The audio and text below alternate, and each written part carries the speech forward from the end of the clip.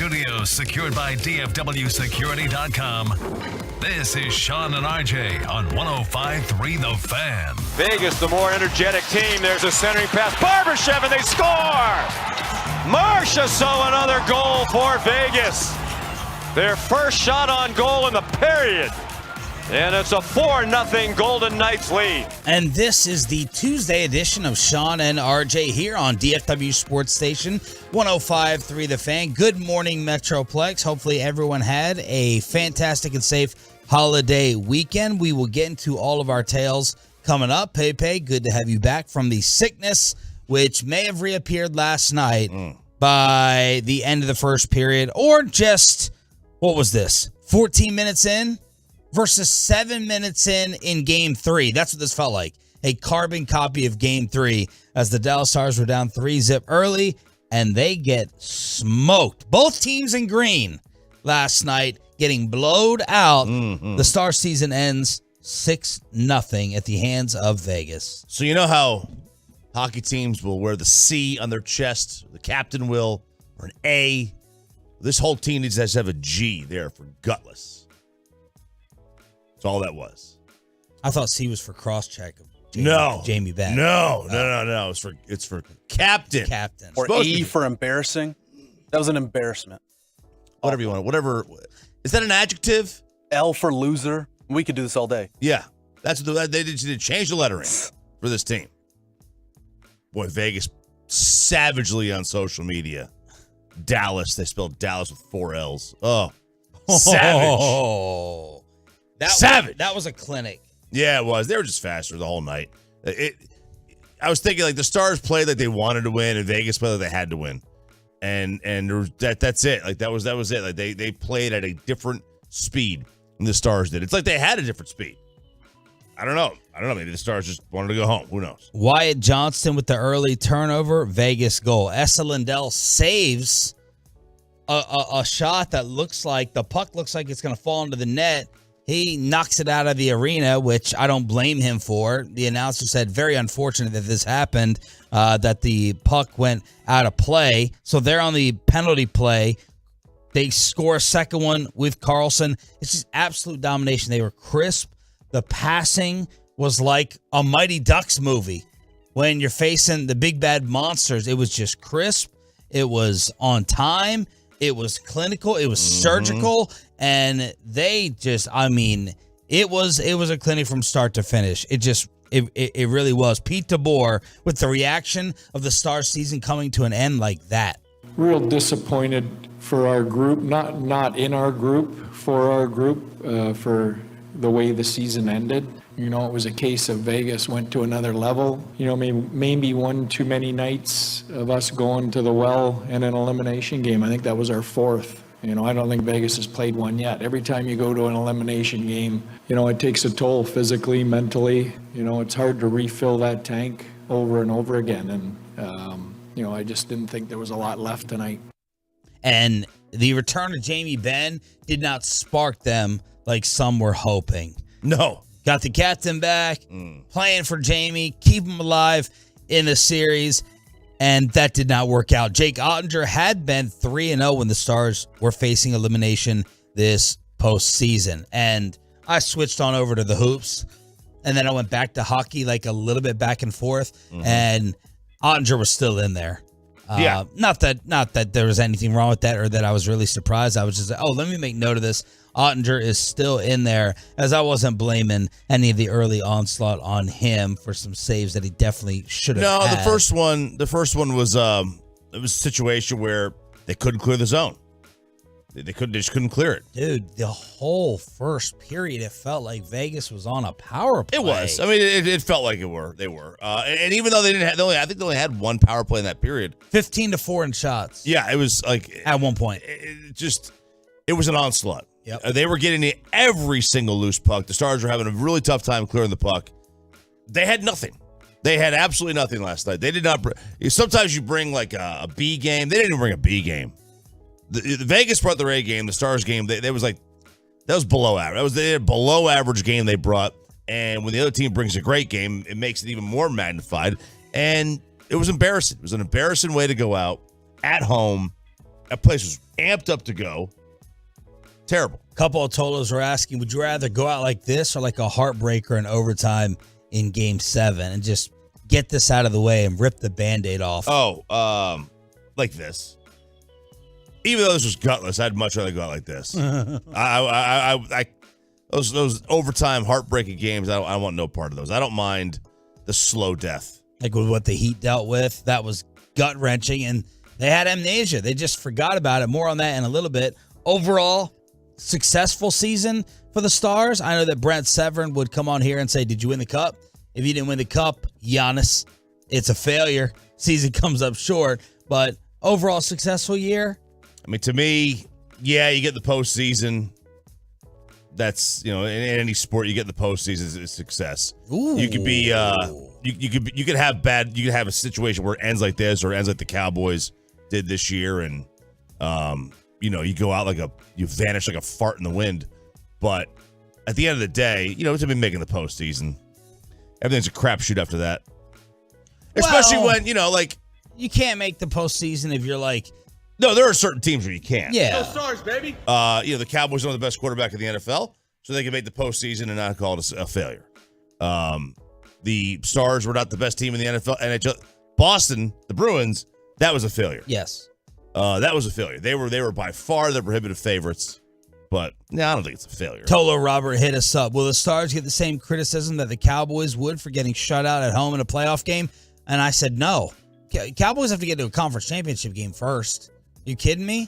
The Dallas Stars are head and shoulders above the Cowboys, and then Homer Harrison, I changed his first name. Who cares about a conference title if you don't win the whole thing? Would rather underachieve. Okay. You would rather just underachieve than get to a conference championship game. Then JC, another Cowboy homer. At the end of the day, championships are the only thing that matters nowadays. Miss me with the conference title game talk.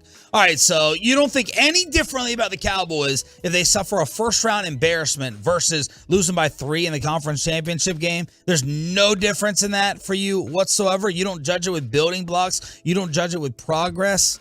Come on now. So no, the Stars are not going to get the same criticism, at least from me, as if the Cowboys got smoked. The Cowboys can't even get there. They can't. Cowboys can't even sniff a conference championship game. But it was a successful season overall. You just got down too big of a hole, just like the Boston Celtics. You got down too big. That's it. You just got we feel confident saying Vegas, no doubt about it, was the better team in the series. With the way they played. Yeah. Because I know going in, you thought the Stars were better. Yeah. But it's not like we're thinking, like the Celtics, I keep bringing it back to what happened last night. They're probably thinking, we've really screwed this up. Yeah. Is there a Star screw-up element that's the same in that? So, no, I don't think so. Yeah. It's funny. If you go and you look, a majority of the national pundits picked Vegas. Nobody here did, which may tell you something. But a majority of the national pundits picked the winner of the Edmonton-Vegas series to win the West. And that's the way it came out. I don't think it's the same as the Celtics. I mean, the Celtics were clearly, More talented. More talented. This is what the Heat did, though. The Heat were, unexpected all year round. 877-881-1053 is the truckwreck.com text line. Pepe, any other thoughts on the misery? Did this make you sick all over again? No, it didn't. It made me feel a little better. No, I mean, a successful season, I thought. I mean, with what happened last year, you lost in 7 games to Calgary. You made the playoffs again. You bounced back. You won 2 series this time instead of, getting bounced in the first round. It's a building block for sure. It's still a young team. You got Wyatt Johnson, Jake Ottinger.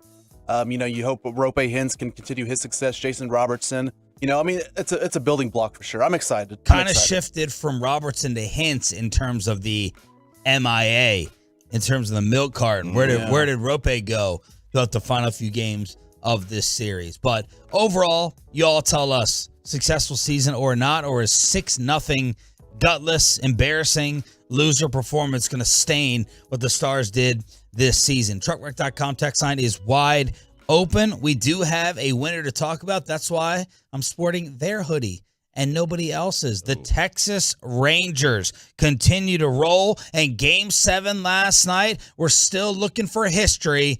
The Tuesday edition, back from the extended holiday. Hopefully you had a great one. Thanks for waking up with us. Just getting started on The Fan. What's up, Tolos?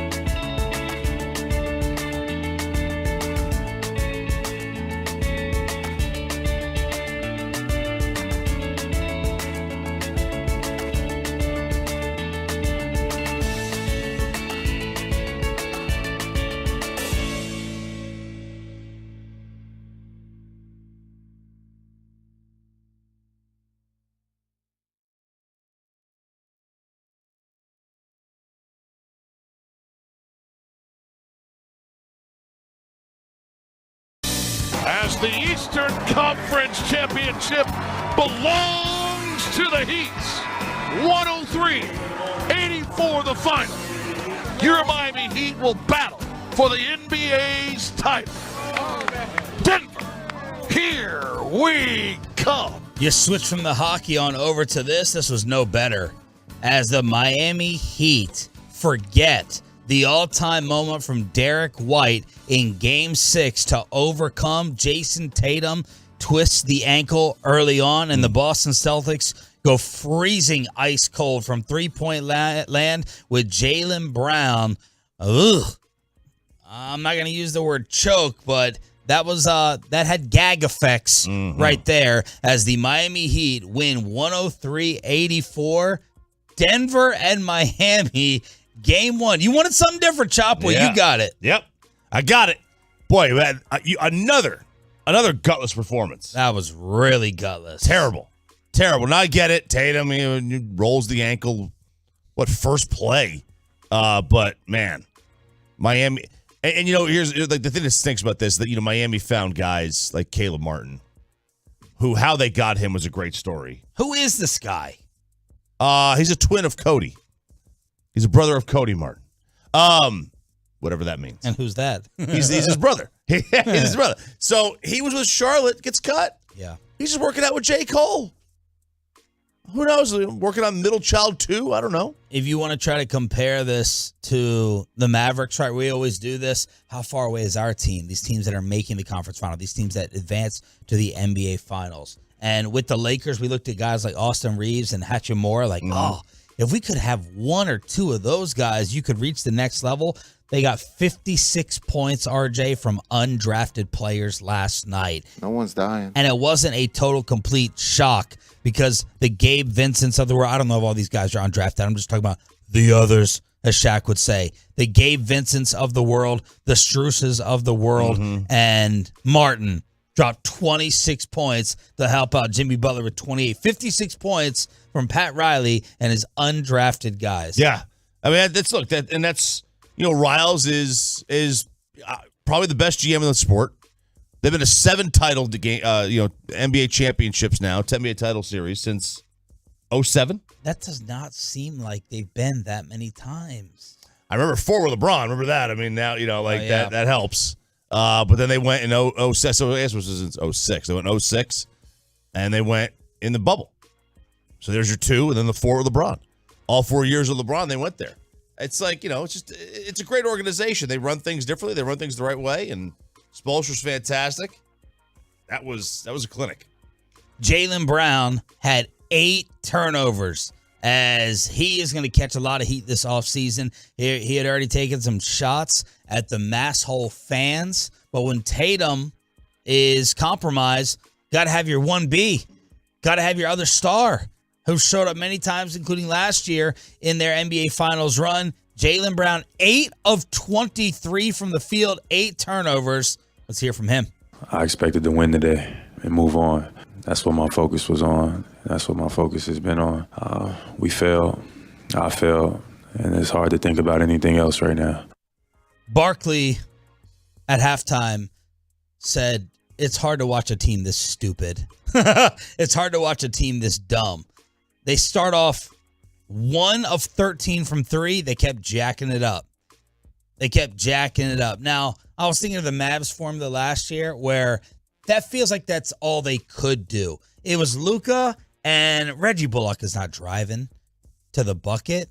You got spot-up three-point shooters. Dorian Finney-Smith is just going to go ahead and sit on over there in the corner. They had to rely on that formula.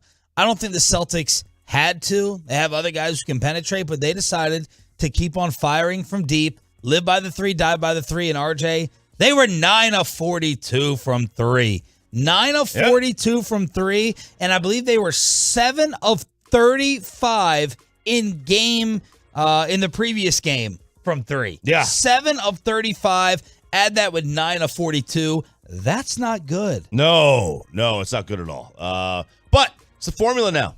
It's the formula of today's game. That's 16 of 77. That's not good. It's the formula of today's game. It's just, in baseball, it's just keep swinging. Keep swinging. You'll get out of your slump. You'll catch one eventually. And you could argue that that's the right way or the wrong way.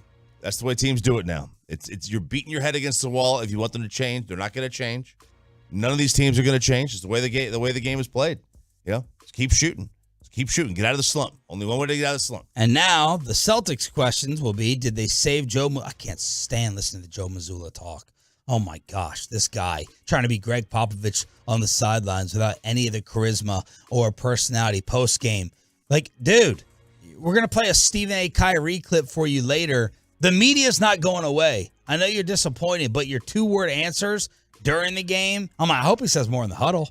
I hope this guy says more in the huddle, but will Joe Mazzulla be in that huddle moving forward? Now I think he did save his job. I thought it was done with a sweep. I think he saved it. I really do. Even though I don't know that he was necessarily going to get fired either way, I know that was the common thought, so maybe I was wrong. Maybe he was going to get canned. Because they just gave the new contract. They gave the new contract. Yeah, that was it. But the fact that they fought back and won 3. Sure, I think that helps. Because usually executives will view that game 4 when you're about to be swept and see if you get destroyed, if your team quit. If they pulled Dallas Stars last night and they just completely disappear in that moment, now maybe they're going to judge it the same for a game 7 as they would a game 4. But obviously the Celtics fought back after the epic Saturday night win. Yeah, and that was a great win, a great series for them to finish it off. To be able to win that game Saturday. I can't believe the finish of that game.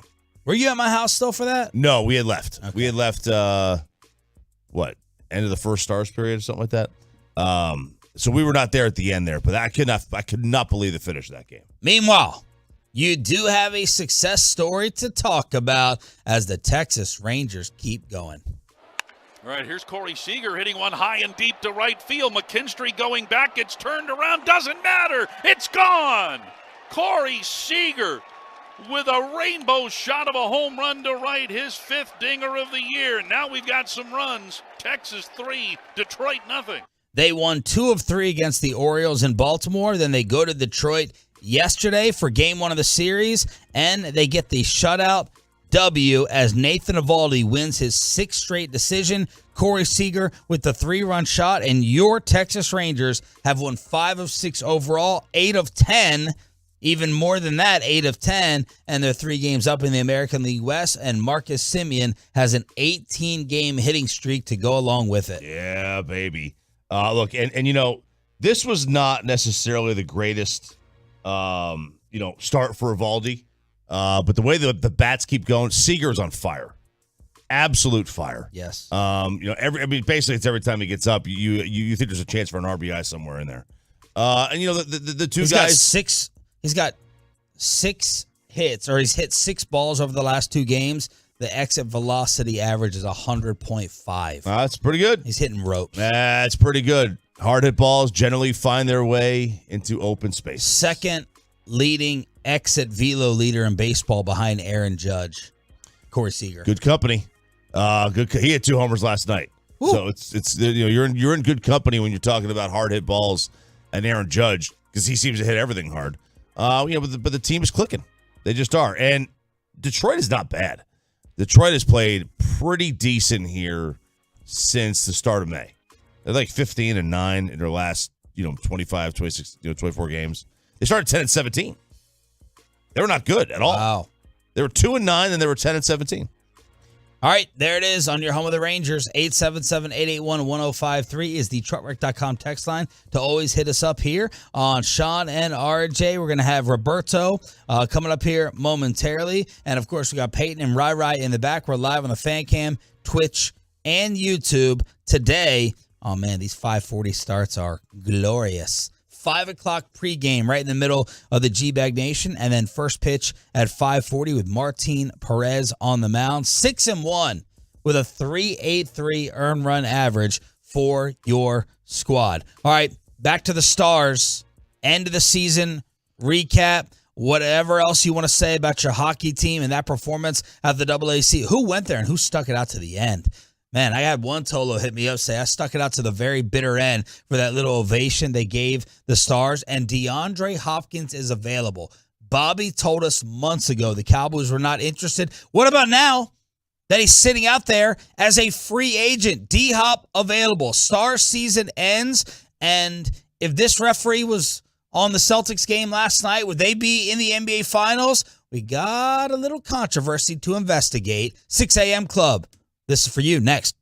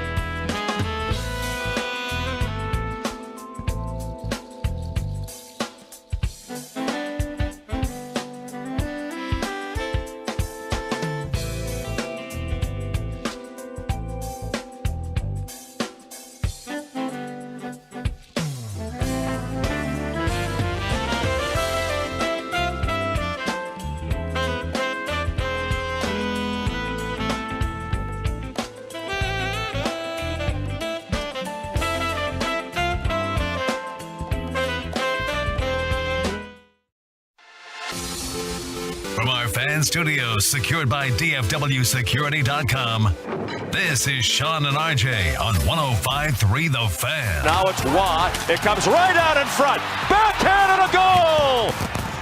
William Carrier makes it 1-0 Golden Knights.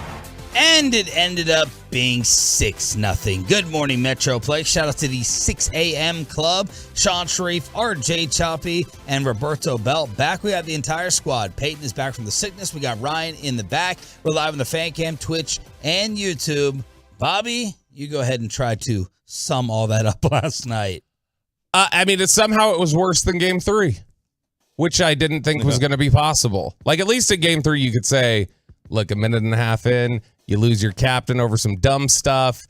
Guys are scrambling, trying to figure things out. And then it's like last night, the captain is back. They've rallied. It's 3-2. It's back in your house. You're going to be able to take this to Vegas.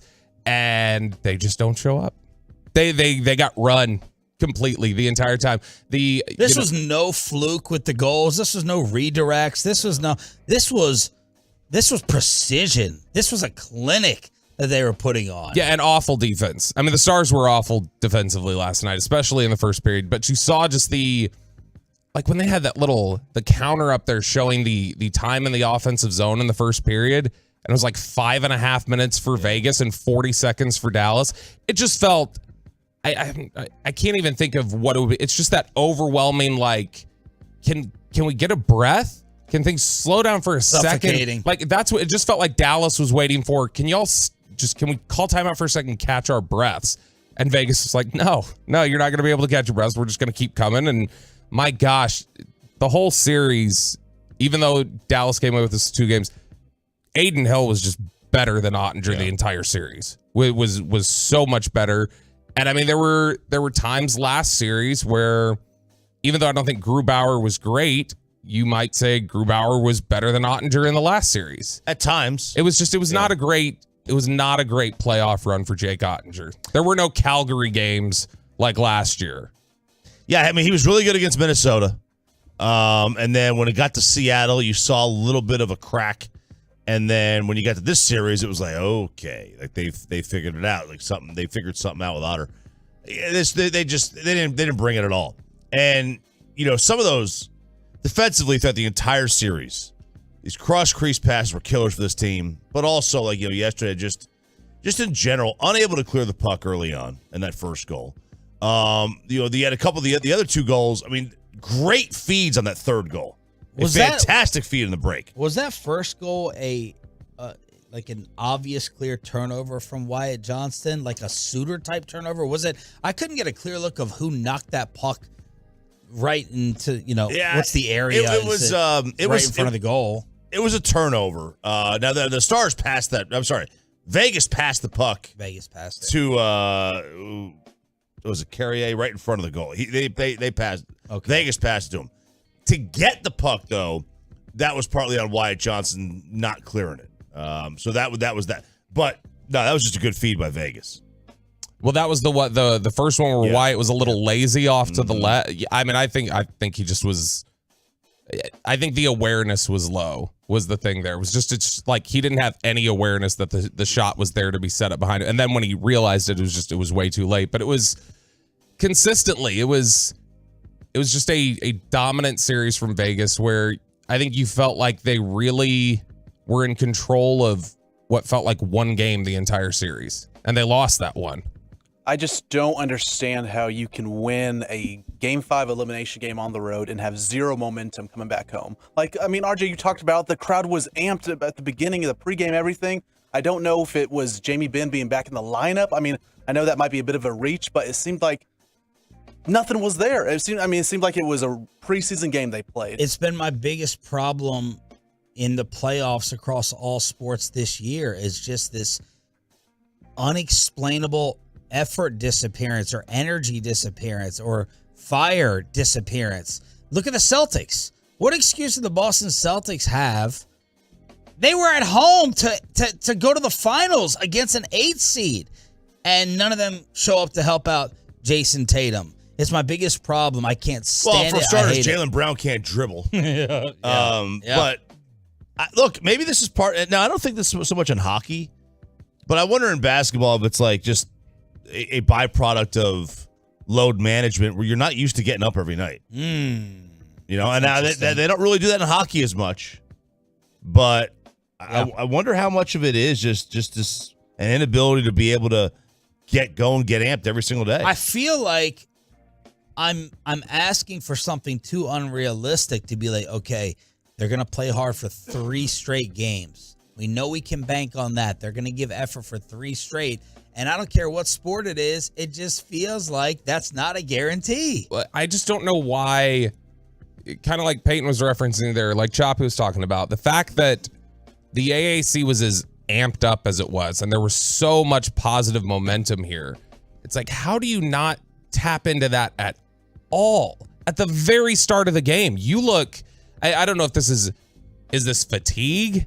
Because it's just, is this effort or fatigue? Like, is this just dead legs, or is it you're not able to get up for the game? Yeah. Because, I mean, the fact that you were back home and it was as energetic as it was, and Jamie Benn returned, and it was like, the captain's back, and we've got this fight now, and you know, we've won these 2 games that were really tough. These last 2 games, they showed they had some fight. You're like, okay, this is good. I had no idea we were going to get out there and we were going to get a worse performance somehow than Game 3 was. But it was Chop said it, gutless. Like, I mean, it felt very gutless. At least Game 3, they had fight where they picked fights with the other team, you know, and they tried to get just, you know, dirty. At least that. This was nothing. And as Peyton said, imagine spending for Game 3 and Game 6. Ooh, that was a pretty penny that I'm sure was just flushed. And you had no goals either. Your team scored no goals. In both? Yeah, you were outscored, what, 11-0? 10-11? Successful season. I know that we are, especially you and I, a little bit more drive-by hockey fans, but I think this feels like a successful year. So even being a drive-by hockey fan, I can tell you this, that the expectation coming into the playoffs from everybody I knew talking to that were Stars fans thought the ceiling was the second round. Like, a lot of people figured even if they got to the second round, they thought they would lose. Now, obviously, that changed because a lot of people didn't think the Kraken would advance. But, I know a lot of people thought that was their cap. And, you know, it's easy to adjust your expectations and feel like it was the same expectations the entire time. In terms of, you know, last year for the Cowboys, for instance, when they get to the second round, when they get to where they go in the divisional round and they play that game as close as they did, there were a lot of people who were picking them to lose to Tampa. And then they just crushed Tampa, and your expectations change.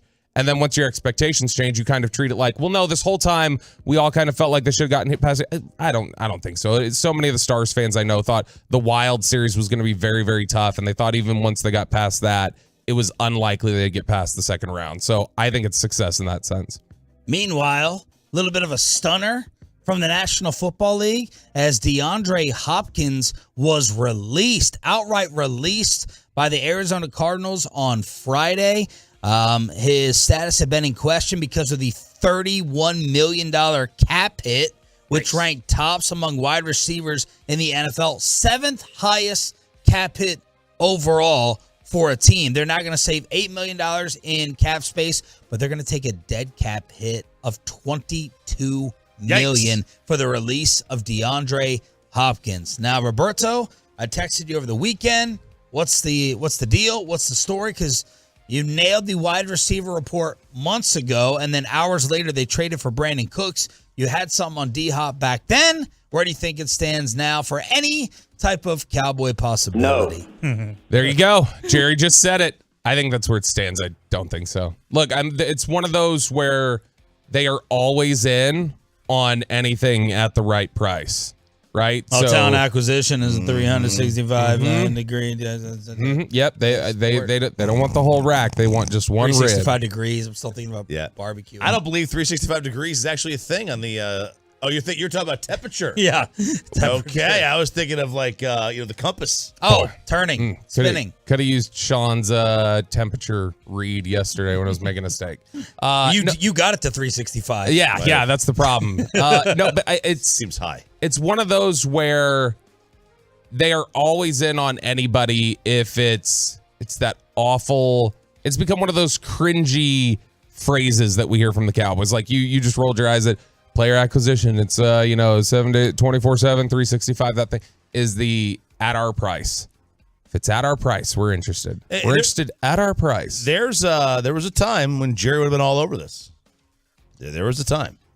Oh, sure. And I think that, look, you hear some of the chatter coming out of Arizona about sitting out a couple games and them feeling like you could have played. You got to remember, this is an organization that just ran off a really good receiver who produced for you at a high level, gutted through games, but you just didn't like how much he sat out practice.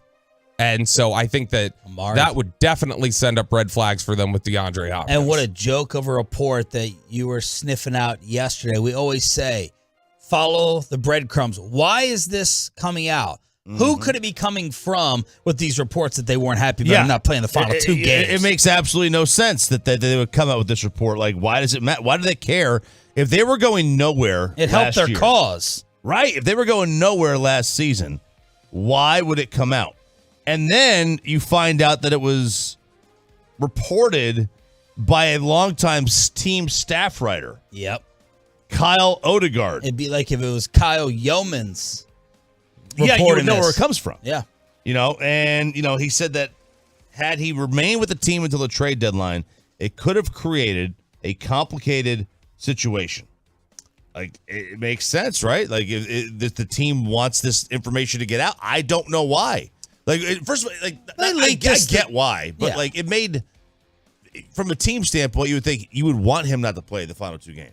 Like, forget about his choice. You wanted it to be your choice for him. Look, I'm sure they were not thrilled. I mean, he was openly flirting nonstop with the Cowboys, especially. Who says? I wanted to be here the whole time. Yeah, I know. That was DeAndre as well. He was openly flirting. He's naming other quarterbacks. He's ranking the quarterbacks he wants to play with. He's ranking the other teams. So I'm sure that did not thrill them in Arizona. But what does this mean for where they're at with the dead cap that we're going to get to the teams eventually. But with the dead cap money they're willing to take on, is this like a mail-in season? Is this a rebuild? Well, what phase are they in Arizona? They're definitely in rebuild because, I mean, that was... You're not supposed to be with a franchise quarterback. It's very odd spot to be in. But you remember, I think that caught you off guard when we looked at the odds immediately after the season. The very worst odds to win the Super Bowl in 2023 was Arizona. And I remember we all kind of went, oh, like, I mean, they were bad, but you don't think of them as necessarily the worst in the league. The odds came out last week. Who's the number one best odds to finish with the number one pick in the draft next year? It's Arizona. Who has the second best odds to finish with the number one pick next year? It's Arizona. I'm going to hammer because the it's over. Houston and Arizona, and they've got Houston's pick. I am hammering the over on Arizona and win total. I don't care what it is. Here's what I think is interesting just from a fallout perspective, though. Who wants to go play for an organization where the last two giant stars have had leaks get out about how much they're committed to playing? Yeah. Because Kyler had that happen. Kyler had the whole homework clause in his contract. Yeah. Yep. And, oh, how committed is he? And he got frustrated with that. DeAndre Hopkins is clearly frustrated with this. It matters how you treat and talk about your players. I heard Will Chambers and CA, when they were in for us yesterday, say they've taken the mantle from Washington as the worst organization. So this is not happening because of Brandon Cooks. No, like, not happening. And how did they feel previously when it was thought they had to give up something for him? And then, Choppy, I'll ask you the hindsight question of hindsight. I'm not blaming the Cowboys for this. If you could go back and do it all over again, would you not have done the Cooks deal and go and sign DeAndre for whatever it's going to take financially, that you're not going to have to give up anything? The financials are going to really play a role here, obviously, because Hopkins is going to be considerably more expensive, I would imagine. You've also got 2 months of work now in that Cooks and Dak have been getting the entire time. Yeah. And so that's 2 months of work that you would have been sitting on, waiting on for him to get. There was nobody communicating more at OTAs last week, talking to each other more than Dak and Brandon Cooks. They were talking the entire practice. And so that's stuff that you need, stuff that you lose. But, I mean, if it came down to, like, I mean, if it's just staring them in the face, a blinking light, if it's Anthony Barr, I'll play for $2 million, okay. They're not going to pay any considerable amount. They would look at it and go, let's see what our other investments. We've invested a top pick, a top 100 pick in Jalen Tolbert. We've paid Michael Gallup. Let's see how our investments play out before we go adding another person to this. Do we have another Tim Donaghy scandal? The referee that could have possibly saved the Celtics season, and your Texas Rangers stay red hot. That's next with Sean and RJ right here on The Fan. But look, let's get ready for summer.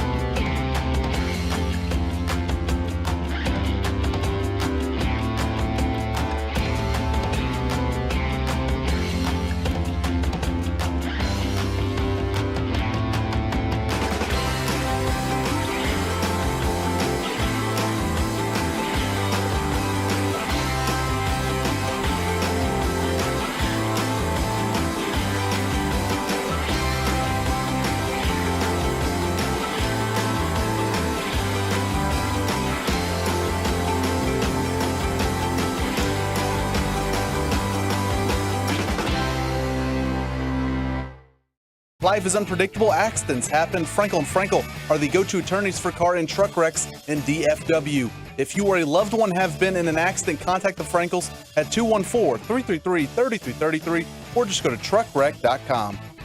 He's made 4 of 10 in this game. Caleb Martin has made 11 of 15. Three-point ripper to start the fourth quarter. He's 4-5 from the land of milk and honey. Who is that guy? Not the guy on the call. Heat Radio. Caleb Martin, released by the Charlotte Hornets. Charles Barkley's pick for Eastern Conference Finals MVP. He was scorching last night as the Miami Heat forget about the Derek White putback and beat the Boston Celtics to keep it 150 or 150-1? 151. 151. Strong alcohol content. Yeah, my first shot. No team has ever come back from down 3-0 in the history of the NBA playoffs. Caleb Martin averaged 11 in the first round, 10 in the conference semis, almost doubled it. 19 points a game on 60% shooting in the conference finals as the Miami Heat become an 8th seed to take on the Denver Nuggets Thursday, game 1. Yeah, I honestly cannot believe they won that game. Honestly cannot believe it. But with the Heat this year, it's unexpected. They do the unexpected. Yeah. That really is the only And the Celtics do too. Yeah. The Celtics do it for all the wrong reasons. Inconsistent. You never know who's going to show up. They have a staggering amount of home losses the last 2 years in the NBA playoffs. It's like a stunning number that TNT was throwing out last night. You just don't know what type of effort you're going to get. They did fall down 3-0. Yeah, they did. Like that was unexpected for the Heat to get up 3-0. They never should have lost 3 in a row. The end of Game 6 was phenomenal, and they probably never should have won Game 7 on the road. And they shouldn't have won Game 6. Who, the Heat? Yeah. Oh no, Boston. Boston should not have. Yeah. You know, like it Took was a miracle really great play. No, yeah, it was totally a miracle. It was really still good. don't It was a care good what none of series. y'all think. It turned into a good series in terms of the amount of games it went. But I mean, Miami made quick work of them in the first 3, and then Boston made quick work in the next 2. Trying to think I was thinking about this driving in. What was the last series, and maybe you have to go to another sport to find a recent example, where toughness closed such a talent gap? Like where one team being so much tougher than the other made up for such a talent gap. Because usually toughness only makes a difference when teams are somewhat evenly matched or something like that. Boston is so much more talented as a team. Could you say than like Miami? Pistons, Lakers? That was the most recent one I could come up with, and that's what I was trying to figure out as I was trying to think, there has to be one that's been more recent than that. Because that team does not have a Hall of Famer. Richard Hamilton's not a Hall of Famer. Rashid is not a Hall of Famer. Chauncey Billups is not a Hall of Famer. Tayshaun Prince is not a Hall of Famer. Did Ben Wallace get in? I don't think so. I mean, a lot of really, really nice players, but none of those guys I don't believe is a Hall of Famer. No, and like some people, like if you were to think about it, so Chauncey Wallace. Somebody may throw out. Well, what about who? Wallace? It's the NBA Hall of Fame they give it out to everybody. Somebody may throw out Patriots Giants for instance when that Super Bowl happened. It's like that wasn't toughness though. That was a bad matchup. That was just the matchup was tough for them. This wasn't a matchup issue. This is just flat out about Boston was soft. Like Boston was mentally weak. Boston crumbled a lot. What I talk about with that effort problem that I've been having for the whole postseason, that's the Miami Heat's strength. They're the most consistent. It's the most insightful thing I've heard Shaquille O'Neal say in all his years on TV as a basketball analyst. He goes, Miami's going to play the same exact way. They don't care if they win by 30 or they get blown up by 30. They're going to bring that same exact level of effort. That's why he picked Miami to win and look like a genius. And that's their strength to make up for the talent disparity because Bam Adebayo is not that guy. He's not that Good guy rebounder. as a true number 2. And Jimmy Butler, again, you know, there's a reason I said when the playoffs started, he's not like your ultimate Devin Booker type scorer. He can do it, but he wants to do a little bit of everything. And now we have the NBA Finals with Denver on a 7-day rest. And, of course, this was going to happen after the report that the Heat had a flight scheduled to Denver after Game 7, according to Andy Slater. Oh, as if. Yeah. They didn't have a flight scheduled anyway. You could have just filed 2 flight plans. The parade, as Bobby said. This the is- Dallas parade. This is the fakest controversy that sports fans still try to stir up. And What, media, Lauren not Miller? just fans. Just the anything planning anything like that. The Mavericks planning their parade route, I promise you, what didn't get public was, Miami was making the same plans. Of course. Even Of down course, to they all do. It's Of course. what Yeah. It's the most ridiculously overblown, one of the top 3 overblown stories that I ever saw here in Dallas. I'd be willing to bet that teams come up with their parade plans at the start of the postseason. Like every team in the postseason will say, "Hey, we're just in case." You can't just shut down the city 48 hours before. No, it's got to be planned out. the Cowboys. Okay, when they're playing Tampa Bay, when they're going to Tampa Bay, before that game is played, before the other games that we can get played, they have to have contingencies in place for, okay, if we win, and that's a week's time, not a day between games like the Heat we're running into. Yeah. The Cowboys have to have all these different plans in place and conversations going with hotels and everything else. Of we might go to 3 different places next week. We have to have something in place so that we know, okay, this is what we're pivoting to if we win, and this happens and that happens. This one is ridiculous because they were getting crushed on social media in Miami for it. Look at the presumptuous nature. God, look at how they're approaching this. The Heat had their flight home scheduled after Game 7 back to Miami. Yeah. That means that they were going to mail it in. They knew they were going to lose. Yeah, they knew they just brought more than one suit. Yeah. Like, it's stupid. It really, really is. This is why people shouldn't be allowed to be on Twitter. I thought you were going to say breathe. No, oh my gosh. Most people shouldn't be able to breathe either. Yeah. Okay, reduce the carbon footprint of America. All right, Choppy. Who is Eric Lewis? Eric Lewis is about to be a former NBA referee. He should be at least. The NBA absolutely must. I can defend him.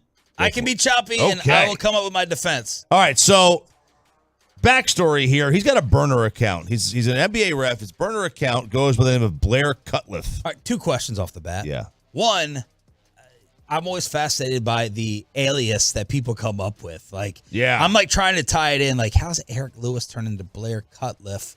And then, I'm using letter solver. I'm trying to figure out how he jumbled the letters. I feel like it spells something out. what is that? It's a letter solver. You put in letters and it'll kick you back all the words you can make with that collection of letters.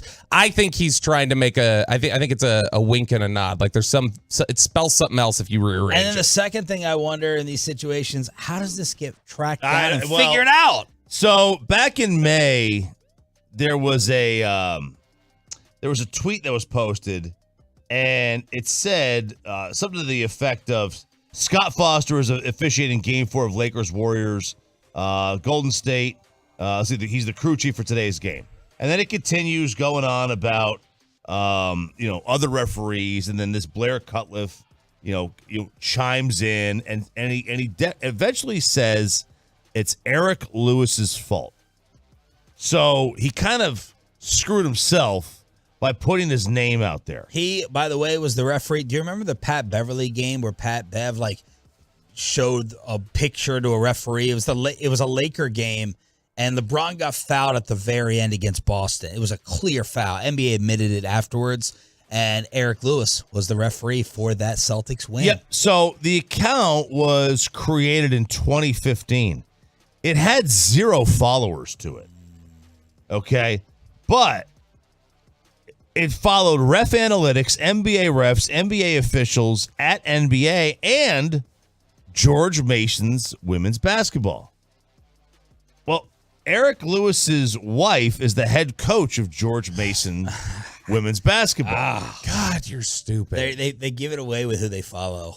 They Yeah. really do. Yeah, so it eventually wound up having 15 followers, and it followed just those 5 people. The account has been deleted, but in the meantime, they found that, his family, like his wife, is posting photos in all Celtics gear. Uh-oh. And he comes from a long line of Celtics fans. And then the kicker is that the Celtics are, wait for it, 34-2 in games that he officiates. That's not even plausible. Close the case. Should be 36-0 if it was rigged. You can't, there's no way that a team should be 34-2 in anybody's officiated games. That makes no sense. I would like to find the most weighted records for NBA refs in comparison. I'd find a hard time to have somebody beat that. 34-2. Yeah, I mean, like that is, you have to, if this is true, you have to terminate them. And then, but here's the thing, they won't, because look what they did last night. Now, they tried. The Celtics did themselves no favors. But they put two guys out there to referee. They put Scott Foster and Tony Brothers out there. The Celtics were combined 7-2 this year in games officiated by both guys. The Miami Heat in games officiated by Brothers or Foster were 0-10. 0-10. There was the NBA did everything they possibly could have, shy of putting Eric Lewis on the game to get the Celtics to win that game. They didn't even hide it. They didn't hide the fact. Yeah. So they're trying to get him right now for like publicly commenting on officiating without authorization. That's the rule. My defense here is, number one, I can't fire you for just like commenting off a burner account. Like that to me doesn't seem like a fireable offense. I agree. Here's my big defense though. Are you telling me that every single NBA or official or referee in sports, can I punish him because his family is a diehard fan of a team? No. Are you not telling me that Ed Hockley's family rooted for a team, or there's no official that has a diehard group of fans? It's sports. They all love sports. Yeah. How can I fire you for that? The 34-2 is the problem. Yeah, you can't fire him for having family that's fans of teams. Yeah. All it is evidence to suggest that he has a bias. Yeah. And that's why that's why you would fire him if you did. Now, can you say we're going to get him off of games that involve the Celtics? Okay. Well, that also means you have to only put him on games that involve two Western Conference teams. But he's been one of their highest rated officials. He's been assigned to 6 finals games since 2019.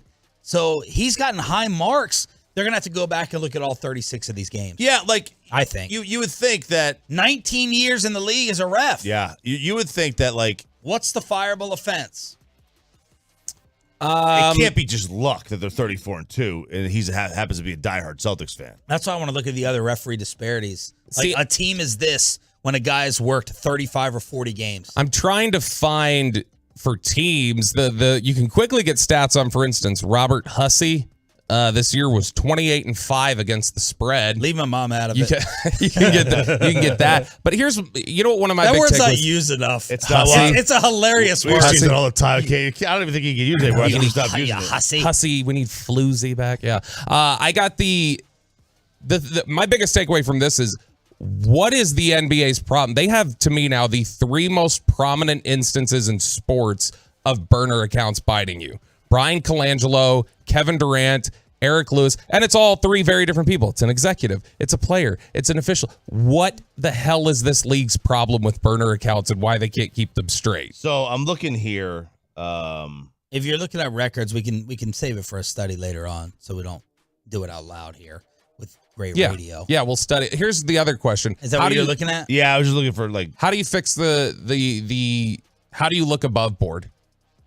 Like, does the NBA just have to get, because the NBA's got the most problems with accusations of crooked officiating of any sport over the last 25 years. And what do you do about that? We need best and worst of the Memorial Day weekend. All of your tales, all of your partying, all of your food. We'll tell you about the fan radio station get together at my house, crimes against brisket, Chia follows shorts, and CSI Choppy solves the bullet hole in my house. That's next. Best and worst of the weekend right here on The Fan.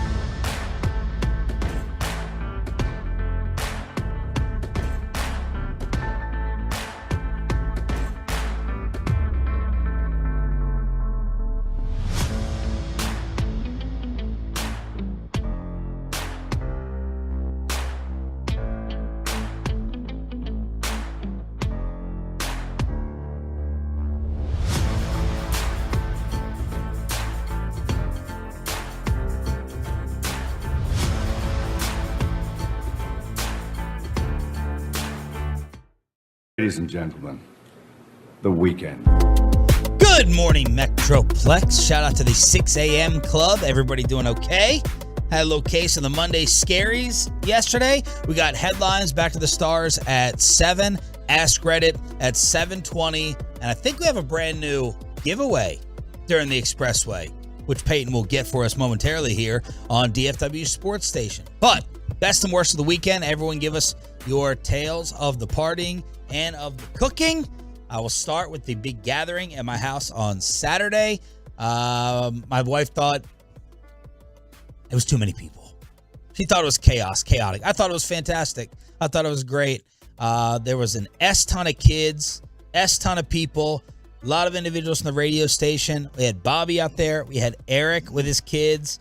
We had Wolchuk and RJ Choppy even showing up with the girlfriend. I was beyond honored. Oh, well, thanks for the invite. That's far. Yeah. It's 55 minutes. Yeah. I was like, oh, man. There's no way you stayed awake on the way home.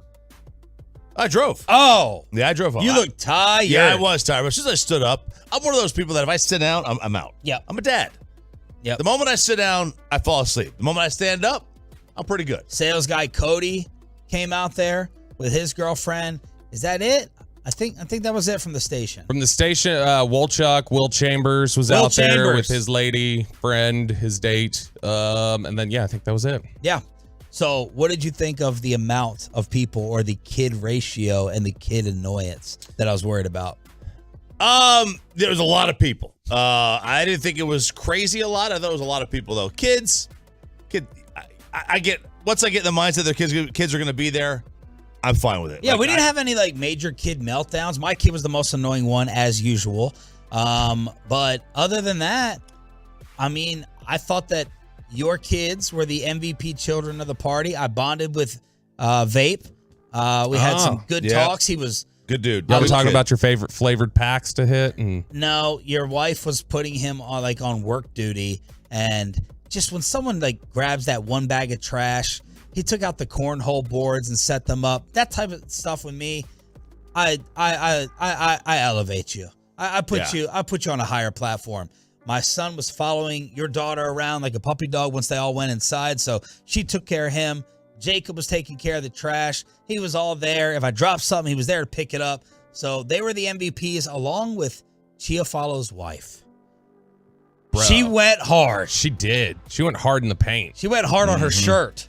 Yeah. Usually the other way around, but whatever. Yeah, she went hard on the shirt. She had a humongous barbecue stain, and Amanda was thinking about offering her a replacement shirt. She's like, no, I don't think I need to offer. I don't think she cares one bit. And Chiafalo was on driving duty, but she was a treat. She was a pleasure to have out there. I asked her when I was like, which one of the kids was messing, like the kids were met, and she was like, no, this is me. I was like, oh, that's you? She's like, I thought the kids had just been putting hand. And she's like, nope, it was just me going to town on the barbecue. It's a bit much to have from just being from her.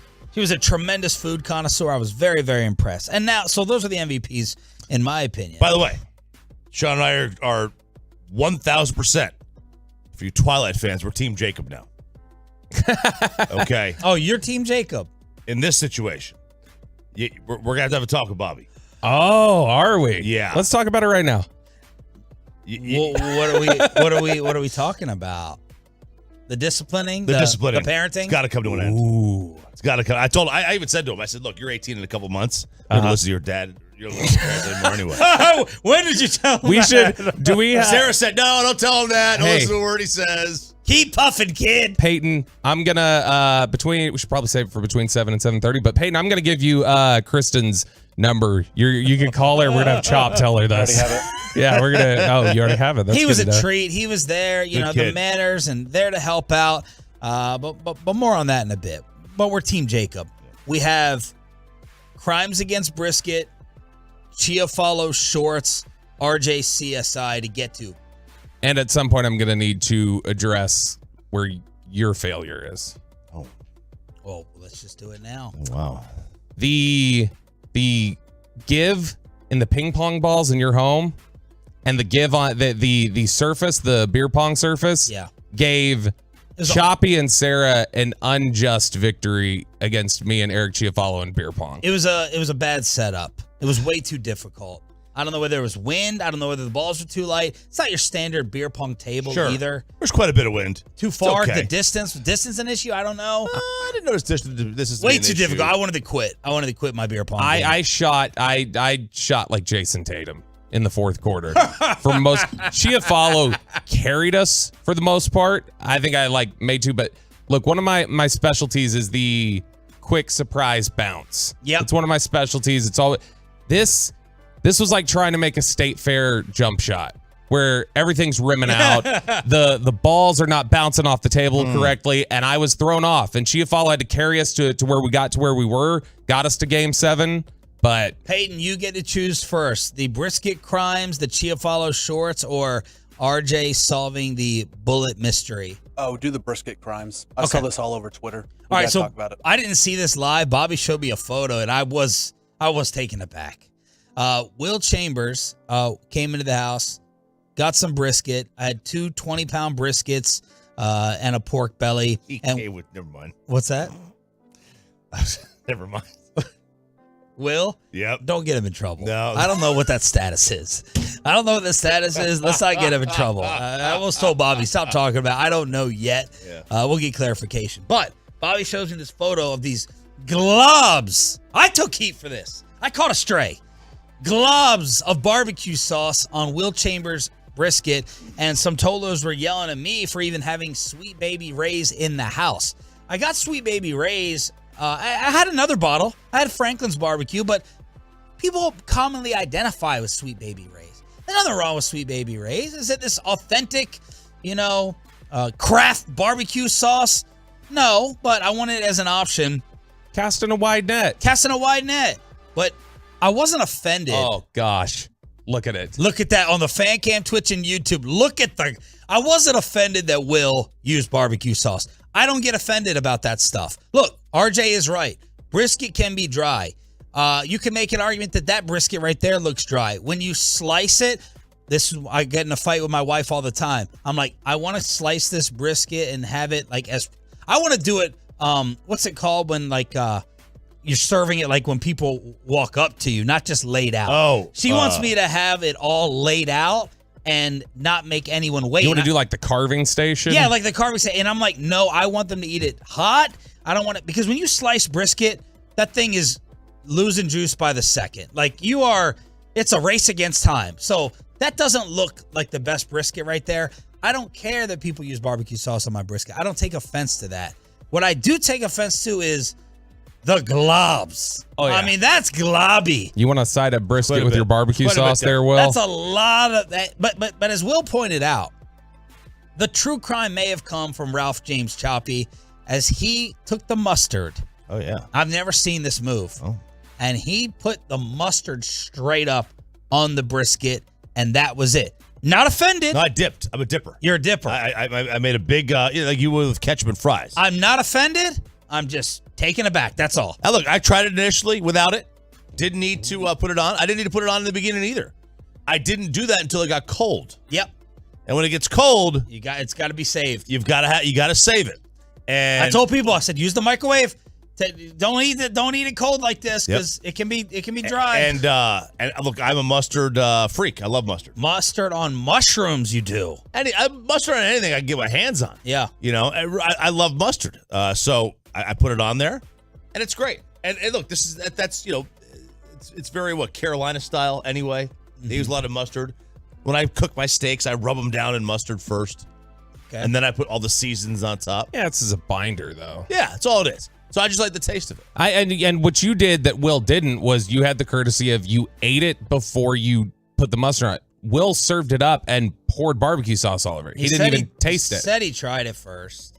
He said he did. I don't know. You handed it to me with your glove on. I had to touch your little black glove. Oh yeah. Yeah, whatever that thing is. Oh well, you don't want to get your hands dirty. Did you have a problem with that? I know you've had a problem with me in the past when I flipped a burger with my finger off the grill. That was a little weird. I turned it over. I didn't have the spatula. So those were the brisket crimes. I did not take any offense whatsoever at all. But people are thinking right now, Texas William, that you and I have this new meat bond now. Yeah, because I've tried to cook the steaks recently, so I've tried to get your opinion on it, and it's not turned out great. You think I was too harsh on you last night? No. I think initially it definitely did look like a bunch of juice had gotten out of the steak. That was the base that you saw there. But I did slightly overcook. And I mean, that was the big thing Kristen came away with this weekend. She's like, Sean's meat is better than yours. No. She's like, I've had your meat for so long that it took this weekend for me to remember that there's better meat out there. And I was like, oh, damn. So that was a frustrating thing. Yeah. So we'll save the CSI, RJ Choppy solving the shooting at my house. I'm not joking. And then we have the Chia Follow shorts to get to. Dude, we have a photo of that for the future? Yes, we do. Pop it up right there, right now. Okay, the Chia Follow shorts, that will be subject of discussion in a little bit. And he had some hardcore defenders for him because the whole discussion, which we'll get into soon, is just those are shorts. Those are not swim trunks. And he tried to claim, yes, they absolutely are trunks. That's part of their function. And it's like, man, I'm not seeing that at all. You have an initial thought on this ruling? Yeah, he looks like he plays on the LPGA Tour. Oh my gosh. Those are the same shorts they wear. They're very, very long, they go down to the knee. They're very, they're slim fit. So they're tight against the knee. You see a lot of that on the LPGA Tour. Annika Chiafalo over here. 877-881-1053 is the truckwreck.com text line.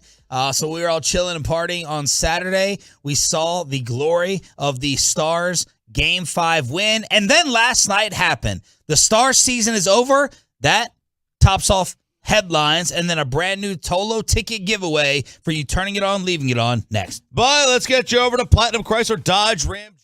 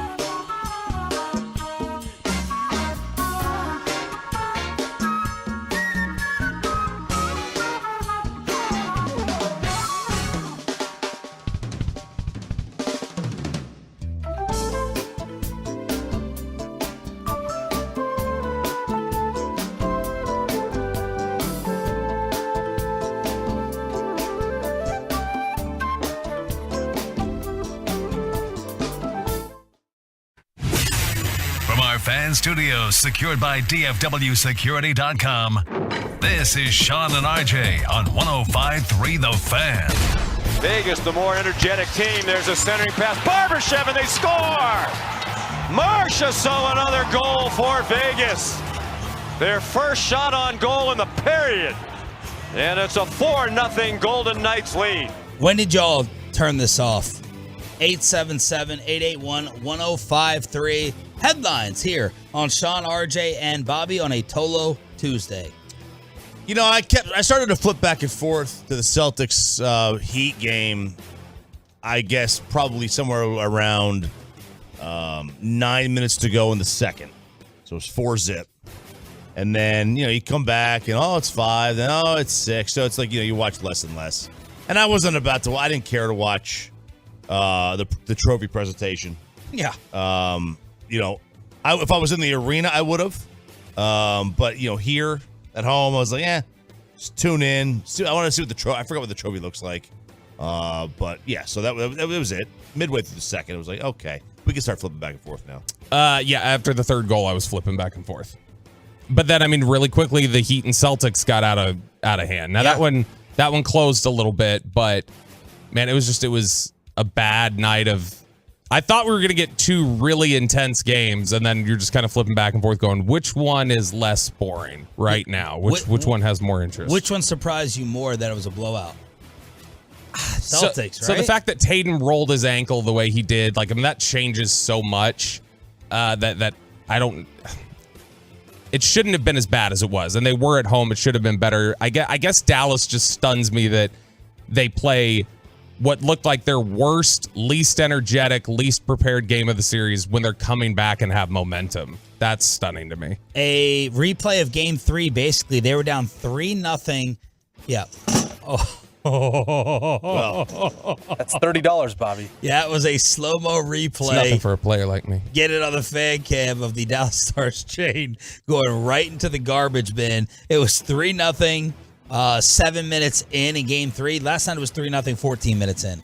And we weren't taking Ottinger out. No, they weren't. And Jamie Benn's return. Well, maybe he was the problem. Who knows? They win the 2 games without him. Peyton trying to put the Jamie Benn karma tweet out there. Maybe it's just bad luck. I don't know. 2-0 without him. 0-4 with him.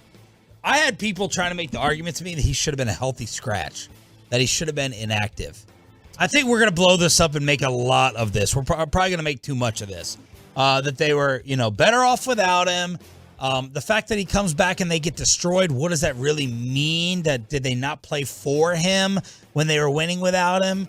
If he couldn't catapult them energy-wise to a better performance, does that mean he can be jettisoned off? We're going to come up with all this stuff for Ben.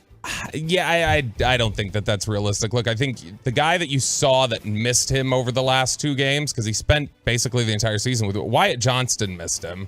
Like in terms of on the ice, them playing together.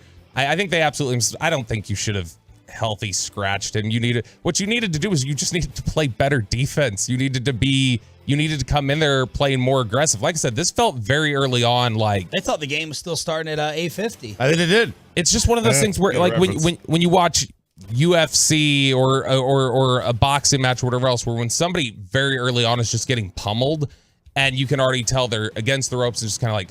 Slow down, like let me catch my breath. Vegas was just not letting them catch their breath. They had killer instinct that Dallas just didn't have. Pete DeBoer on series over, season over for the Stars. Real disappointed for our group, not in our group, for our group, for the way the season ended. It was a case of Vegas went to another level. Maybe one too many nights of us going to the well in an elimination game. I think that was our 4th. I don't think Vegas has played one yet. Every time you go to an elimination game, it takes a toll physically, mentally. It's hard to refill that tank over and over again. And, I just didn't think there was a lot left tonight. No, there was nothing left. Vegas played like they had to win, and the Stars played like they wanted to win. And there was just a difference in the intensity of the two. It was an awful performance. You could not have asked for a worse way to go out. Like I guess obviously losing in overtime is worse because you get more gut wrenching. But not even showing up is just it's embarrassing. There's no other way to put it. And now a team will be getting their first Stanley Cup title as Vegas takes on Florida. Yeah, and we gotta wait. Florida's going to wind up being, 10 days away since their last game, and they showed last night the team with the rest advantage has lost 9 of the last 10 Stanley Cups. What? Yeah, so if you have the rest advantage, you've lost 9 of the last 10. And, Messier, and, he was talking about how they had the big-time rest advantage against Philadelphia back in the 80s, and they made quick work of the Flyers. It's it could be just a random 9 out of the last 10. That sounds like a awfully cool stat, though, to be random. That's not very random. It doesn't sound like to me. You have a feel between the two? I mean, the way Florida's played, they won 11 of the last 12 games, right? It seems like they would be the one, but, man, that rest, when you got 9 days off, 10 days off, it's a lot. It just seems like a team of destiny for Florida. I mean, everything has gone their way since they were down 3-1 to Boston. They knock off arguably the best team that's ever played an NHL regular season game. They run through Toronto. They made it easy to this point, and so it just looks like Florida, it's going to be their title. Meanwhile, Boston, they're not going to get it done on the hardwood, just like they didn't on the ice after Game 7 last night against Miami. As the Eastern Conference Championship belongs to the Heat. 103-84 the final. Your Miami Heat will battle for the NBA's title. Denver, here we come. An absolute dud. That was the call on Heat Radio. John Hollinger tweeted this out. Bobby sent it to us. Boston becomes the first city to lose a home Game 7 to an 8 seed in both hockey and basketball in the same season. Oh, my gosh. And they did it to South Florida in both of them. Woo! It was the Panthers and the Heat. Boy, the Panthers, the Heat, both 8 seeds from South Florida making this winter run. Sports, man. Winter sports teams dominate for Miami. And we've been doing this 12 years. And the closest we got was 2011 with 2 teams having success at the same time.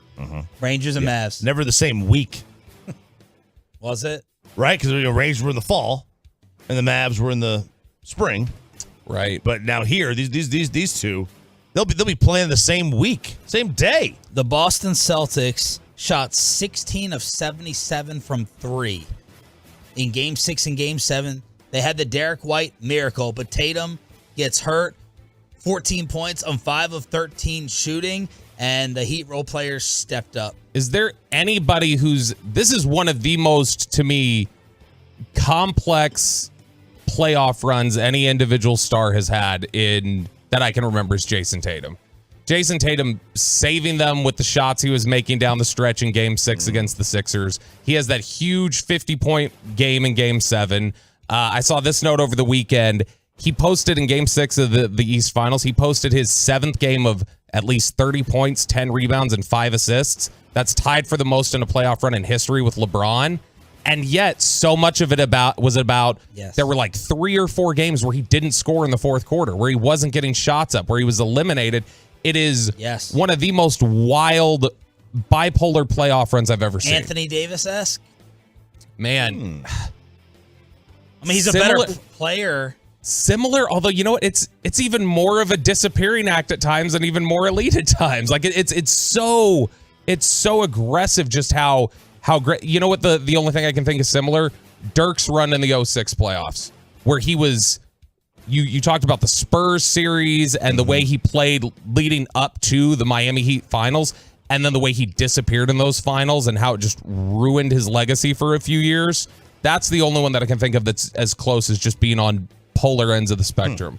Headlines on a Tolo Tuesday. We have an Aerosmith ticket giveaway coming up in 10 minutes. For turning it on, leaving it on, your Texas Rangers, they don't turn it off. 1-0.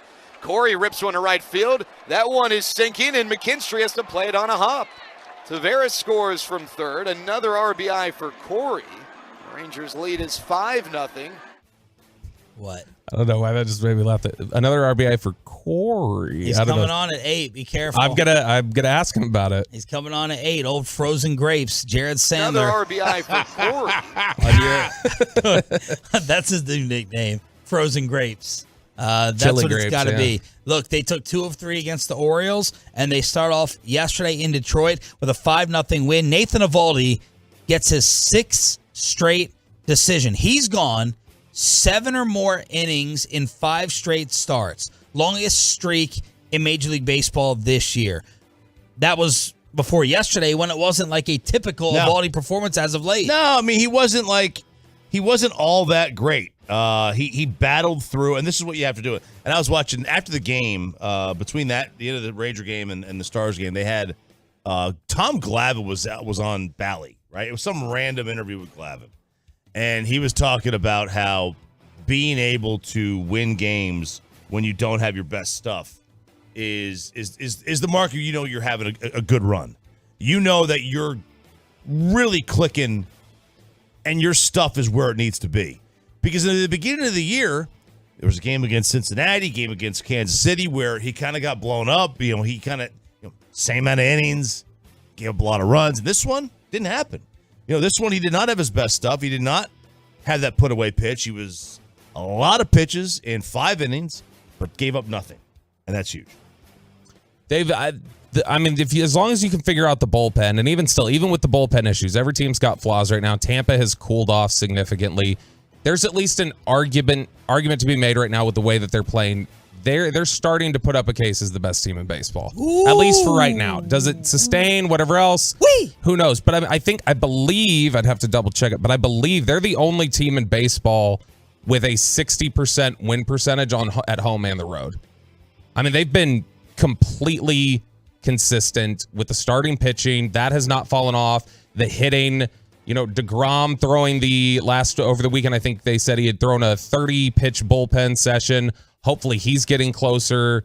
The consistency of Eovaldi's shown, the way Heaney's turned things around. This is a really, really good baseball team. DeAndre Hopkins was outright released by the Arizona Cardinals on Friday. We don't think the Cowboys are going to have much interest, and it sounds like right now it's an arms race between Kansas City and Buffalo. Well, they were the only 2 teams that made really serious trade overtures to get Hopkins. So we'll see what they wind up doing.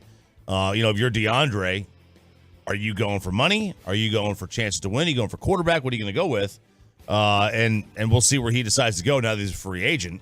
Yeah, get the tires. Why not? Here's what really bothers me. Only the Buccaneers have... no, it doesn't bother me. Bills and Kansas City are tight against the cap.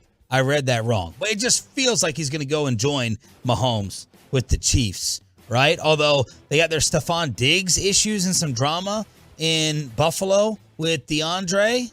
Well, they also... So the Diggs issue also, interestingly, over the weekend, did you see Trayvon? No. Trayvon tweeted, somebody had asked him, said, when's Stephon coming to Dallas? Maybe that's why they need DeAndre Hopkins, if Stephon Diggs is going to go.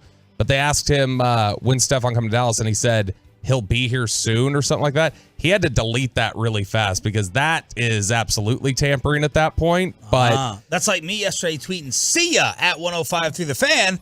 And people thought that I was peacing out. You were trying to stir stuff up. I was going to Live Radio. I was going to disappear off the face of the earth to Live Radio. No, it was for the Corey Seager home run. Yeah. I had to erase it off Facebook. I had a couple people text me. I was like, yeah, it's quite honest, quite obviously for home run. See ya! He was tagging the fan. Yeah. But I mean, the fact that... Bye, 105 through the fan. What do you let you know personally about? What are you, John Morant? Tagging Josh Sharif. Yes. People were already talking about at the end of last season that one of the biggest things the Bills had to do is they had to get more weapons in there for Josh Allen. That the receiving crew couldn't just be Stephon Diggs anymore. And I mean, Stephon Diggs skipping OTAs this week. A lot of people are wondering, okay, what do voluntary mean? That's concerning though that he's not out there. But D-Hop's not coming here, right? I would be stunned if he comes here. He is leaving more money on the table from teams that are probably more ready to win right now than you. Headlines every single day at this time to get you ready for your Tuesday. I think our boss said it was his favorite segment of the day. You can miss the entire weekend and all the different stories. He just texted me that the fresh Spits and Suds podcast is out to recap Game 6 and the Stars' entire season. Spittle, if you get in the office on time, hop in during the final hour. But we have something new to hook you up with for turning it on, leaving it on. A brand new ticket giveaway. We're going to send you to go see Aerosmith. And Scottie Pippen is back, saying that Michael Jordan was actually horrible in all areas, plus a fresh edition of Ask Reddit next. But let's get you over to the greatness.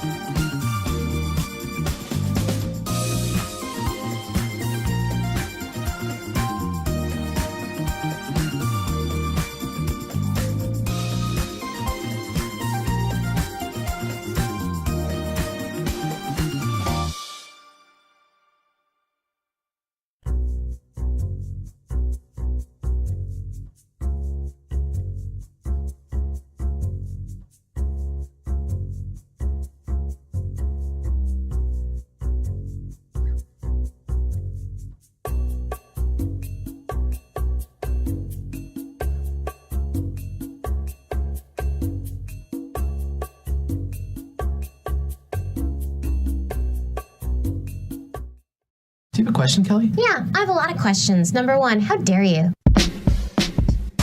It's Tuesday, so it's time for Ask Reddit. We had best and worst of the weekend at 6:40, and we have an Aerosmith ticket giveaway, so you don't have to miss a thing.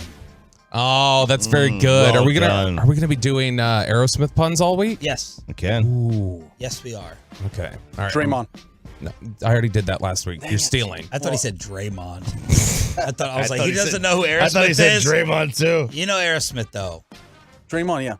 Okay. Yeah, man, dream on. Okay. Let's go Stars. Let's go Stars.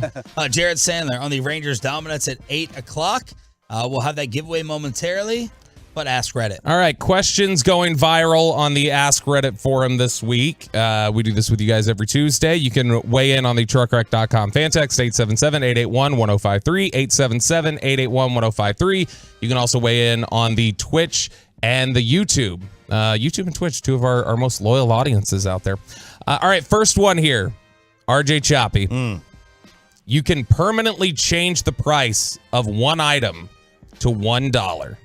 So the question is, what is it? But also keep in mind, if you're going to say a house or something like that, remember that then the resale value of the house is like $1. So it stays. It stays. Yeah, you're changing the price. You're setting the price for everyone to $1. Oh, gallon of gas. Ooh. It's easy. It should be $1 anyway. It was $1 when I started driving. That's how old I am. Thanks, Biden. How old's your college degree again? My college degree is 21 years old. Yeah. Mine's 20. Actually, hang on. I'm sorry. Yeah, it's 21 years old. 2002 I graduated. It's 21 years old. Are you sure, Stetson? I'm positive. Are you sure? Old enough to take Jaeger bombs with you? Gallon of gas is going to be very, very difficult to beat. I think that's got to be the one seed unless someone else has something brilliant. I was trying to think about a food. I was trying to think about an alcohol or liquor, but you can get sick of those. You need the gas all the time, nonstop. The resale value thing just rocked my world, changed my mind on that. Gallon of gas is just, it's absolutely brilliant. See, that's the resale is what screwed somebody because they said their answer was like a $5 bill.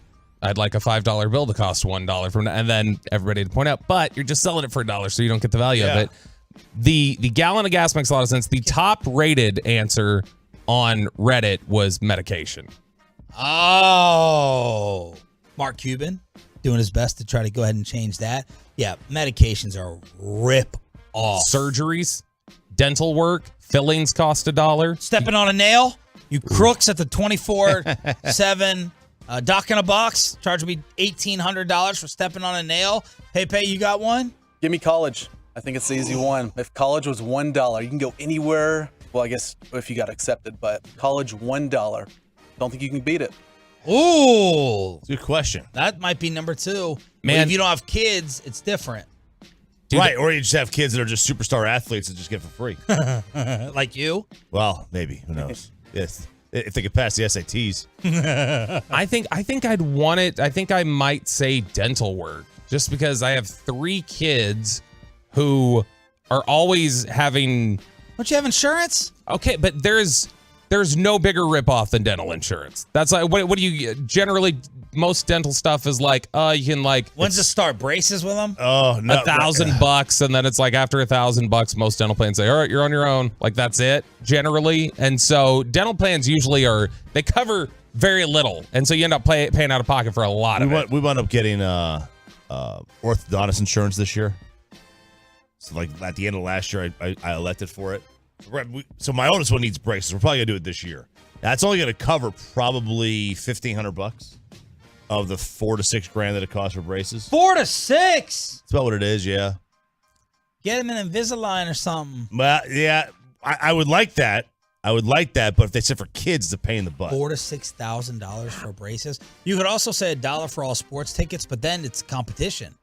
You're gonna be the first one. You'll be fast to go ahead and get them all. I'd just spend $30K, and I'd spend $100,000 if I had it in the bank for a Cowboys game. Get all the tickets, and then I resell them all. I mean, the thing that would save me. I'll screw you. The thing that would save me the most money is if housing cost $1. If housing cost $1, Well, everything else. Yeah, then your wife can finally have her dream. Exactly. But again, you want to talk about flooding the market then. Yeah, your houses, everybody's taken up. I wouldn't even have one available to buy probably. But then they don't renew your contract in November. Right. You have to move somewhere else, or you work for a different radio station in the market, and all of a sudden you got to change your location. You can't resell the house. But it's $1 because then if I got to change my location, I'd be buying whatever the next one is for $1. I'd be $1 menu error. True. Now, how does the answer change for you? Because you said the answer changed as soon as I said resale value is the same. What if resale value is not the same and it's just $1 for you? What would your answer be then? Real estate? I mean, if I could buy a house for $1 and then sell it for $500,000, I mean, then why not? Yeah. Fixes everything. Real estate. All right, Sean, next question for you here. When did you laugh at the wrong time? You know, this is a great life skill, an instinct.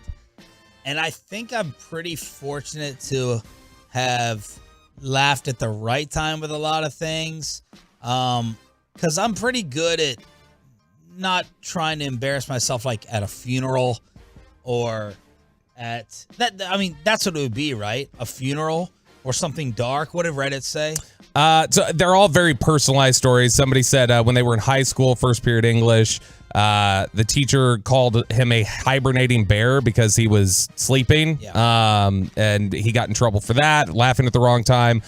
You've got people who say they were laughing at funerals. Mine is I did it. It was on the air. I laughed when I shouldn't. I was covering for Chiafalo on the nosebleeds. Hey, he's the best. That's the wrong time to laugh right there. I was covering for Chiafalo on the night show, and it was the night Rayfield Wright died. And we were sitting there, we got the news, and the Cowboys had released a statement about it. But it's very somber, like, Rayfield Wright passed away. It was very sad. And Wolchuk's reading it, and the opening line of the Cowboys statement says, Rayfield Wright is the epitome of a Hall of Famer. And Wolchuk saw it and said, Rayfield Wright is the epitome of a Hall of Famer. And I burst out laughing in the middle of the obituary. People... I couldn't help it. I think it might not be a wrong time for me, but I do laugh a lot of times sometimes when people are crying. I laugh. Yeah. When my son goes in his hissy fits, if I'm not ticked off, I'm laughing at it. Yeah, I am too. Now, if my mother's heartbroken or my wife is like devastated over family matters going on, that sucks. That makes me, that's not cool. That's sick to the stomach feeling. But sometimes when someone is like, it's one of these TikTok girls starts crying or sobbing, I start laughing. I laugh at my kid. My kid throws a hissy fit. I laugh at him all the time. I'm dying laughing because I find it hilarious. That he's just losing his mind over this. I definitely laughed at a funeral before. Not at like the person died, but like we were having a conversation in the crowd, and I just had this big belly laugh, and I look around, and I'm like, oh crap. Oh my God, Peyton said he has the epitome audio. I knew it was in here somewhere. Oh, let's hear. I've never heard this. Jerry Jones issuing a statement saying Rayfield Wright was the epitome of what it takes to be a Hall of Famer. Epitome. It's epitome. Gosh, I hate myself. I am such an idiot. I heard he's dying, Bobby. I heard the first chuckle in the back. Play it again. Because I cut off my mic. You hear Bobby in the back first. Jerry Jones issuing a statement saying Rayfield Wright was the epitome of what it takes to be a Hall of Famer. Epitome. It's epitome. Gosh, I hate myself. I am such an idiot.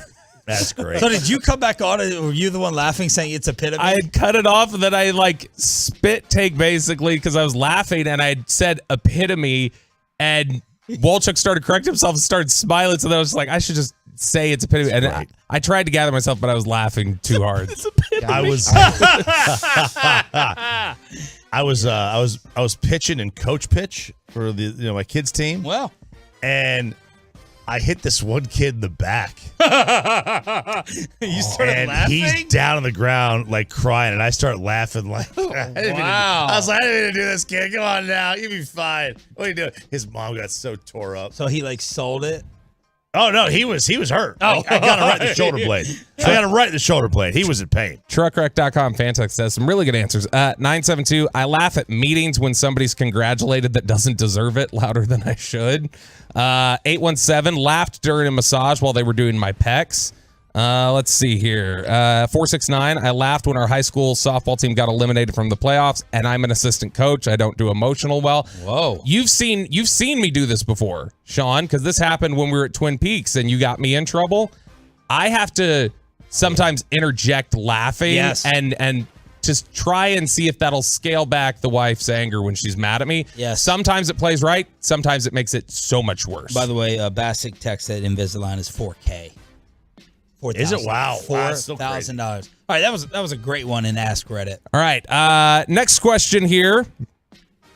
What is something that young people love that you don't understand? I mean, Peyton, I think this is built for you, right? What don't you understand that the 15-year-olds are into? I mean, it's recording yourself when you're crying, when you're upset, and then posting on social media. I never got that. And I never got, it's mainly girls and stuff, it to but you. it's like for attention.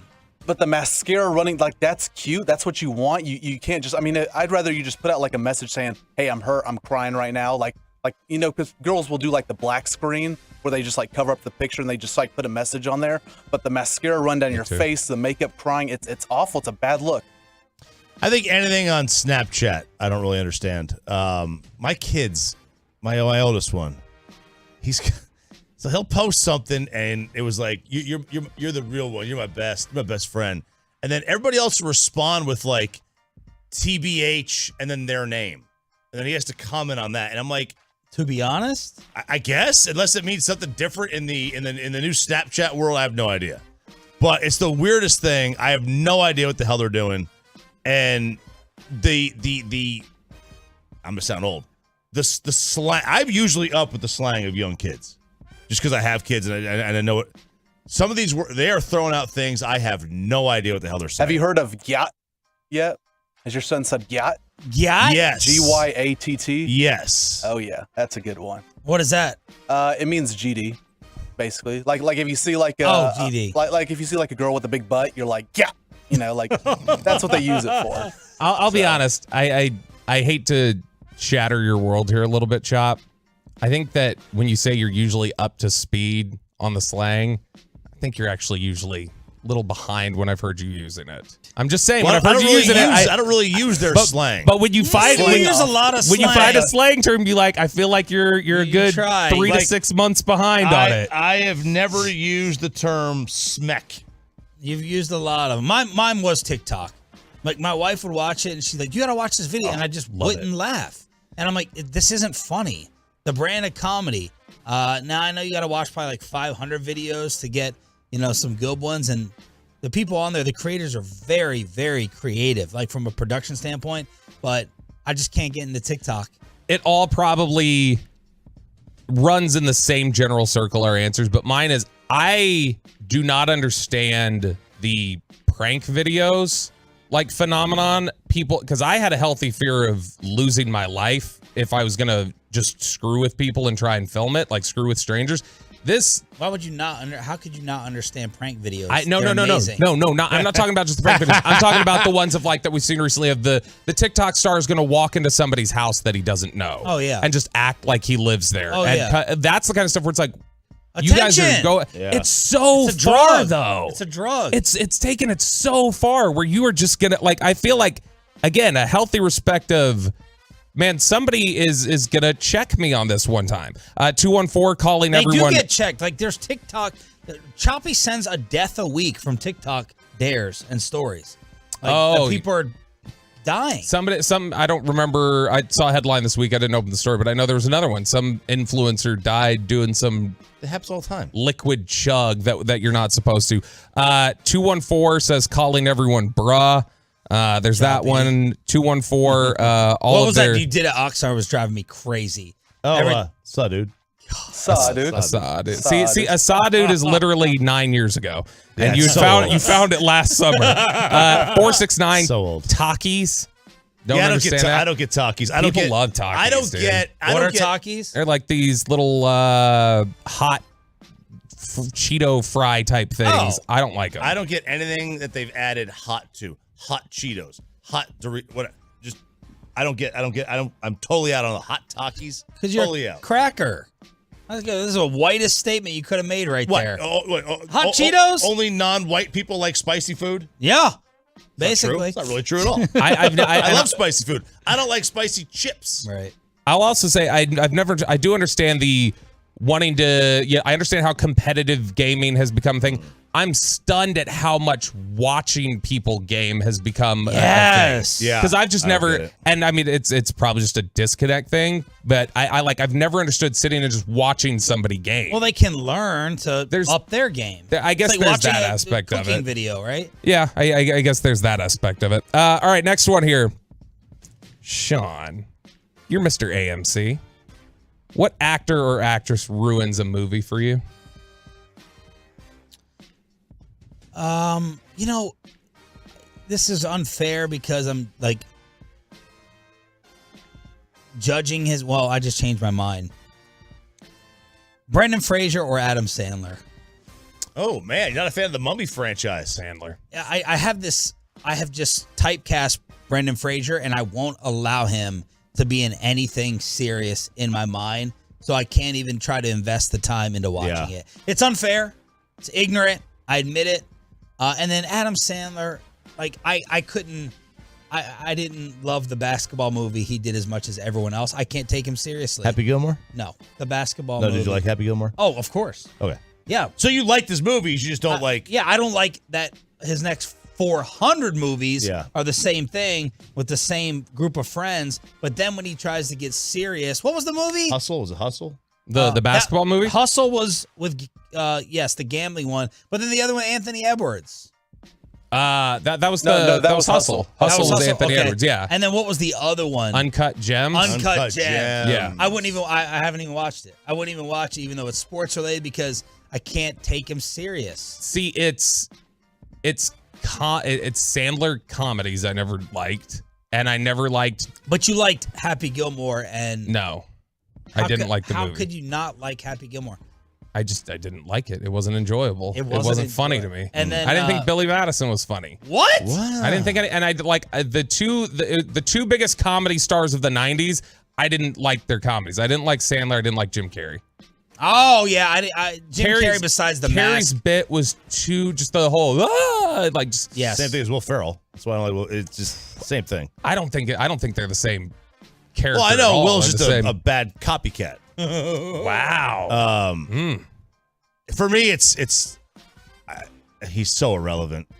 It's Tom Green or Seth Rogen. Does Tom Green even act? Not anymore. That's why I don't watch it. I put him out of business. Like, is he? Seth Rogen's on there too. I put him out of Seth Rogen is one that's grown for me. I used to love the Seth Rogen laugh. buddy or whatever he does. Yeah.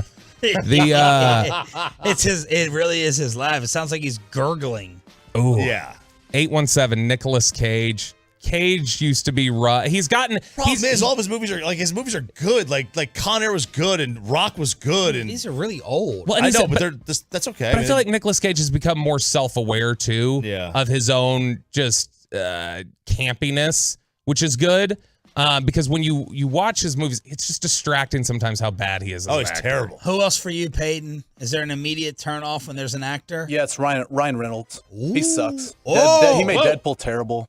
Like, his style of acting is awful. Wow. I will not watch a movie with Ryan Reynolds in it. Hot take. Terrible. Jesse Eisenberg can kill a movie for me really quickly. Social Network guy? Yeah, I couldn't finish Social Network. I never watched all of it. We got a bunch of answers on the truckwreck.com fan text. 214 Will Ferrell. That would be Kristen's answer. She will not watch anything with Will Ferrell in it. Can't stand him. 469 Samuel L. Jackson. 214 Will Smith. 713 Mark Wahlberg. I generally like Mark Wahlberg movies. Mark Wahlberg's a great answer. Great answer. It's the same. I'm Mr. Boston. You try my Wahlburger. Ted was great though. Huh? Ted was great. Ted was great. I can't take him serious though as an actor. I can't. 214 Ben Stiller. 817 John Malkovich. Oh, the John Malkovich delivery can be very annoying. It can, Absolutely. but KGB, man. All-time role. Sarah Paulson. Oh, that's a good answer there from the 720. All right, here. I got to see who Sarah Paulson is. Yeah, I can't. She was in the People versus O.J. Simpson. She was the lead prosecutor chick. Oh, yeah. What important life skill, RJ Choppy, or skills, has society lost? Oh, yeah, this is a boomer time for us to preach. We've all lost the ability to talk to people. because we just sit on our phones all day and text. That's true. I mean, the amount of people who I can't make a phone call. I'm not gonna call somebody. I think we just lost it. We all have because we don't call anymore. Who is the worst one at the station outside of Brian Broadus? Who's the worst one at the station on the phone? What do you mean outside of? Because we know it's Brian. Brian's whole phone thing is just one to qualifying. Just like Broadus is a humongous phone call user. But Broadus does it in the Broadus is good at the phone call, but Broadus does in the sense of like, hey, I still have something to say, and Broadus, thanks, bye. He wants to get it over with and just hang it up. Like you can't have a conversation with on the phone. Is that what you're going off of? Yeah, you can have a conversation. I think he's trying to say Broadus will like end it abruptly. He ends it abruptly. He starts it abruptly. Like, I mean, let's say DeAndre Hopkins, Broadus were to hear DeAndre Hopkins is going to come to Dallas. We would all get a phone call today, and we'd see the phone and be like, oh, let me answer it. Let me say, hey, Brian, how you doing? So I go, hey, Brian, or just hello, and then all of a sudden you're, I think this receiver's coming to Dallas. Yep. I think this receiver's coming, guys. That's how it starts. Which receiver? You like this is the middle of a conversation. This statement you're giving. I know me. you can probably sense when I'm trying to get off the phone with you. I 100% sense it. I usually call it out. Be like, okay, you clearly want to go. I'll talk to you later. Yeah. I can't stand the beginning of Jared Sandler phone calls. It's like if I haven't responded to 3 of his texts, then he wants to set up a phone session. And in the beginning, he'll send you a calendar invite. But then in the beginning, and then in the beginning of the call, when I finally call, he sounds so disinterested. I'm like, you're faking wanting to talk to me on the phone. I don't want to talk to you on the phone. Why are we doing this? It always begins with, what's up? And I'm like, do you want to talk? Like you've been hitting me up. Do you want to talk? No. This life skill. Here's a few that I wrote down from the Trucker.com text line. Driving a stick. Oh, easy. Is that an important life skill though? If you have a stick. If you have a stick shift, it's great. Otherwise, it's not important. Another one. Who can drive a stick here? Chop? I mean, I haven't driven one in 25 years. No way. I tried it once. Ryan? No. You? No. I would be terrified to drive it like in the city. Oh. Backcountry roads, I could do it. There we go. But I could not do it out here on a highway. I come to a stoplight. I am slowing down to a crawl. Yeah. And it better not be on an incline. He can still move. And it better not be on an incline because I'm backing into your car. How to read a map. It's another one. Oh, I love reading maps. Moron. Total moron. Remembering phone numbers. How to write in cursive. Handiness, how to fix things. Oh yeah, I don't know how to fix anything. Kristen is much more handy than I am. The number one answer I saw from the Reddit answers where I was like, that's it. That's to me the biggest one that we've lost. I think most people have how to disagree without being disagreeable. It's really hard to disagree without being just flat out like I feel like that's a skill that a lot of people have lost is just being able to disagree without being offensive. That's one of I've had these interactions with listeners before. If they're disagreeing with me on something that's not even sports related, where they'll talk to me on social media, I'll say, there's some topics where I'm like, I just don't discuss it on social media because I know there's no way to have this conversation with you. If you come out to one of these fan events, come find me, talk to me about it. I will have that conversation with you. It's got to be in person. I'm not going to have that over the internet. It's the art. No one anymore can pick something from the viewpoint that they disagree with and take from that. Like, I don't agree with it, but there's 2 or 3 points you made that I think are good points. Overall, it's black or white. That's all it is. Being able to take criticism. Some people, they quiet quit. Well, that ain't new. Yeah, that's not new. That ain't new. I think that both of you actually do a really good job of if we're debating a topic or if somebody comes with a point, you do it in different ways, but you both are good at acknowledging, hadn't considered that, that's a good point. The 2 ways that you do it, Sean will go like this. He'll look up, he'll think, and he'll go, okay, that's fair. And then Chop will go, hadn't really thought of that. So I don't know. But anyway, that's a good point. Hadn't thought of it. But yeah. But I think that's the thing is that just being able to tell somebody that you disagree with them or have that sort of discussion without driving a wedge between you two as a relationship. Politics, basically, is what we're saying. Basically. Politics. 877-881-1053 is the truckwreck.com text line for Ask Reddit every single Tuesday as the Tolos are lighting up the text line. We done? You good? Is that it? I mean, unless you wanted more, but yeah, we were good. What's the other possible option to do? We can do what is your lazy food if you want to do that one.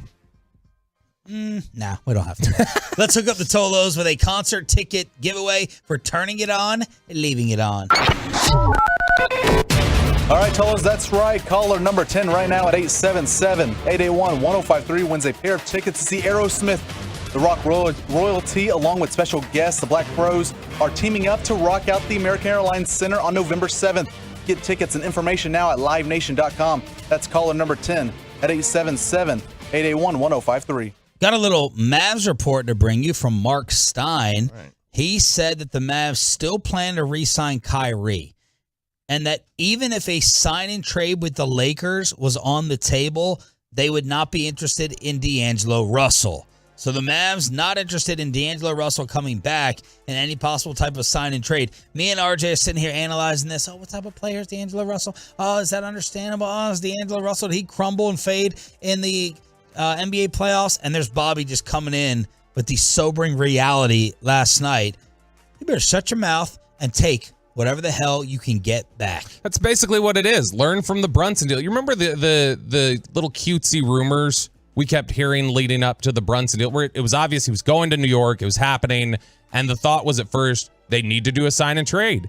And there was discussion of, would we take back Emmanuel quickly? Do we want this guy? And then it got to a point where the Knicks were just like, okay, we don't need you. We'll figure this out. Right. Like we'll find some other way. Sure. Would it be an easier move right now just for us to come to some agreement? Yes. But we'll figure it out. We'll make it work. Same sort of thing. If Kyrie Irving has determined he's gone and he wants out, you don't get to be picky about it. Now, look, here's the thing. D'Angelo Russell's probably an even worse defender than Kyrie. And that's the biggest thing I would guess is this team has shown if you don't play defense, they don't want you on the floor. They refuse to put you out there if they don't think you can play defense. And that's going to be a frustrating part of this when you look at them trying to shop.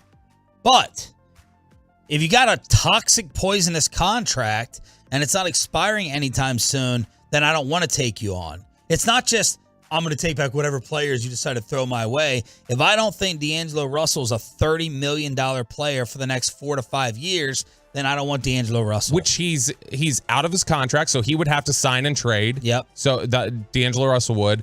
You could sign him. I'm trying to remember what the limitations are. The most he can make is, I believe it's 34 and a half, something like that is the most that D'Angelo Russell can make on a deal. And if you just sign him to a 2-year deal for whatever, I think you can live with that. And I think D'Angelo Russell in your rotation, is he the best player? No. Is he better than Kyrie? No. Is he a decent asset to get back if you're going to lose Kyrie anyway? Yes. Look, the Warriors did this with Russell when they got him in the KD deal. They were going to get something for him. They know he had value. They didn't really want him, but they got him and then they flipped him and they picked up a couple of guys. They got Wiseman and Kuminga and they won a title. Not because of those guys. They were good role players on that team. His win shares this year were the same as Jamal Murray for D'Angelo Russell. It was more than Draymond Green. It was about the same as Miles Turner. Everybody seems to want. So, is he great? No, but I mean, the question is, you don't have to want him. You got to recognize though that he has value that you could flip for something else. This doesn't have to be the end piece. Getting D'Angelo Russell, you could get D'Angelo and then flip it for somebody else that you like better. Yeah, I mean, look, there are frequently when you see a guy who gets traded as much as D'Angelo Russell, it's easy to look at it and say, this guy is a guy nobody wants. The other aspect that you got to look at is how many times has he been traded? This is a guy that everybody wants to some extent, that they see value in what he can do. Yeah, it's like Brandon Cooks. Amazingly smooth game. But my recap of D'Angelo Russell is, yes, he made Russell Westbrook forgotten. It was like, oh, this guy's way more stable than Russell Westbrook for the Lakers. But then he pulled a Anthony Davis and he totally cowered in the Western Conference Finals. He disappeared, he sulked, and he moped as well. And he's a guy who takes weird shots, weird jump shots in really weird times. He's always trying to draw a foul. He's always kicking his legs out. He averaged 6 points on 32% shooting from the field in the West Finals. 13% from 3. Oh, awful. Now, he's going to handle the ball for Luka, right? And he's going to give you a little bit of score, and he's going to give you some assists. But I'm most worried about the moping and the sulking that took place. Stephen A. Smith talking about Kyrie on ESPN, and they're known to be enemies, and Stephen A. was going back in. Respectfully to Kyrie Irving, who doesn't want us talking about him, don't play basketball. We talk about basketball. Nobody's talking about his personal life. Nobody's talking about the tweets from months ago. Nobody's talking about all the things that he's gotten himself involved with headline-wise or whatever. It is not disrespectful to talk about you, Kyrie Irving, a superstar basketball talent. It is not disrespectful to talk about you playing basketball. That's all anybody was talking about. Where could Kyrie go? Yeah. Could it be Golden State? Could he stay in Dallas? Could he end up in Phoenix? That's a crime now? Come on, bro. We're talking about you respectfully as a great basketball player and where you could go because potentially you could shift the balance of power. Only him seems to be somebody that would take offense to that. That makes no sense. Well, to be fair to Kyrie, all the speculation is that, Brian Windhorst was talking about him wanting to go to the Lakers. Maybe that's not true. Maybe Kyrie doesn't appreciate how that would make the Mavericks feel. But overall, Stephen A. Smith is right. Kyrie Irving lives in another world of delusion when it comes to media coverage. He wants to be able to play basketball and not have anyone on TV or radio talk about it or anyone at the games or the microphone put it in front of his face. That's what he wants. So it's just stop playing, quit. Stephen A is right about that. It's not realistic. But ESPN hasn't just been speculating. They've been regulating. They've been reporting. I had you set up here. Yeah, I did. I had you set up. Missed it. But Windhorst basically was reporting that he wants to go to the Lakers, basically. Yeah, and look, Windhorst is a guy who has been pretty much right money for the last several months, years, really. So I mean, since he was doing the why would they do that? The Utah fingers. Why would that happen? Why? So we're gonna just ignore Windy? No, absolutely not. 877-881-1053, the TrentWreck.com text line to hit us up here on the show. We have Corey Seager not missing a beat. Marcus Simeon is on fire. What's the state of the bullpen? When is Jacob deGrom coming back? Old frozen grapes. Jared Sandler on your red hot Rangers next. Let's get some hair put on top of your head.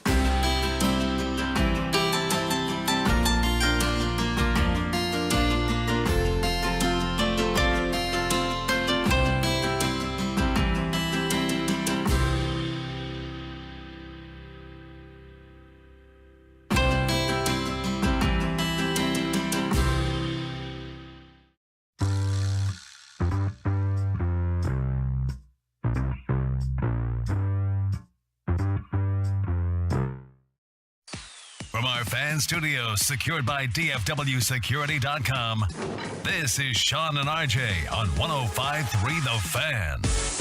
All right, here's Corey Seager hitting one high and deep to right field. McKinstry going back, gets turned around, doesn't matter. It's gone. Corey Seager with a rainbow shot of a home run to right, his 5th dinger of the year. Now we've got some runs. Texas 3, Detroit nothing. Screw the Stars. The Cowboys can't even get to a conference championship game. Dallas Mavericks are about to be irrelevant. Let's talk about the Texas Rangers. I'm kidding. I'm half kidding. This is your home for Rangers baseball. It's Sean and RJ on 105.3 The Fan. And yesterday, that was Hicksey with the call of the Rangers starting off very nicely in Detroit with the 5-0 victory. Nathan Eovaldi gets his 6th straight decision on the mound. And we bring in the Sandman, Jared Sandler, here on DFW Sports Station 105.3 The Fan. I do want your Stars thoughts, though, because you usually are texting me a lot of hockey stuff and you're putting odds and bets out there, but I haven't gotten that when it's come to like the last 2 weeks on the Stars. Well, part of that is because of our schedule. Last night was the first game I was able to watch from start to finish. I've been able to catch a couple periods here or there, and then, in between innings. But I mean, then we shouldn't ask for your input. You're not informed. I try watch and keep up with as much as possible, or I'm watching games on replay because of the NHL Network, thankfully. But I mean, after Rope Hintz didn't finish that first chance right at the beginning, it really didn't seem like the Stars had another legitimate scoring chance for the rest of the period. And it almost seemed like a matter of time before Vegas put one in. And once they got the second, that it just, I don't know. The Stars were not able to control whatever Vegas was trying to do. Too many turnovers. Vegas they just looked like they were playing at a different speed, to be honest with you. Yeah. And it was a great effort. If you told me before the series, Vegas in 6, all right. Yeah. I mean, I don't know that I really had a lot of confidence the Stars would win the series. Obviously, it took kind of a circuitous route to get there. But watching this series, it's tough to watch it and think anything other than, well, Vegas was the better team. Were they the better team by a lot? I mean, they won the first 2 games in overtime, and the Stars blew a lead in the second one and probably outplayed them. But Vegas was the better team, and not a bad year at all for the Stars. My only concern is this: you got 33 goals out of Jamie Benn, Joe Pavelski. It is ridiculous what he's able to do at his age, but at some point, Father Time is going to catch up with you. And I just worry that maybe they didn't take advantage of 2 great years from a couple of vets, but on the same token, maybe that just means that guys like Wyatt Johnston and Ty Dellandrea and some of the other youngsters that the Stars have will take a step forward next year and make up for whatever difference there is if there is a veteran drop-off. Yeah, Dellandrea, the Game 5 hero in Vegas out of nowhere on the road. All right, I'm going to steal Bobby's question on the Rangers. Ooh, when can we go from are they legit, are they for real, to having a real conversation over whether they are the best team in baseball? Well, they've got the second best record, so I guess, with that being the case, it would be fair to ask that question. I guess what I would say is this. At the beginning of the year, we forgot what it was like to follow a competitive team, right? It had been so long. And, at first it was like, oh, my God, isn't this so fun? It was like a honeymoon period. Yeah. I think we've now gotten to the point where this team has earned the right to be talked about through the lens of winning a World Series. I'm not saying that they're the favorites, and I'm not saying, this is definitely not a hey, if they don't win it this year, then they're in trouble. This is not the end of the road, one of those teams where they got a bunch of veterans who are going to be, going bye-bye after the year. And it's definitely not shifted to where if they don't win a World Series, this season is a massive failure or anything. However, they've got the second best record, and after tonight's game, we'll be a third of the way through the season. That means that there's still a lot of season left to be played, and a lot can happen. But the sample size is large enough that this isn't a mistake. And so as we assess things from a day-to-day basis, from a big-picture basis, it shouldn't be just about getting in the playoffs. Now, from a team standpoint, that's what they've got to do. They've got to worry about that first. But from our standpoint, I think it's fair to ask the questions, hey, what do they need to do to get to the playoffs? But what do they need to do to make a deep run? Because I don't see why this team isn't capable of doing that with this rotation and this lineup. All right, so expanding on that a little bit, who would you not favor them against in the American League in a 7-game series? So people listening are going to be like, oh, you got to say the Rays, right? Because their record is by far and away the best. My concern with the Rays, their health. You know, they are very much depleted by injury. With that said, the Rays have they're like the Spurs, where you could throw a bunch of random people off the street, put them in a Rays jersey, and they're going to throw 97 with like a wicked slider or something. So, I mean, they would not be favored against the Rays at this time. You know, I don't know how RJ, you know how Vegas works. Yeah. I imagine that if you want me to answer this objectively, like Vegas would probably have the Astros favored, if I had to guess. Sure. But I don't think that to be fair if the teams were not, you know, if you took context out of it. The one team I'll tell you who I don't think would be favored against the Rangers, who still really scares me, would be Seattle, because their rotation is unbelievable and their bullpen is outstanding. And their lineup is underperforming. It's not that you look at their lineup and you're like, this lineup stinks. Julio Rodriguez is not performing like Julio Rodriguez. Ty France has been inconsistent. Cal Raleigh's been hurt. Teoscar Hernandez really hasn't hit his stride. There are just a number of guys in that lineup who I feel like have more in the tank, and they also are in a great position to go and make an addition prior to the deadline. So Seattle makes me nervous. No one in the Central makes me nervous. Toronto is another team that makes me nervous, but if there's a team I think would definitely be favored, it would be Tampa. But I don't know that they're the team that makes me the most nervous come playoff time. All right, let's talk about Seager and Simeon, because last year at this time, we weren't saying the nicest things about them. Simeon to start off. Seager is not being a leader. Are these guys overpaid busts? Did the Rangers get taken in the offseason? Now let's talk about Seager and Simeon and what they're both doing.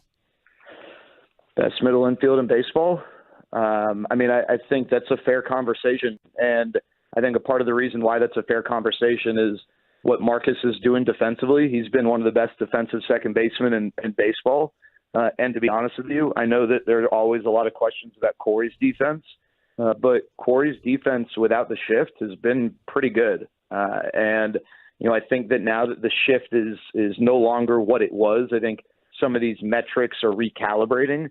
And Corey is not the type of guy who is going to be, you know, a Tasmanian devil, 40 yards, you know, either way. But if he gets to it, he makes the play. And he did. I thought the double play in the second inning yesterday that Andy Ibanez hit. First of all, there's no score.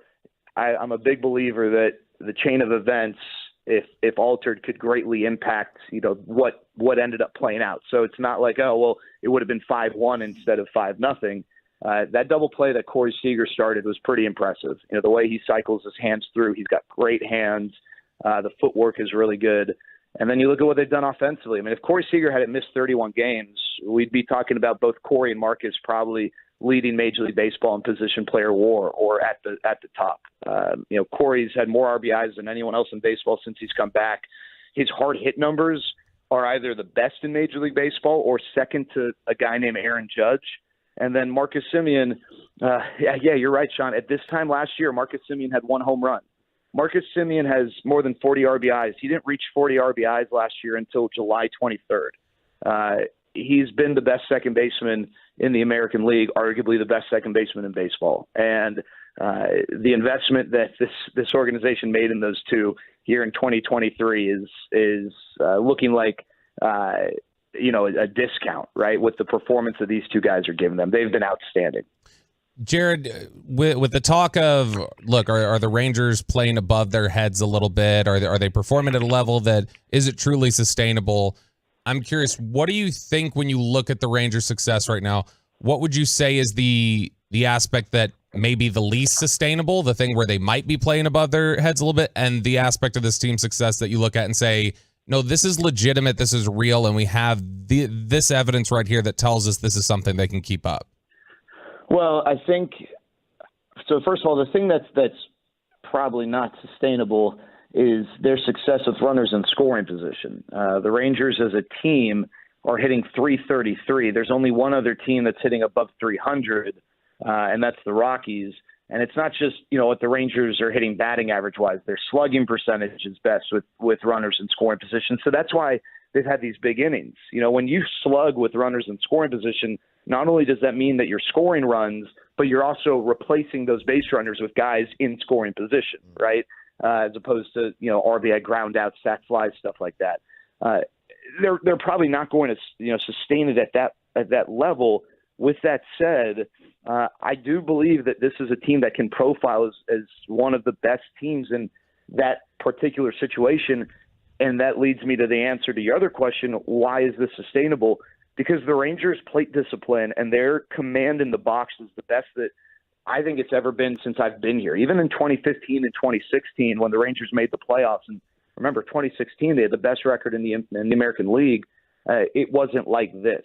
They have this weird balance of they're very aggressive early. Guys like Semien and Seager are very aggressive early in the count, but those guys also walk better than the league average rate. So, they'll be ready to jump on you early, but they're also not going to give in. And I think this team's plate discipline can't be understated. And then the depth, the lineup depth, 1 through 9. Dolis Garcia is not playing well at all right now. He's not hitting the ball. He hasn't had an RBI, I think, in 8 straight games. He's not hitting with runners in scoring position. But we're not talking about it because, Josh Young's American League Rookie of the Year candidate, and Seager and Semien, and what you're getting from Leody Taveras, your 8 or 9 hitter is batting nearly 400 this month. So it's like whack-a-mole. Yeah, there are going to be guys who are down from time to time, but they've got so many legitimate threats that they're going to be able to withstand that. And then the last thing I'd say, Bobby, is as far as sustainability, offensively, they've done this still largely without Corey Seager. He's missed more than half the games, and that is the best hitter that this team has. And I said this before the year, I'll say it again. This is a guy who's, in my opinion, a top 5 American League MVP candidate. Now, I don't know if he'll get that type of accreditation because of missing 31 games, but I have a feeling at the end of the year, if he plays in 130 games, we're going to look at his numbers and say, man, had he not gotten hurt, this guy might have come away with the MVP or close to it. Jared Sandler, Rangers play-by-play here on your home for Rangers baseball. We can say that proudly with the chest out. 105.3 The Fan. State of the bullpen and DeGrom update. Can you just repeat the home of Rangers? I'm so used to hearing home of Cowboys football. I just want to hear that one more time. Texas Rangers baseball. Talk dirty to me. Not Rangers. Not even the home of the Rangers and Cowboys. The home of the Texas Rangers. That's right. Oh my gosh, that's awesome. I don't even remember. I got so excited. What'd you ask about the bullpen? State of the bullpen and DeGrom update. Yeah, DeGrom update. We'll probably know more today. He is progressing. I think they're just trying to figure out what's the best plan and what he's most comfortable in doing. I do think that facing live batters is around the corner.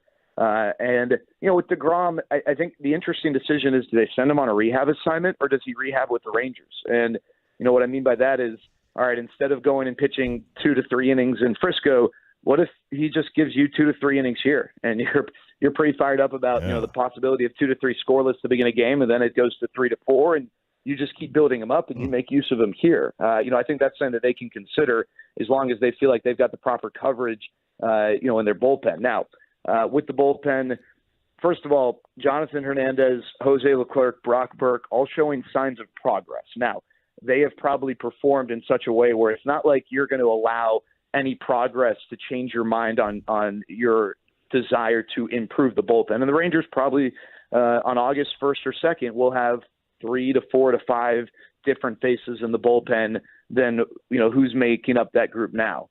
But the key is, until you get to trade season in earnest, and typically that's after the draft. Now, I know that the Rangers probably don't want to wait until after the draft in July or what have you, but or was it late June? I forget when they have the draft this year. But whatever the case, in a few weeks you might see some activity there, but you still are playing at a deficit if you're the Rangers, because you still are the more desperate in that equation, the supply and demand.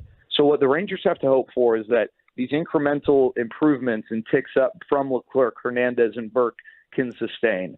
And that maybe Grant Anderson, who the Rangers just added to their roster yesterday. Maybe he can give you 3 good weeks, right, and just bridge the gap. And maybe when Kyle Funkhauser returns, he can help make things a little bit better. We're not talking about the internal options being these final solutions that are going to bypass the need to make a trade. You're just trying to bridge the gap and keep your head above water while you wait to get to shore, so to speak. And they've got some internal options. The things that this bullpen struggles with, they don't strike a ton of guys out, and that can be a challenge.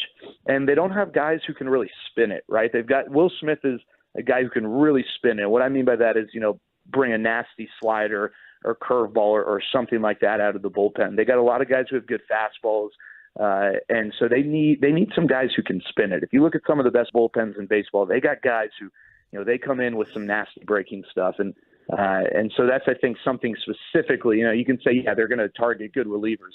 I think they're going to target relievers who strike guys out and can do it by either getting you with fastballs in the zone or with nasty breaking stuff.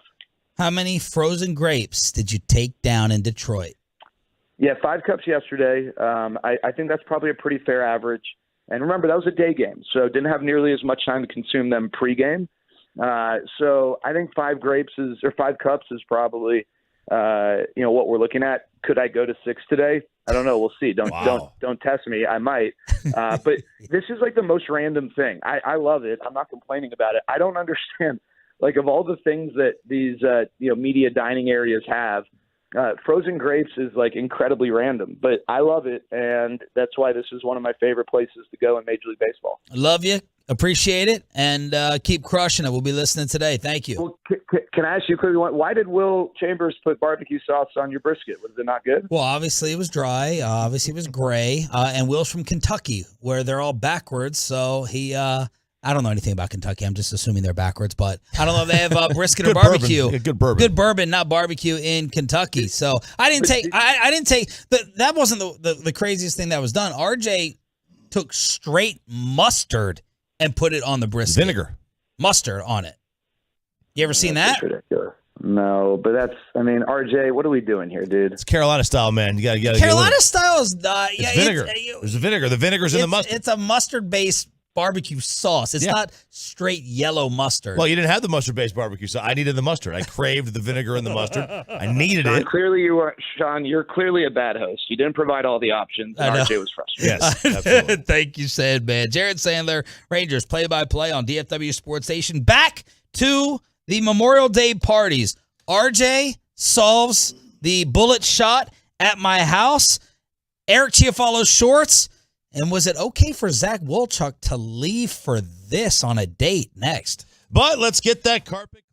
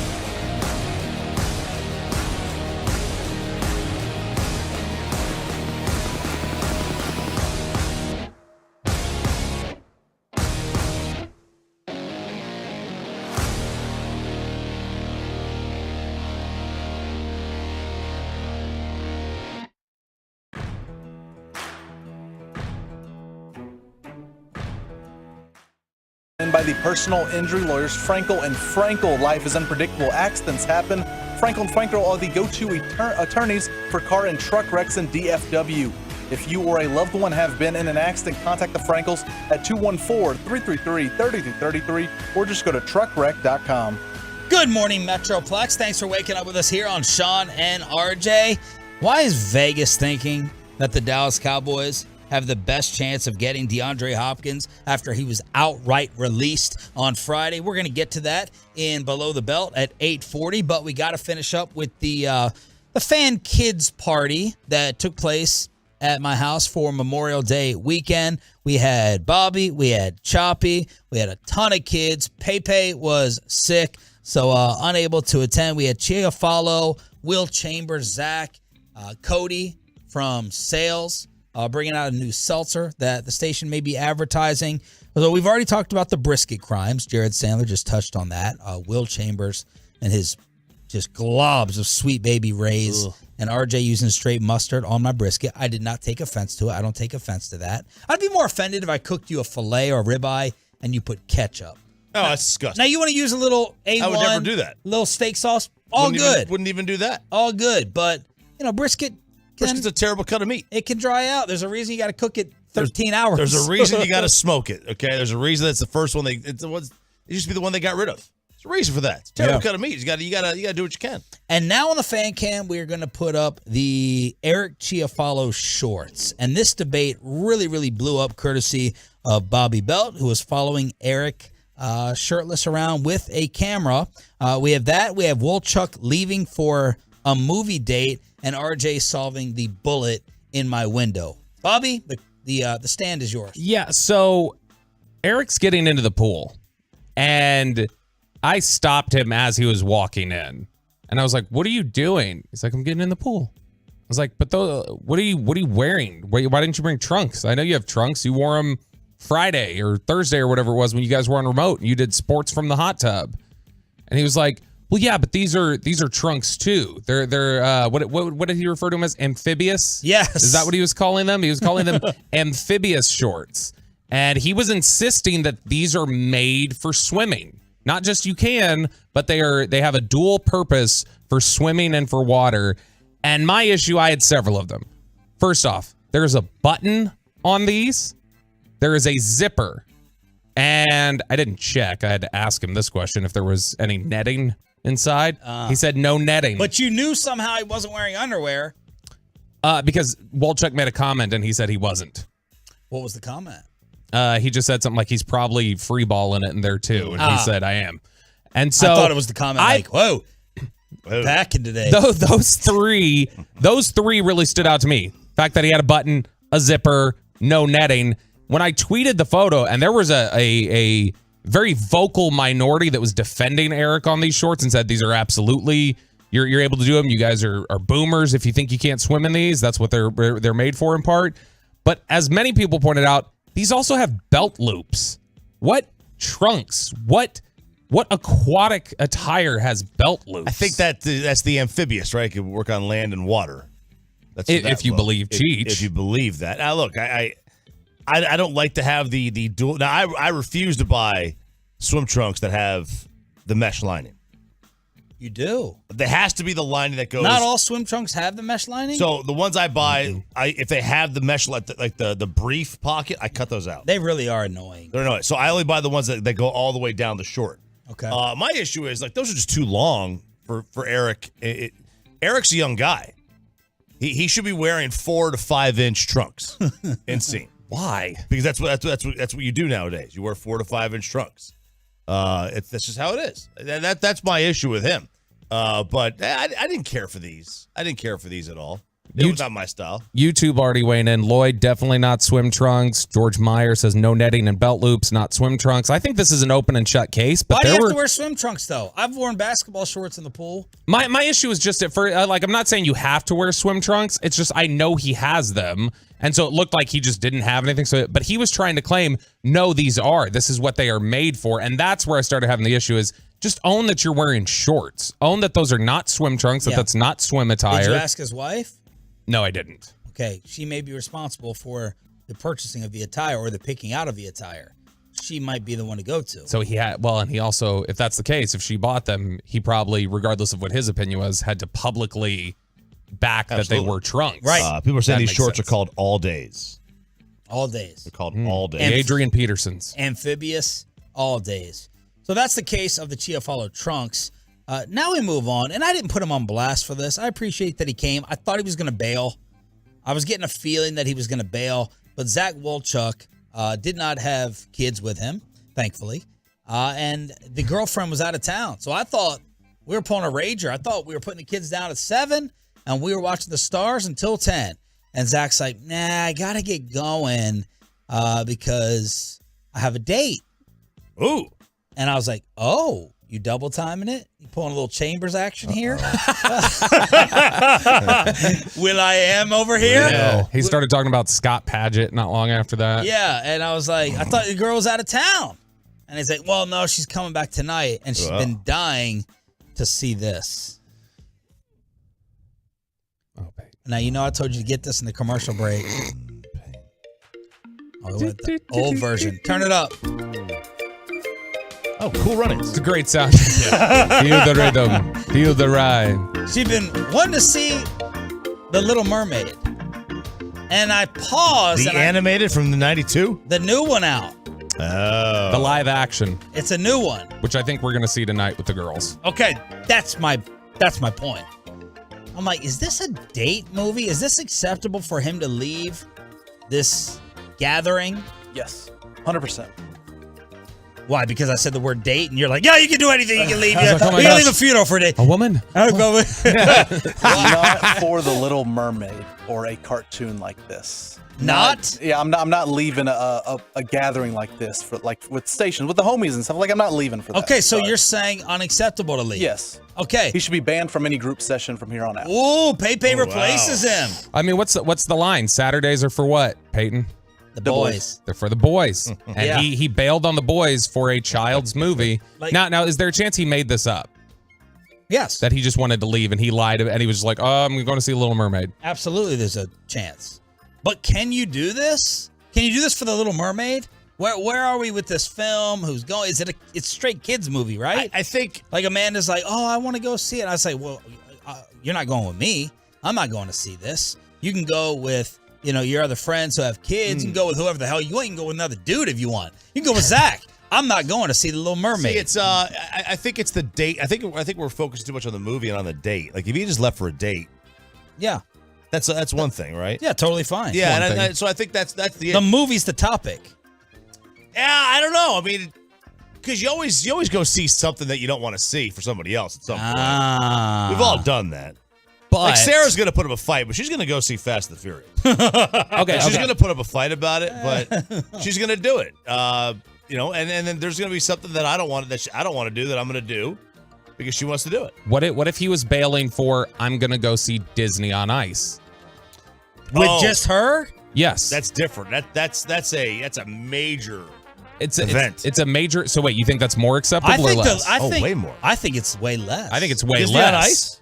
Yeah, you have to go with a child. Yes, exactly. And you have to have a child on your person when you walk into Disney on Ice. Do you have? I have no idea. Do you have to? Is that a rule? No, it's not a rule. It's a societal rule. It's a societal rule. Because I think if you're going on a date to Disney on Ice, I don't know. It's like you're going to watch figure skating. Okay. I don't It's like do going it to the that way at ballet. all. It's so different than going to the ballet. Have you been? Has anyone been to Disney on Ice? Yes. Okay, I have not.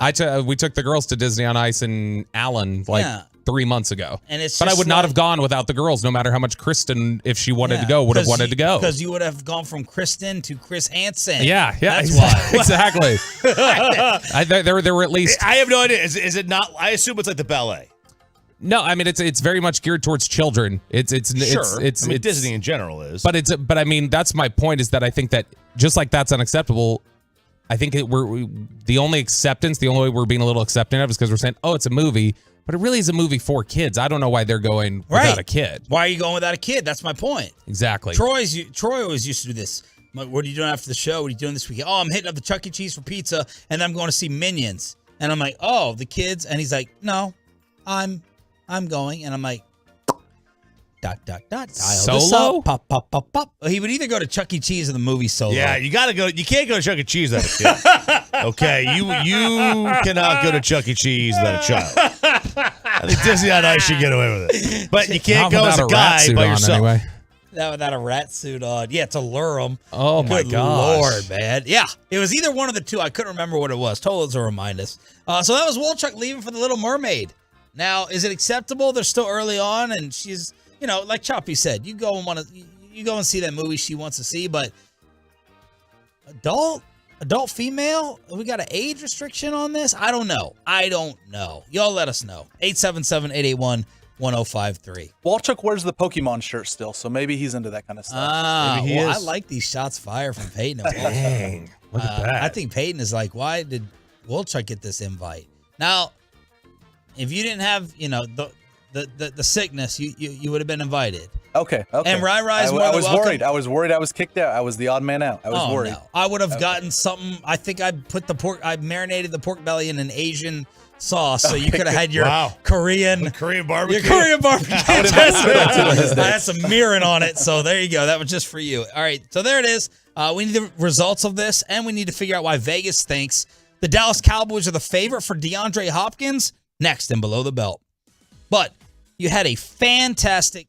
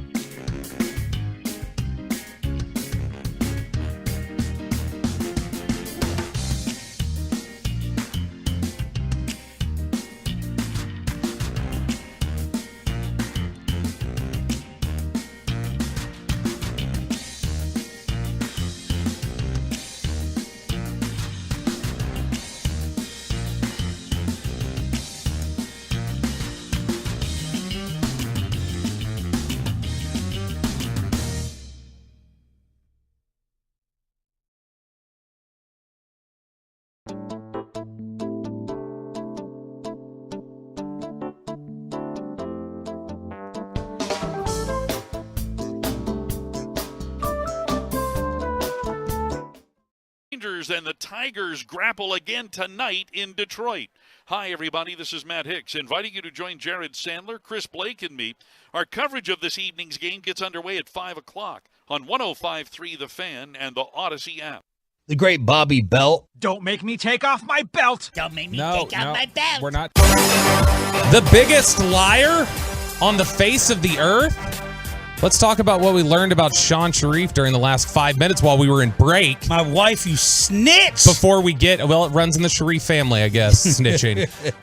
We'll get to DeAndre Hopkins in just a sec, but there are more pertinent things, mainly that Sean Sharif lied during this last segment or misrepresented his feelings on a topic. Yeah, we're talking about Wolchuk leaving the pool party to go see The Little Mermaid with his girlfriend. I kind of put him on blast, said unacceptable. She just texted me in the break and said, it's like when I made you go see Aladdin.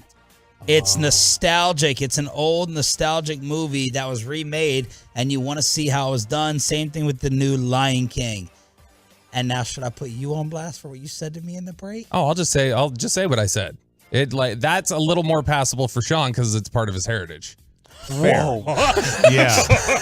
Right, absolutely. Yeah, that's Gather the foreigners. Dang. And Bobby just had no hesitation about saying it. Gee. Is this the same? Not even close. So not even close. You are invited to the next party. Let's go. Yeah. Why isn't it close? Because it's Sean Sharif. No. Okay. Because the Little Mermaid. It's a little girls movie. Yeah. Little girls movie. Oh yeah. I'm sorry. We do not define our masculinity based on the movies that we watch. I am now. Payne was not drinking Bud Lights this weekend. Welcome back to 1984. Which, by the way, I forgot this about the party. I set the Bud Light trap. I got a case of Coors Light. So you were the one. Who drank it? And you were the one that bought I got the a case of Bud Light, and I set it up. I mixed them all in the cooler, and I told Bobby and Chaffee, I said, I want to see who avoids and who drinks. I am not going to report the results, mainly because I was too drunk and I don't remember. I forgot to pay attention. But I wanted to see who would drink or who would say something about the Bud Lights in the cooler. I think I saw one be drank. One? I think I saw one. I didn't notice it. Not a member of this show. Now, the TruckRock.com fan text, by the way, we got routed during that break. Really? Defending Wolchuk? Wolchuk routed us. 817, y'all are crazy. No age limit on a timeless classic. 940, some people grew up with the original movie, therefore it's obvious they're going to see the live action. No big deal. 817, I took my girlfriend to see Little Mermaid. It's her favorite Disney movie. Scored big points. 405, my theater was full of adults. There was maybe 4 kids. What? So the Lion King and Aladdin crushed The Little Mermaid. Thank you. In every category. Thank Not you. even close. And The Little Mermaid, I do think of as a girl's movie. I don't care if I get in trouble for it. It's true. That's the way I think music's about it. better in Little Mermaid than those other 2 movies. But all right, Pepe, you win the points. We got crushed by the Tolos. Beauty and the Beast music's the best though. Oh, it's really Not even good, close. man. Not even close. It's really good. Peebo Bryson carries Aladdin and Beauty and the Beast with that. All right, DeAndre Hopkins. He's done.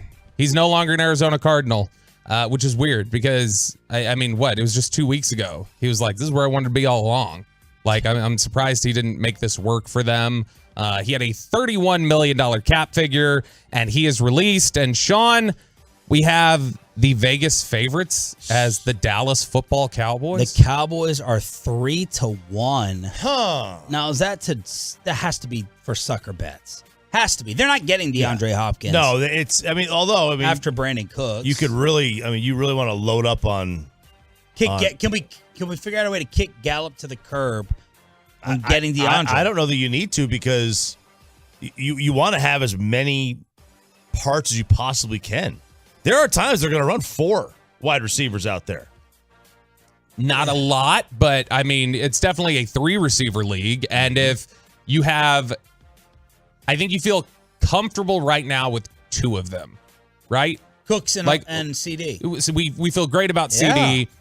Cooks, I think we all feel pretty good about where he's at. No doubt. So your questions that are Tolbert and Gallup going to step up? Is Gallup going to go back to being who he was previous before the injury? And is Tolbert going to step up and become the guy that they thought they drafted? That's going to be the big question. And so the problem I think the Cowboys look at is we believe in these guys as bounce back candidates. We believe Gallup can bounce back and get to where he is. We believe Jalen Tolbert can. And how much you can invest in one room? My Lord, that's a lot of investment. I mean, they've shown before when they moved on from Amari Cooper, they felt like we've got too much invested into this position. We've got to allocate a little bit better. And they've already got a ton invested. They gave up the 5th round pick. Brandon Cooks is making $10 million. That's an investment right there. They're about to have to pay CeeDee Lamb. Michael Gallup got paid not long ago. Jalen Tolbert was a top 100 pick. That's a lot of capital to invest. That's why if you're talking about minimal investment, if he's willing to come here and say, hey, I will play for less money here in Dallas than I would for in Kansas City and Buffalo, 2 teams most people believe are better prepared to win next year than the Cowboys, you'd have to basically just have him begging to be a Cowboy at any cost. You know, in terms of stacking, being a Cowboy above, winning opportunity, money, all of it would have to be stacked above that for him to come here. They would instantly have the best receiving core of the league. Can you imagine CD, Hopkins, and Cooks? I mean, Cooks is now your 3, and Gallup is your 4. Just one problem, fellas, that we have not brought up. The quarterback? Thank you. What's the problem? The problem is we don't have one he wants to play with.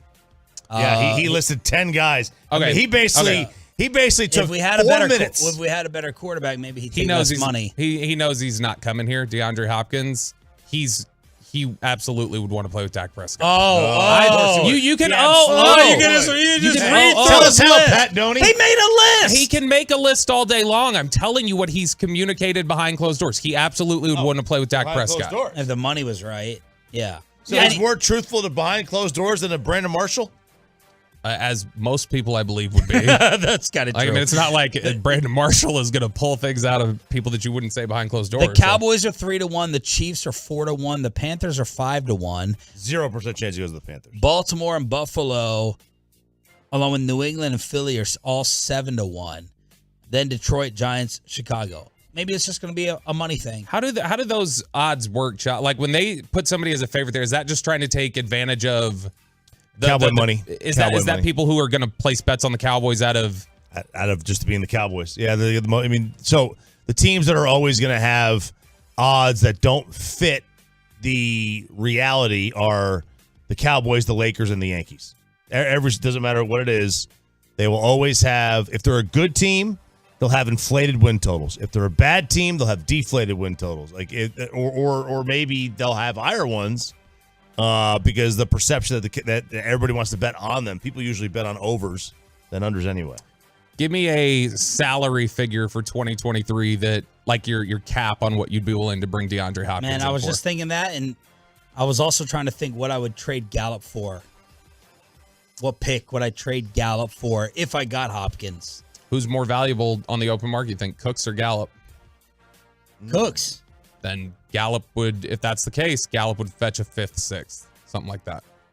What did Cooks get? A 5th. Yeah, and Cooks is more valuable. Yeah, so I'm saying like you're looking at somebody would either put it around. Well, what's the salary differences now too? Cooks is making less now than Gallup. Less than Gallup. Mm-hmm. Yeah, so he's making $2 million less. Oh gosh.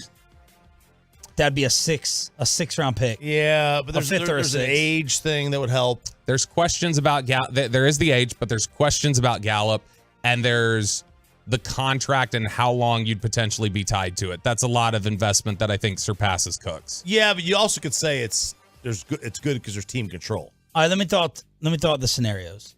Odell got 15. Let's say DeAndre would take 10. That's really stretching it. I was really going to stretch it. I was really going to say 12 or 13.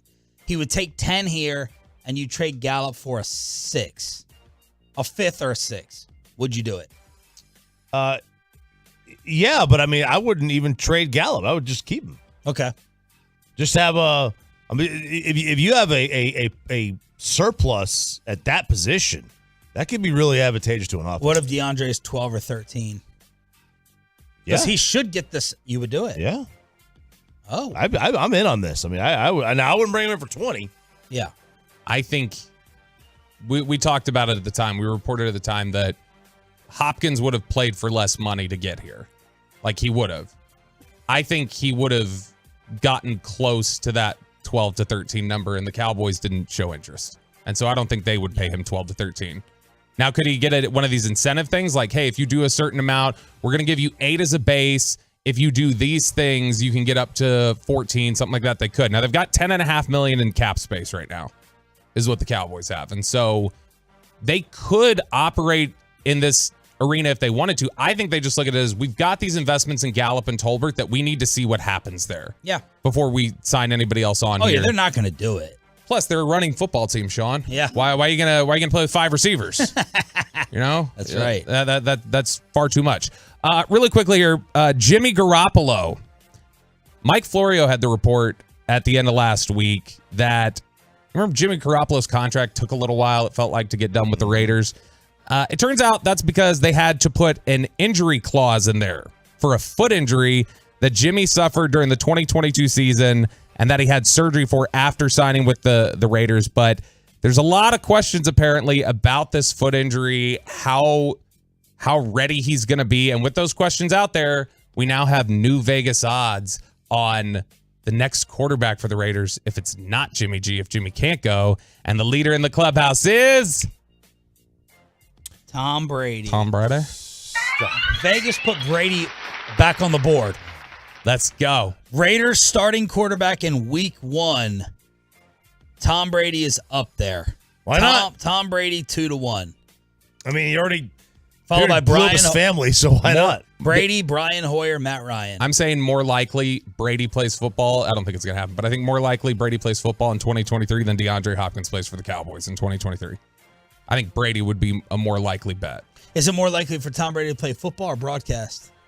Football.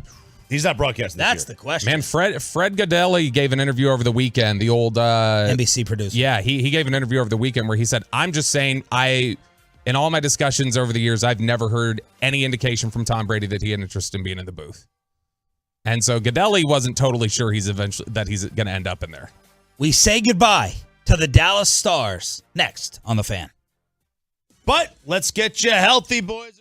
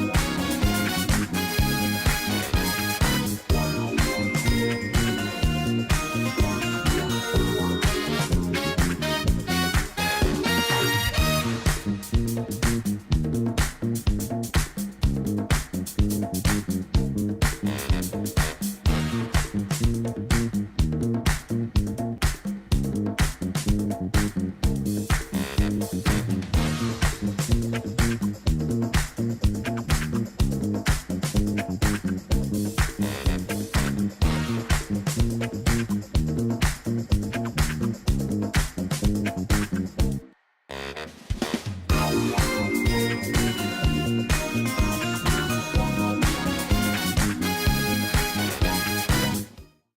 our fan studios, secured by DFWsecurity.com, this is Sean and RJ on 105.3 The Fan. Vegas, the more energetic team. There's a centering pass. Barbashev, and they score! Marchessault, another goal for Vegas. Their first shot on goal in the period. And it's a 4-0 Golden Knights lead. I don't think it's a fist pump day, Choppy. Oh, it's always a fist bump day. Doesn't matter what time, what happens. No, I don't know. Not today. You have to move 24-hour rule. And as far as I'm concerned, the 24-hour rule starts at sunup. 12 hours in. The next day, the next day is the next day. You don't look back, you look forward. All right, get the trash can, put it in the middle of the studio. Put it in the middle of the table. I got to go get it. It's outside. Hold on, 1 second. Go ahead, get it. Get the necklace. Get the foam finger. We are going to go ahead and bury them and officially say goodbye. After the call last night on ESPN, 6-0? The Rangers game had less scoring than what Vegas did to the Dallas Stars. 6-0, eliminated. Return of Jamie Benn meant nothing, and now it's over and done with at the AAC. Over and done with. It meant nothing. Hang on, stop. He missed. Jason Tatum over here couldn't even shoot from 3 I know, inches away. It's like my beer pong game the other day. We're going to slowly do it. Don't throw them all in yet. Do you have Hurt by Johnny Cash that we can This is play? good. No, I have this by Trumpets. This by Trumpets. All right, Bobby, would you like to perform, conduct? Yeah, I ceremony? mean, look, when I was given this number one fan, let me get down here. When I was given this number one fan, Stars foam finger, as the number one fan of the team, I thought that they would give back the same sort of passion that I gave to them. And that clearly was not the case in Game 6. It was a one-sided relationship where only the fans really cared. Yeah. And the Stars just couldn't muster it up. And so it's very sad. It's very disappointing to realize all the weeks you've invested in being a hockey fan. Yep. But this has to go. Okay. So there goes the finger. Foam finger in the bucket. And to Peyton's delight, here goes the chain, which he thought was a jinx to begin with. Yeah. So there it is. That's a $30 throwaway right there. But the good news is it's just the beginning of my hockey fandom. We're gonna drill down this season or this off season. I'm gonna hold you accountable now. Please do. This is Season tickets. I've already talked to Gavin. I've already talked to Derek Holland. They've both said they're gonna help be my hockey tutors this off season. Well, I'm gonna hold you accountable starting with the Cup Finals. I'll watch it. Are you in on the Stars or are you in on hockey? I'll get in on hockey. Okay. I'm gonna really drill down on Stars. But to know the Stars, you have to know hockey. Yes, that is true. It's true. So, you do. All right, so that's Bobby's pledge. They're the trumpets being played for the Dallas Stars season. That the beginning of the end last night. Wyatt Johnson with the turnover, Vegas goal. Essa Lindell with a great play. That puck was just floating through the air. It was going into the goal, and Lindell knocks it out of play. Well, that's a power play. That's a penalty. And then, bam. Still the right decision. Still the right decision. Absolutely. Take your risk. Take your chance in the power play. Yeah, the announcer was like, unfortunate that it went, over the glass, but that's your power play. Bam, 2-0. And there was 3-0 14 minutes in. It was like I was watching a Mighty Ducks movie with how they were schooling the Stars out there. These weren't, follow-up junk goals. These weren't redirects. This is swap, hey, ding, bam, bam, bam, bam, boom, boom, boom, 3-0, bam, season over. That's the way it sounded to me. Exactly how it sounded. Yeah. Ducks fly together, man. They just do. Yeah. It was like, they just put on a click. They were a better team. There's no doubt about it. They were faster. Their passing was more crisp.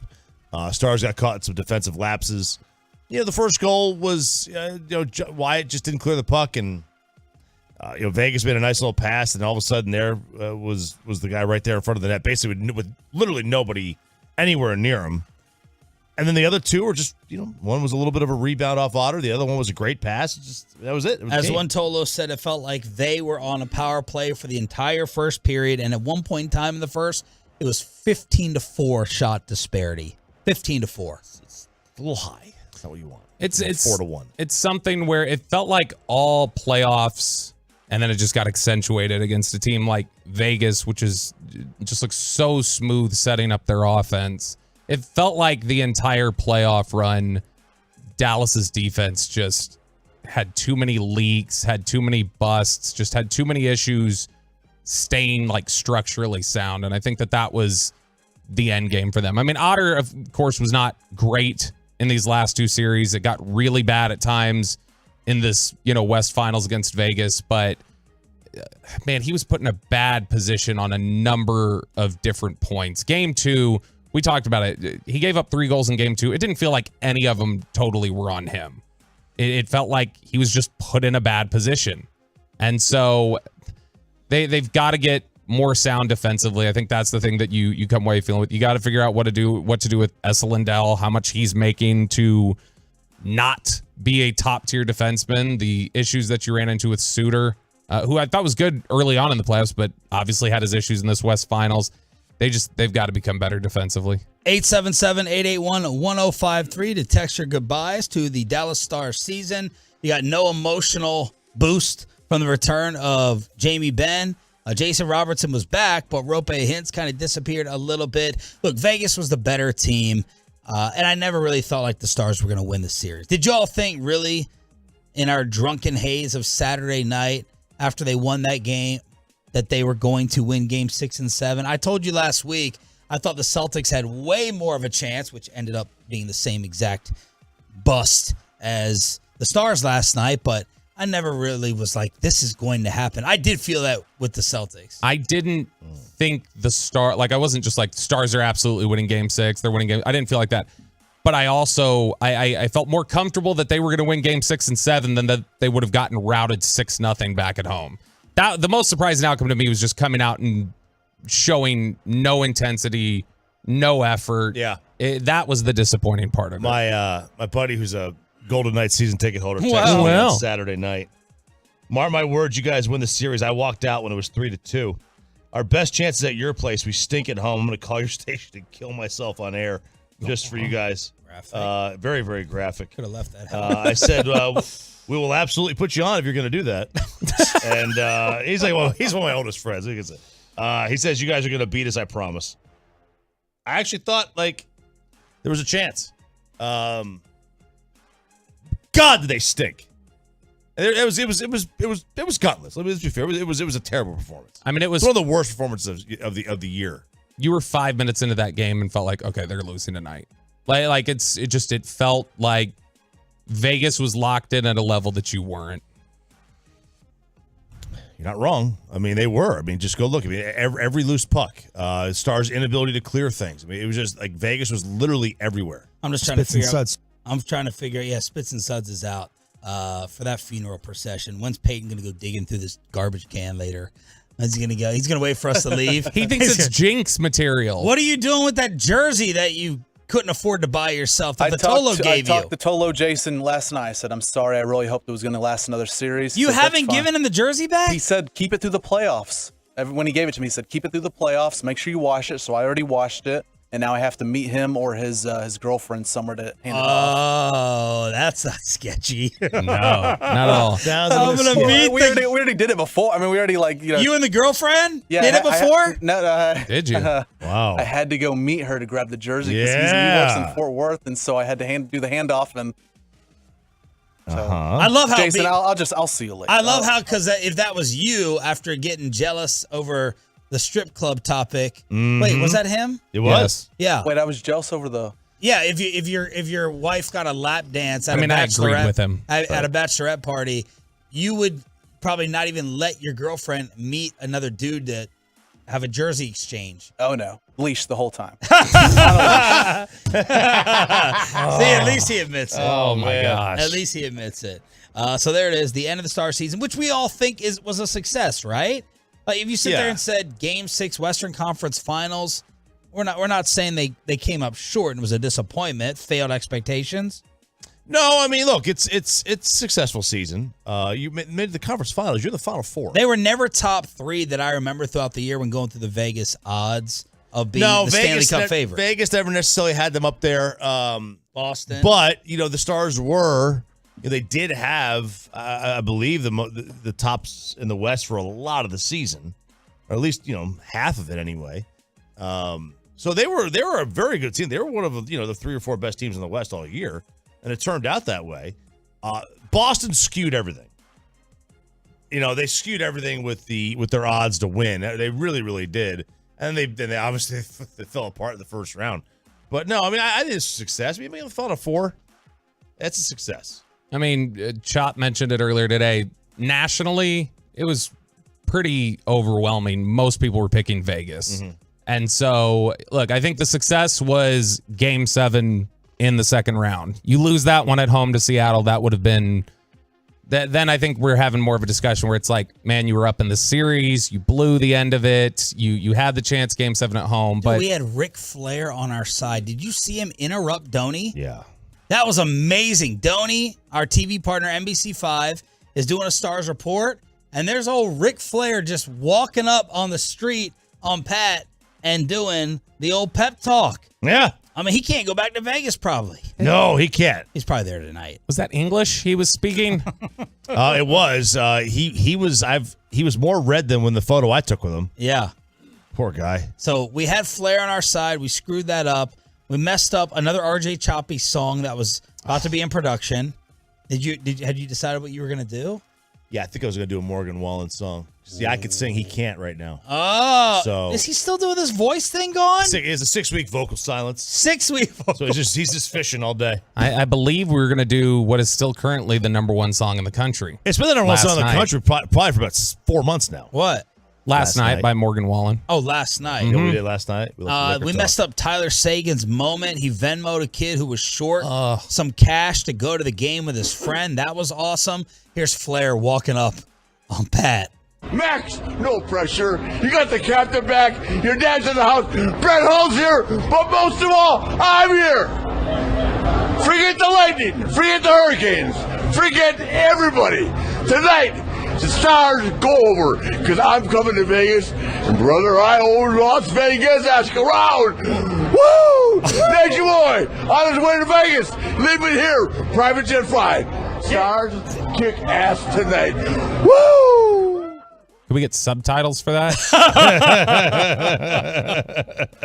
Still know what he said half the time. Yeah, he was at a fun happy hour, it sounds like. You think he was feeling the drinks at that time? Yeah. My word. Yeah, I think so. He can act like that, and I'm the one going to cardiologist. And here's Flair having a stroke on TV, just walking through it. All right, Game 7 of the team wearing green in the NBA wasn't even better, and it turns out Michael Jordan was actually horrible, according to his best basketball friend. That's next, and Crosstalk with KMC after this. Let's get you over to K-Post Roofing and Waterproofing.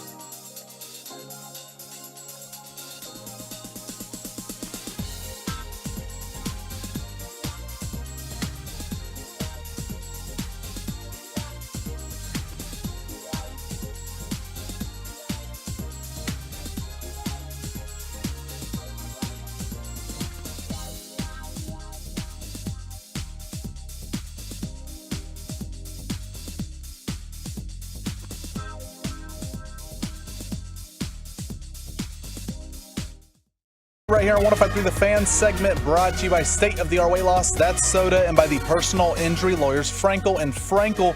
Life is unpredictable. Accidents happen. Frankel and Frankel are the go-to attorneys for car and truck wrecks in DFW. If you or a loved one have been in an accident, contact the Frankels at 214-333-3333 or just go to truckwreck.com. 1-0. Corey rips one to right field. That one is sinking, and McKinstry has to play it on a hop. Tavares scores from third. Another RBI for Corey. Rangers lead is 5-0. And all of a sudden, we now have a new best story in DFW. We kicked the Cowboys and the Mavericks to the curb for the Stars, and now we're kicking the Stars to the curb for the Texas Throwing Rangers. them in the trash. Right Houston, we have liftoff. Hey, if the playoffs started today. Here you are, putting Sandler on the spot an hour ago with playoff matchups. Hey, nothing wrong with that. If they started today, they would be one of the two teams in the AL with a bye. Wow. And they would face the winner of what I believe is Yankees-Orioles in the first round. All right, we'll ask you Bobby's question of when do we move this from legit to is this the best team or one of the two best teams in baseball? When will you allow yourselves to get there thinking about this team? After yesterday, I don't believe you can get there until yesterday. Not just with this team. I think with any team. Like Memorial Day is the day where. Oh, I can, was like, wow, yeah. you're putting a lot of weight into a winner in Detroit. Memorial Day is the first day, so you can't really make any like snap judgments about a team until about 30 games in, and then Memorial Day is kind of like you pretty much are what you think. Now there's 100 games left. Yep, more.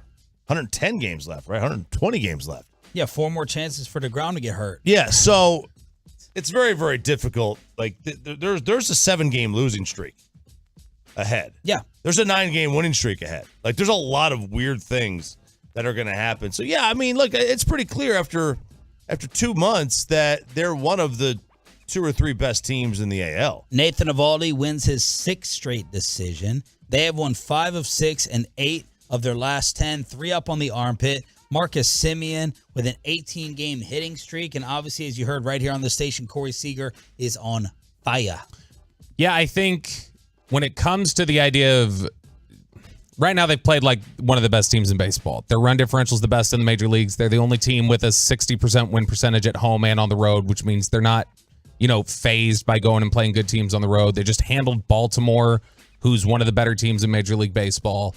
And so I think the thing where you start going, is this the best team in baseball, is as soon as DeGrom is back and showing you he's here for an extended run. If he's here for 6 weeks pitching, no hiccups, no anything else, then it's like, okay, well, if they've got DeGrom in place with the way they've been playing baseball, that very well is the best team in baseball. Because everybody's got flaws. They clearly have the bullpen as an issue, but everybody's got flaws. Yeah, and the problem the bullpen's going to hit is that when you get into these long series, you're facing much better competition. The bullpen can be okay against Kansas City, against Cincinnati, against Detroit.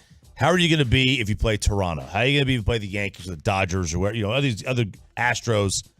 Obviously like that's going to rear its ugly head at some point because you're going to be dealing with guys who are going to face the other team in multiple big spots, sometimes the same player, several times over a series. There's no element of surprise anymore. The Rangers starting staff, though, if it's healthy, if DeGrom and Eovaldi are there and they're both healthy and both pitching well, I mean, that's a tough one, too. That's a really, really tough one, too, to go up against. Then you got the busy Memorial Day schedule yesterday and the great story of Liam Hendriks. Well, the Liam Hendriks story is tremendous in that Liam Hendriks is back in Major League Baseball. He beat stage 4 non-Hodgkin's lymphoma. He was diagnosed in December that he found out that he had lymphoma. And he thought, stage 1, stage 2. No, it was stage 4. And he beat it. And he is back on a Major League diamond. That is fantastic news about Liam Hendriks. Now, Memorial Day is a day where every team in Major League Baseball should be playing. Every team. 8 teams had the day off. 8. And nobody should take, not even Toronto should take this day off, because if Toronto takes the day off, that means there's a team in the United States that takes the day off. Okay? Which that should not happen. The good news is none of the teams that took off have any history or anything. And none of them play in cities that were remotely important to the birthing of our nation. I'm sorry, I was wrong. Boston was off. Philadelphia was off. New York Mets were off. And then Toronto, San Diego, Cincy, Milwaukee, Miami. So that's a shame. Major League Baseball did a lot of things right this year. A lot of things right. This wasn't one of them. Also yesterday, I didn't realize there had never been a combined perfect game, and the Royals were like 5 outs away from doing it. 5 or 6 outs away from doing it against St. Louis. Never a combined, really? Yeah. That's surprising. Okay, because you've had a ton of combined no-hitters. Yeah. Especially lately. Yeah. And Kansas City possibly doing it. They were close. And that was before John Heyman went full Jared Sandler. Because John Heyman had he comes across as an irritant. He does. Doesn't he? Yes. No. Isn't he the one who said Aaron Judge was going to the Giants? Arson Judge. Arson Judge. That Arson Judge was going to... No, but he Marcus... tweeted arson? He wrote arson. He wrote, talking about Aaron, but he goes Arson Judge to the Giants. That was the thing Michael Kay and his team was freaking out about. You're playing with people's lives, waiting for news. This is a fireable offense, saying Aaron Judge is going to the Giants. But yesterday, Marcus Stroman had a no-hitter going for the Cubs and ended out losing it right after Heyman tweeted something. And so somebody quote tweeted and was like, look at this. This got broken up right after Heyman tweeted this. So Heyman quote tweeted that tweet and said, just to prove jinxes aren't real, the Royals right now have a combined perfect game. And it was 10 seconds later that it got broken up. Oh, no. And so John Heyman, just like Jared Sandler, this is 2 instances this year where we've seen guys trying to taunt the baseball gods, and the baseball gods saying, look, you can add a pitch clock, you can, get rid of the shift, you can do whatever else you want to do, but you need to acknowledge our existence and the power we have over this sport. Boston Celtics get absolutely smoked last night. I turned off the Stars after 3-0. I'm like, I'm going to enjoy the drama of Game 7. Total same thing. Blowout. Embarrassment.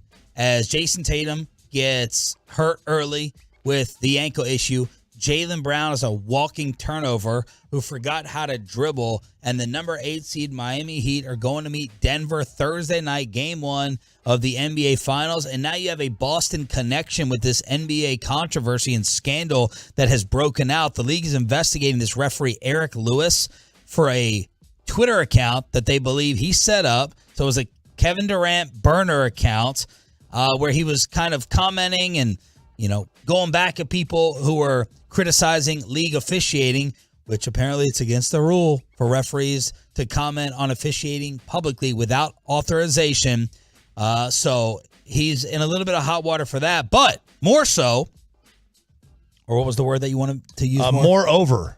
Moreover, I think is an underused word. I think preposterous and moreover need to be used more. Moreover, they're looking into whether this guy gave the Boston Celtics preferential treatment over the years, because they have a record of 34-2 while this referee worked their games, and apparently pictures have come out of his family all donning, how about that word, the Celtics green everywhere. Celtics green everywhere they go. And, a lot of the how they found out about this burner account was, it was, following 5 accounts. 4 of them were NBA or NBA referee accounts, and then the other one was George Mason women's college basketball. Eric Lewis's wife is the head coach of George Mason's women's college basketball team. So that's kind of how they figured this one out. Yeah, these are always lazy. These are lazy ways these people get caught with these burner accounts. Which, by the way, shout out to, again, it's just the internet. It's internet sleuths basically finding these things out for the NBA, uncovering these things for the NBA. That's what happened again here, was Twitter just discovering it and blowing it up until, the NBA was sitting there reviewing it. But there have been so many issues with the integrity of officiating now for the last 20, 25 years with the NBA. They've got to figure out something there. There are way too many issues that crop up there, and I don't know how you do that. I don't know what you do. Can you take that out of their hands? Can you have a third party overseeing officiating that's like completely independent of the NBA? I don't know what they got to do, but the NBA has mismanaged officiating now for 20, 25 years, And I don't think they're trustworthy in the eyes of fans anymore. No, they're not. But this was a highly rated official. You can't punish someone because their family members or even that person themselves was a fan of a team. No, it's just you not can't. possible. You can't. You got to punish based on the record. If you know, and they got to go through it. Now you can't just punish based on the record. Yeah, you got to go through the games and see what calls were egregious. Did y'all find any other record disparities? Anything that jumped out? I didn't see. I mean, there's like a team has a 35-5 record with this type of official. If there's anything else close, so the one I saw this year was last night. Tony Brothers and Scott Foster were officials in this game. The Miami Heat were previously 0-10 in game refereed by those guys, and Boston was 7-2. So the NBA tried, but yeah, you're right. I mean, you can't. We had some texters say that in the EPL, they let the fans know who these referees are fans of.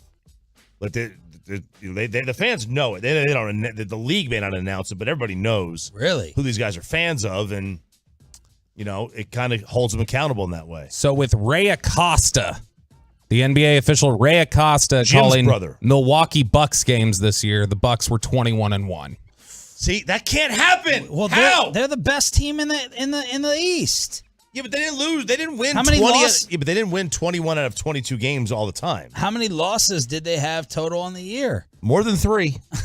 More than 3. All right, Scottie Trippin has reappeared. Scottie Trippin. I was like, where did Scottie go? Because he was on that MJ Hate tour, and it was amazing. He didn't have a book out. He didn't have a book out. Well, he reappeared over the weekend and decided to do his own little comparison of Michael versus LeBron. LeBron will be the greatest statistical guy to ever play the game of basketball. And there's no comparison to him. None. Does that make him the greatest player to ever play the game? I'll leave that out for debating because I don't believe that there's a great player because our game is a team game and one player can't do it. Like, I seen Michael Jordan play before I came to play with the Bulls. You guys seen him play. He's a horrible player. He was horrible to play with. He was all one-on-one. He's shooting bad shots. And all of a sudden, we become a team and we start winning. Everybody forgot who he was. Like, he started off, yeah, he was absolutely right. There's not a statistical category LeBron's not going to lead when he retires.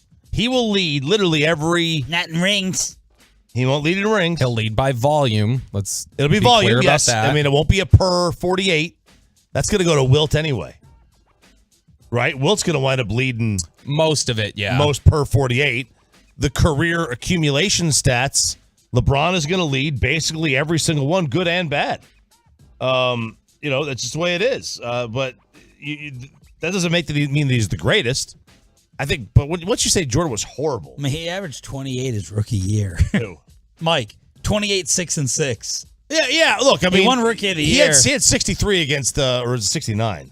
Nice. I think it was 63 against the Celtics, arguably the greatest team ever assembled. Literally, they had Hall of Famers off the bench. Yeah, just a terrible basketball Bill player Walton before was coming Scottie off the got bench there. And a Hall of Famer. One day, Scottie and Isaiah are going to catch Mike on a corner somewhere. It's going to be some type of bar in the back corner, and they're going to try to beat him up. You want to hear Michael Jordan's season statistic line the last year he played without Scottie Pippen? He averaged 37.1 points per game. He had 1.5 blocks per game, 2.9 steals, 4.5 assists, 5.2 rebounds. I love it. I hope he never stops. It's amazing. He's so bitter. If he had any balls, which he doesn't, well, first off. No, he gave them all to Michael. He's extra. To put jump shots up. Oh, I thought you were making a Marcus Jordan joke. Oh, no. You got to remember Michael's son. This is... You want to know? You want the epitome, Epitome, Zach Wilczuk. You want the epitome of Michael Jordan never losing? His son is with Scottie's ex-wife. That's game, set, match. That's ball game. That's undefeated. That is. It really is. That's never lost. Never lost. Never lost. And if Scottie had any guts, he would have said this stuff while he was playing, like while they were both in the league, instead of this revenge bitter tour. But, man, that is the epitome of that. Let's crosstalk with a KMC masterpiece next on The Fan.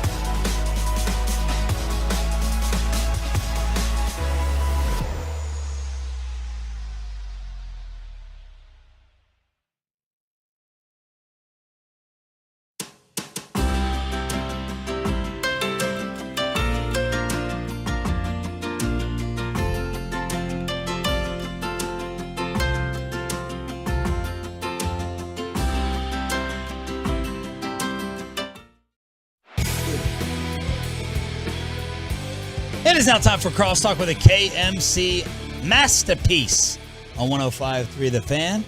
Kevin Hagman, Mike Bassick, the very, not defiant, but tough and adversary overcoming Corey Majors. Ooh. That's right.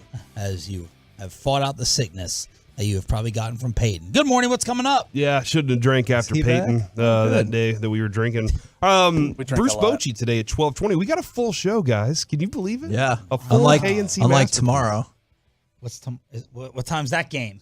The game starts at 12:10. Heck yeah, So baby. our I had show no clue. will be over at 11:30. I promise we will not pull the same shenanigans as last time.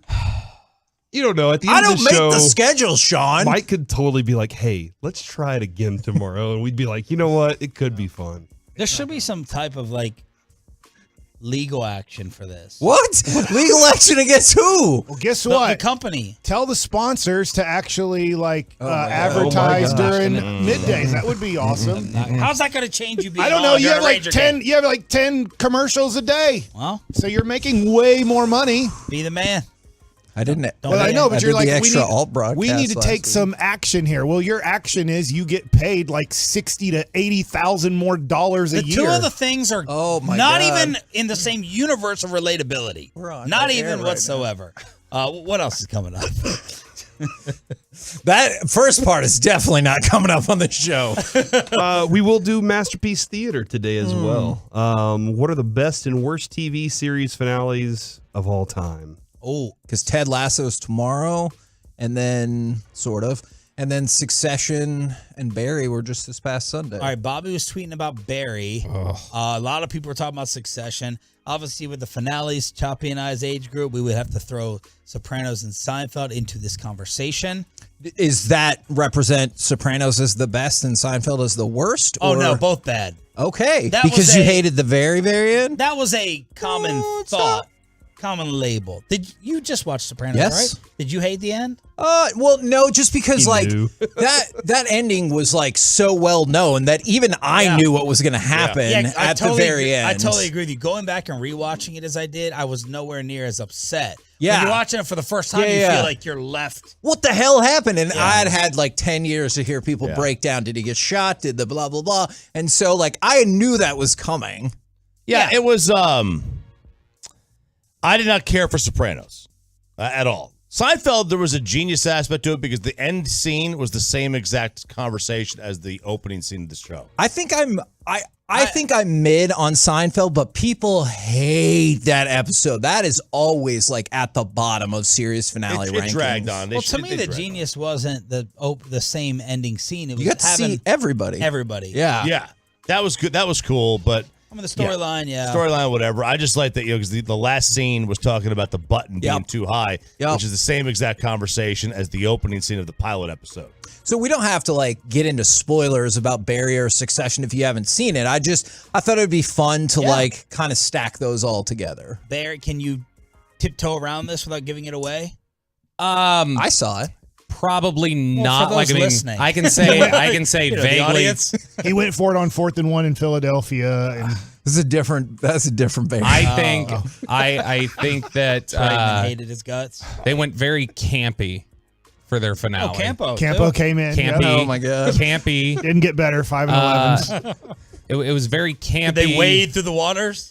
It Old was. Knicks player Marcus Campy. It felt very much like they were just like messing up our theme. we got to tie up too many loose ends, and so Giving you little parcels. Sometimes I think about that going into, if you know it's a series finale, sometimes I'll look at it and be like, you got a lot of stuff to get to in this last episode. I'll say a lot this. of Gellies. I'll say this. There was a lot that happened. Made a hard right Turner. There was a lot that happened in it. So this is vague enough. Wait, was but- Norv the head coach here? No. But in one Dang respect, it! they Learn your clearly history. drew influence from Reservoir Dogs for a big I could see part that. of this. But in general, like, I mean, the show just went downhill this last season. I haven't thought. seen Barry or Succession, not one episode. The first season of Succession Barry. is a fourth of it is pretty much the Jerry Jones family. I could definitely see that. I think you might like that show it's more than intense, Barry. man. I think they take families like the Jones family and other families like that and combine all their craziness and then say, hey, we can make a show out of this crazy family, rich family stuff. You know how you said the bear stressed you out? Yes. The Succession cocaine bear? Yeah. No, that movie rules. Is the bear? It rules. Is the bear the show about the restaurant in Chicago? Just because I've never like worked in the restaurant industry or anything like that, it is so freaking stressful watching that show. Yeah, it's really good, but it's stressful, and that's how Succession was for me. Just watching how that family interacts and what was the thing where he made the dudes chase the sausage around on the floor, and he was like, y'all need to chase this sausage and eat it. It was weird in the aftermath. People were like, hey, this person was the real villain all along. And I thought, were they? Or was everybody on that show terrible? They're all terrible. Yeah. Mike, how did your 80-person graduation party turn out? How many things got destroyed in your home? Nothing. Ooh. It was a little bit. It was less than that because the other person that was supposed to be part of the party, they decided not to do the party. They didn't graduate? No, they graduated. There's a lot. Why would they bail? Oh my God! How late? Don't ask. They were boyfriend and girlfriend for about a month, and then about 2 weeks before graduation, they broke up, and then he was like, I don't really want to do it. Wait. The other half of the party was your daughter's boyfriend? Yes. Oh, and they broke up. Yeah. I would split on that party too, probably. Hell yeah. And so then. Were you disappointed or No, upset? it didn't matter to me. Just we had a lot of extra food, but we had another party on Monday, yesterday, swim party. Well. So, yeah. And what was the other food that you didn't know was serving besides your I queso? believe it's Uncle Julio's Yeah. fajita stuff. Oh, yeah. Very good. Which is great. I will say this about Uncle Fajita. Uncle Julio. That's not a bad name. Uncle Fajitas. That's not a bad name. New restaurant design. I like the flavor of their salsa a lot. Gather It's the a foreigners. It's a Oh my great. God, Peyton! It's a great flavored salsa. But I feel like they need to cook it down. I feel like it's too watery. So I feel like if they cooked it down, it would become a little bit thicker and it would be better. I love the breakdown, the random salsa Yeah. breakdown. Their chips break apart too easily. They do have very they need thin, thicker crispy, chips. Too thin. crispy chips. Okay. But that's my only thing about Uncle Julio's is a little too watery on the salsa, but great flavor. What's the most balloons you think you could blow up in like an hour? This is related to graduation.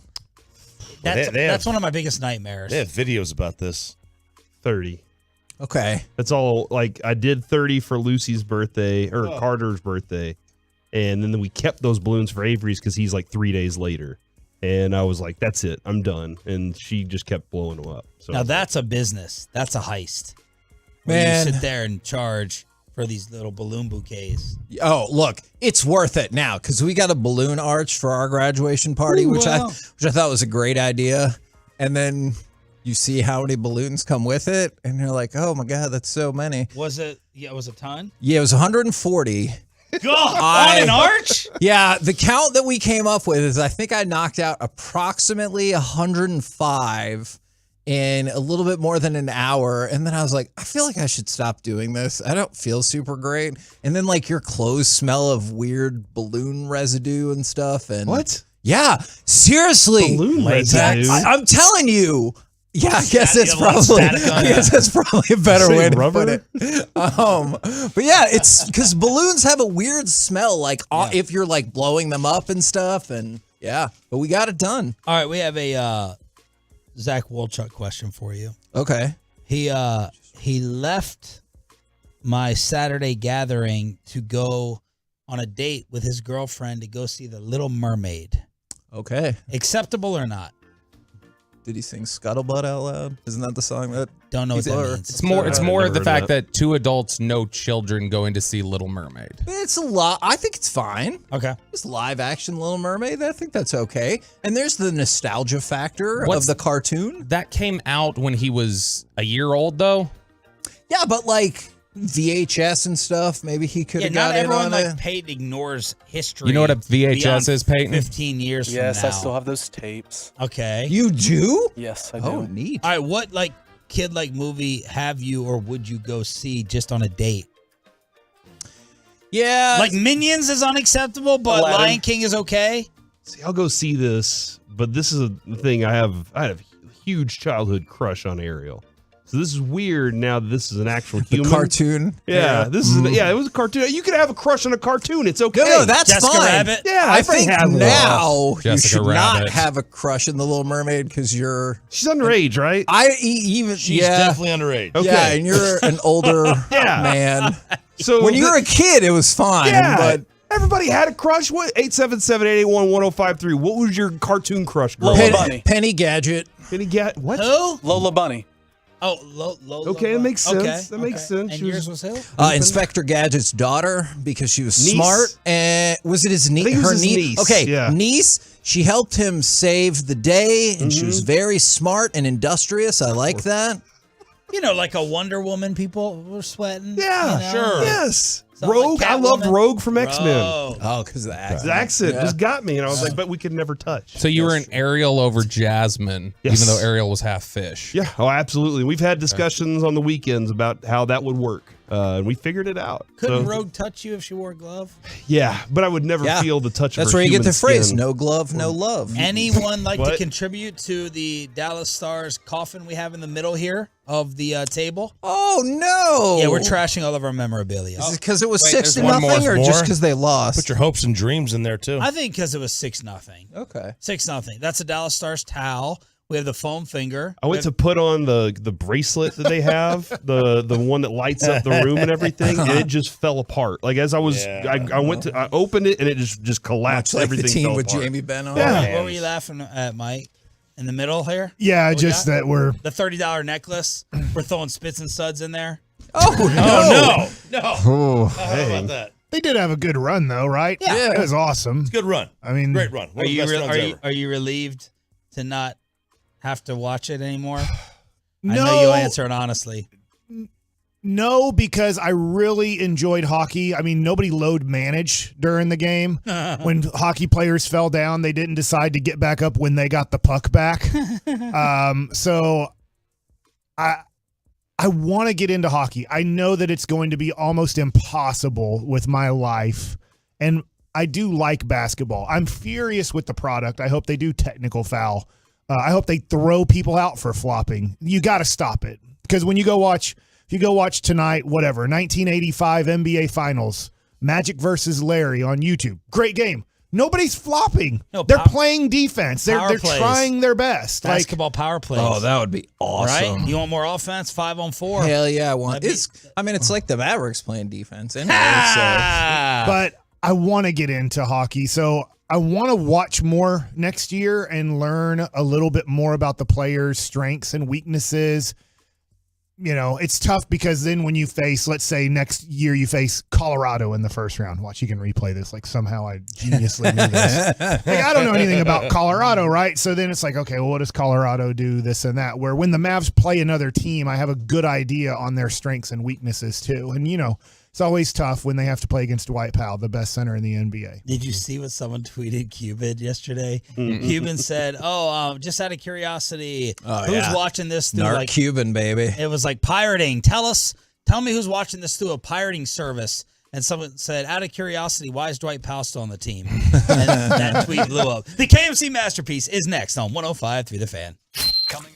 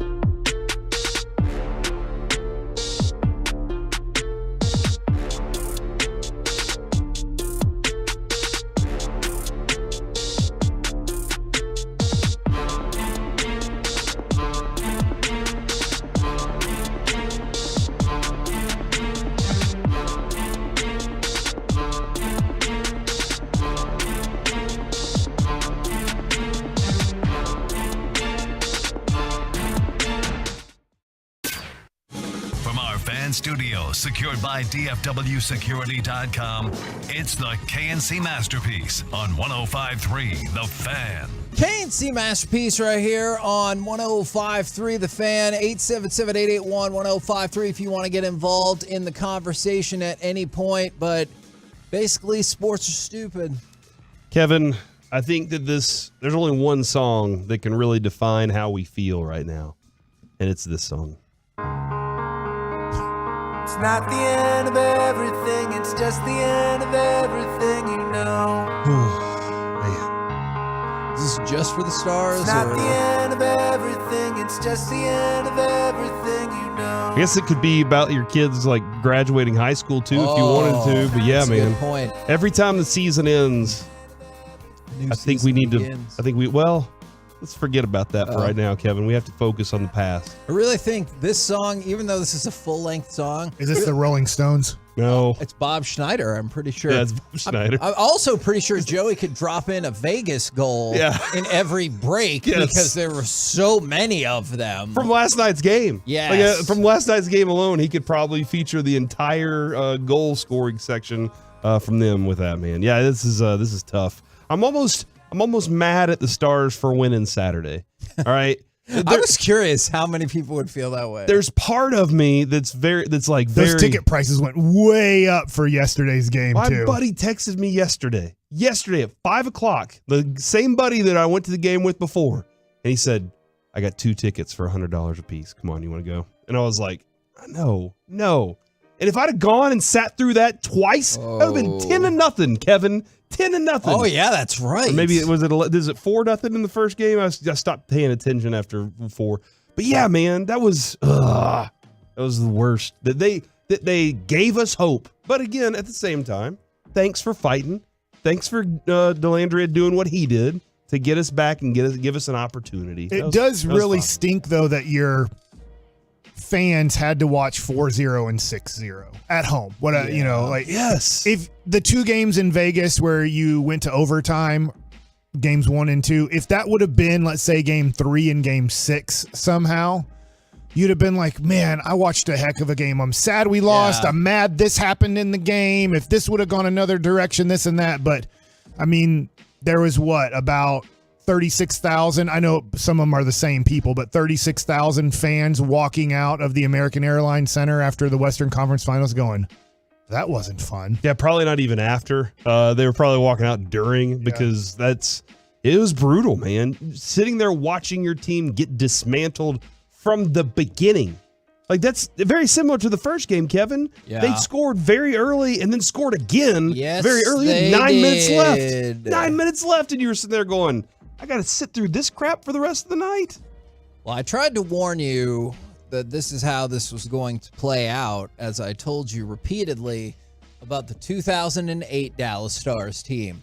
That team fell behind to Detroit 0-3. Then they won the next 2 games, and then they got stomped. Not 6-0 stomped, but they lost emphatically in Game 6 in the Western Conference Finals to end their season. I'm pretty sure you kept telling us not to worry about what happened at the end. You just were saying focus on this part first.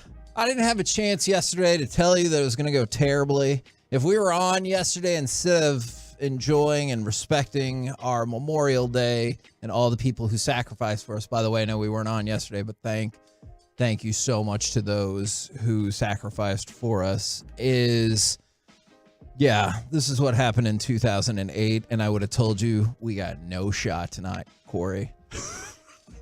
In my brain, in my heart, I would have been like, your heart was telling you something we're different. We're gonna win this damn game, but in my brain, I'd have been like, it's over. But then again, sports threw me for a loop yesterday because the Celtics were like, let's come all the way back and then get destroyed. The Stars, let's come all the way back and get destroyed. If they had to do it all over again, would they have hoped that Jamie Benn got suspended 3 games? Man, the Jamie Benn effect in those last 2 games he played got outscored 10-0. Now I realize in maybe game 4 games, and then he if you win wasn't game out. 6, right? If someone else showed up, I would have said yes, but the whole team didn't show up. So Right, it's hard to make that point. Yes, exactly. That whole team just was like, no, we got Jamie back. We did what we were supposed to do. Now, Jamie, you do your thing. And he was like, nah. Somebody has to play. It is weird that, like, hey, Your captain's back.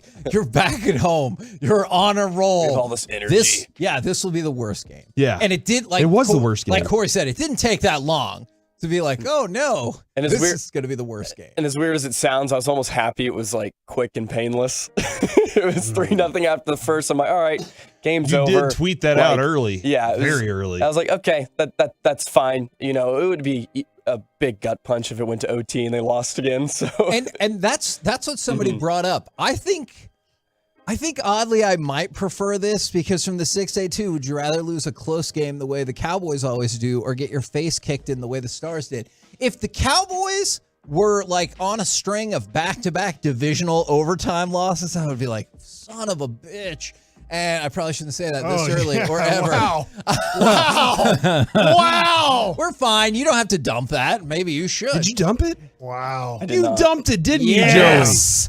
But I would have been really upset. But You sound upset. If you would have lost a third overtime game in this series, I would have been like, we should be in the Stanley Cup final. Now I can watch the Stanley Cup final and just be like, well, we had no business being there. Like, we were clearly the inferior team to Vegas, but you had business being there in the Western Conference Finals. You had business actually being in a game 7 had you not let a tip in happen, right? Like late in the game, you lose that one overtime, that whole situation. But what happened in that game yesterday was you were outclassed. That was just a better team. They did everything better than you. Everything better than you. They cut into your passing lanes. They stopped you from getting the puck out of the zone whenever you wanted to. Like they were so good at what they did against you, and they had confidence and swagger about it all too. They walked into that game going, yeah, who's finishing second in the 3-point competition today? That's the way that they looked. Stars didn't have that at finished all. second yesterday. Yeah, Stars I were think we probably finished fourth. Hey, we just fifth. warmed You saying up. we were the Del Ellis last night? Exactly. It was bad. But I did have a question. How often, when do you let your heart get involved versus your head? Because you said your head would have told you that there's no way, but your heart was also saying this. So how often is it playoff time is when you let your heart get a little emotional and like kind of billow over? It's unfortunately, Corey, I don't know if this With is your the answer fandom? you're looking for. I think it's a pretty perpetual fight. Is because, like, look, we're going into this year. Head versus heart equals bicycle versus car. Is in my brain, are the Cowboys going to make it to the NFC Championship game? No. Okay. How do you know that? Because I've existed History, for the last facts. 27 Yes, years. But information. on paper or in my heart, then I'm like, I don't know. They went 12-5 last year. They went 12-5 the year before. They might have gotten better this year. So you're like the R. Kelly of sports fans. What? Well, I hope not. I want to know where Mike's going. Yeah, I don't with think this. that's a good comparison. Yeah. Well, if you have this song ready, my mind is telling me no. Oh my God. But my body is telling me yes. Okay, well, in that instance, I definitely think that R. Kelly should have listened to his mind a little bit more. If that is the specific example that we're using, then R. Kelly should have listened to his mind. Mike, more. he sounds like the R. Kelly sports fan, right? His mind's telling him no, but his body's telling him yes. From the 407, are you pulling for the Panthers now? I am pulling for the Rangers at this point now. My hockey season has ended. But I think that's a good question because I have differing thoughts about this all the time, too. Is on the one hand, if Vegas wins, you're like, well, what can you do? You lost to the champion. But on the other hand, I kind of hate Vegas right now because they just embarrassed us in Game 6. And I'm like, hey, go little engine that could in the Florida Panthers. So I'm not entirely sure. From the 214 new once-a-week fan segment, Inside Hagee's Head. You don't want to be in there. And we can find out what's on Mike's brain. We can do that for sure. R. Kelly. I think there's water or some sort of it's not maybe water, it's some sort of gooish thing that's on my brain. I like it, man. Look at him being thoughtful about that. I think so, right? You have your skull, then a little bit of goo. Swaggy Booties says the Rangers were eliminated a while ago, Corey. No, I was talking about Texas Rangers. The Texas Rangers are doing well. Yeah. My hockey season is over. I am on to baseball and then counting down 100 days to Cowboys. To your point, I don't know the whole Stanley Cup Finals schedule. Well, it's not a finals. Starts on Saturday. It's There's final. It's No final. S. What, the Miami Heat. I don't know why that particularly offends Well, because they you don't so have an much. S on no, the end I of their understand, name. but I'm just telling you. I want to try to watch. Start Saturday. You got time. I'm busy Saturday. I am. It lasted that long. My kid will have multiple games. I'll have other things that my wife will schedule that I didn't know about, that I should have known about. But I do want to try to watch other hockey besides the Dallas Stars. And if these are at the end of the year, they're only in the final. I don't know when the finals start, but It's not. it feels like there's just one game. They've determined that there's only one game. But it's one series. That's why it's called the if final. If it was one game, would you carve out the time? It's still on Saturday, but could you carve out the time to make it happen? I'll check with my wife. Okay, Mike, here's my if you want to watch hockey, okay, this is interesting because you even talked about next year kind of maybe lingering into it a little bit. Do you want to watch the best teams only? Do you want, because Joey could help you kind of line up For the most part, which yes, teams to pay attention to? Because I don't want to watch bad hockey. I am a super duper casual hockey fan. Mm-hmm. So usually when you're a casual fan, you don't want to go watch, let's say in basketball, the Hornets versus the Spurs. Right, You're that's not like, going to be fun. Like, this is, this is basketball? You're like, all right, whatever. But if you go watch, the Mavericks suck too.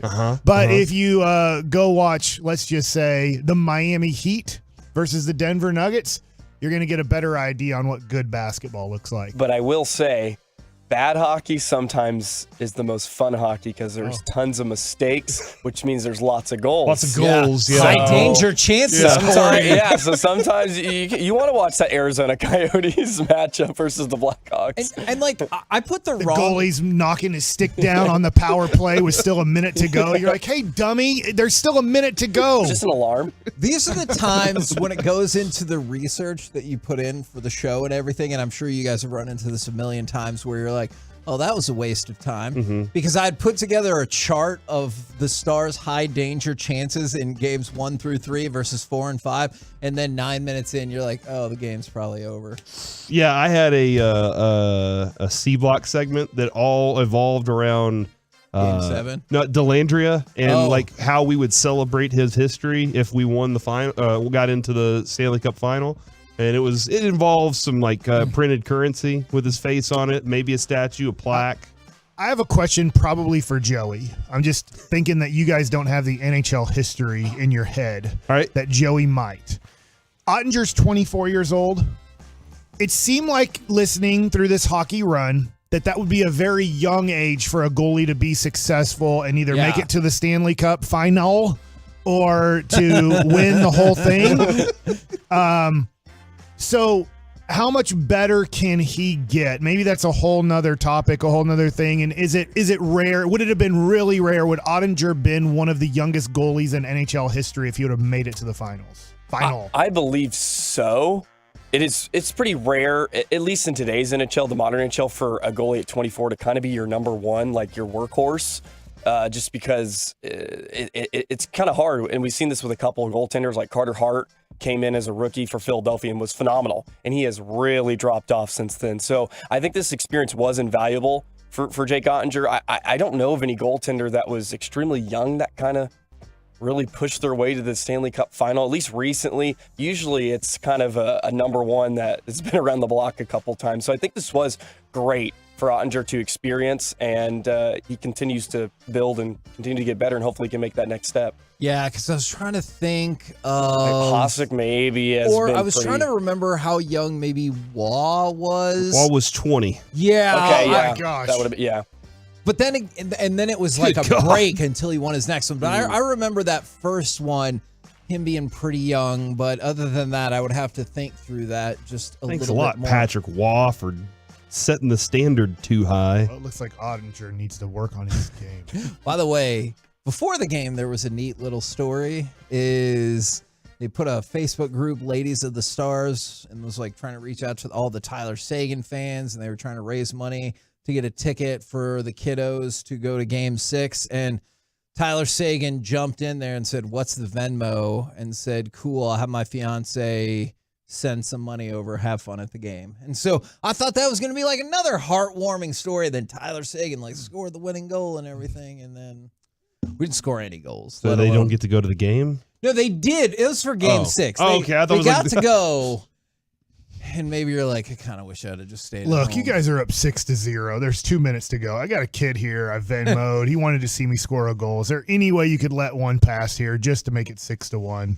Ooh, man. People are asking about the suitor. We'll get into suitor later, right? Like, we'll have a real long, deep conversation on whether or not to keep that guy around. We're the KNC Masterpiece right here on 105.3 The Fan. Coming up next, are you cool with burning off a bit of the Rangers' future to go get a bullpen now?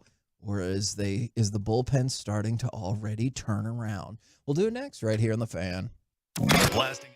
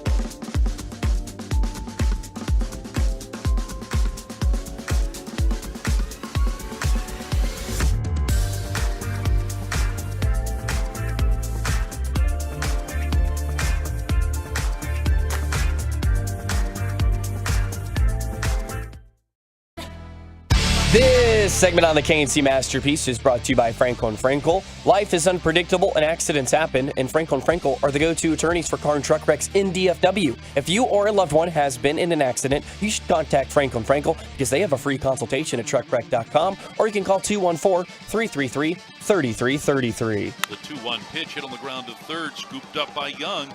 He sets and throws, and this one's over. The Rangers record the shutout as Evaldi, Burke, Hernandez, and Leclerc combine on the 5-hit shutout. Rangers win the opener of this series by the final score of 5-0.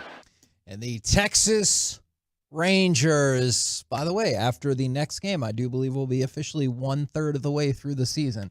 So a third of the way through the season, the Rangers will be in first place. And so, Corey, you sent us an email over the weekend, and yes, I did. It said, thought, I'm past worrying about future of the Rangers. Keep developing and keep drafting, but this year's team is good. You're a good baseball team. Go get a bullpen. How many years do you need to draft to say, okay, I'm ready to now start spending? Okay. Because at this point, this might be this, and maybe it's just me also being a Rangers fan who's very scared because it's fleeting that this season is happening. I might just be like, oh my gosh, I'm terrified of it. But this looks like it could be a good team under Chris Young and Bochy. I don't know how long Bochy wants to do this, but under them, those two, it looks like it could be a good team for a 5-10 year period. Go now. Go take advantage of this now so you can win this year. Real quick to your point, I just remember after 2010 watching all the ESPNs, MLB networks, all those things, and they're like, oh my God, the Rangers have made it to the World Series. Yes, they lost the World Series, but this should be a really long run. It wasn't. Yeah. So I think I understand what you just said, but it might only be 3 years. And then you find yourself going, hey, what happened? I thought this and that was going to happen. We'd continue the success. And the Rangers had to go get Prince Fielder, and that didn't work out. And they had to go get Sin-Soo Choo. And, you know, like there was a lot. Garza. Right. And Yu Darvish worked out, but didn't work out because you never ultimately had success as a team with Yu Darvish. So it's always interesting on windows, because the Rangers haven't really developed a team that is under control for 6 years with really low salaries. This is kind of a high salaried free agent team. So to your point, Corey, this is way more of a now team than usually when you come out of the cellar. And I have good news about that then. I decided to do some research based on your hypothesis. Going back to 2021, the farm system rankings from MLB.com. The Rangers, 21st. By midseason, they were up to 11th. By this time last year, they were up to 9th. By midseason of 2022, they were 6th. And right now, MLB.com has them at 7 going into the season. So my point being, two years ago... A lot of that Evan Carter's carrying. I mean, I could see that to a certain extent. I think there are a lot of other players. positives. Acuna's good down there. But you wanted to avoid the trap that like the Angels fell into, right? It's like, hey, we have Mike Trout, and then their farm system went to absolute garbage, and they were like at the bottom of the list. And if you're 2021 Rangers, I'm like, hey, your farm system not very great to begin with. But now you see a trend. Going back to before last year, 9th. Going back to last year, mid-season, 6th. Going back to before this season, 7th. So you have like a year and a half going on track record of you're at the top, you're in the top bunch. And maybe that gives you a little bit more leeway, or it makes you feel a little bit better if you got to make a move or two. My big thing is I'm past the idea, and this is early in the season. One of my questions actually to Boach today at 12:20 is going to be, hey, when do you turn the corner of there's a lot of ball left? Because right now he's like, look, we got 50, we're our best record through 50 games, but we have a lot of baseball left. 53 best record. Have a lot of baseball left. When do you not have a lot of baseball left? Like, because the mindset is we got to keep grinding. But that's for later, Mike. But you are at this point. September. Okay. Right here at this point in the season, you're a good team. You're a great team this year. Right. Like, you're one of the great teams. So I'm past the point of being like, I don't know about this team. I don't know if this Robbie Grossman's going to work out. I don't know if Evaldi's going to be, work out for us. I still have concerns about DeGrom. When he's on the mound for however many innings he's on the mound, he's the best. But whatever with that. But this team, the way it's built, it's good. So that's why when Mike says you are in a more of a win now window, I look at this team and say, I'm not worried about the other stuff because it might not work out. You're good. I don't have to concern myself with if this falls apart, do I sell the plan of going back to a farm system team? No, I am a good team now. I'm selling that to ownership and saying, now I got to go make a move to look, you can give me all the numbers on the bullpen recently if you would like to, Kevin. They're shockingly better than I would have guessed. But if that's still my weakness and or concern, I'm going to go ahead and make the move on that. And don't get me wrong. I'm not here, Corey, I promise I'm not here to be like, what's the big deal? We fixed it over the weekend. Because that is disingenuous. For short term, there are some positive things. Jose Leclerc, scoreless 4 of his last 5 innings. That's great. 5 outings. Jonathan Hernandez, 3 straight scoreless outings. Brock Burke, 3 straight scoreless outings. That's a good thing in the short term because you want to keep winning games. By no means am I telling you, we fixed it. We did it. I was just asking if y'all were optimistic at all that maybe you're starting to see at least something positive at a time when it felt impossible to pull positive things out of this bullpen that didn't include Will Smith. I'm still scared to death in 3 to 4 run games in the 7th inning when the starting pitcher's done and you have to pick up 6 outs with whoever it is, right? Whether it's Leclerc, whether it's Brock Burke, they're different, right? Will Smith, I have a lot of trust in Will Smith right now. He's going to blow a game or two. I totally get it. But right now, when I have to pick 2 random guys to pitch the 7th and 8th inning to try to get to the 9th inning with a 1 to 4 run lead, I'm like, I hope our offense, which is unbelievably awesome, Corey, that they score another 2 or 3 runs so they can actually give up 2 or 3 runs and we're still winning at the end of the 8th inning to go to the 9th. So I understand the numbers have gotten a little bit better recently, but I just don't have much trust or faith, even though they are getting it done right now. Yeah, I mean, Evaldi goes 5 yesterday, and you're like, oh, crap. We kind of needed more just in case. But, Can we stop on that for just 1 second? I think you're really on to something because that is pretty much what I thought. I know he's been insane Lights this year. out, dude. But, yeah, when he went 5, I think aw crap is the best descriptor of where you sat with that. Because you want Bochy to be, like Mike said, to have about 3 options to say which one do I, or maybe even just 2 good options that he goes, I'm faithful, I'm confident that, because I think Bochy even at this point is walking out there going, I got to go with 1. And he even said to you last week, I'm kind of surprised we're talking about this right now after all the good crap we've been doing. He was being sarcastic. He was not surprised at all. To your point, Mike, the Rangers, I did some math earlier. Rangers in May so far have outscored their opponents 156 to 88. So it's not like they're putting themselves in those situations a lot. Even against good teams, they're scoring a lot of runs against good teams too. And they haven't given up more than 3 runs in the last 6 games. That's quality. That's great. It seems impossible to keep up all year, to be able to average, it feels like you're averaging 8 or 9 runs a game. But they're low there. They're doing it right now. But Mike's right. There is that part of you that's like, okay, if I know it's not broke, I'm not trying to fix something that's completely broken. I'm just trying to make something that's really good better. And that's where I am with this team right now. And I hear what you're saying. I'm going to throw out another question, and maybe I should save it because it gets into making major trades. I think the minor trades that you want, I'm going to try to save this question and play it for another day because I just don't think we have enough time here. I think it's so easy to fix a bullpen. I know that sounds bad. Now, sometimes you do trade for a guy. You trade for Koji Uehara, and he is horrible for you. And then a couple of years later, he's the savior of the Boston Red Sox in the World Series. You're like, That guy couldn't get an out to save his life for the Rangers. Couldn't even put him on the field. They had to take him off of the roster. In the playoffs, they finally got to, I think, the World Series. They're like, Koji, we can't put you on the roster. You're not good enough to be one of our bullpen pieces. And then a year or two later, he's pitching for the Red Sox as the closer because I can't remember if Papelbon got hurt or whatever. And he's punched out a teammate in the dugout, maybe. Yeah, but he's closing out games. I'm like, it can be at times you trade for a guy you think is really going to help your pen. He's having a good year for this team. He's had a good career, and then bam, he can't help you out at all. And then a year or two later, he's helping out another team. But I do think these are going to be pretty easy trades for the Rangers. I do think they're going to add 2 bullpen pieces, not tomorrow. Right. But I do think they're going to add 2 bullpen pieces, if not 3. And this question came in, and it's probably fair. We should go ahead and answer it because that's his hope and dream from the 214. Can we go get Dutch for our bullpen? I'm going to tell you this. He won't be on our show tomorrow. He won't be on our show for the foreseeable future because he went to go pitch for the York.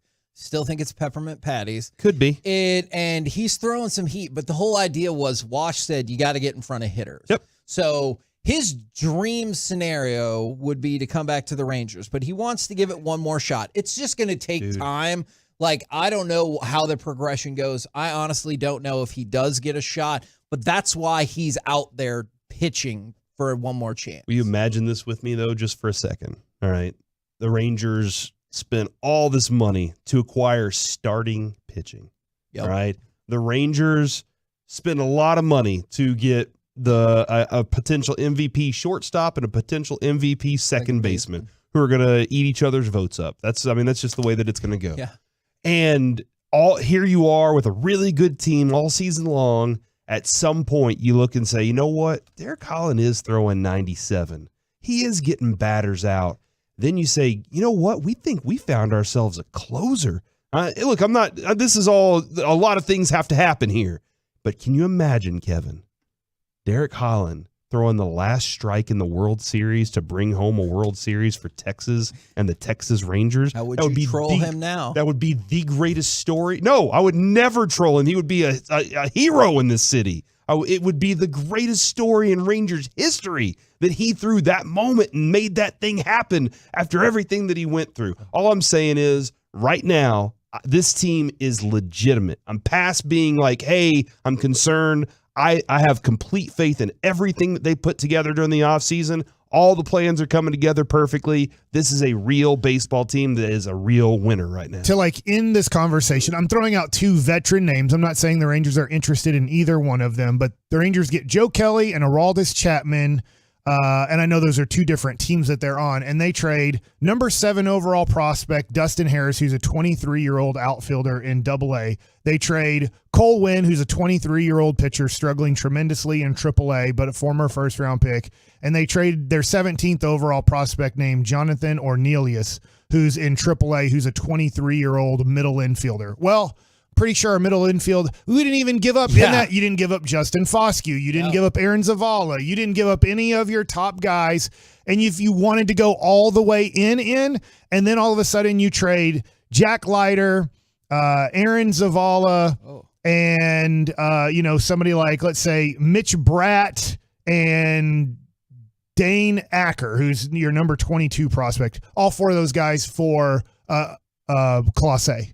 So now all of a sudden I got Clase, Aroldis Chapman, Joe Kelly to go with Will Smith, and those are my final 4 guys I'm using in games. I dare you to beat us. I dare you to beat us in a baseball game. And that's why I need you to not say those things, because then I want to just yell, we're going to win the effing We're going to World win the Series. damn World Series. I know we haven't done those things yet or ever. Bring me all the pitchers, Mike. We're the KNC Tomorrow masterpiece. maybe we'll talk about how Shohei Ohtani might be more realistic for this What? team. Let's go! Stop it. He's going to be your closer That's this what year. I was saving. Stop it. He pitches every day. Coming up next, it's time for maybe optimistic baseball nuggets with Mike Bassett. Well, we just did baseball nuggets major league style. Let's talk about a new mock draft is out, number 4 overall pick, and the college 64 is set. How many Texas schools are in it next? If you're within 10 years.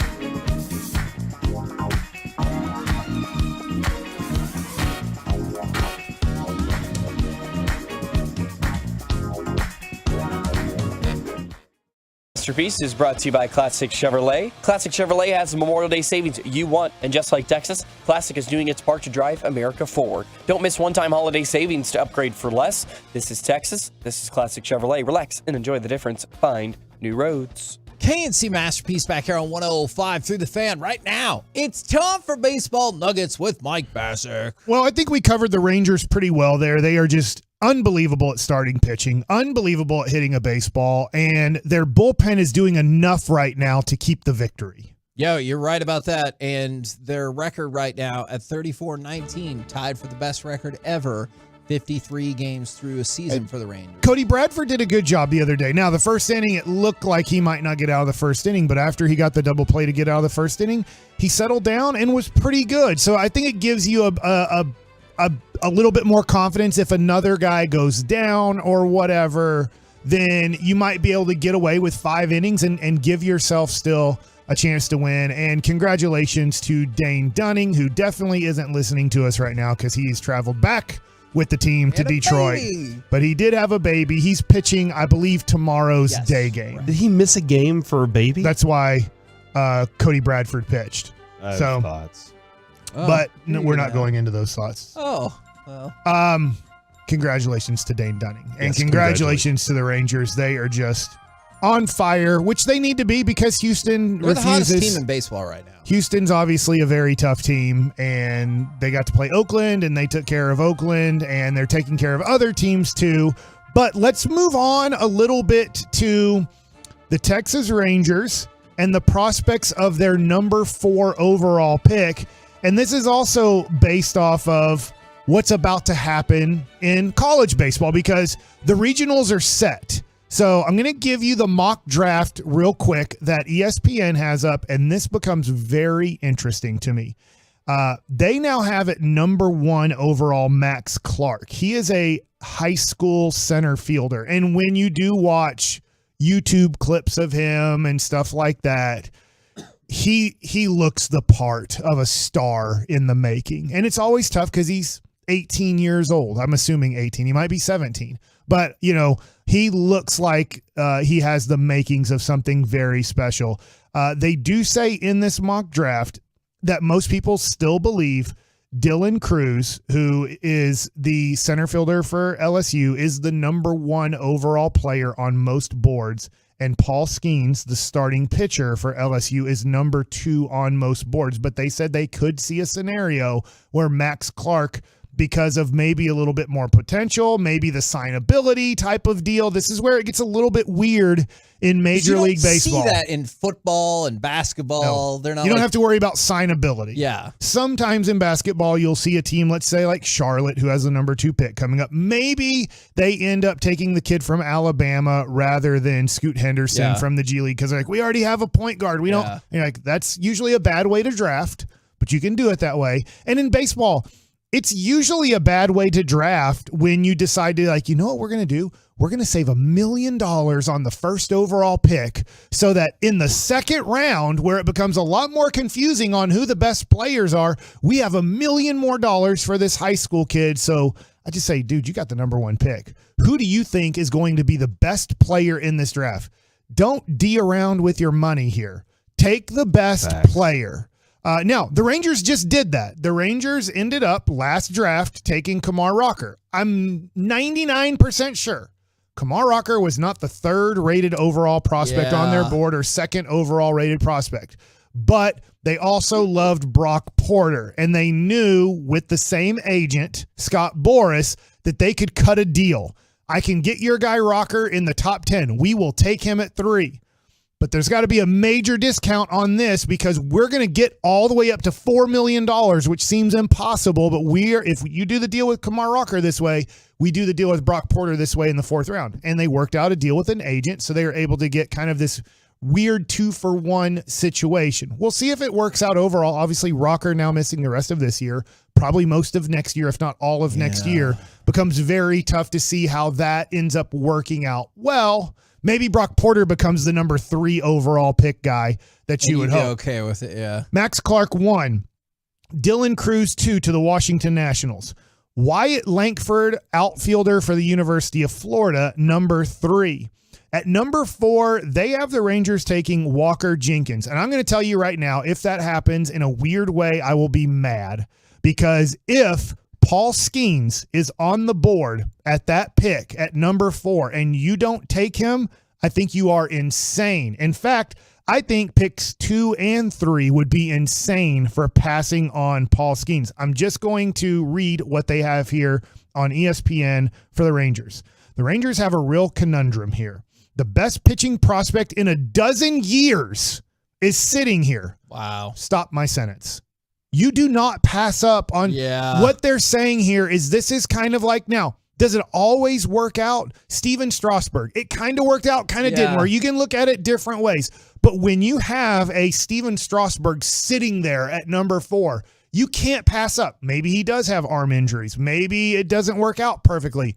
But this dude is one of the best college pitchers I've ever seen in my life. Here's, it goes on to say this. Along with the best prep hitter power combo since Bobby Witt Jr. in 2019 is Walker Jenkins. So they are saying this is the best prep combo hit with power guy. I'm told the Rangers wouldn't hesitate to take Cruz or Langford if either one of them got here, but they also are believed to love Jenkins and Clark. Given how their last 2 first-round picks are doing, Jack Leiter and Kumar Rocker, I think they'll lean towards the bat this year. And I would say this, don't do that, because I'll tell you what, this is way back when I was 19 years old. I said, if the Mavericks take another white dude, I'm going to quit the Dallas Mavericks. I was sick of them taking white players every draft. It was like, dude, but it was the right move to take Dirk Nowitzki. Yeah. But after Chris Anstey and after all of the white dudes that they had drafted before, and you're just like, stop it. But if you just stopped it there, you would have never seen Dirk. Because if you have this attitude, I don't care, I'm not taking a white person. Well, that's probably a bad, judge approach. If you go, well, I've taken 2 SEC pitchers at pick 2 and 3, and they're not working out. I am now eliminating all SEC pitchers from this, or college pitchers. That's a bad idea, too. I'm not saying Walker Jenkins is the wrong pick, a bad pick. By the way, they have Skeens going number 5. But I'm like, if this dude, who is way better, I'm going to be honest, way better than Jack Leiter and Kumar Rocker, what I saw at Vanderbilt from this kid at LSU, you can't pass on a guy who looks like could be a dude just pumping 100 at 6'6" and 250 pounds. The dude is a beast. And that's where I sometimes have trouble. I know you just kind of broke it down with the baseball draft is, so this is the best prep hit power combo in 4 years and the best pitching prospect in 12 years, and they're going to go 4 and 5. Yeah, nobody else is taking them above that. That doesn't make any sense to me. Because Dylan Cruz is a really good hitter out of LSU, too, He has right? gotten on base every game this year. He's batting like 500 with 20 home runs. Like he is the for real deal. It's always a little bit tougher with high school. You have to start getting into perfect game scenarios and seeing where this kid, because Indiana probably isn't the best high school baseball, to be honest. But how many of these national tournaments is he going to during the summertime and during fall to really prove, like, when he's facing the top high school competition, he is dominating the top high school competition? What do you get out of those, like, perfect game, All-American Classic highlight shows or whatever, those showcases? Like, what do you're getting now the top 100 high school players in the country playing against each other. So instead of LeBron James, like Preston Wood Christian. Yeah. This is, I guess, Jared Sandler. I'm drawing a blank here, but he played against DeAndre Jordan. All right, how do you think DeAndre Jordan at 7 feet tall from a Houston private school is going to look against Jared Sandler? Well, he at dunked on him, 5'1"? and I think he hit Jared in the head with his. Yeah, like, so there's times where when you watch a guy play and they're playing high school baseball or high school basketball, you're like, all right, hey, when that kid Trey Johnson from Lake Highlands was playing Duncanville, number 1 in the country, this is going to give us a great idea. Nothing against like a school. I don't know who's good or bad at basketball, but I'm going to assume back in my day, Grand Prairie wasn't good at basketball. I'm going to assume they're still not good at basketball. Like if Trey Johnson goes for 45 against Grand Prairie or something, you're like, well, okay, fine. No kid on Grand Prairie is going to play college basketball. This is a little bit tougher for me to judge. All right, so last thing, I got to get to this real quick. But if you want to watch LSU play, they do play Tulane, who somehow made the tournament at 19-40 because they won there. Watch out! But 6 schools from Texas made it. None of them are hosting. So this is a really down year for college baseball in Texas. A&M made it. You have Texas, TCU, and Texas Tech made it from the Big 12. And then you have Sam Houston and DBU who made it from smaller conferences. So those are your 6 schools that made the 64. I believe it all starts Friday. So on ESPN, ESPN2, you'll find a lot of college baseball on. And I'd say find the LSU game because I don't think there's a chance of Cruz getting there to the Rangers. But there sounds like there could be a chance of Skeens getting there, and you need to watch this kid pitch. We're the KNC Masterpiece right here on 105.3 The Fan. Coming up next, hold up. Did the Celtics really come all the way back from 03 for that? What are they, the Stars? Oh, yeah. We'll do that next right here on The Fan. The latest.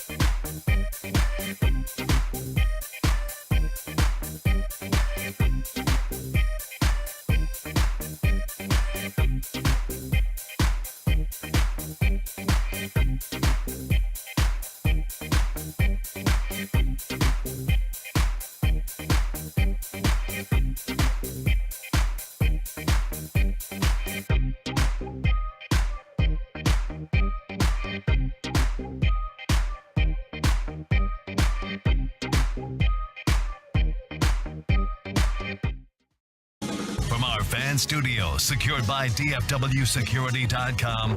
It's the KNC Masterpiece on 105.3 The Fan. KNC Masterpiece right here on 105.3 The Fan. We're going to talk about the NBA in just a second, but first, I know I don't do this often, so you should take heed that it's noteworthy. I want to talk about golf.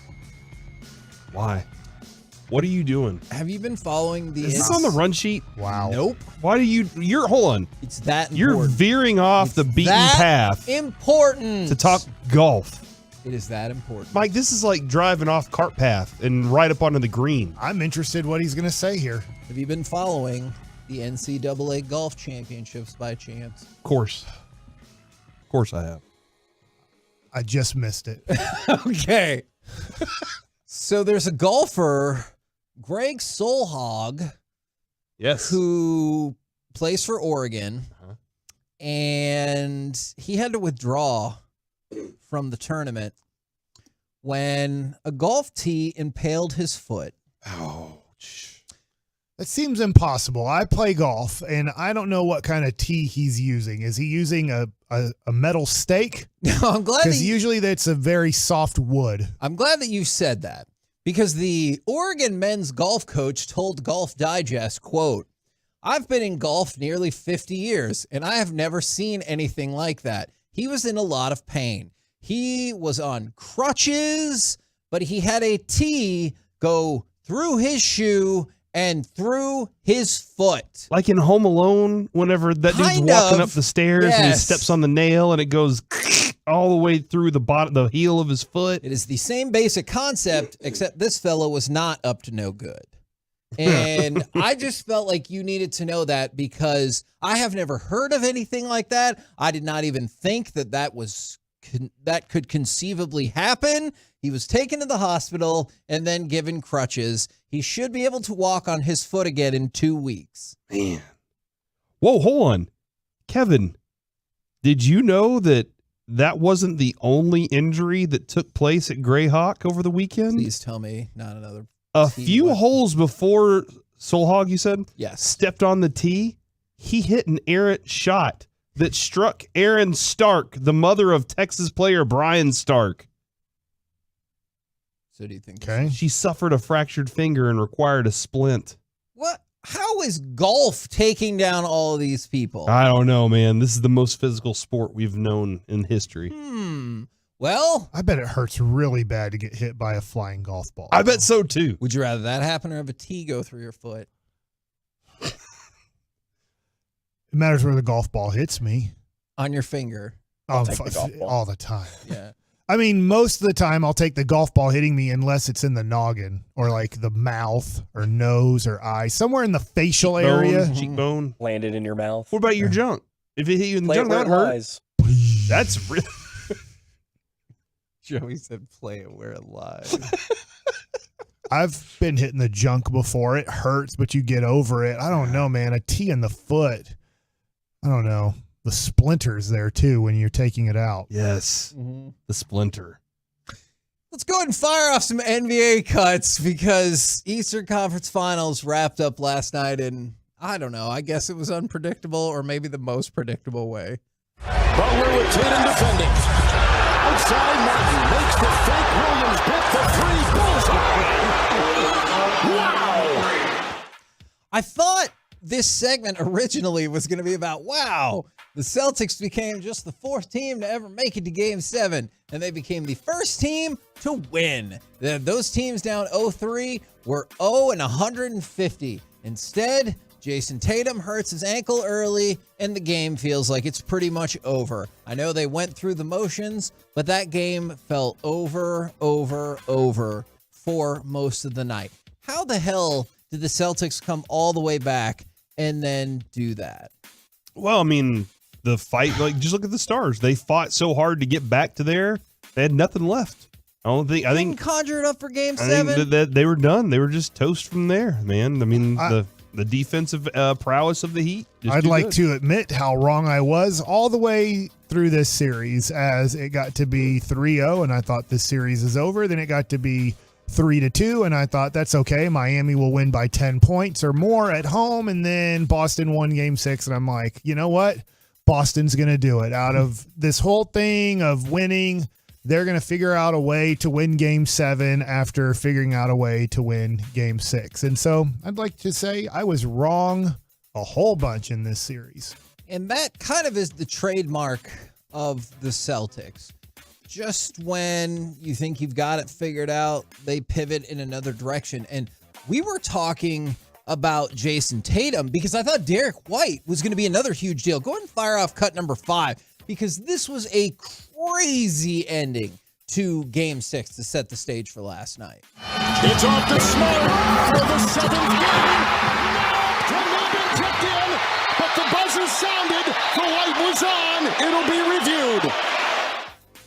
And it did, in fact, count as the White putback was with 0.1 seconds left. It was crazy because you can see all the Heat fans celebrating. And then the Celtics are like, no, I think we got this done. And that forced Game 7. I thought, by the way, watching that game, which was a somewhat great game as Boston was peeing that one away as great as they could do it. I loved Charles Barkley in the postgame. He interviews Jaylen Brown. He comes up and he sits on the desk with all the guys, and Charles Barkley's like, why are you guys so bad in the fourth quarter? Like, you guys are so lucky to win this game. You know that, right? And Jaylen Brown's like, yeah, kind of, this and that. But that's funny. I just thought that Marcus Smart, at one point, I thought, oh my God, he's shoeless Joe Jackson. He is intentionally throwing this game at the end. Like, every time Jimmy Butler had the ball with 3 minutes to go, he's like, I got him. And then Jimmy Butler would drive the lane and he would like back off and be like, would you like an uncontested layup or would you like to pass it for an uncontested 3? Because I'm going to actually just watch the game of basketball here. He did almost make the big shot. Jimmy Butler, I thought, double dribbled, but thanks to somebody, Atolo on Twitter, you can actually double dribble in the NBA, and they're just cool with it. They're like, yeah, that's cool. Double dribbling is actually a rule we allow now. I mean, that is pretty much the way that it is felt for a while. So good tip in, horrible Game 7.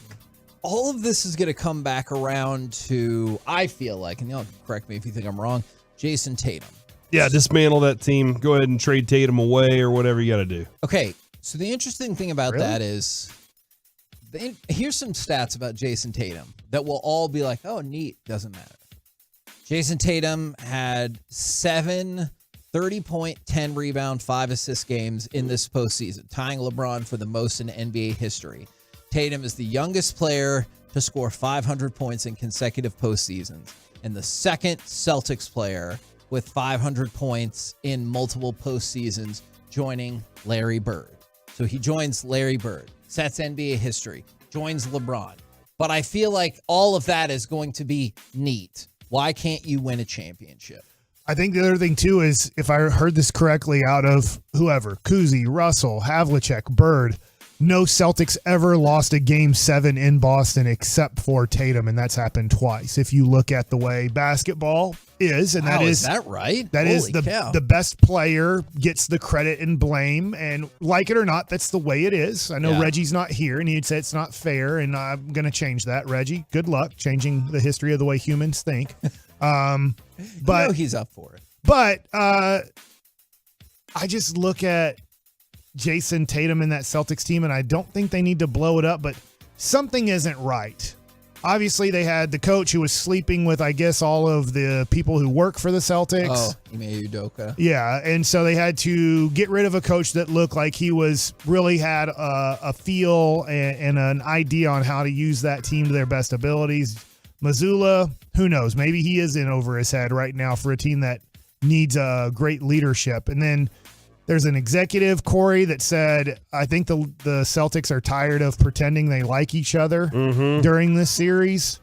And then you get into the biggest crucial game here, and it was like, what is happening with you guys? I understand losing. It can happen. Other teams can make shots. You know, the stupid saying, it's a make or miss league, that, hey, it's a striker ball league. Let me just going to make that up. It's a striker ball league. Yeah, my ass, it's a striker ball. Throw good pitches. There's good strikes and there's bad strikes. There's good shots and there's bad shots. Don't tell me Mark Jackson or whoever, it's a make or miss league. Like, that's a stupid saying. But anyways, I don't know what to do with the Celtics, but at this point, there probably needs to be a little bit of a major shakeup. Those guys probably can't get it done together. This is the least amount of points they scored in any game all season. Really? Yes. Any game. So they got to the end of the Eastern Conference Finals before they said, "Yep, I'm done with you." Jason Tatum's only 25. I know, which is crazy. Only 20. Like Bird won his first one at 24. Was he 20? And he came out of college and everything. He wasn't 19 when he got into the league. But let's see, 81. He was 24 in 81. That was his second season. Second year. And I think that's the issue that Tatum runs into, right? Is whereas that was his second just now an season. adult, you know? Tatum's been 5 years? But it feels like he's been This in was the his league. sixth year because it was Luka's fifth, right? Okay, there you go. Yeah, it feels like he's lost in the Eastern Conference Finals for the last 15 years. And before, yes, it kind of does. And then also in the NBA final. And so my question about that was, does this NBA Finals do anything for you? Like I told you in the pre-show, I think nationally it's going to crash and burn in the ratings just because Denver is like, I love Jokic. I think he's the best player in the world. But it's Denver. And so I just don't think that's going to be a ratings draw. But what about like basketball-wise? What does this do for you? I'm interested in this series, but I'm going to underrate Miami again. I could see this thing ending in 5. I think Denver's way better. It's just weird to me. Nobody has been able, the Heat still aren't healthy. Tyler Hero's their third best player, right? After Jimmy and Bam, Tyler Hero's their third best player. And he's been missing pretty much the whole playoffs. And nobody's been able to take advantage of that. They've had injuries. Caleb Martin was pretty strong. They've had injuries throughout the playoffs that they've been able to overcome.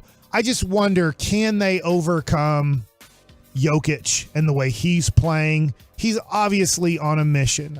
I think that he kind of had this idea coming into this year. Not only do I want to win a third MVP, which he didn't because we all know how he did it. Yeah.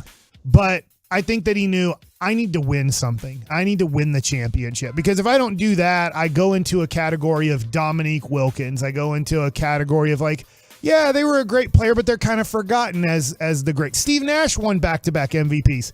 Steve Nash really isn't thought of as one of the great players in NBA history. And I get it. They're very different. But I think Jokic knew I have to take my team to the championship and win it all if I really want to be considered one of the greats in the game. And I don't think you're alone. Actually, I know for a fact you're not alone in taking the Heat for granted. Have you seen the betting odds for this series? Denver is a massive favorite. They are minus 400 and Miami is plus 300. So that means Denver is between a 3 and 4 to 1 favorite to win this series. So when you say like the potential for 5, I'm not saying the series is going to go 5, but the numbers difference in this series is staggering how much the Nuggets are favored. You think Jimmy Butler doesn't have that printed out already and taped up in his locker and he's staring at it every chance he gets? I'm sure he does, but sometimes like motivation and will to overcome, you might hit something that they're like, that's fine. Kevin, you heard the story, right? Not the story of him taking all the backups on his team and defeating the Minnesota starters. I really do. No, the story about why he listens to country music. All right, Jimmy Butler listens to country music because he was sitting in his locker room and everybody had their headphones on. He was saying the Beats by Dre, all right? And they have them all turned out. And he's like, hey, why don't you put them over your ears so I don't have to listen to your music? And everybody's like, hey, why don't you just listen to your own music and worry about yourself? So he went home and Googled best country songs. And then he found Please Don't Take the Girl by Tim McGraw. And then he walked in blaring it on his speakers and he told everybody, now y'all get to deal with this. That's how petty this dude is. I don't think, Kevin, that for 1 second his pettiness will not live up to that during the NBA Finals. And also, by the way, is that like a tough roundabout burn on Tim McGraw? Yeah, I don't think he used please in that song though, right? Please don't take the girl. Are you sure? I'm going to look this up. I have no idea. I'm pretty sure there is a please don't take the girl. That's true. Do you think they call it Please Don't Take the Girl? Don't Take the Girl, I think, is the title of the song. And from the 214 and the 469, advantage goes to Miami when it comes to head coaching. I mean, there's no please. He just demands it. One thing I do love about Eric Spoelstra succeeding is I was like, LeBron thought you couldn't coach. And yes, dude. Now you're doing this is insane. So well. I swear it was here at the AAC when they lost either game like 19 or 21 to like 9-10 or 10-11. It was against the Mavericks in 2010-2011 season. I think that's when LeBron went in and demanded he get to coach the team and be the main player. And Pat Riley said, shove it up where the sun don't shine. You're going to have this guy as your coach. Pat Riley was like, I know how to get to championships. And now Pat Riley's been in 25% of the NBA Finals. That's true. We're the KNC Masterpiece right here on 105.3 The Fan. Coming up next, it's time for some Masterpiece Theater. What are the best and worst TV series finales ever? 877-881-1053. You want to get involved? We'll do it next right here on The Fan. We have you covered, Stars fans.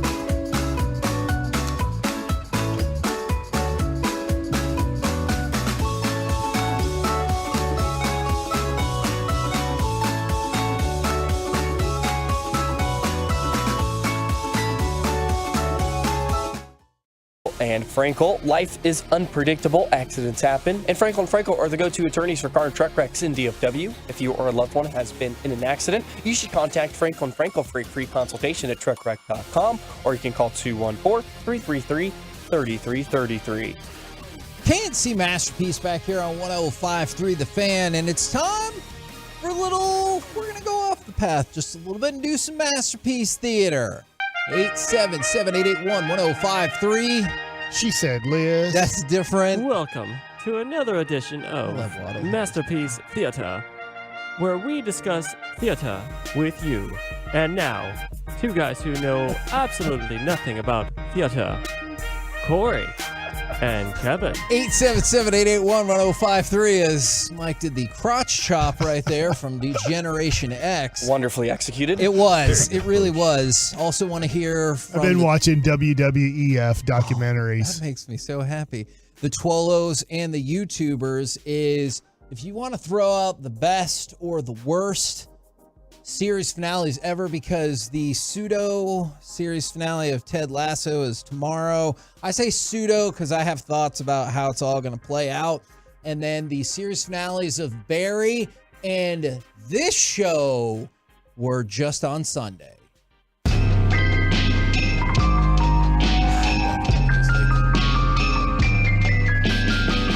So, we don't have to get into the specifics if you haven't seen it just yet. I'm not trying to spoil anyone's enjoyment of those shows or anything like that. But from the 903, Kevin, please mention Game of Thrones. Finale was awful.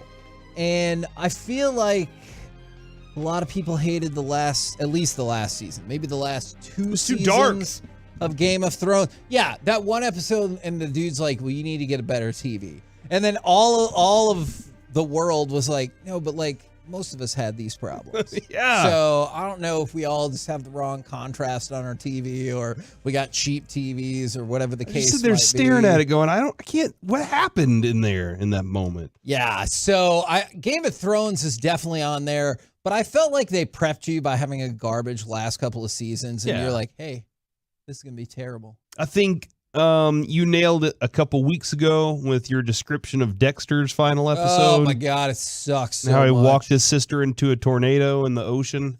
And then that's pretty much what happened. And then he decided to leave and become a lumberjack. I was going to say chiropractor, but that is not the same.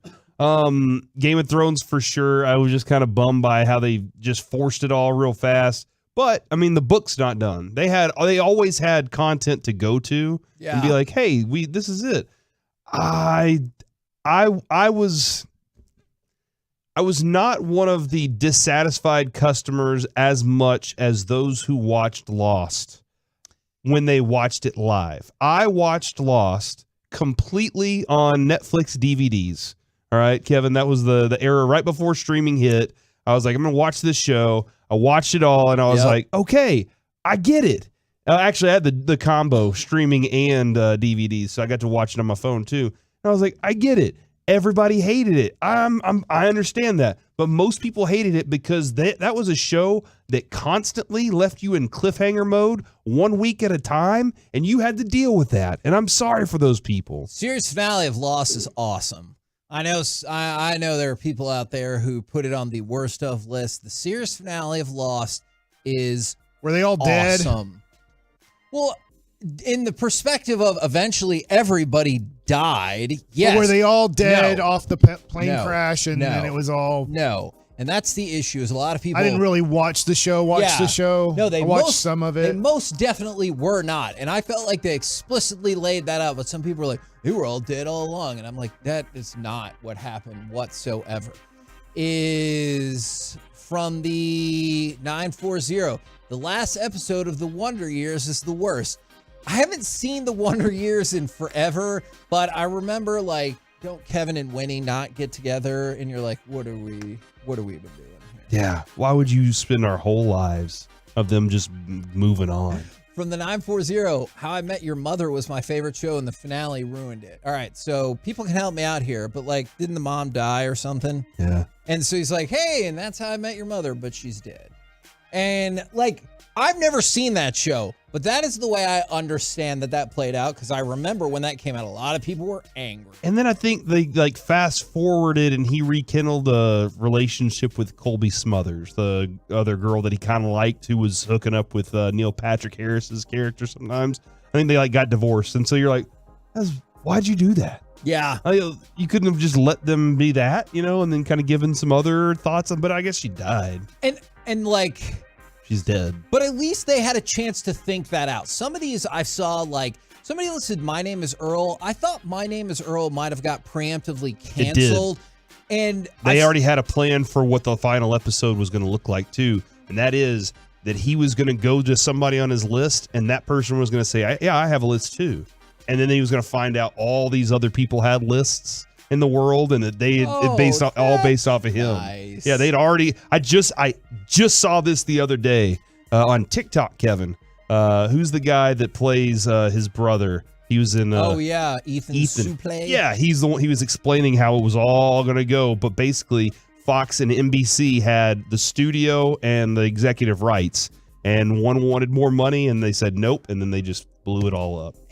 And that's when I appreciate, like, King of the Hill. I know when it got canceled, they were like, hey, but we have, like, another finale episode and stuff. And they're like, all right, go ahead, knock yourself off. But not knock yourself out. We'll put it on the air. Yeah. And they did, and it was fantastic. And so I appreciate that, but I understand in business, you're like, hey, your show ain't doing the ratings. I'm not going to give you a vanity project to come back and go ahead and do this. If it was now, Can we just wrap up this thing. Can we just wrap it up? I think this would be so smart right now. Like, if you're Netflix, be the home of the canceled shows, not new season. We're not giving you a manifest deal where you get to come back and make new episodes. You get your finale. So you got to go ahead and move everything together. And you're like, hey, debuting on Netflix, the My Name is Earl movie finale. And that's all you get. You don't get new seasons of everything, and just be the place where everyone who gets canceled, they're like, yeah, come on down. We'll help you out. I've never seen this show, so I can't say whether or not I agree. But did you watch 6 Feet Under? Yes. All right. Is that a series I should watch? Because every time I've ever asked people about it, they say that show wrapped up perfectly. I think you would really like it. And it's specifically, like, it's really funny that you asked that. We just finished watching that show, I don't know, like within the last year, 6 months. And it's the last 10 or 15 minutes, I feel like, of that show that just, it fit perfectly into everything that they did, the entire show. I actually think you would like that quite a bit. Father-in-law loved it, but it was at the time that I was just starting to date Adrian, I believe, or something like that. So I just never really got into it. Yeah, no, I think that you would thoroughly enjoy that. And we already mentioned Dexter. Another one that I really loved was The Office. I loved the series finale of The Office, and I know it's tough because once Steve Carell left the show, like, took a pretty big shot there. And then the last season of The Office it's awful. And it's like, hey, what if we take one of those cameramen and he fell in love with Pam? And maybe that's a thing. You're like, no. Why would you do that? Yeah, but that's what they did. And I didn't like most of that last season. However, I think the finale is tremendous with the wedding and Steve Carell popping back up. I loved The Office. God, there were some real tears shooting that scene too with him and John Krasinski. I always think, like, real tears. I have no doubt that a lot of times being an actor is really difficult, but I always think the emotions you see in these finales are probably really easy to draw on, because you're like, no, I really probably won't see these people, at least not in this configuration. Right. Yeah. Very likely ever again, or like very rarely. Come into work every day, and I have expectations of what my life is like, and then all of a sudden now that's gone, and I have to figure out what I'm going to do after that. Steve Carell was like, I'm going to go be a huge box office hit or whatever. John Krasinski was like, I'm going to be great in Jack Ryan and probably nothing else. But it's okay. I got Emily Blunt. Huh? Dude, I haven't seen those. He made those. Is that a must-see? I mean, it's pretty quiet. Yeah, okay. I don't think it's a must-see. That was a delivery right there. I appreciate it. This is another one from the 972. Scrubs had a great ending, but then they added an extra season. With interns? Yes! Yeah. That person is right. They changed channels, and they went to a teaching hospital, and Zach Braff said goodbye, and then he came on back, like, straight away. I think he was like, hey, now I can do all the things. And they're like, maybe you can't. And he's like, all right, I'll come back. Yeah, the end of Scrubs, the next to last season end of Scrubs, was magnificent. And then they came back for the intern season, and it was all terrible. Back-to-back text, Kevin, from the 682. I'm sorry, from the 817. Parks and Rec was great, too. From the 210, Parks and Rec finale, Blue Chunks. I thought it was fine. I thought it was good. Parks and Rec wraps up, shows you a future, and you're like, okay, we're on back. We went too far with the future. Of her being president? Yeah, too far. What do you mean? Why? What are we even doing? Predicting presidents. Yeah, well, I mean, the guy who was shining shoes became a guardian of the galaxy. You know what? He was a shoe shine. That's a great point. And actually, he was just a bum guitar became a player. con artist. And I met hear a you. raccoon and a tree and said, let's do this. Yeah, I'm actually, at one point, I think he was a military soldier, and he went back to like hunt the people that killed his wife and daughter. Okay, so are these just the movies that these people were in that you're talking about? Yeah. I saw a lot of people said they loved the way that Breaking Bad ended. Also, I see some shout outs for The Wire. That is another show within the last year or so I watched, and The Wire's really good. It's just the finale is so crushingly sad because it's real. It is. No, it's real you're to that right. community. You're right. It's real to a lot of places, but especially there, it's just so crushingly sad because you're like, hey, what was the uplifting part? And you're like, no, there wasn't one. It's cycle's gonna this is- start all over with this this is new the way it group of is. kids. Michael B. Jordan comes Creed. Well, Yeah, after where's Wallace? God, that was so sad. he was also Killmonger, so you know how that worked That's out for true. him and everything. And then what about Seinfeld? Because I see a lot of people calling out. I know people hate the Seinfeld finale. It doesn't bother me. I thought it was fine, and that's about it. But people hate that episode. It felt like it was stars versus knights. Got off to a bad start, continued to be bad. And then when you thought that was as bad as it was going to get, it got worse. And then it was over, and you're like, thank goodness. I never watched Seinfeld. I know a few episodes. Like I know the episode where he drives in the car and the just gas sees runs out? how far he can drive Yes. before his gas I do runs like out. that episode. I know the episode where everybody stinks from the valet. Everybody smells yeah. funny. But I only know a few episodes. I didn't watch the whole show, so I had no opinion because all I was like, just give me Jennifer Aniston. All right, give me Friends as soon as I can get it. I don't need okay. to deal with this.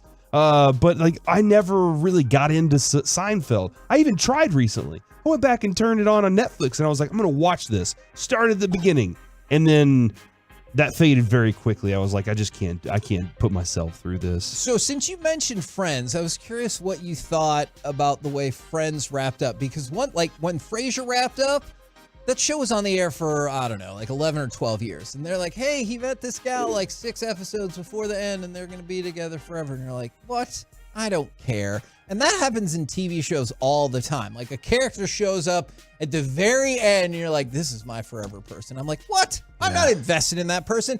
Friends did it differently. They're like, hey, here's the thing that launched this show. Let's get away from it for like 5 or 6 years, and then just put them back together for the last episode. We've and you're been like, great. PFing around this for a long time. Yeah, let's try to hook her up with Joey. yeah. Oh, wait, everybody hated that. Everybody hated that idea. And then Ant-Man came in and did something. Yes, he married Phoebe.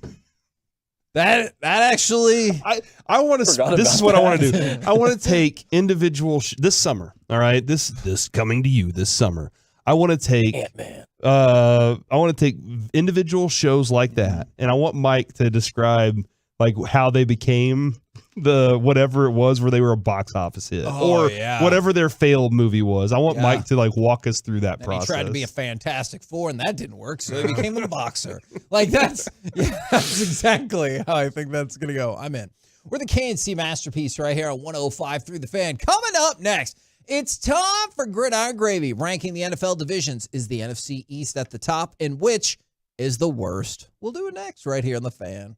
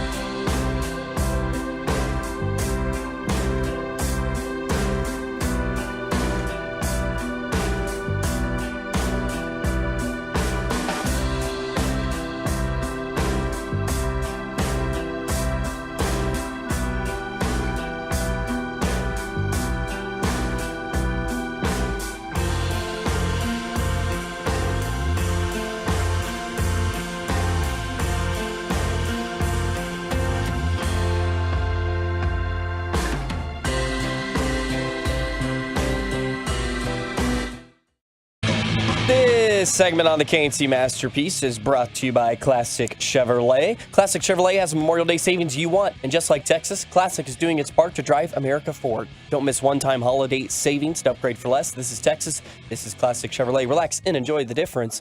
Find new roads. Goal to go from the 3, and Prescott's going to throw it in the left side of the end zone, and it's Gallup behind the defender. Touchdown! Touchdown, Cowboys! KNC Masterpiece back here on 105.3 The Fan right now. It's time to go around the entire NFL and dip into some gridiron gravy. Deep biscuits. We did this in terms of quarterbacks, but now we're going off of basic team strength. Ranking the NFL divisions from 1 through 8. Before we get to the good ones, what do you think is the worst division in all of football? Kind of feels like a 2-team race. We've done this before, right? Didn't we go with NFC South? That was based off of starting quarterbacks. So this is just overall team strength. I think South you'll is see still some horrible. wrinkles. Right? Isn't the South horrible? Which Atlanta, South? New Orleans, Carolina, and Tampa. That's horrible. Is the AFC South any good?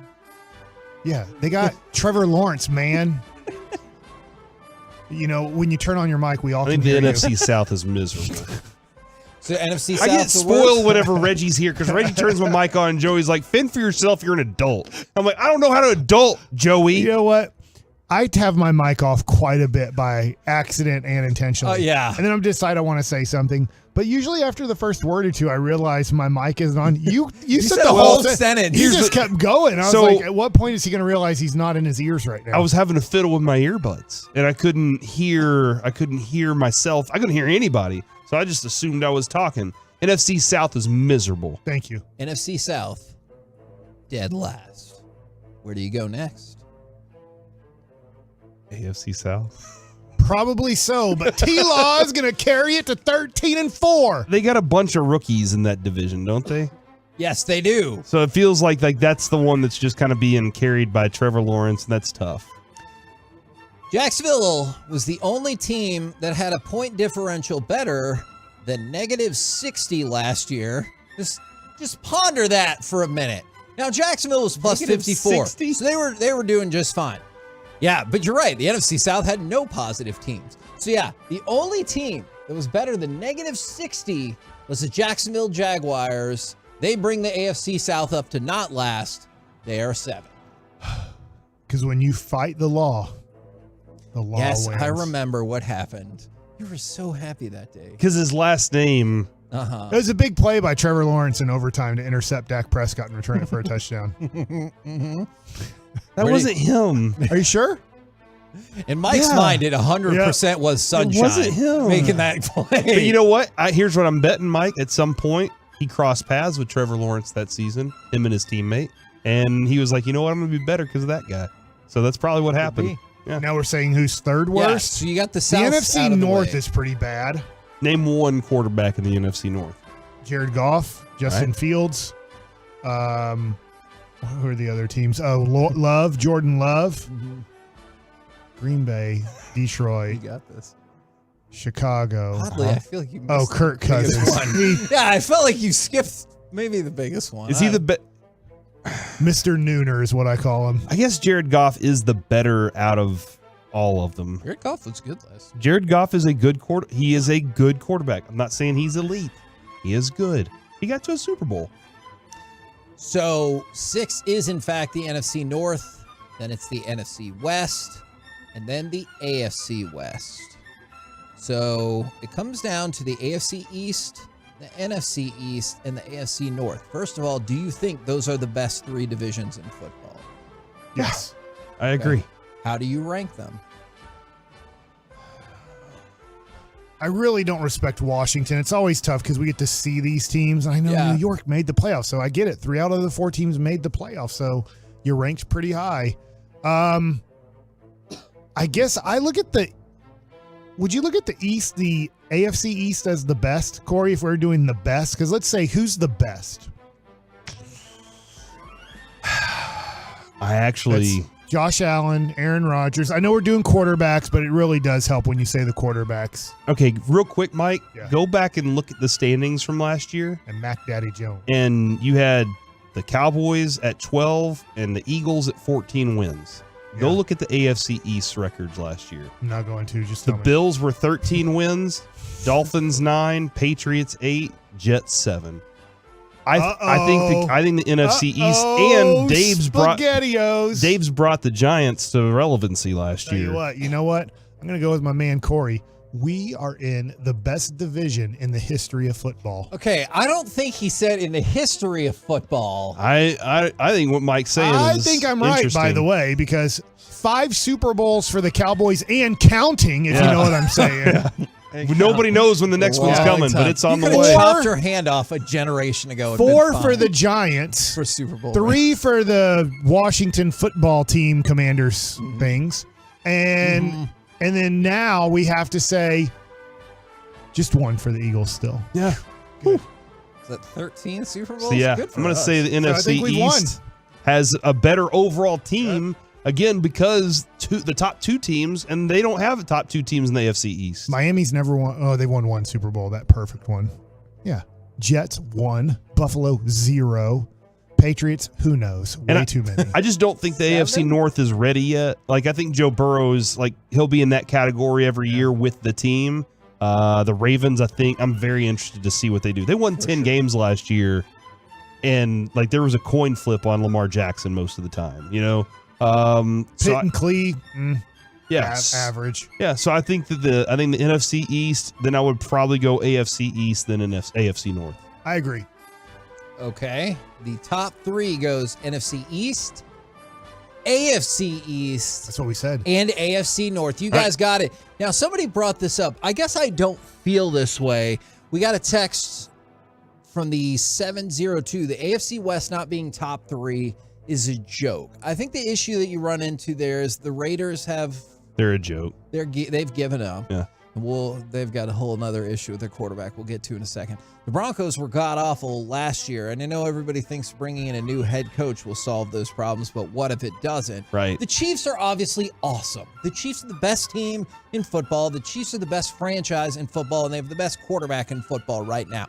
After that, I'm just not sure. You have no, are the Chargers going to start making noise in the playoffs? They definitely could. Yeah, I got we don't know questions that about them yet. still. Yeah, a lot of questions about that team still before they can say it's valid.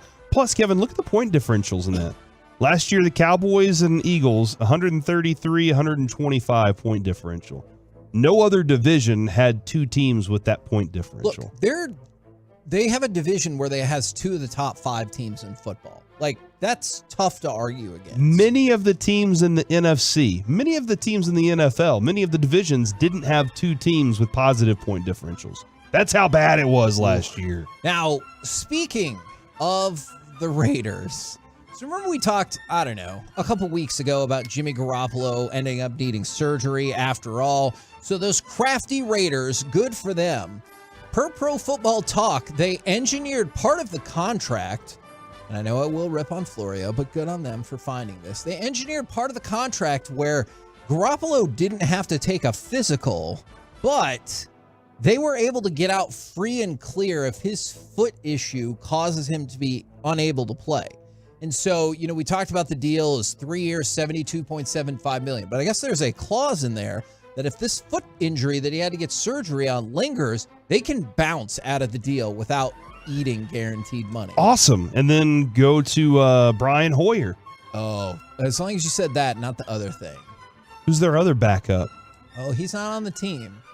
What At least in a player Are you ready to see Tom Brady? No. I thought you were going to mention suit up for the Raiders. No. Another piratey team. No. And win a Super Bowl along with Josh McDaniels. As much as I love Tom Brady, he looked done against the Cowboys. How much would he love, though, the opportunity to throw to Devontae Adams and have a record-setting Devontae Adams year? And he's like, yeah, Aaron, sorry, you're not as good as me. You don't ruin anything by sticking around too long.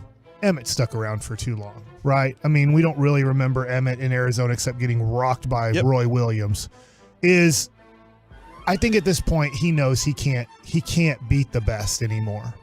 And I think that's really why I don't think he wanted to retire. Obviously, his marriage might have already been ruined. But I don't think you ultimately end your marriage if you think you only have 1 year left. I think you're probably And so I think at the end of this year, he was just like, it happens. It happens to everybody. One day, 1 year, like, oh my gosh, I got nothing left. I know people are really hopeful for DeAndre Hopkins in Dallas, but more and more reports coming out that they're looking at the Chiefs or the Bills as potentially the two teams that are kind of battling it out right now. And then I know how you feel. I thought this was interesting. The NFL put out their all breakout team over the last several days. And here's on all breakout offense, they had Tyler Smith, which I thought was tremendous because I thought he had a really good season. And now they're saying, hey, potentially he'll follow it up with an even better season. Now, to go along with that, George Pickens is on that list. George Pickens thinks he's already awesome. So George Pickens with the Steelers. He is good. He said, yeah, good. Good. That's fine. He said he got jobbed out of the Pro Bowl last year. He had 52 catches for 800 yards and 4 touchdowns last season. Yeah. He said his 2 goals are Pro Bowl and Super Bowl. And he said, because there wasn't a lot of guys in there at the Pro Bowl that excited me, and he kind of felt like he got snubbed last year. Now, keep in mind, I'll say this one more time, 52 catches, 800 yards, and 4 touchdowns. Garrett Wilson from the Jets, who also didn't make the Pro Bowl, 83 catches for 1,100 yards and 4 touchdowns. So, you might have to, get in line. Yes. I agree with you on that. I think George Pickens is going to be fine if they can find a quarterback. What you just pointed out, very interesting on Garrett Wilson. He was really good. George Pickens, there were times early in the season you were like, why are they not throwing the ball to this dude? And I think it's just because he can make a great catch on you. They had some klutzes as quarterbacks that they were trying to figure their situation out all season. But I think that, dude, man, again, I think we're in a golden era of receivers right now, where all of them can argue about stuff, but they got to produce. And again, you can't have 800 yards and be like, I'm the Pro Bowl receiver you need. Well, guess who the breakout quarterback is on this list? Kenny Pickett. So I'll see it when I believe it. Okay. What? Did That's you say that right? That's what Patrick Mahomes said once. And Okay. I use it a lot now. Fair. Well, Great name for a first baseman. Horrible for a quarterback. Kenny Pickett. Yeah. We're the KNC masterpiece. With George Pickens as his receiver. Right here. Oh, my gosh. Ooh, on 105.3 The Fan. Coming up next, unfortunately, we have to go back to the stars. When did you bail on Game 6? Any Ottinger concerns? Will you watch the Stanley Cup Final? Just unfortunate because what happened in the game. We'll do it next and maybe give you a goal montage right here on 105.3 The Fan.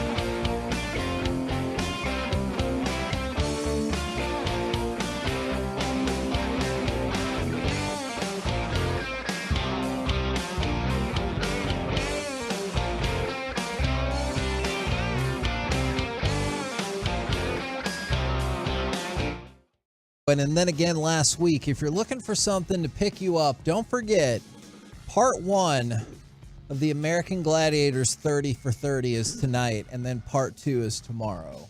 So if you're looking for something fun to watch to get your mind off that atrociousness that was Dallas Stars Game 6, then you can. And just for Game 6, I had Joey put together a montage of all of the Stars' goals. I want to talk about Siren and Sky a little more. If you want to go ahead and play that montage right now. All right. Lindell out on defense at the moment with Thomas Harley. He battles Keegan Colasar in the corner. No, that was now a it's trick, Watt. Joey. It comes right out I said in a front. montage of all the Goal! Stars' goals. And there's none. Yeah, there I was. remember Sure? Lindell. Didn't he play for the Stars? He did. See? He does. That works. I hear you calling. Here I come, baby. This is R. Kelly. To save you. Oh my God. This is a callback from the beginning of the show. Yeah, but this isn't the same song. Baby, no more stalling. You sure? I'm pretty sure I know R. Kelly, like not him, the person. You are glad. I want to have that as a drop. I'm pretty sure. But I know his songs, and I'm pretty sure that's not. My mind is telling me no, but my body is telling me yes. I don't think that's the same song. Is that the same song, Joey? It's called Your Body's Calling. Is that not it? I mean, think that's a look, different. I will Maybe we just tell missed you it. this. Believe it or Not that not, it R. matters at this Kelly point. has a whole lot of songs kind of in that I genre think it's Bump and Grind. of your body and whatnot. Bump and Grind is the song you're looking for, I believe. I can find it. I think Bump and Grind's the one that you were looking for. I just want Corey to keep saying that. Bump and Grind. Oh my God, you need to stop. From the 682, I bailed at 6-0. I stopped believing we could win at 4-0, but left it on just in case a miracle happened. That's me. Okay, I'm right there. I was just telling you this, Kevin. I had to go look to make sure, but it was Carlson's goal to put them down 5-0.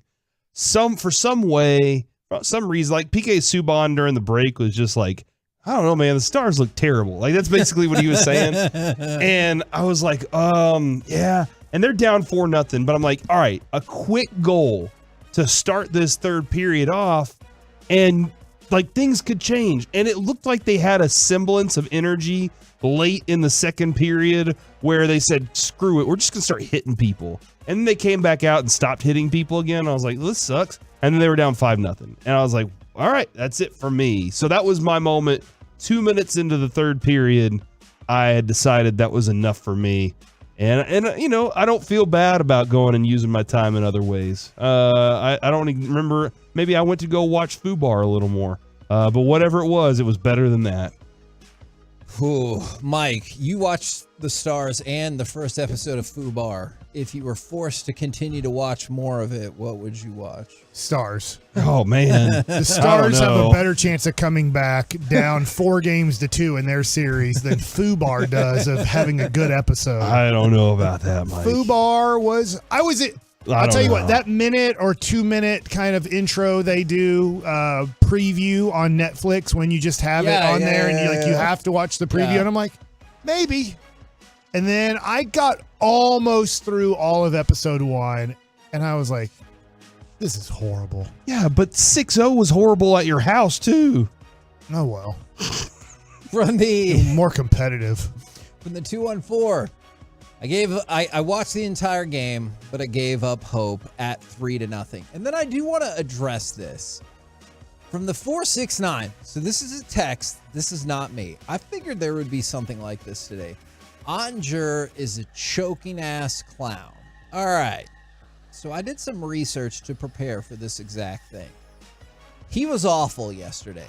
The defense was awful. The entire team was awful. If you represented the Stars yesterday, there's a better shot than not that you did a terrible job. Agreed? Yeah. All right. Very much so. This is Ottinger's 4th elimination game this postseason. All right?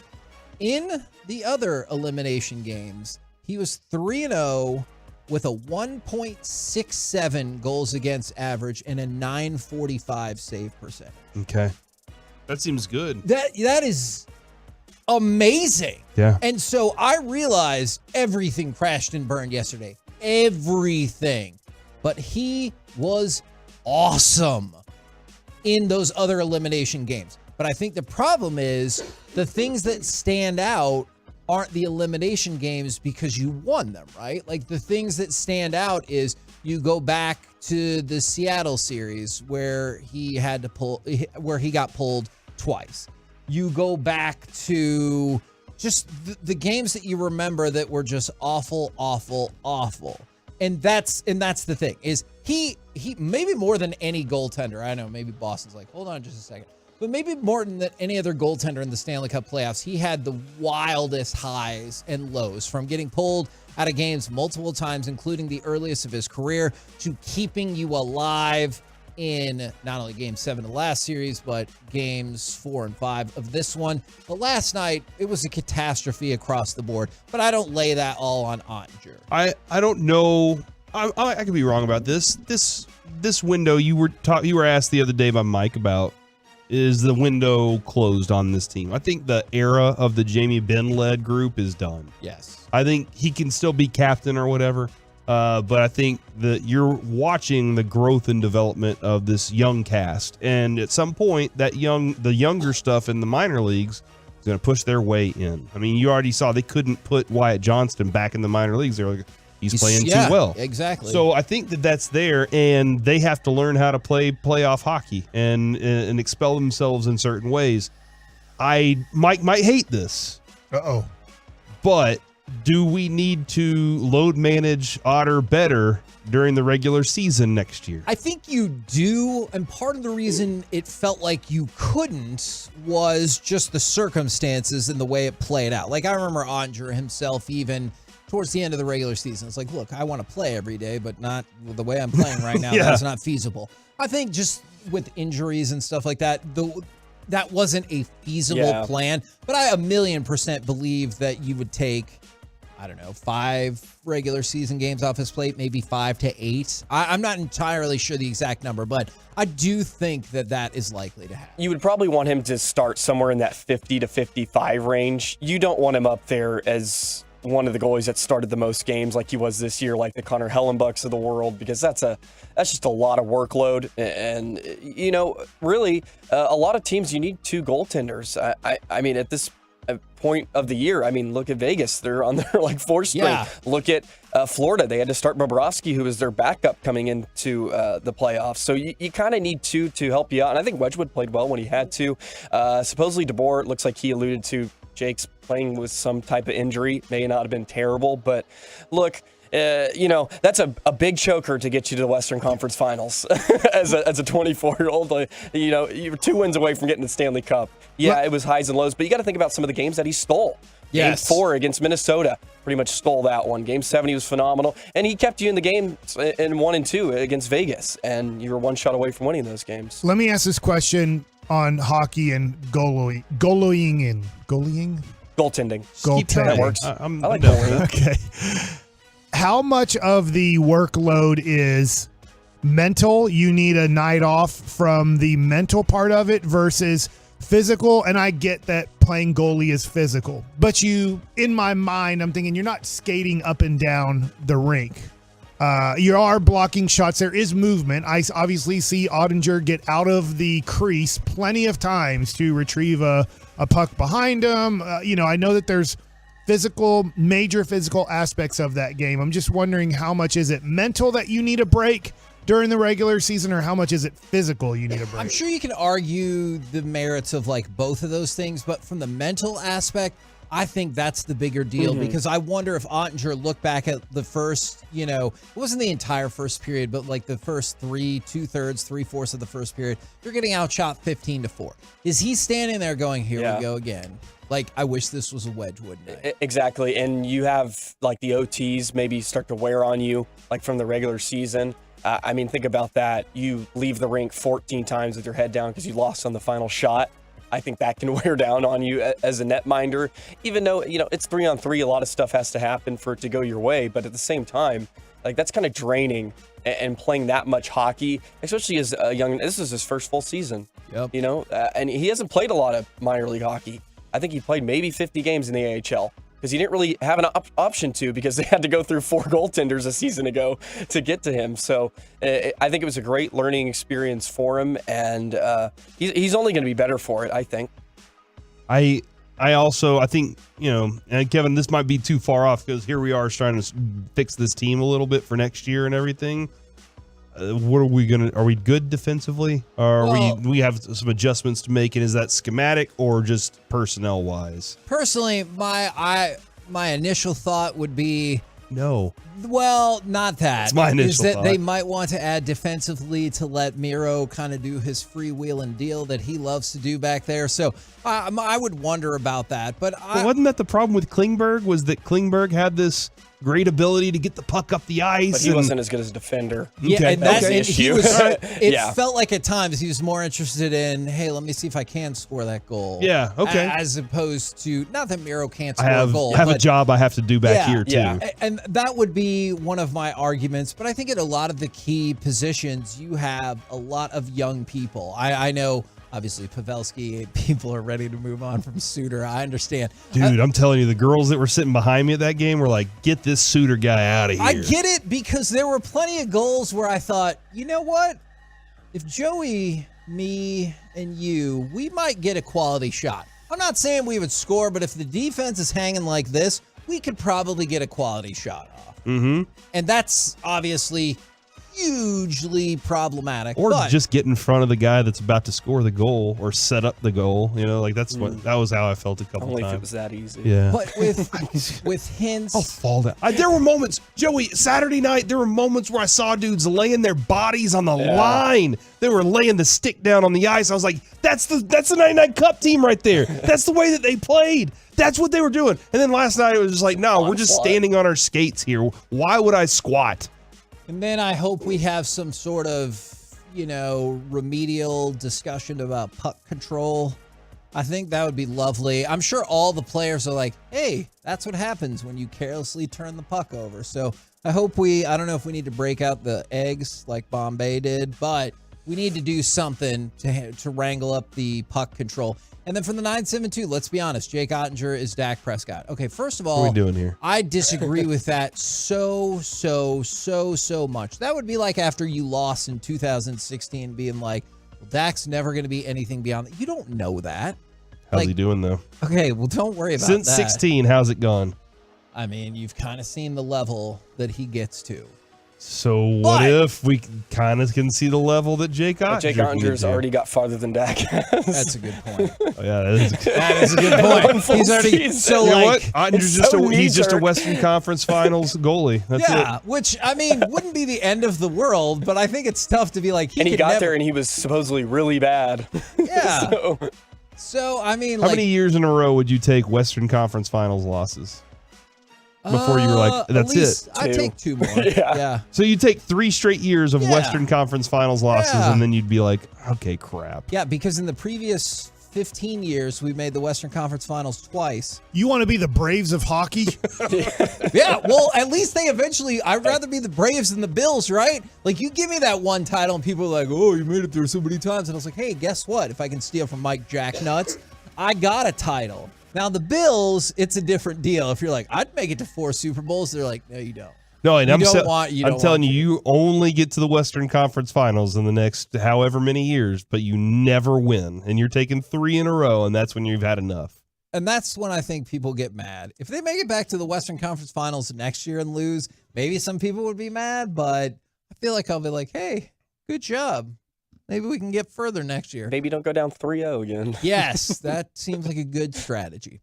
We're the KNC Masterpiece right here on 105.3 The Fan. Coming up next, let's talk with Texas Rangers manager Bruce Bochy right here on your home of the Texas Rangers, 105.3 The Fan.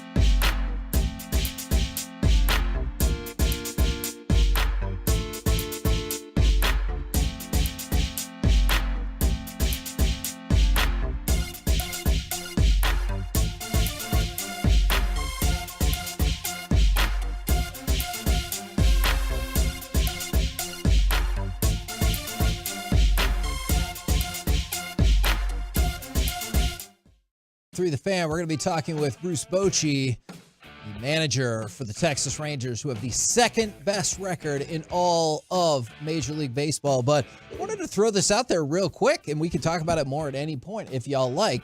Bill Barnwell had been ranking his worst offseason to best offseason in the NFL.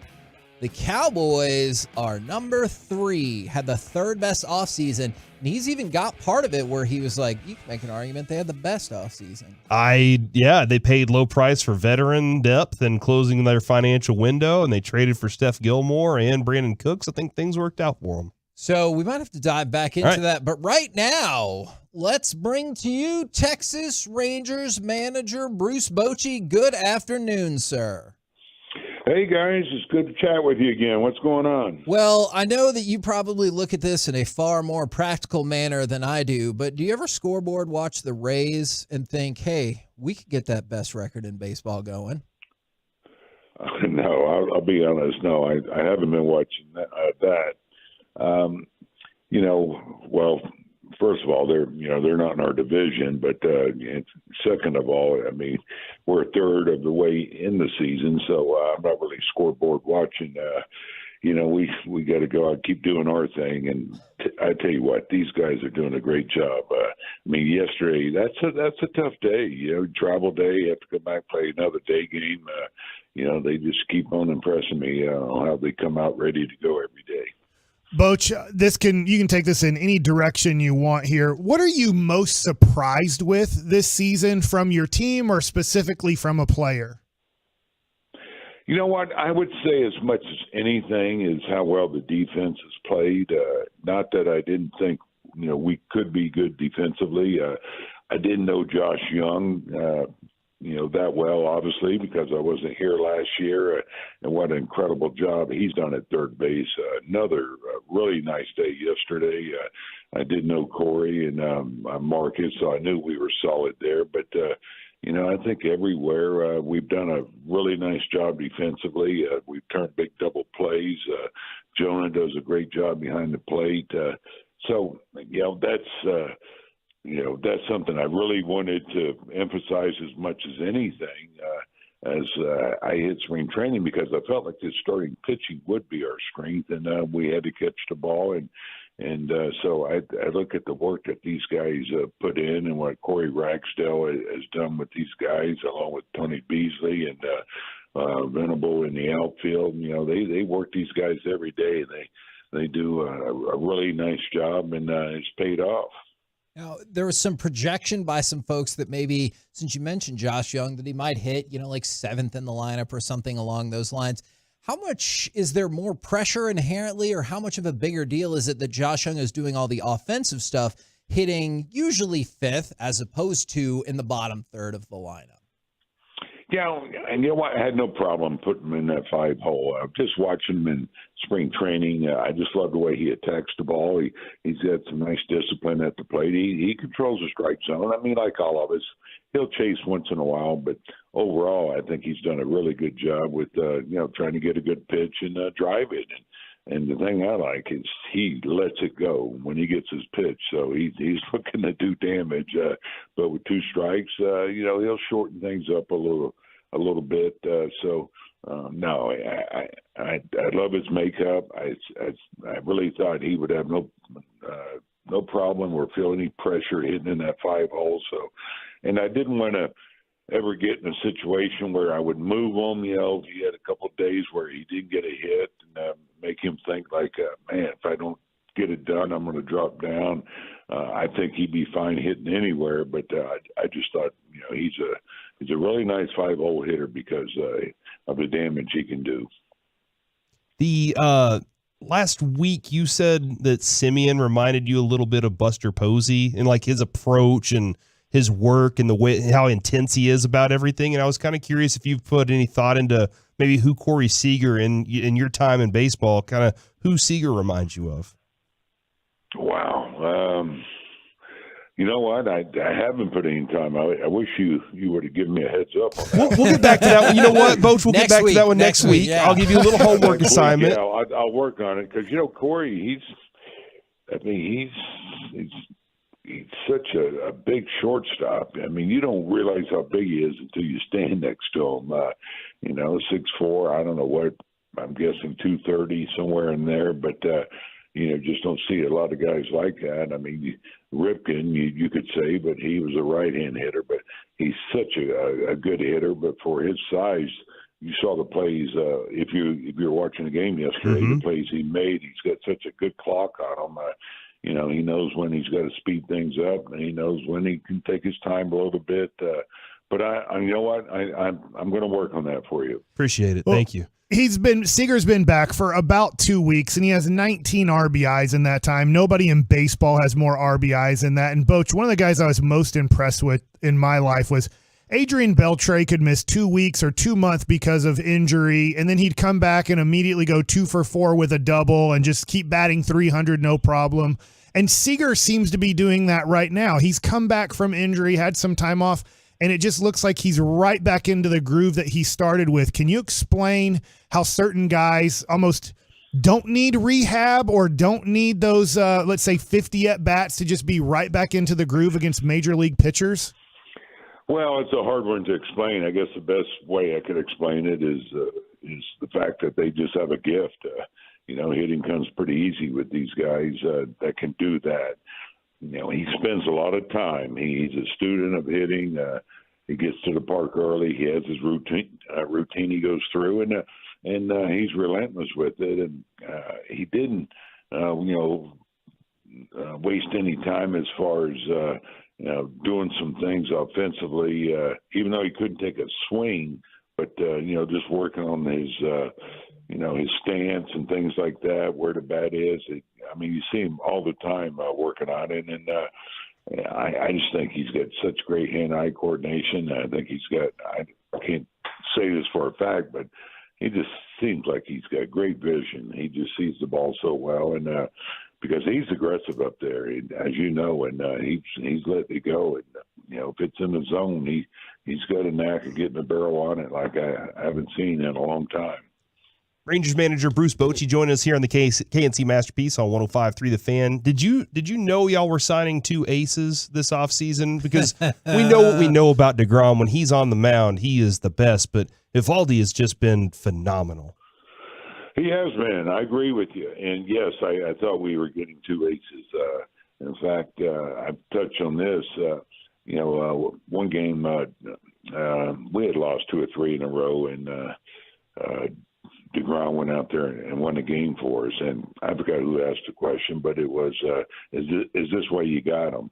You know what? I feel like that with all our guys. And I'm not just saying that, but you look at what Martin's doing now and how well he's pitching. He's going tonight. I certainly don't want to jinx him, but hopefully he'll just go out there and do his thing. But really everybody, John Gray's been locked in, Heedy, these guys are just doing a tremendous job. But to your point, Eovaldi was a guy that I thought the same thing. He's another number 1 guy. I've always liked him.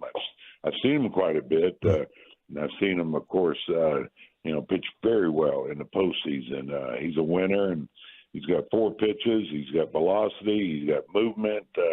And he's got really good command of all his pitches. So I'm not surprised about what he's doing.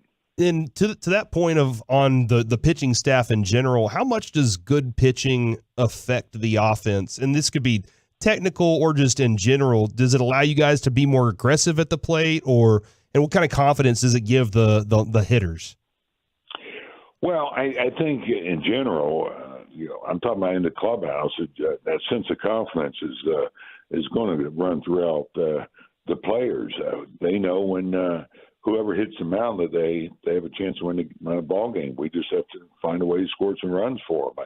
I don't think it affects them how they approach a pitcher or their at bat in that game. I just think that they feel that they can win the ball game if they just do their thing. And that's talked about in the hitters' meetings. They know how good this pitching is. So, if they can do their thing, score some runs, there's a good chance we're going to win the ball game.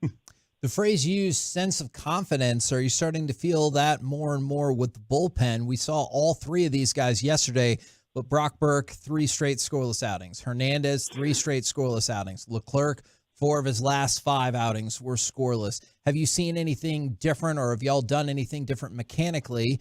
And what have you seen from those guys over the last handful of outings? Yeah, Mike Maddox and I were just talking. He just left when you guys called, and we both said I really thought yesterday was big for those guys. Johnny, 2 innings. Burt, nice clean inning, and Leclerc. It's important to get their confidence back because we need them.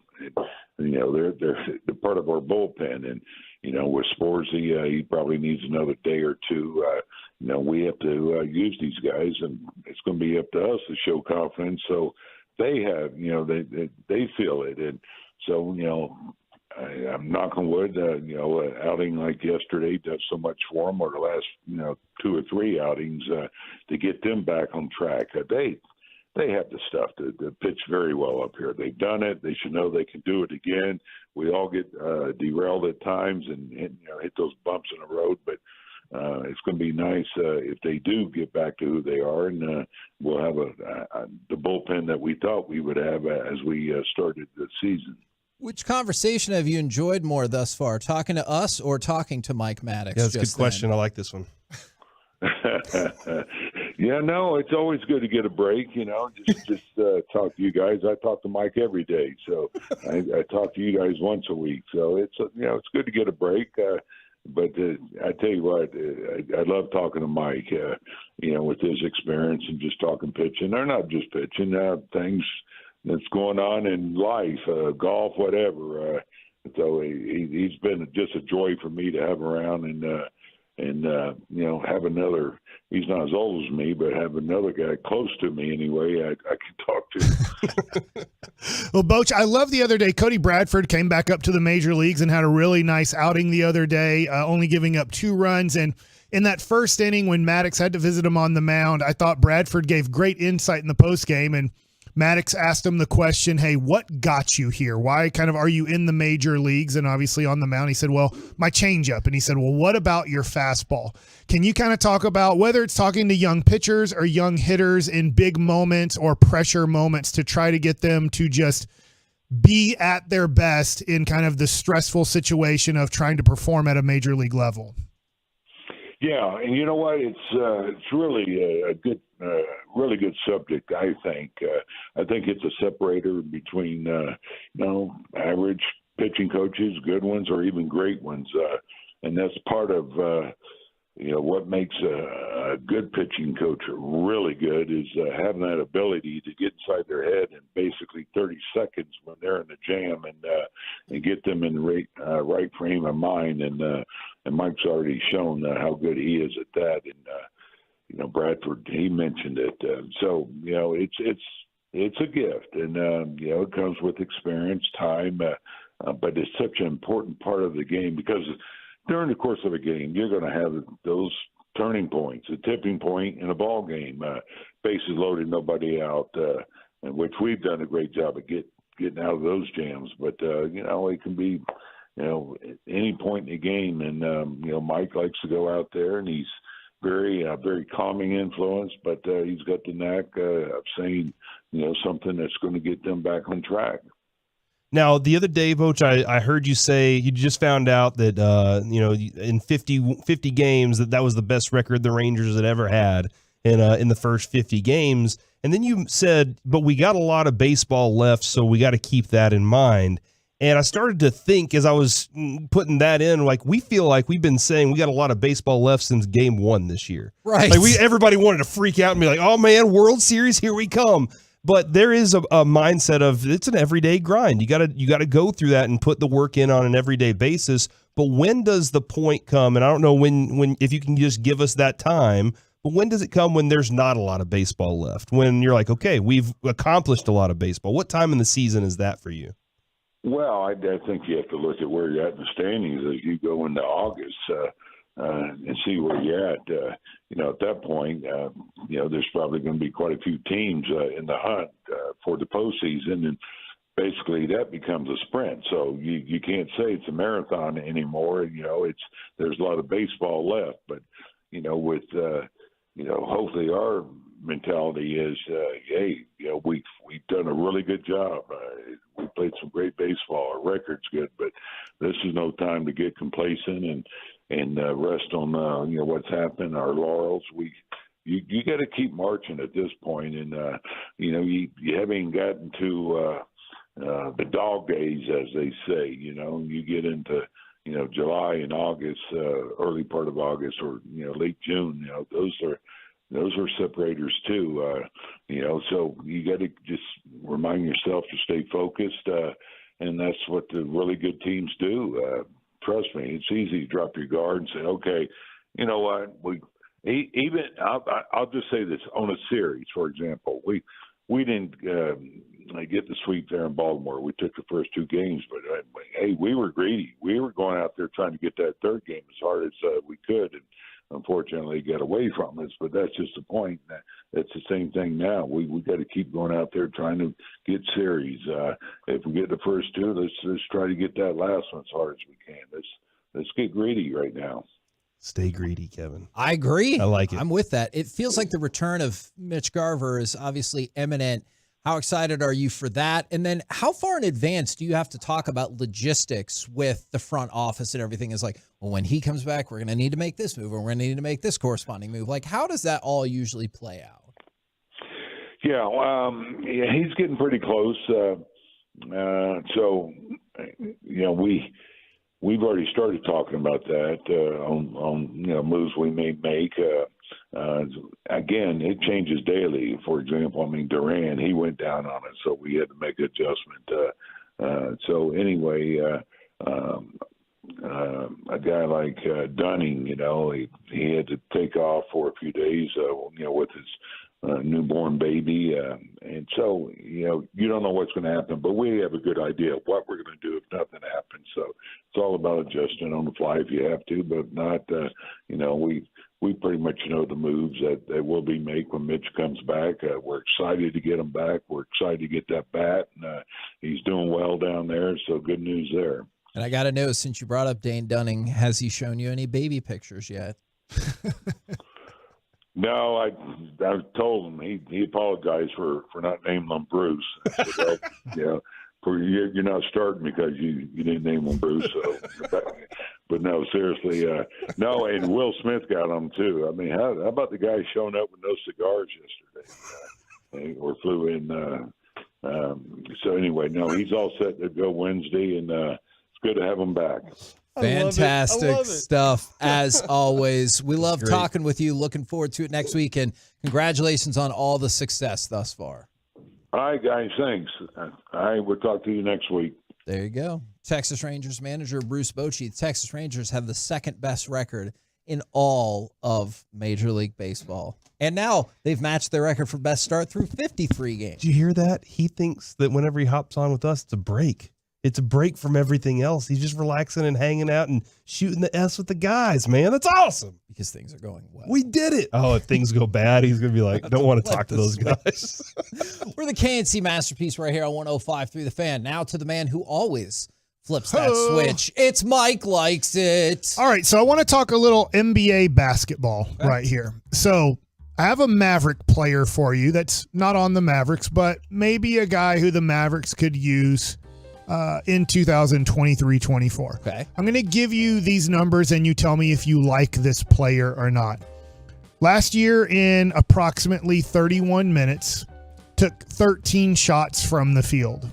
Shot 47% from the field.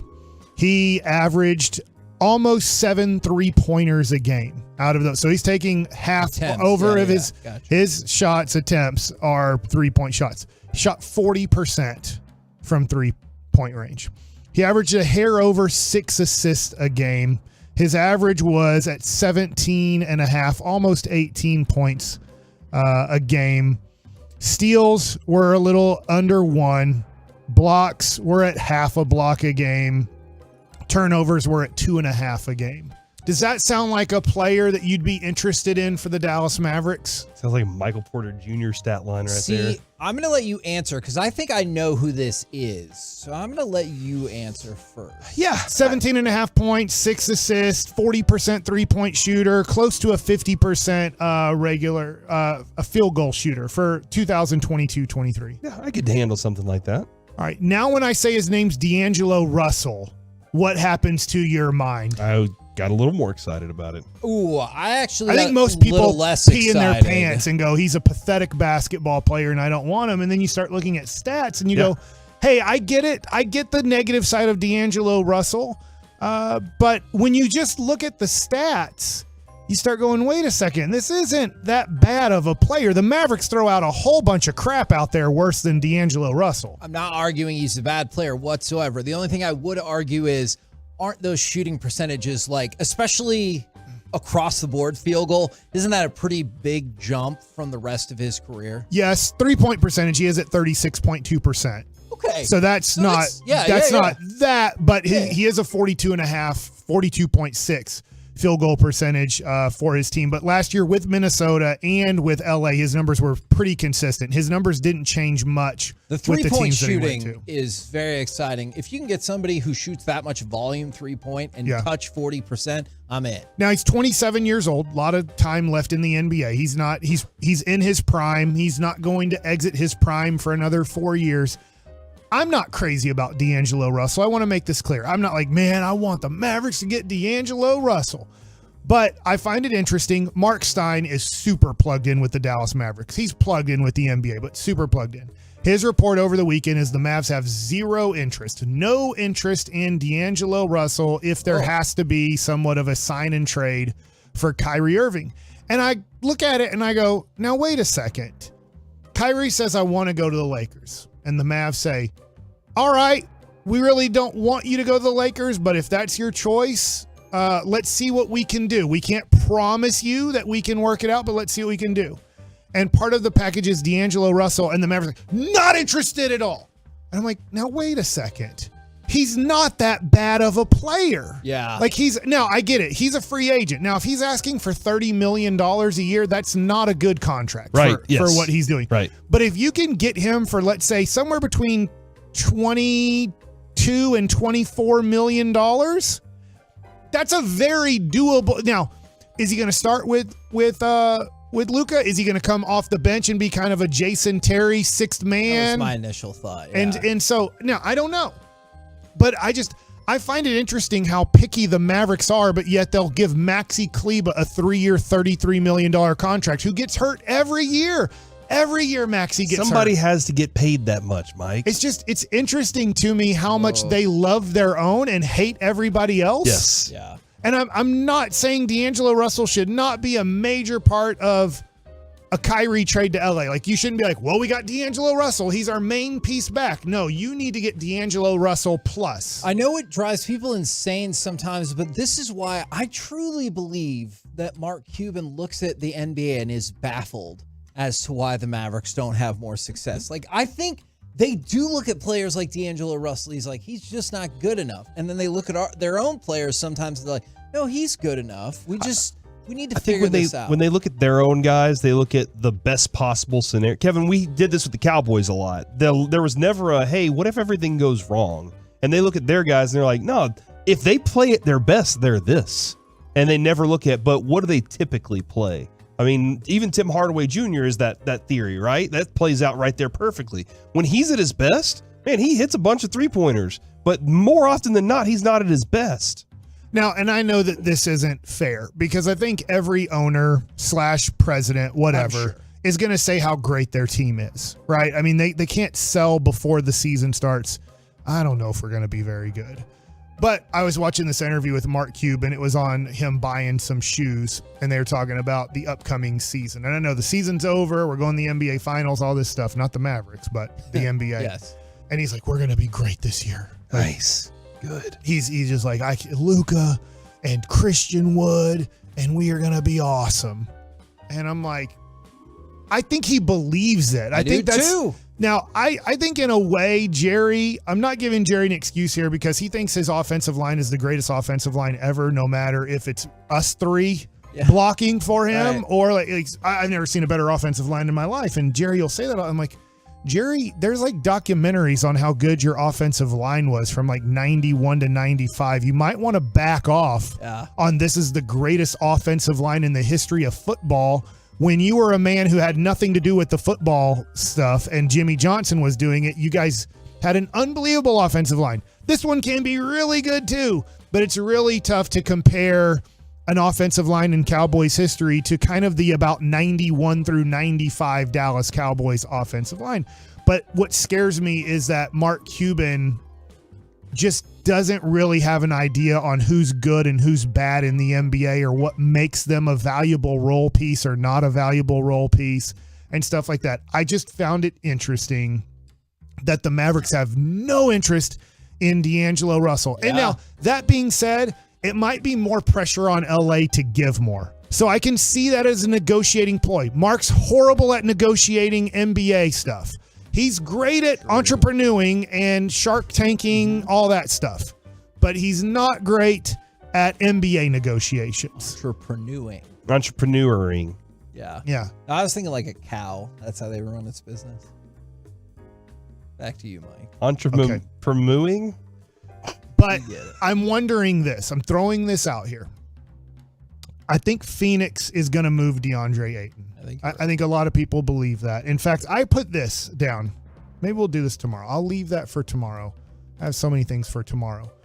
And tomorrow's a short show, right? That's correct. I have so many things for Thursday. We'll just, okay. All right. But let's just say Phoenix is trading DeAndre Ayton. Let's just say Kyrie desperately wants to be a Laker, which he does. Okay.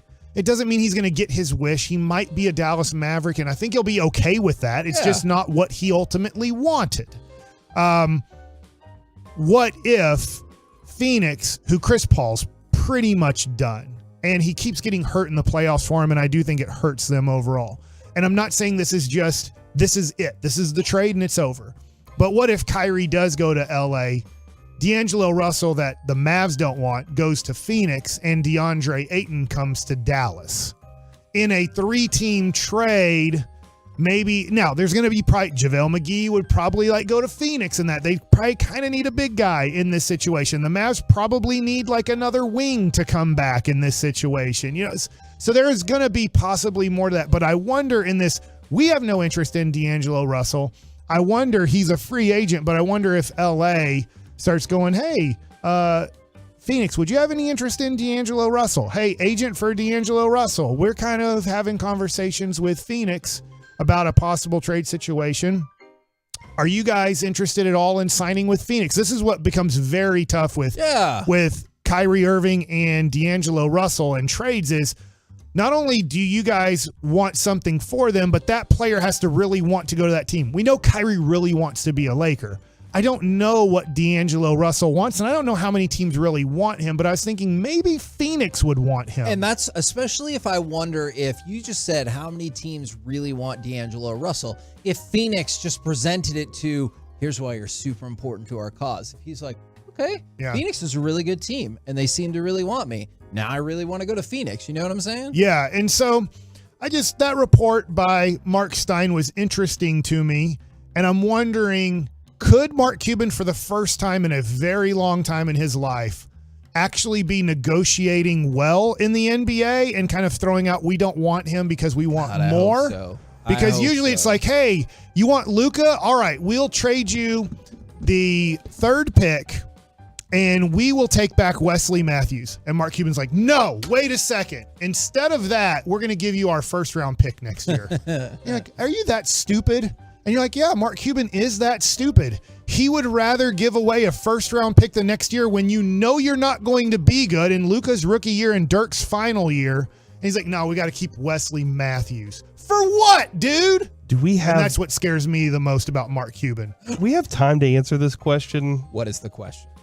What happened between Mike and Cuban? You can't tell me that something did not happen between the two to make Mike hate Cuban so much. Maybe Cuban said something about him at his job. Incident, there honestly I'm not isn't. aware of it. I'm just trying to put him on blast because I think there's too many to Mark Cuban out there, and he needs to know that the majority of us that love the Mavs, I love the Mavericks, see him destroying that franchise, and he needs to pull his head out of his rear end and start making much better decisions. And he can do it. He's a smart enough man. He's one of the smartest entrepreneurs in the world, but he hasn't been a good entrepreneur with the Dallas Mavericks lately. And if he pulls his head out of his rear end and starts using his brain in a better way, he can get this thing going in a better direction. But I'm afraid that he doesn't care too much about the Dallas Mavericks anymore, and that nobody is putting him on blast because there's too many in the Dallas-Fort Worth marketplace with Mark Cuban. Butt kissers. Yes. No, I like the way he did. That was creative, though, Mike. Look at you. We're the KNC Masterpiece right here on 105.3 The Fan. Coming up next, will Corey be able to match the sound effect creativeness of Mike Bassett? Why do you have a screwdriver? I didn't bring that in. It just gives me something to fidget with. Okay. Next. Oh, you want me to ask some questions, Kevin? I mean, or whatever. 100 days until football begins. Oh. We do 100 questions every single gosh. day. Guess how many days till Christmas? Next on The Fan.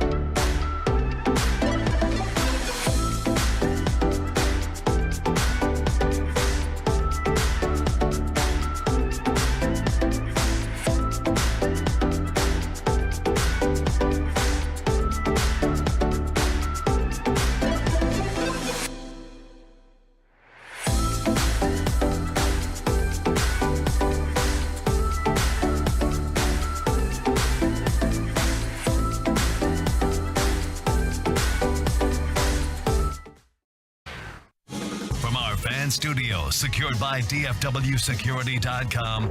It's the KNC Masterpiece on 105.3 The Fan. KNC Masterpiece right here on 105.3 The Fan. It's time for the C Block starring Corey Majors. Thank you very much, Kevin. Lots of stuff to get to. I did have a Matt Hicks. Us doing bracketology on the baseball tournament. We don't have to fill it out to I compete or anything. I just wanted to make sure that everybody's kind of aware. I went to ncaa.com and then sent the link to Kevin and said, Kevin, can you print this? Because I bring a laptop to work. Kevin works on the company computer. I have my laptop with me. Yet you do not use it. That's true. And it drives me insane. But Kevin is also connected to company printers. And that means that he can hit print if we ever need to print something. So I put one up on the wall just so everybody's aware of when games are going on and stuff like that. But yeah, we're going to keep track of the College World Series because College World Series is fun. Plus, Mike pointed out earlier, there are some dudes that you need to be paying attention to. Mike, I don't know if you noticed, but out of the top 5, there were only 2 high school kids. The rest of the way, it looked like there were a ton of college kids. Yeah. And maybe that's the new, maybe MLB is like, you know what, let's go with these college kids because we have a little more leverage with them. I don't know exactly what the purpose is, but it looks like more college leverage. Players. I'll explain that to you another time. I appreciate that. So yes, you do have that, but Kevin, there are 100 days until football begins. Hold on, real football? According to Adam Schefter. Like real, like games? NFL football. Oh my gosh. There are 208 days until Christmas. Oh. So just let you know that. A long way. But you love Christmas, Mike. I do. Every year you and Kevin, y'all But you know what, Mike? One of my family members just asked me yesterday if we're doing Christmas in July. So if you're doing Christmas in July, it's even less than that. That's because Jess's birthday's near Christmas. Do I have that right? Jess's birthday is December 24th. And so sometimes... But my birthday's July 1st, so I can't do Christmas in July because then I'm getting the short end of the stick. That's true. I don't want that.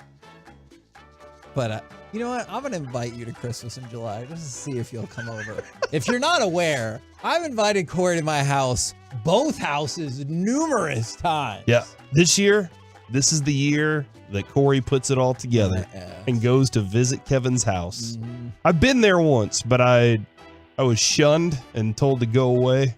From the 808, this is a question that you essentially started. It needs to be answered. So, Kevin, you carry a laptop you don't even use. Just email the breakdown to yourself. All right. He does.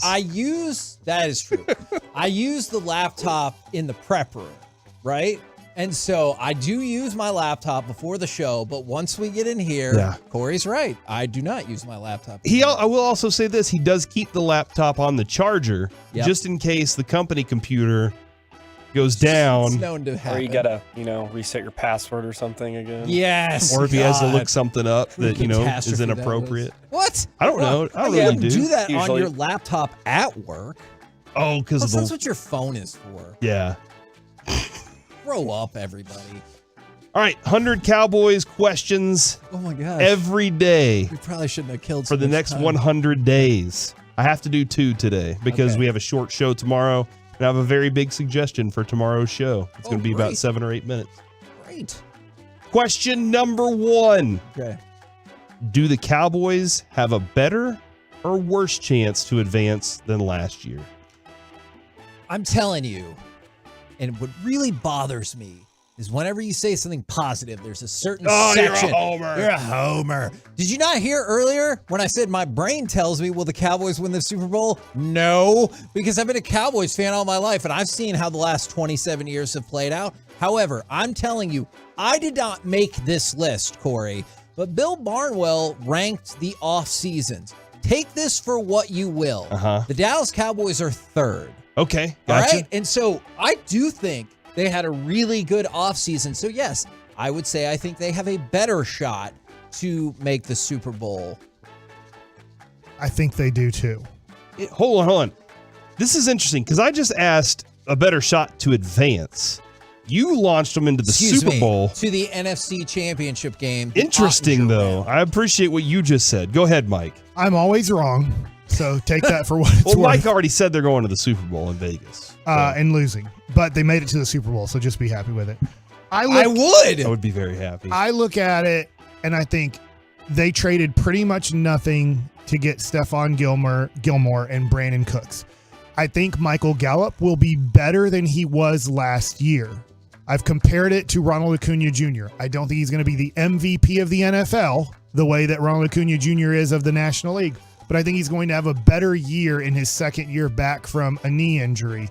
I like this defense a lot. They were able to keep their coaching staff for the most part on their defense. I think that really helps out. There's continuity there.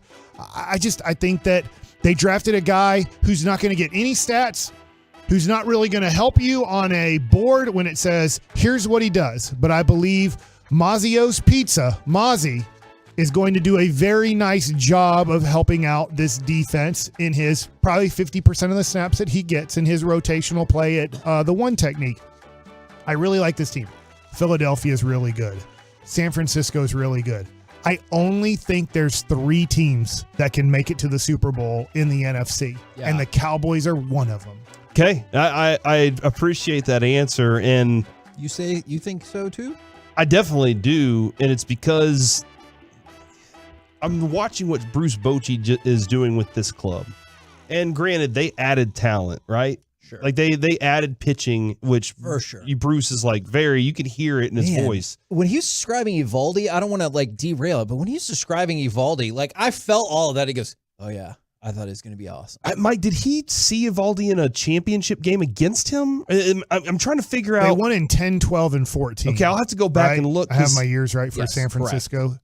I don't know. Okay. I mean, I know 18 was the year Evaldi won with Boston and had a great playoff run. Yeah, and I think that's what he's talking about, Kevin. And I think I was higher on Evaldi than you were, and I think that I think we're both at a point where he's exceeded our expectations by far. Yeah. But with the Cowboys, when I look at this team, I'm like, all right, so I think that Dan Quinn brings that kind of mentality. Okay. I think that Mike McCarthy brings some stability to this thing of whether or not he's as involved. He doesn't panic about things. He just kind of is even keel with the whole approach to football. But his defense, he's like, I need a good defense. You need a defense to win a championship. I got to figure out how to get my quarterback to be a championship caliber quarterback. But I think their defense puts them in that conversation every single year. And I think the additions that they made so far have been good enough to get them to another level. Yeah. You might need one team to fall off a little bit, but you also have that opportunity. The Cowboys slide just a little bit, but I just don't think they're going to in that way. Somebody did say, damn, Kevin, you have 2 houses. Wow. So 2 different houses. I have one house, the house I had before. But if you wanted another house right now, probably you could make it happen. I see what you're doing here. I see what. Look at you. All right, Kevin. Mike, question number 2, as we are 100 days away from football starting. Mm-hmm. What's your is your ETA to end this like in 50 days or when football starts? 100 days away from now. I don't know. You got to keep track of that for me. All right. Who do you hope has a better season? Michael Gallup. And I like that Mike brought him up just moments ago as the league MVP. Or Brandon Cooks. Because the Cowboys made a substantial move by getting Cooks. Yeah, he offered Michael Gallup money that a lot of people were like, are you serious? Who do you hope has a better season this year? I'm going to go with Brandon Cooks. I see the legitimacy of both answers, but I still feel like you could make things happen receiver-wise okay. And if Brandon Cooks, if Michael Gallup steps up his game, man, I feel like that's a whole different world I'm going to lean towards Brandon Cooks because the reason Brandon Cooks has moved so many times, one, a lot of coaches and a lot of teams believe he's a number 1 receiver. Yeah. And then when he gets to that team, he's not a number 1. He falls short of that category. And then they move him because he's not a number 1. He's ultra productive. Oh, very productive, right? But he's just not the number 1. I don't think Michael Gallup, even though I think he's going to have a bounce back year and a nice year, I don't think anybody's ever seen Michael Gallup, no coach, no defensive back, no defensive coordinator said, that's a number 1 receiver. I think what they say is, I think he's a solid number 2 receiver. Yeah. And so that's the reason Brandon Cooks always moves is he doesn't live up to the expectation of coaches and staff going, I think he can be our number 1. That being said, I picked Brandon Cooks because I think he's like a bad number 1 and a good number 2. What we're hoping for Michael Gallup is he's a solid number 2 receiver. Okay, and I think that's a really interesting point on Brandon Cooks. You don't need him to be a number 1. You need him to be a number 2, like, because you have CeeDee Lamb. CeeDee Lamb's going to give you those opportunities. When Brandon Cooks gets the ball thrown to him, is he going to be productive? Is he going to be the guy that makes the catch downfield? Is he going to be a game breaker opportunity for the team that kind of forces teams to go, hold on, crap, which one do we cover right now, Lamb or him or Gallup? I think there's part of this personal, like, I really hope that Gallup has an exceptional season. Not one that we go, wow, we didn't even need Brandon Cooks, because I think that involves, like, look, you did need Brandon Cooks because he was able to help you create some separation, or he created some havoc in the defense that opened up things for Michael Gallup. I'm hopeful that Michael Gallup has a better season because he's the product that you drafted, that you thought, all right, this guy right here, he can be this and this.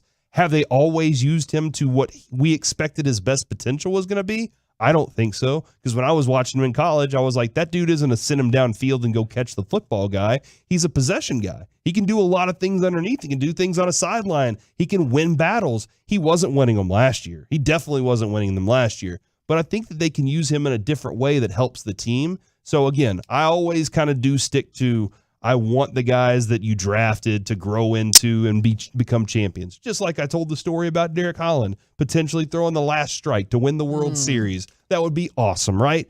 That would be awesome if Michael Gallup, caught the touchdown that won the Super Bowl for the Cowboys. It would be a really cool story. I think Brandon Cooks is going to be a very productive receiver for the Cowboys this year, though. All right, then the last thing I wanted to get to, not the Narc Cuban stuff, because Narc Cuban was hilarious. We saw that, right, Mike?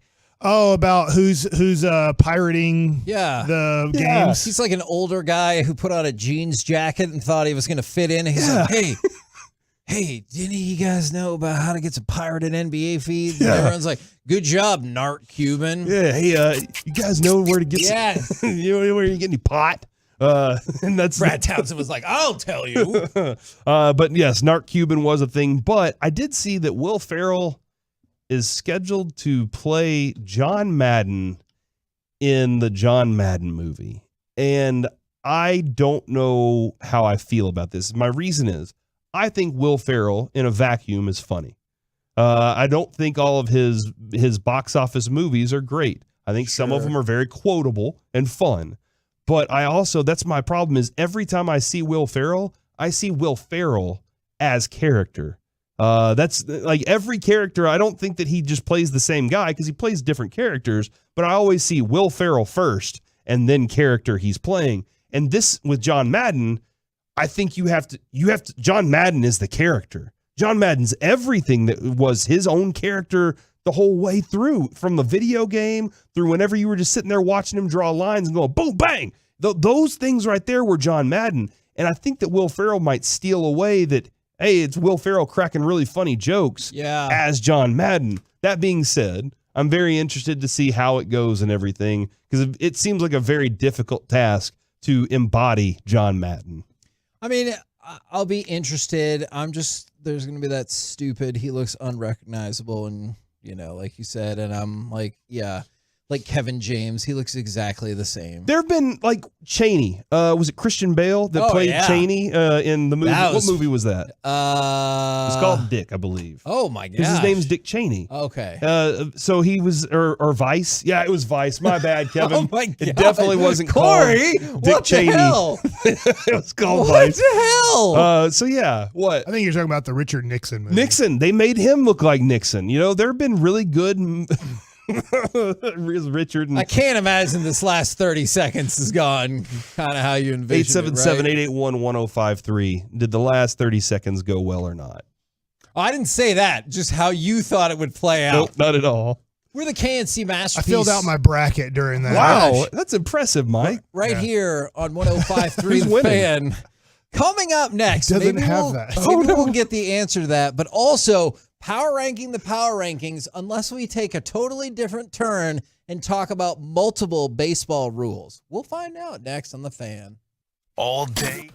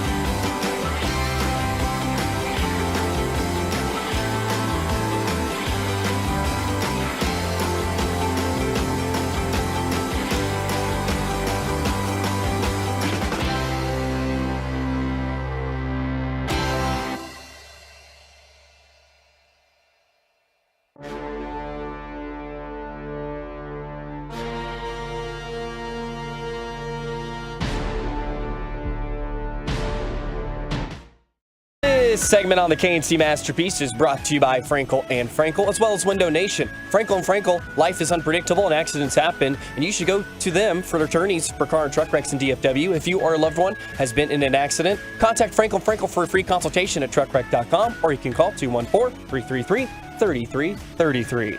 KNC Masterpiece back here on 105 through the Fan. We're going to try to get a lot of baseball content in here, and we're going to start with power ranking of the power rankings. Would you guys like to go with The Athletic, CBS Sports, or MLB.com? Somebody tweeted us earlier, Kevin, and said we needed to go with bar stools. Yeah. I like it because they put us second in your face, everybody else. Well, it sounds like you know those rankings. That's for Barstools. So let's go for somebody else. MLB's always the toughest on the Rangers, I believe. Am I correct about that? Historically, or I guess this season. All right, let's go. Let's go with them. All right, you want to go with MLB? Uh-huh. Guess what? You can go with MLB.com.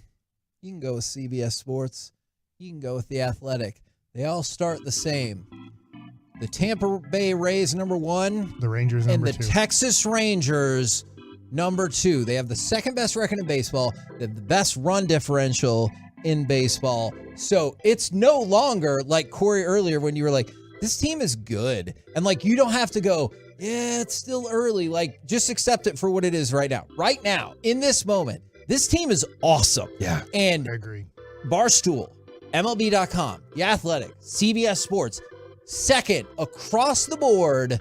And the Rangers are playing, honestly, they're playing better baseball than anybody right now. Like, I realize that the Rays still have a better record. But if you look over the last 10 games, best record in Major League Baseball, it's the Rangers. And that still comes with the bullpen struggles. And if you even find, like, Leclerc or Hernandez is usable to go along with Burke, well, that will help bridge the gap to the trade deadline really, really well. And I just thought it was awesome that while we've been talking about, oh, the Rangers are 11th. Oh, they moved up to 8th. They're second. All of them. I think it took those people. I'm trying to figure out what to call them. The rankers. Yes. I think it took them some time to believe that this team's legitimate, because they were like, all right, where's Houston? Oh, Houston is without Altuve for right now. We'll see how that goes once they figure it out. Well, what about Seattle? And all that being said, Mike pointed this out earlier. Rangers are doing all that, and those two teams are in the hunt, so they're going to have to keep playing good baseball. Dude, that's a great point, because I read another article on ESPN.com, and they said, hey, what do you think the playoff fields will look like? And I think 3 of their 4 writers said, the 6 you see now are the 6. One person said, I want to watch the Mariners and see what they do, but the other ones were like, hey, the Rangers are a playoff team, and that's what they believe.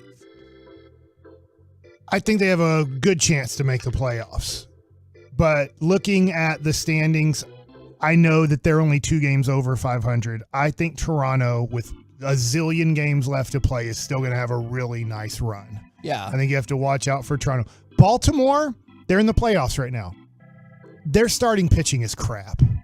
And so I just don't know if they're going to get to 90-plus wins. Now, all you have to do is make a trade, and get a guy that pushes everybody down a slot and makes them better. So I understand that person saying the 6 that are in are going to be the 6 that make it. And, you're 50 in a few games into the season. I don't think Baltimore's going to make the playoffs. I do think Tampa makes the playoffs. Who cares about the Central? They're not. Somebody's going to make the playoffs. I guess they have to. Can you believe Detroit is second right now? It's there? Amazing. So I look at it and go, 2 teams for sure are coming out of the West. I believe one of those teams will be Houston for sure at the end of the day. I think it's going to be the Rangers right now, but I also think that the Mariners have a chance. I don't think the Angels do. I think their starting pitching stinks too. And so I just look at it and I go, all right, Tampa's in, I think for sure. Houston will be in the playoffs for sure. I think New York, remember, they're doing this. They haven't even had Carlos Rodon pitch a game yet. And he's supposed to be their number 2. Now, we'll see how he comes back when he comes back from injury. Baltimore, good team. Toronto, good team. Boston has surprised me with their record. So I look at it and I go, all right, I can see where these are the 6, but I do think that some teams have runs in them, and the two teams that I think have runs in them that aren't in the playoffs right now are Toronto and Seattle, that have runs in them to make it very interesting. Now, to go along with all of this, we have a couple of, I guess, rules discussions that we have to have in terms of baseball. So I want to play you cut number 8, and I can kind of give you an idea of what's happening along the way. We're going to get to Matt Hicks because that audio is amazing as well. This is a Section 5 Class B1 high school baseball championship. And you might be like, well, why the hell do I care about that? Good question. Cornell is beating Paul Mock 5-4. There's 2 outs, and it would appear as though this is strike 3 with 1 runner on. But the catcher may or may not have dropped strike 3. Was it 1 or 2 runners on? It was 1 runner on. Okay. Because the other runner is the person at base. He went all the way around the bases? Yeah, because they were all jacking around the whole time. All right. I'm pretty sure so let's take it from there. High school state championship people. 2-2, 2 on. Oh. Strike 3. And he's out. Hornell wins it. Oh, wait a minute. Hornell's got to pay attention. I'm not sure what's going on here. So is this the way it's going to end? Wow. Pale Mac's going to win it?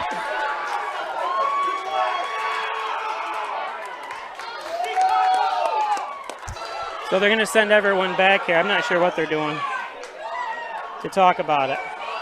Maybe not. Oh, they're giving it victory. Wow, this has got to be the most bizarre ending I've ever seen, and Hornell's going to lose the championship because of that. Now, what you can hear in the background is some people going, he caught the ball. Mm-hmm.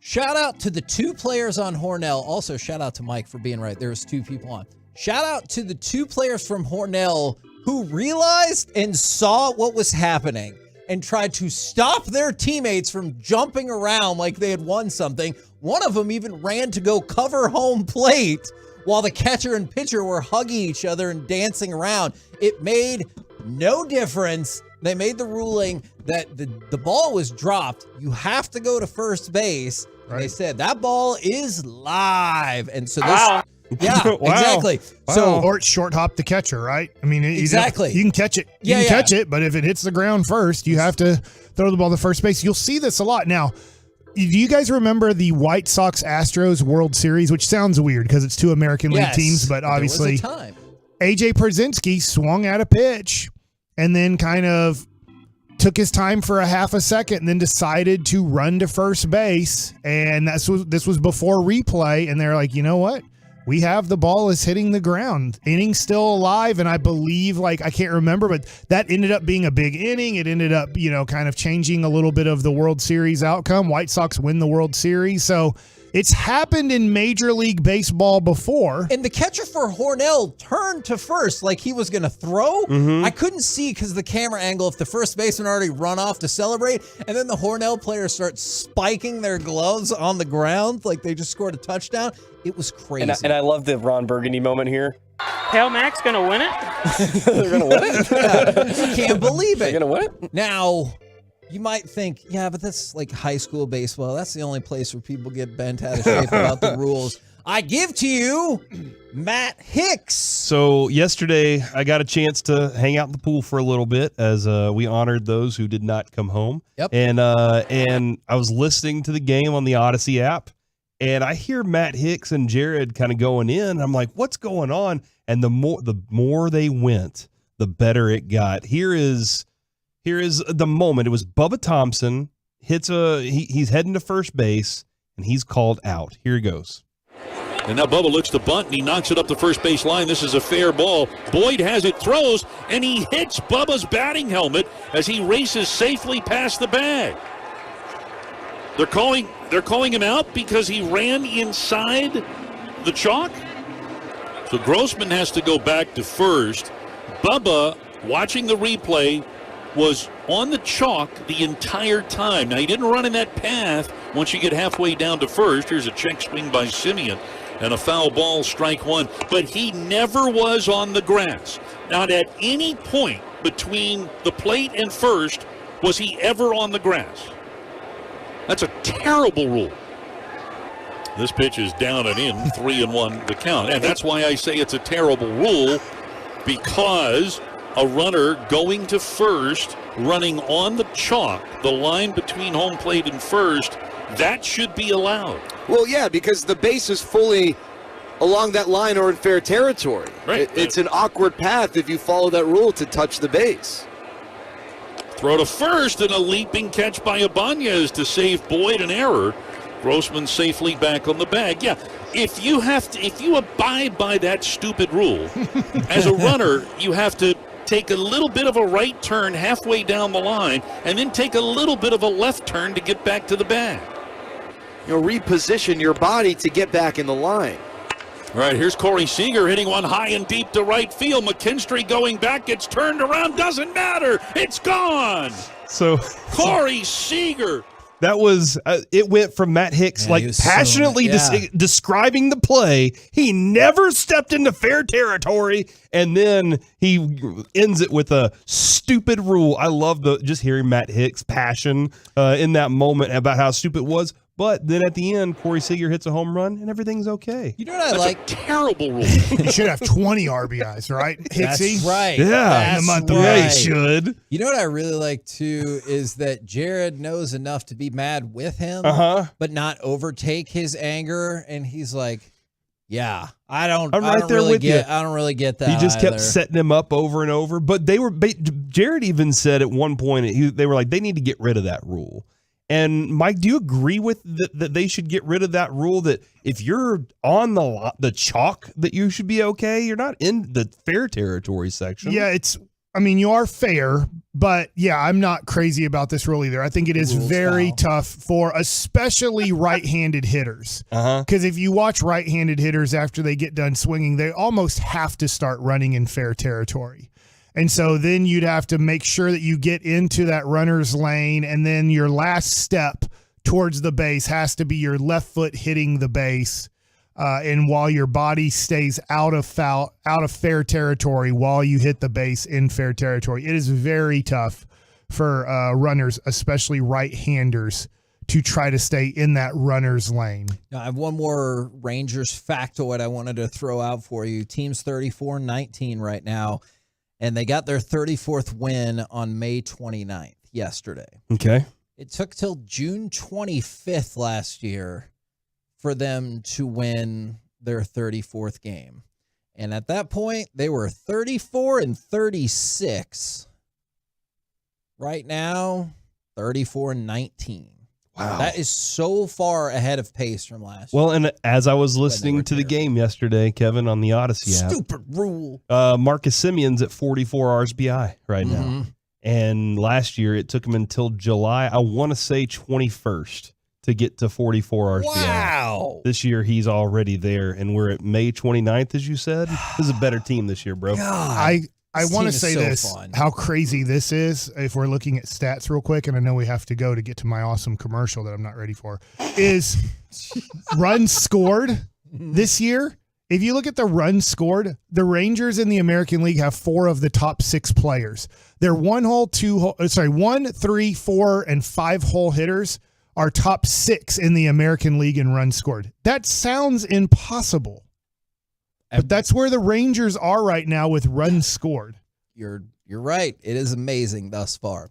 We're the KNC Masterpiece right here on 105 through the Fan. Coming up next, Don't worry, Mike's awesome commercial. Thank you. But also, we'll chit-chat with those fellas from the G-Bag Nation right here on 105 through the Fan. You might be saying to yourself right now, hey, Memorial.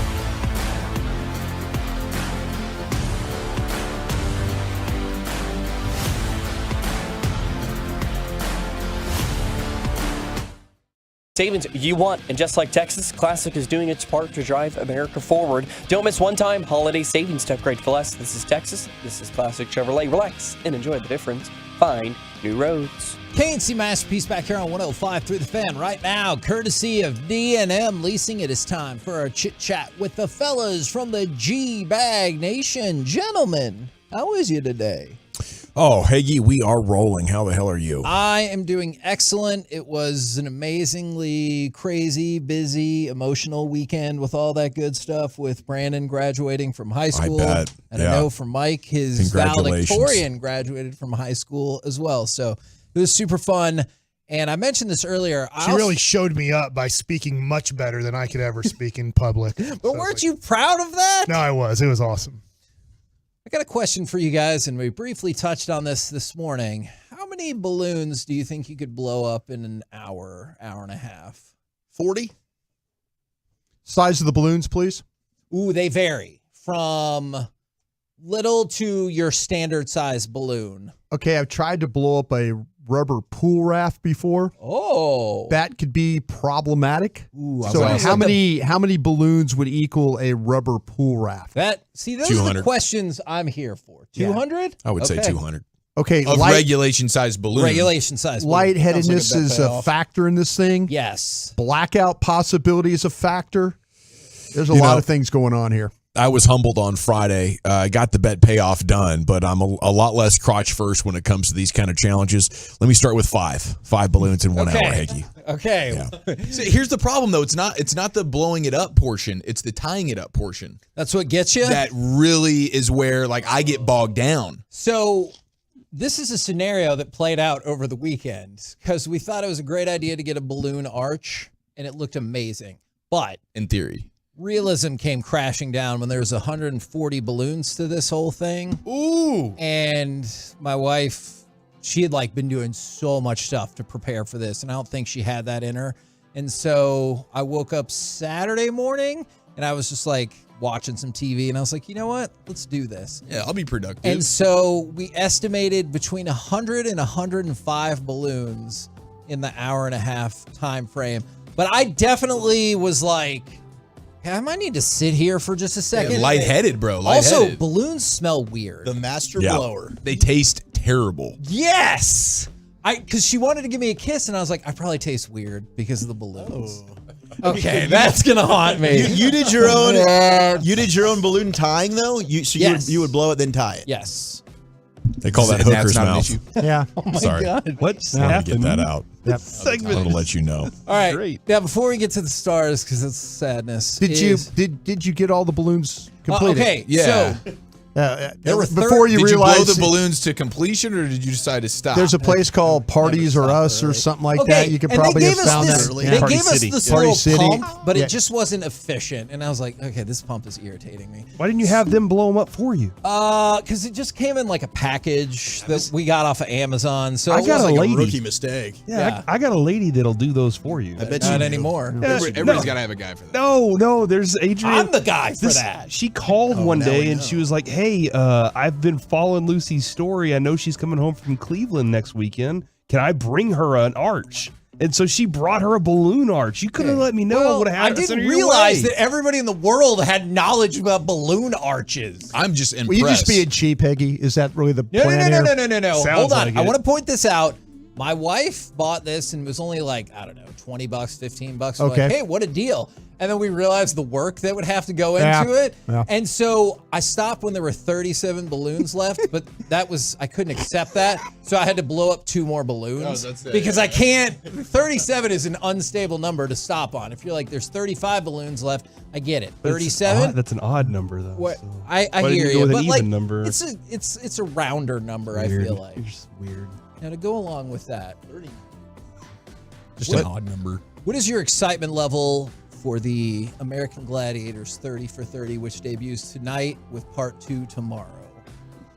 I would say on a scale of 1 to 10, a solid 7.5. Thank you. At least. Okay. That's must-watch television. I agree. Are they going back and talking to all the old members? I bet they are. I mean, Nitro's it's a gonna be 30 for 30. That's usually how these. I would seem to watch go. a 30 for 30 if they just did the tennis ball cannon thing. I think That was I awesome. love that. They better spend a good, healthy amount of That time one, on that. one, or with you if you had the clubs on the when you The giant Q-tip, Q-tip jousting. Yeah, how you just take the clubs and just pound the other one with it. How bad would your insurance be if we went and bought a warehouse and recreated that, and so people could rent out the tennis ball thing? Tennis ball cannon. I think the that's a tennis great ball idea. cannon is amazing. Like how much fun would you have if you gathered 6 or 8 of your buddies and you guys competed against each other in this tennis ball cannon obstacle course It would be thing? huge because I remember years ago we asked Jake Diekman about that at spring training, and he goes,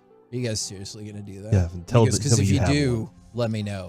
I'm going to be there. This is a good concept, What- Mike. What is the one game that you would probably not be very good at on that thing? I think the one where I'd run around and have to dunk the balls into the basket thing while they blow you up. Isn't there one where you got to climb? Yes. That's part of You're dangling. There was yeah. the rings. Yeah. It was rings, and you kind of had Well, to swing that's around. a no we're too. We're not done, going to have Steve. that. Yeah. I'll be the tennis ball shooter. The run around where you get blown up when you try and dunk the ball into the trash can area. Yeah. I remember. The one I was going to run into problems with is when you can, I think it's part of the Eliminator, when you run through the walls, and some of them have a gladiator. Oh, some have a gladiator waiting. I think I would run too hard and get the paper wall and, trip over myself and, roll for a second, and I could be in trouble. But, yeah, I'm here for that, and...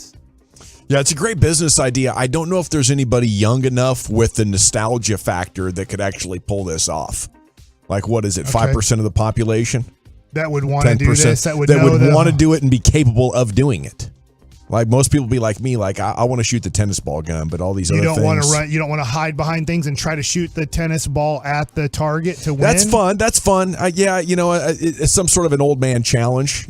Go through that a couple of times. I'd get winded though. That's what about kids? That's 15, 20 minutes. Is it going to hurt kids getting hit by the tennis ball? See, I don't know if kids want to do these kinds of things, Mike.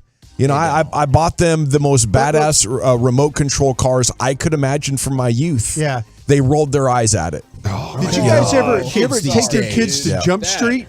Yes. Yes. With It did, Chief. there's Thank you. nothing worse. I mean, I don't know how you could hurt kids any worse than Jump Street. You're jumping on trampolines and throwing dodgeballs at them. I remember Bennett would go and he always wanted to be in the high school area, and he was middle school jumping around, and it always happened. It was always the last throw of the game. He would get hit in the head, knocked into the plastic glass area, and then he'd be slightly concussed as I'm walking him out. But I signed a waiver saying, "Oh no, it's cool. Go ahead and hit him in the head. Let him go into the plastic glass area." It couldn't be any worse than that. A lot of people on the text have been angry, specifically with Ryan Suter today, but I feel like the blame can go across the board for that catastrophe that was Game 6. And I think they should fire Pete DeBoer today. Oh, wow. I've actually seen some people who are like, this is what he does. It's going to go downhill from now. That's true. That's the history of his track record. You might as well look for a new head coach. Wow. That's pretty It's just intense. It's disappointing. Is there any part of you that wishes maybe they would have just No. Okay. All right. Lost earlier? Yeah. Well, the reason why I say it like just that, in hindsight, you're not alone. Knowing the You're way not alone in that opinion. Just the way it all went down. It wasn't ideal, but it could have ended worse. I mean, Game 4 would have been horrible. Game 4 would have been Game 4 would have been. I'm horrible, blaming but Jim after Mill, winning though. Game 4, it's Jim like Mill? Yeah, I'm blaming. Was the Game 5 win worth it to suffer that Game 6 beatdown at home in front of your fans? Absolutely. I would have rather have lost I'll take it. 3-2. Don't want to get swept. I think so. In Game 6 than 6-0. That's where I am. sure, I would have yeah. just rather it been a close game, not the waxing that it was. Like Jamie Benn, there's all this hype. Oh, he's the first one on the ice yesterday. He's ready. And he had zero impact on the game. They played He's better old. without him in He 2 laid games. so many pucks on that. I mean, what the hell, Jamie? You're the captain? Yeah. Take the C away. Come on. Oh my gosh. A lot of hot hockey takes going on right now. I just want some real Well, the owner defenders. says we're not hard enough on him. So fire the Take coach, that. get rid of the All right. captain. You know what? We're trying to win a Stanley Cup. Bully Stop bullies on pooing your around. ass. Attitude. There you go. That's better. Yeah. Co-sign on the captain part then. What do you guys got coming up on the program today? We have Jankowski coming up 220. Nice. Pure gold as always. Thanks for asking. Captain, How long do you think it takes for him to grow out his hair that long? We'll find out. 2 days. If he started it bald, and I would say probably 2.5 years. Wow. So, Mike, you got a chance, bro. That's commitment. Yeah. I'm pretty sure I'm going to have got Hulk Helmet Ted Hogan for him. hair if I do it. Skull it, brother. All right, roll home with the G-Bag Nation. We have been the KNC Masterpiece. Make your way back with us tomorrow. Short show leading into Rangers, 10 to 11:30 a.m. right here on 105.3 The Fan. So that's a stupid rule, Kevin. That is a stupid rule. Matt knows what's up. Coming up on The Fan.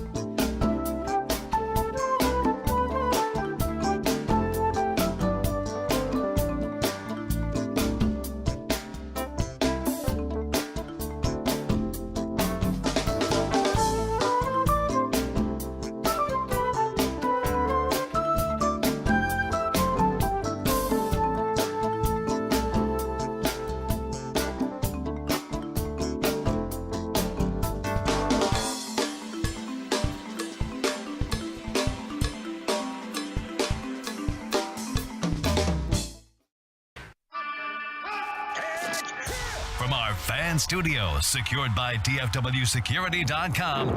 You're rolling with the G-Bag Nation on 105.3 The Fan.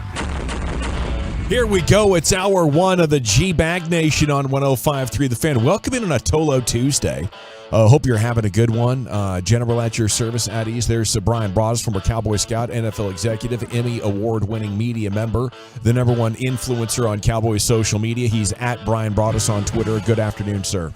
How we doing, General? Doing terrific. Alec Medford's in for Lucius again. The vacation continues of Lucius Alexander. He shall return before too long.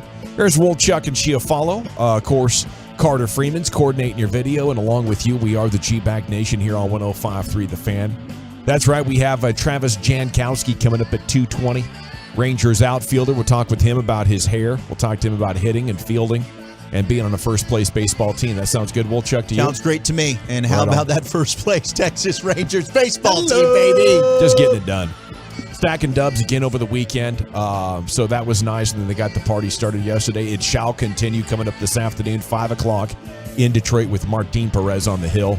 It should be glorious because it's just a continuation of what we've been doing as we approach now the 1/3 way through the baseball season. I don't know if that's the third poll or the 2/3 poll, Brian, but you're going 33 point coming up on it. You're going the right direction there. Yeah. You knew you had to think about it before you said it, right? Yes, I found myself second guessing myself a lot over the last 3 days following Friday's bet payoff challenge. But meat sweats. I can tell you there were no meat sweats.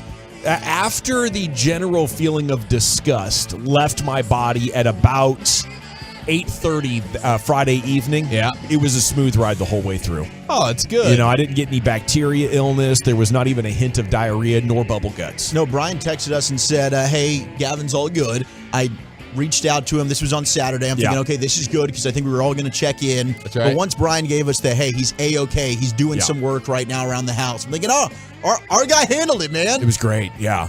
I got the trailer unloaded, unpacked, and threw away this old trampoline that got caught in a windstorm one day. It was like 20 feet in the air like a flying saucer, bro. Comes down in the neighbor's backyard. I've been meaning to take it apart and get that cleared out of there. I did.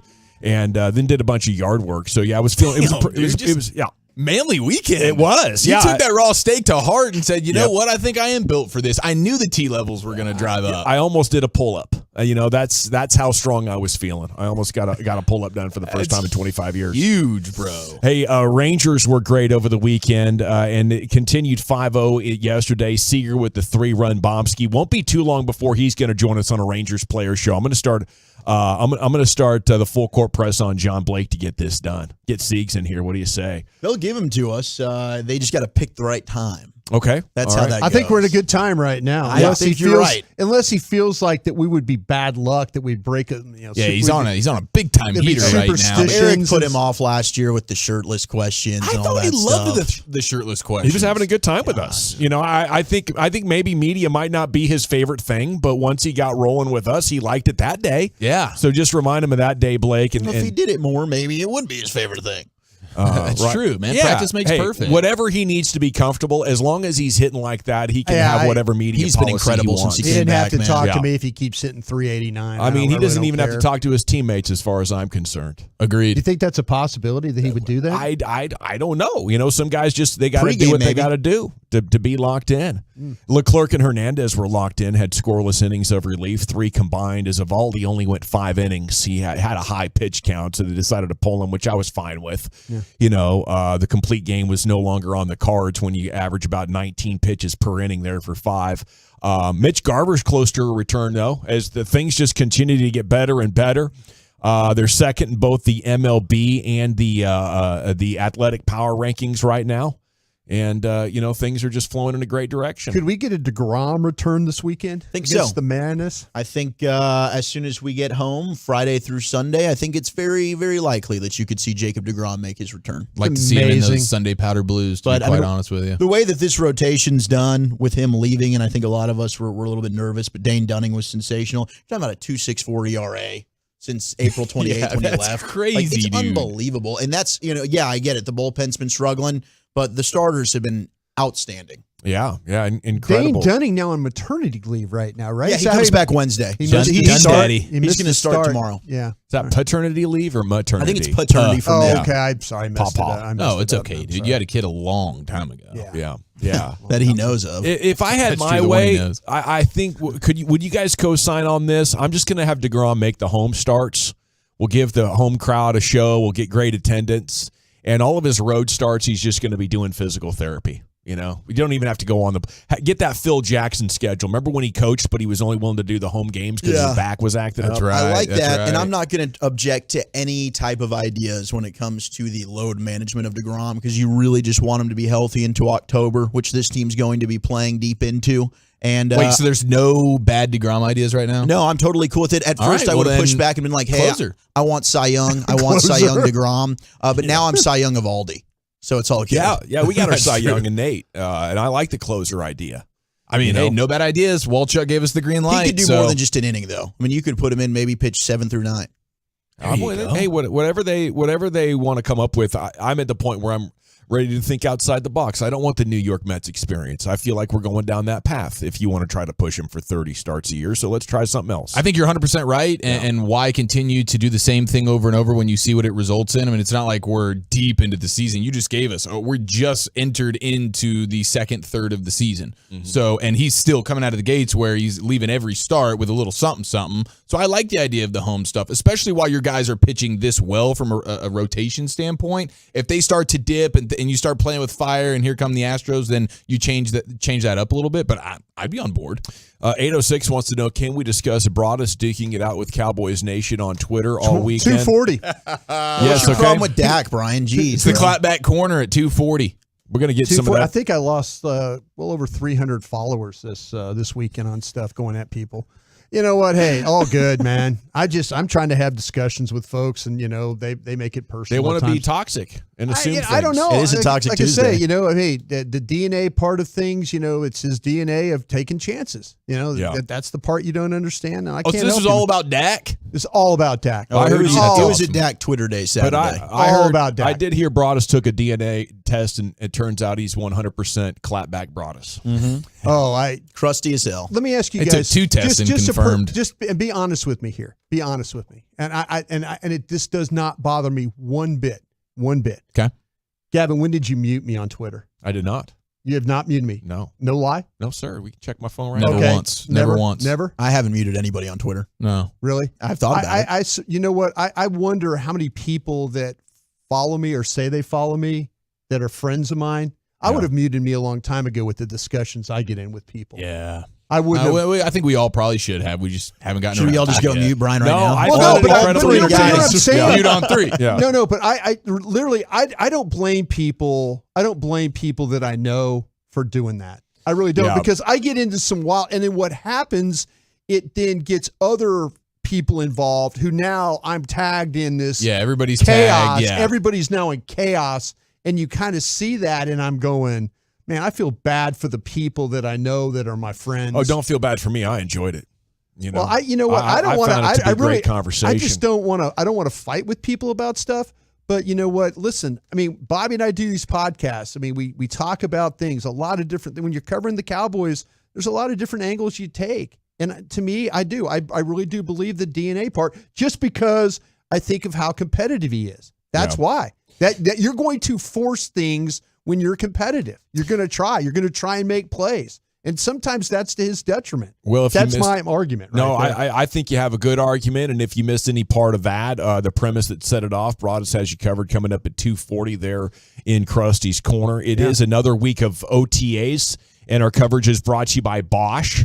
And Broadus will be back out there, watching the practice and delivering the goods, whether you like it or not. He's going to tell you how it is coming off those. Dallas Stars or Dunsky, officially. You tip your hat to Vegas. Turns out they were the better team. Stars didn't capitalize on a couple of opportunities early in the series, and it comes back to cost them, right? Vegas was absolutely the better team. They came out and were dominant from the word go yesterday, and it was disappointing to see the Stars go out like that. Game 5 was a blast. Ty Dellandrea with 2 goals. That was fun for them to be able to battle back and make this a series. But goodness gracious, that was a tough pill to swallow, to lose 6-0 at home. the way that they did, and I was very disappointed in the performance of Jamie Benn. You thought that he would provide a little bit of life, a little bit of a spark coming back from being suspended, and he was absolutely non-existent. He had zero impact on the game last night. What did you need him to do? Did you need him to try and go after people? Yeah, well, no, not. I mean, I'm not talking about play dirty. I don't think Jamie is a dirty player. No, I meant go after, try and set like a physical tone. Yeah, of like absolutely. Plant somebody. Physical, the aggressiveness. I mean, the Stars just didn't have their legs, it seemed like, early on. I mean, they had a couple of decent opportunities, but they were getting out-skated. The neutral zone was bad. They had no ability to really enter the blue line and create any type of offensive zone opportunities. When it comes to just Jamie adding offensive effort, there's times where I think he can be, when he wants to tap into it, one of the best players, if not the best player on the ice. He still has that ability, but it's just going to be in small doses. You didn't see the energy at all last night. Well, I think Vegas, the way that they adjusted to you is they lost so much in the middle of the ice. And all of a sudden, the forecheck, how do you beat forecheck? No, their forecheck was you rim the puck. You incredible. Just go ahead and you take the puck and you shoot it around the boards. And how many times were they able to escape and stuff like that? Dallas's forecheck is what got them back into the series, and they didn't have it. They didn't have it. They didn't have it yesterday. But they didn't have it at all. They couldn't clear it. They couldn't get out of their own zone. No, either. they're turning the puck over. I mean, the first goal for Vegas is a turnover. You're trying to clear it outside your zone. You can't. They keep it in. They keep chipping it around, and then boom, you got an open slot right in front of the cage. Texas coming in pretty hot here. The 817, we look like a bunch of sissies on the ice last night. We need to pick up some enforcers on defense, fellas. I agree with that. 214, the hockey gods eased me of the pain of watching that game. Lost power at the house. Missed most of it. Black and gold B. Sorry about that. That ended up being a blessing, dude. I mean, in the moment, you're mother bleeping everybody. This is it. This is game 6. What's happening? And then at the end, you're like, honestly, I didn't have to get put through that roller coaster of anger emotions. So I do think there's something to the yin and yang of energy and of life. And you get up to face elimination twice. You have, incredible games, and, you cannot maintain that. You cannot maintain, hey, it's only every 2 games. Let's reach down into that well and bring it 110%. You bring it 110% 2 times in a row, it is going to be insanely difficult to get there 3 times in a row. Meanwhile, the other team that might have yanged, they had a low energy game that allowed you to get back into it. Now they're yinging their balls off, dude. Right. They're coming at this like there ain't no way we're going back to game 7, guys. So they get all the way up, and it's just it's difficult to operate on that sort of an emotional high unless you get something crazy that you're playing for something way bigger than yourself, and it's just so hard to maintain that level. I wasn't totally shocked that it ended the way as tough as it was, especially coming off the horrifying nature of Game 3. Yeah, if they were feeling like that just showing back up at American Airlines was going to be enough, man, that's where the misevaluation really was, because they played like a team that had nothing left. Oh, geez, the energy in the rink. And they wanted to. The fans, I mean, that building has always. I mean, other than throwing stuff on the ice, that crowd all year long has been outstanding. And it was a fun ride, no doubt. One big bummer to me, though, overall from the series is I thought Aiden Hill clearly was the best goalie. And you thought you had the edge there with Ottinger. I thought Ottinger had some games where he played pretty well, but he never had the elite type of performance that you really thought he was capable of. We'll talk about it a little bit more later on. Nuggets are minus 360 faves, by the way. I don't know how you'd bet against Miami, especially if you're getting value like that, $100 to bring back 460. I just couldn't bet on Denver giving away that kind of cash. Maybe on an individual game or something, but for the series against a hot team like Miami, and yes, they are there after surviving a game-winning shot at the horn for Game 6, and then they blow him out in Game 7 as Jason Tatum sprained ankle in the opening play, finished with 14 points. Teammates couldn't pick him up, and the Boston shooting went as cold as it has been. So now you have Miami and Denver. How would you guys be looking at this finals matchup now? I'm with you in regards to the betting factor. Like, I get the Nuggets are a huge favorite, but if I was going to throw some money down, I mean, the plus value is certainly on Miami, and it's just a weird team that you can't count out. I think everybody knows Denver's the better team. They've got the best player in the series for the most part in Jokic, and the way Jamal Murray's playing right now is really taking this team to the next level. Jokic has been the man for the last 3 years. Everybody knows he's great. But now nobody can stop Jamal Murray, and the two of them together with some of the veteran depth that they have. I don't know how this 9 days off hurts them, But that home court advantage is the real deal with the altitude in Denver. Yeah, I'm going Nuggets in 5 in this one. Just the Heat are probably exhausted. I think they've got it. I mean, I didn't think they'd win Game 7 after giving up those 3. Jimmy Butler didn't seem like he had much left in the tank. I mean, kudos to them because I thought this series was insane to predict. I didn't think the Heat were going to get up 3-0. I thought they could win that series. I picked them on our BetQL show. But after they blow 3 straight, the way they lost Game 6, I'm like, oh, Boston's going to win Game 7 at home. Then the Heat blow them out. But I just think the Nuggets have been on absolute buzzsaw this postseason. I don't see them losing. It'll be interesting to see what they got for Jokic, Brian. Yeah, I think I'm not going to bet against Eric Spoelstra and this crew. I think they've been on, that Miami's culture is different than anybody else's in basketball. Yeah, sure. It is. There's no doubt, but to even get to this point speaks to that. The way that Pat Riley has that thing set up, they are battle tested. They will play fine against Denver. I think it's going to be about how do you handle Jokic in this thing. But that team in Miami, that is a basketball culture from the jump. They will give Denver all they can handle. G-Bag of the Day is coming up at 2:30. Travis Jankowski, Rangers outfielders next year on 105.3 The Fan. I want to chat Frankels because life's unpredictable. You never know when you or a loved one can be hurt in a car or truck accident due to somebody's negligence.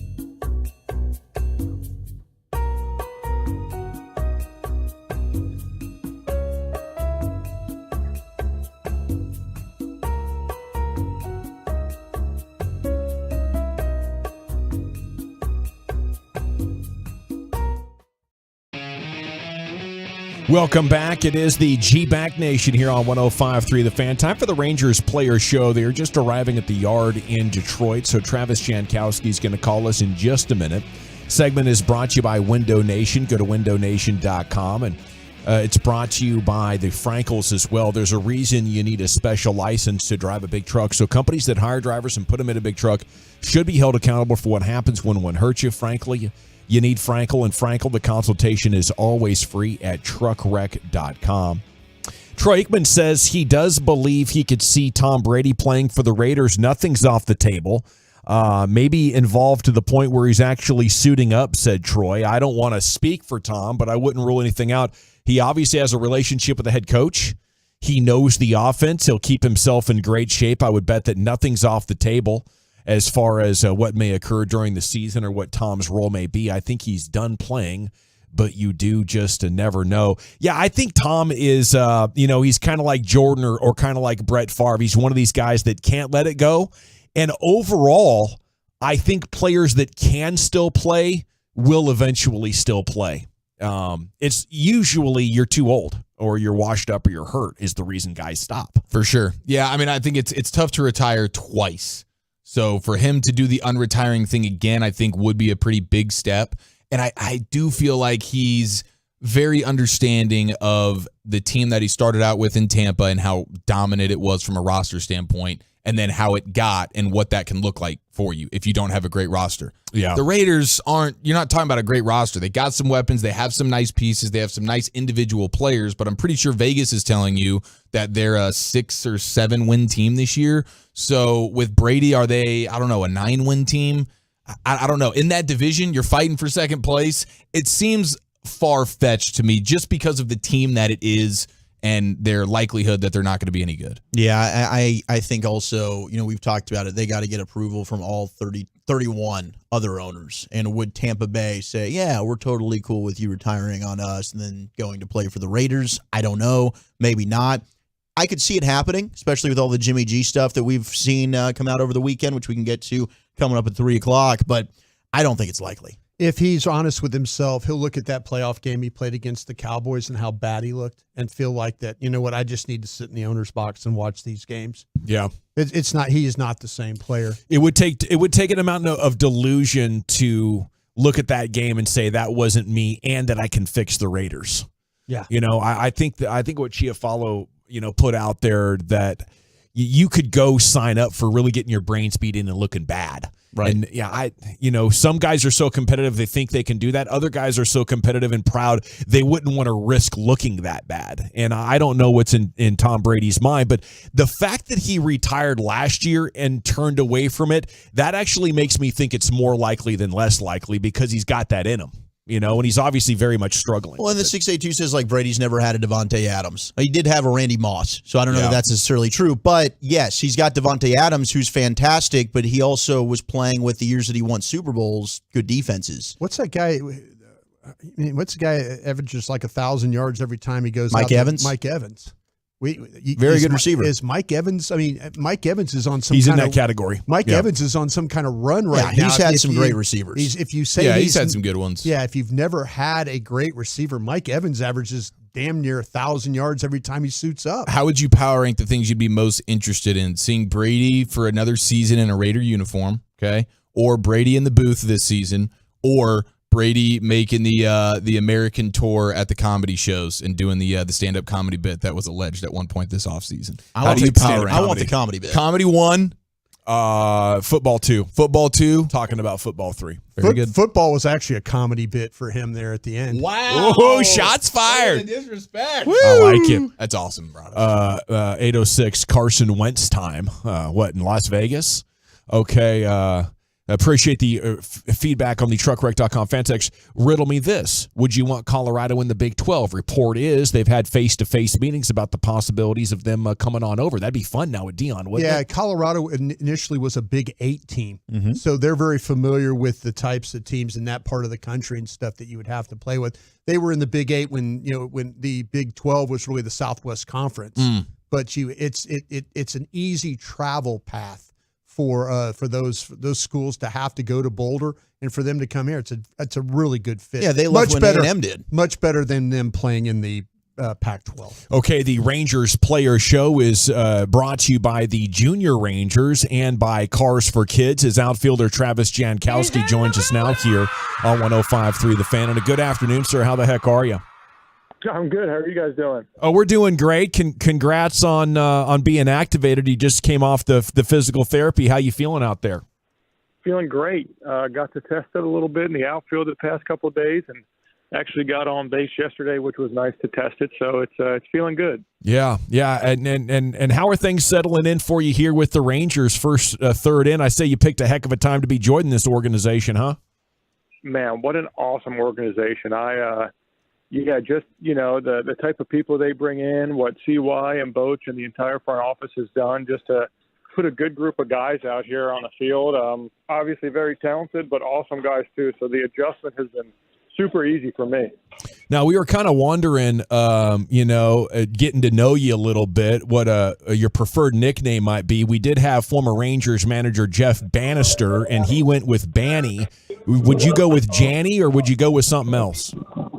So the guys, it's Janko, Janny, honestly, anything. Travis is kind of a tough one. Trav is not my favorite. So Janny, Janko, Jano, any of those guys. I like Janko. As long as Janko's easy, right? Yeah, so, I like that. Kind of like Travie. All right, Janko. So why's the Twitter handle at Freddie J? Is Freddie J in the nickname conversation? Yeah.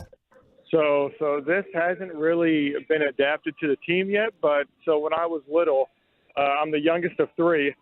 So when I would, when my older brother and sister would come home from school, I'd be locked in on Mr. Rogers' Neighborhood. I knew this. His first name is Fred. Yes. So I'd be locked in, and they hated that show so much, and they started calling me Fred just to get me not to watch it, and I couldn't stand it. I hated it so much. I would cry.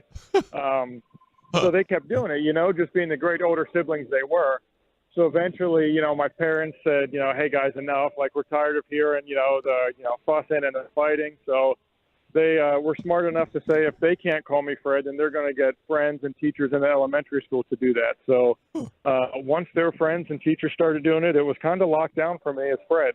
I'll tell you what, I was doing research for this interview, and I saw that. I thought it was BS, to be honest with you. I said, man, I got to ask him this. I got to ask him this question about. Thought you were getting fooled by the internet. internet. and then Zach throws out the Mr. Rogers, and I'm like, damn, I lost my question. Oh, but how about this one?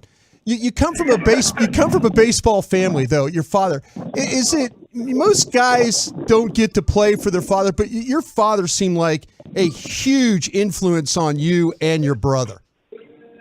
Oh, absolutely. You know, I contribute a lot of, you know, my athletic ability to just the genetics, you know.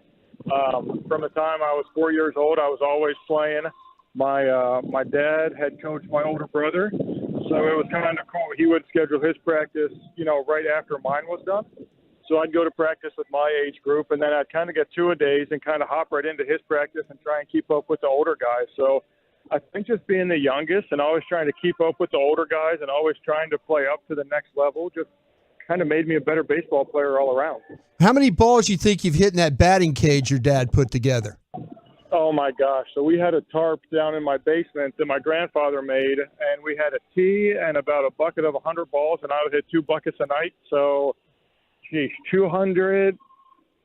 There's probably close to 100,000, I'd say. You know, it was every single night. Sometimes during the day, if I'd get bored, I'd go down and just put them all myself. But, no, that was something that, you know, you put in the work, and it's great to finally reap the benefits of that. True seam head, man. Travis Jankowski with us here in the G-Bag Nation. All right, what's the bond like between you, Josh Smith, and Jonah Heim as the 3 members on the team with the most obvious best hair? That's the all-hair team right there. All hair. You know? We talk about products a lot, you know, hair techniques. We can always tell when, you know, one of us is having a bad hair day or one of us just washed it the day before because it's all frizzy. So we have some good conversations on that all-hair team. So I always love asking about superstitions because baseball, there's a bunch of weird superstitions. Do you have any when it comes to like pregame rituals or a pregame meal, whatever it might be? Gosh, man, I hate to let you down, but I don't buy into the superstition stuff. Dang it, Freddie I have J. a routine. I have a routine on the on-deck circle. I do, but you know, to me, it's like there is some superstition in this game, but there's so much that I need to remember besides my superstition that it's like, no, I can't put that on the list of stuff I have to do every day. It's Travis Jankowski, Rangers outfielder, here with you on the Fan. So being from Pennsylvania, that's is it Lancaster or Lancaster? Are you more of a Steelers fan or an Eagles fan, Travis? Well, I'm out towards Pittsburgh or towards Philly, so I can't buy into the Steelers yet. I'm more of an Eagles fan. I hope that doesn't knock me down a peg or two. Yeah, just go ahead and dump that, Alec. We won't hear that. We'll clean that up in post, Travis. Don't worry. No, that's terrific. We appreciate the honesty around here. You know how Texans do it, Travis.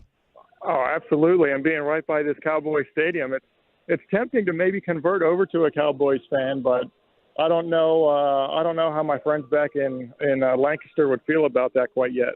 Hey, Travis, I was going to ask you that. Okay, the field you're playing on today there in Detroit, it's got that dirt patch down the middle. Is that kind of an unstable move for a stadium to have something like that? Do you feel like, wow, why are they doing this? Or is it, man, it's cool. It's no big deal. Yeah, you know, I'm not going to lie. This has been the first time I think I've gotten an at-bat at this field.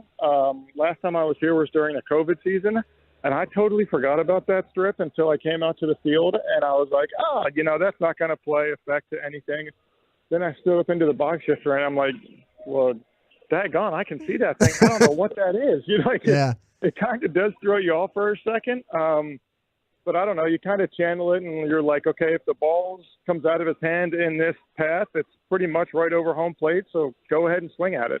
So if you swung on that ball and it went deep and a group of Rangers fans stood up and started chanting, Freddie, Freddie, would that make you happy or annoyed?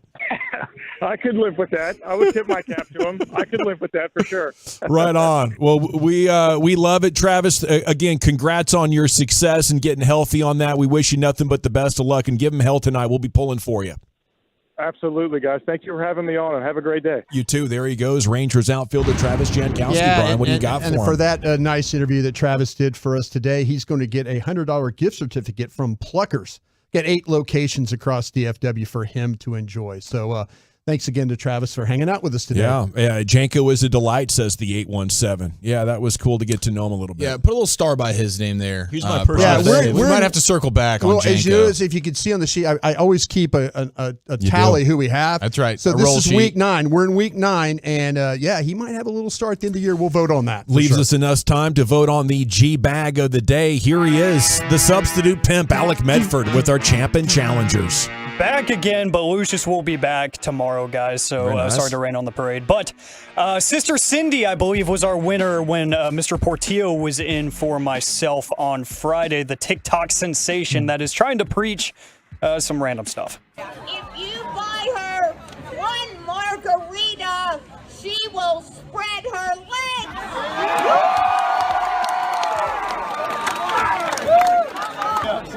If you buy her 2 margaritas, she will pounce right on your. After 3 margaritas, she will grab your and put it in her mouth.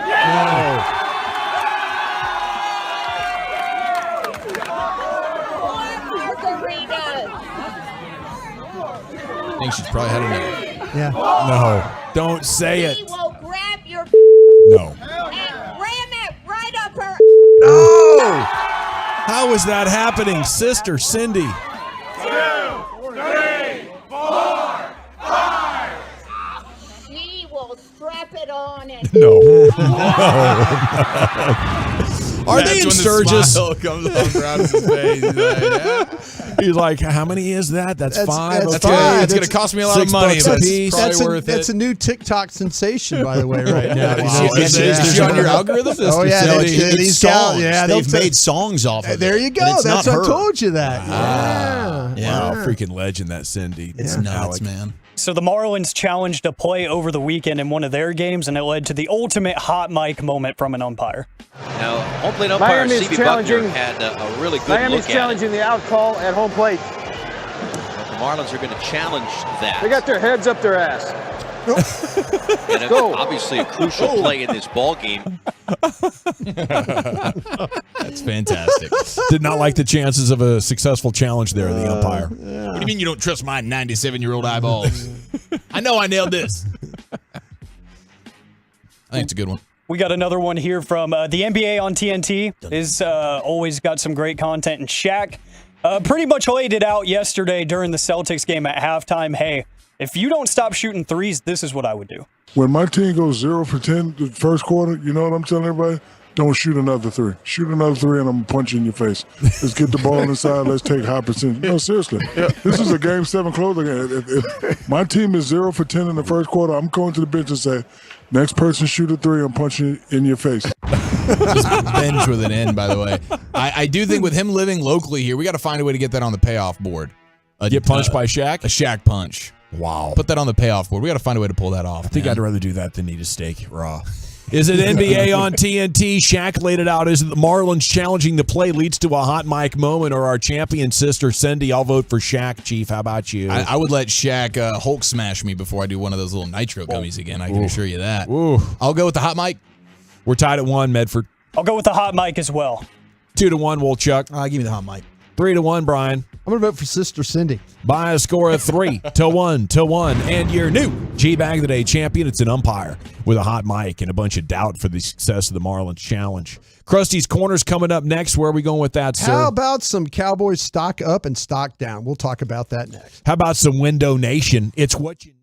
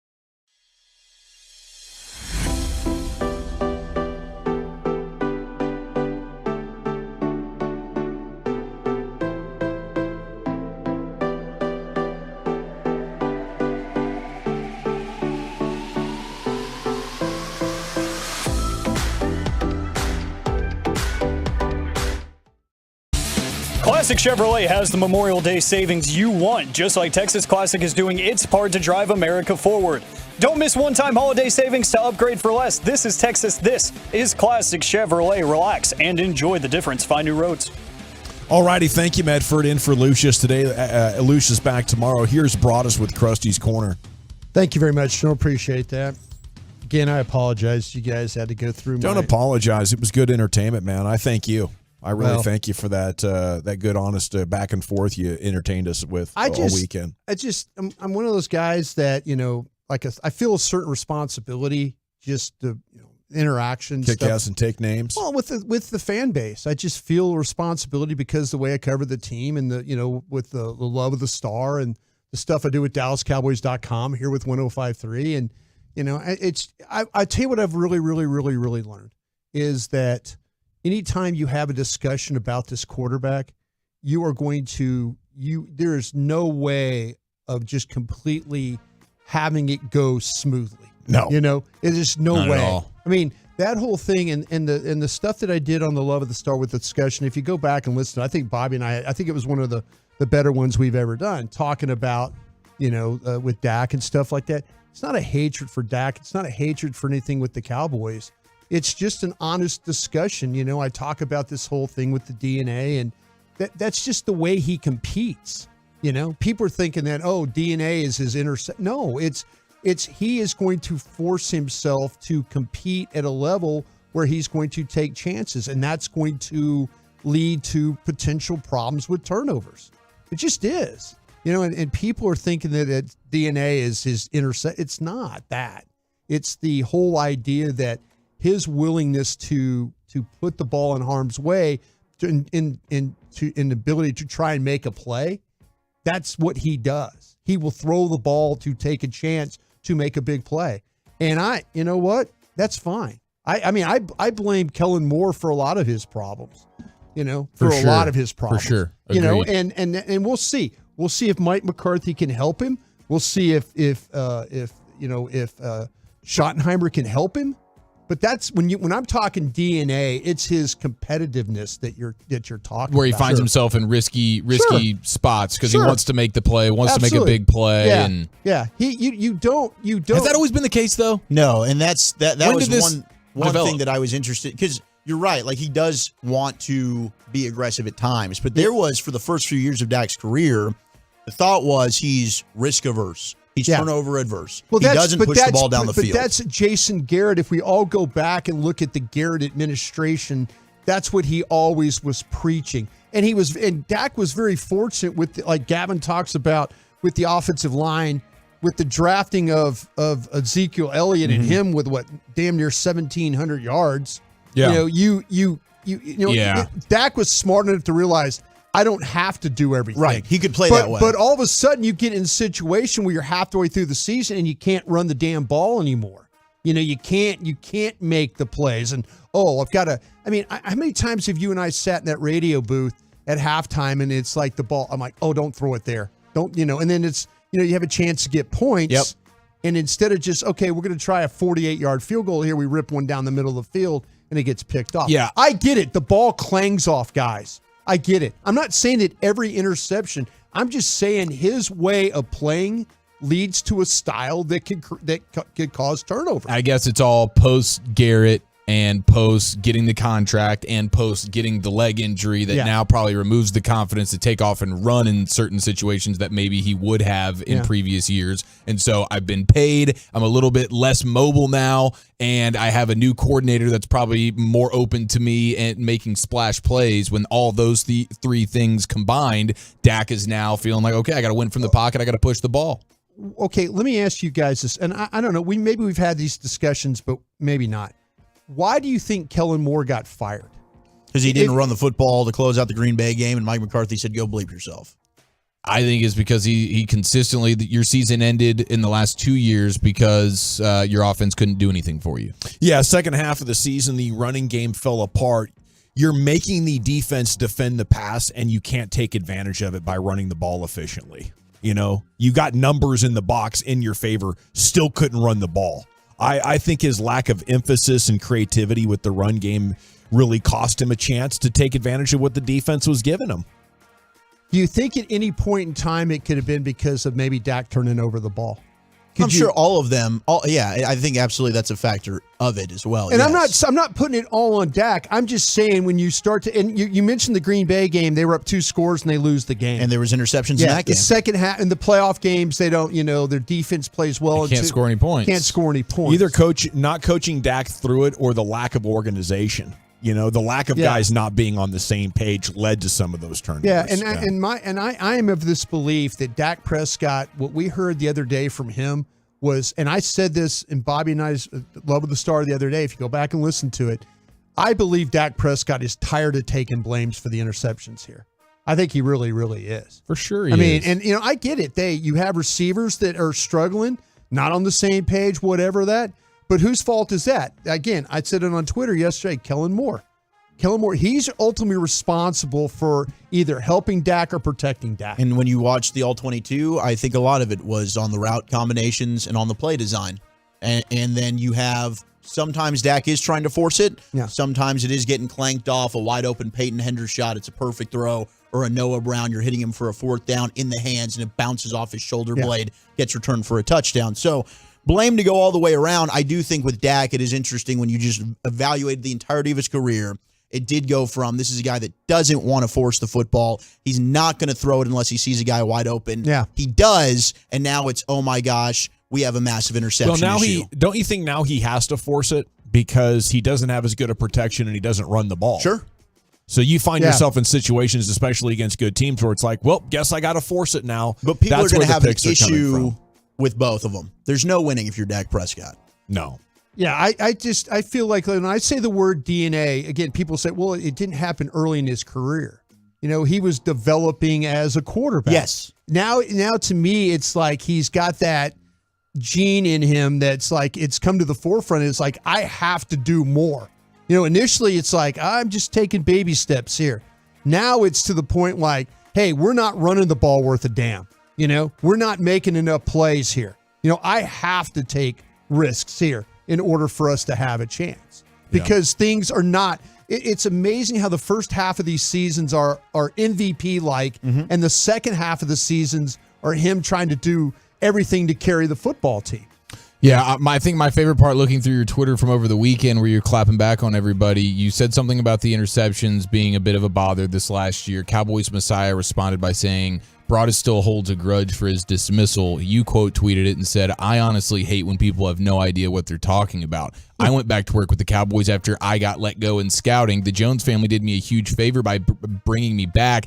If I had a grudge, I would never have taken the job. Please stop with your stupidity. I liked when somebody said anybody not playing the game is an armchair. Broadus is no different than Skip, Shady, and the rest. And Shady plays. Clapback Broadus quote tweets it and said, played college football in the same conference as Dak. Got him. Well, people were kind of talking about too. I mean, again, I'm just trying to be honest about the situation with these guys. I don't hate Dak. I don't love Dak. I'm just trying to be fair about what we're talking about every day. Yeah, and give. I think if you want to give an objective, balanced opinion, you're going to get a lot of people mad at you. Because some have decided that Dak is beyond criticism, and any criticism is like the worst thing. And some people have decided that he's not worthy of any praise, right? So if you play it down the middle, there's a lot of things Dak does that deserve to be criticized, a lot of stuff he does that deserves to be praised. Yeah. I think you're going to get about 10% of the audience to agree with you. And 90%, they're so triggered. And it's not that different from Romo. Was it? No, I don't. No, not at all. I honestly think it's worse. Yeah, it is. I think it's much worse on Dak than it is on Romo. I really, really do. But Romo got a lot too. Romo was heated. Romo's a choke artist. Romo can't win a big game. He's always going to throw the interception to lose it. It's good journalism. Well, I'm sorry. I will keep my stock up, stock down. I got into that. But thank you guys for allowing me to talk about that. And thank you for the entertainment. It was fantastic stuff. NFL News of the Day is coming up next. Wolchuk, where are we going? Oh, I got a lot of good audio for you. Le'Veon Bell is ripping this head coach. Who are the top route runners, according to Jerry Jeudy? And we got Deshaun Watson and Nuke Hopkins reunion, possibly, next on The Fan. Okay, I want to chat Twin Peaks.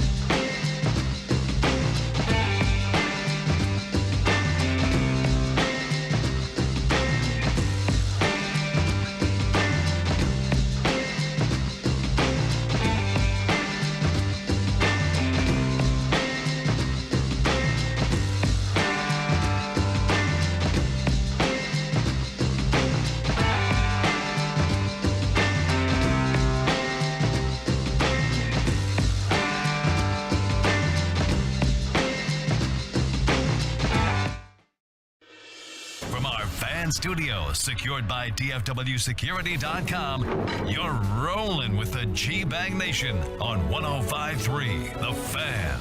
Welcome to the Nation. It's hour 2 of the G-Bag Nation on 105.3 The Fan. Time now for Zach Wolchuk to deliver the NFL news of the day. Here's Zach. Thank you very much. Tyler Boyd is now saying, hey, we'd have beaten the Chiefs if I was playing in that game with the Bengals.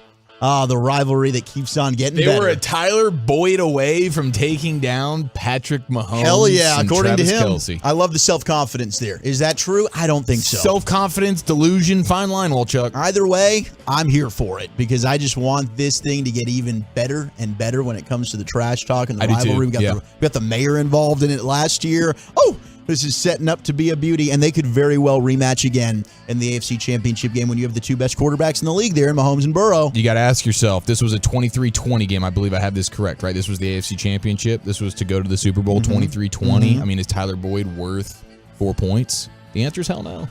Sorry, Tyler. I think you're discrediting Tyler Boyd a little bit there. Well, then one Jamar first Chase, down. Then Jamar Chase is worth like 14 7 points. He's worth 7. Okay, then the rest of the Bengals and Joe Burrow were only worth 13 that day. Man, it's I loved what Tyler Boyd's doing here, and I love all the trash talk from the corners, and I'm just upset still that we don't get Tyreek Hill in Miami playing in Arrowhead because that would have been a fun week to build up to. Where are they going? Frankfurt? Frankfurt, Germany. Yeah, bleeps us. From one wide receiver to another, DeAndre Hopkins is a free agent. I know a lot of people are like, oh, come to Dallas. We don't think he's coming to Dallas. We pretty much confirmed that last Friday. Yes. So, now, who are the teams that were actually in on DeAndre Hopkins? Well, according to Sports Illustrated, Albert Breer, only the Bills and the Chiefs actually engaged in substantive talks with Arizona. So the only two teams that reached out and were trying to get Hopkins were those two, the Bills and the Chiefs. Couple of win now teams. I think people are nervous about, I mean, obviously the cost. Those guys were kicking the tires on it to see what is the cost, and I think they found out the cost is higher than they wanted it to be, so they bowed out. But I think the other teams are looking at it like, is this dude a little bit, is he injury prone now? Is he past his prime? I think the answer is absolutely yes. How many games are you going to get out of him? And then if he wants all this money, he doesn't really separate. I don't know that he was ever much of a separator, but he was always catching the football. Yes. Now, more of Albert Breer's thing is he talked to some NFL executives, and they asked him, gang of 7. What's the skepticism, suggesting, that maybe DeAndre Hopkins could have lost a step. The quote from the exec is not much. They don't think he can run anymore. And to me, he's a guy that I don't think it matters. Like, contested balls, there might not be a better contested ball catcher in football than DeAndre Hopkins. He goes and he gets it. Yeah, that's exactly what Eric was just talking about, though, that you do see a lot of those plays where he is able to find a way to position his body to extend. He's got, the hand-eye that he's able to, the way he's able to adjust. He uses his body to protect, to keep defenders from getting, going around him. The way he's able to extend. Yeah, I mean, he's become very good at that because of the lack of separation that he does have. Another NFL exec said he's still a good player, good route runner, big physical target that can play a ball in the air. He's still a threat. So just a difference in perspective. One of the weaknesses from an AFC guy, still great hands. He's not going to separate, not much of a deep threat, but very strong, makes contested catches as well as anybody in the NFL. So a lot of what we're still saying here, it'll be interesting where he lands up. I still think the Chiefs and the Bills are the top of my list, but another team we know that will be aggressive, they love big names, it's the Cleveland Browns. And Deshaun Watson, who had a lot of success playing with DeAndre Hopkins in Houston, was asked about this recently at a Browns golf event, and here's what Deshaun Watson had to say. Well, me and D-Hop, we just naturally talk. We've been talking since, the Houston days, and then also whenever he left for Arizona, we were always talking. So, he's always been a brother of mine since I was coming out of high school. Our connection, our relationship has always been great. And I know there's a lot of things swirling around in the media of, him possibly coming to Cleveland. And, for me, my answer to that is, of course, we would love to have him. He knows that.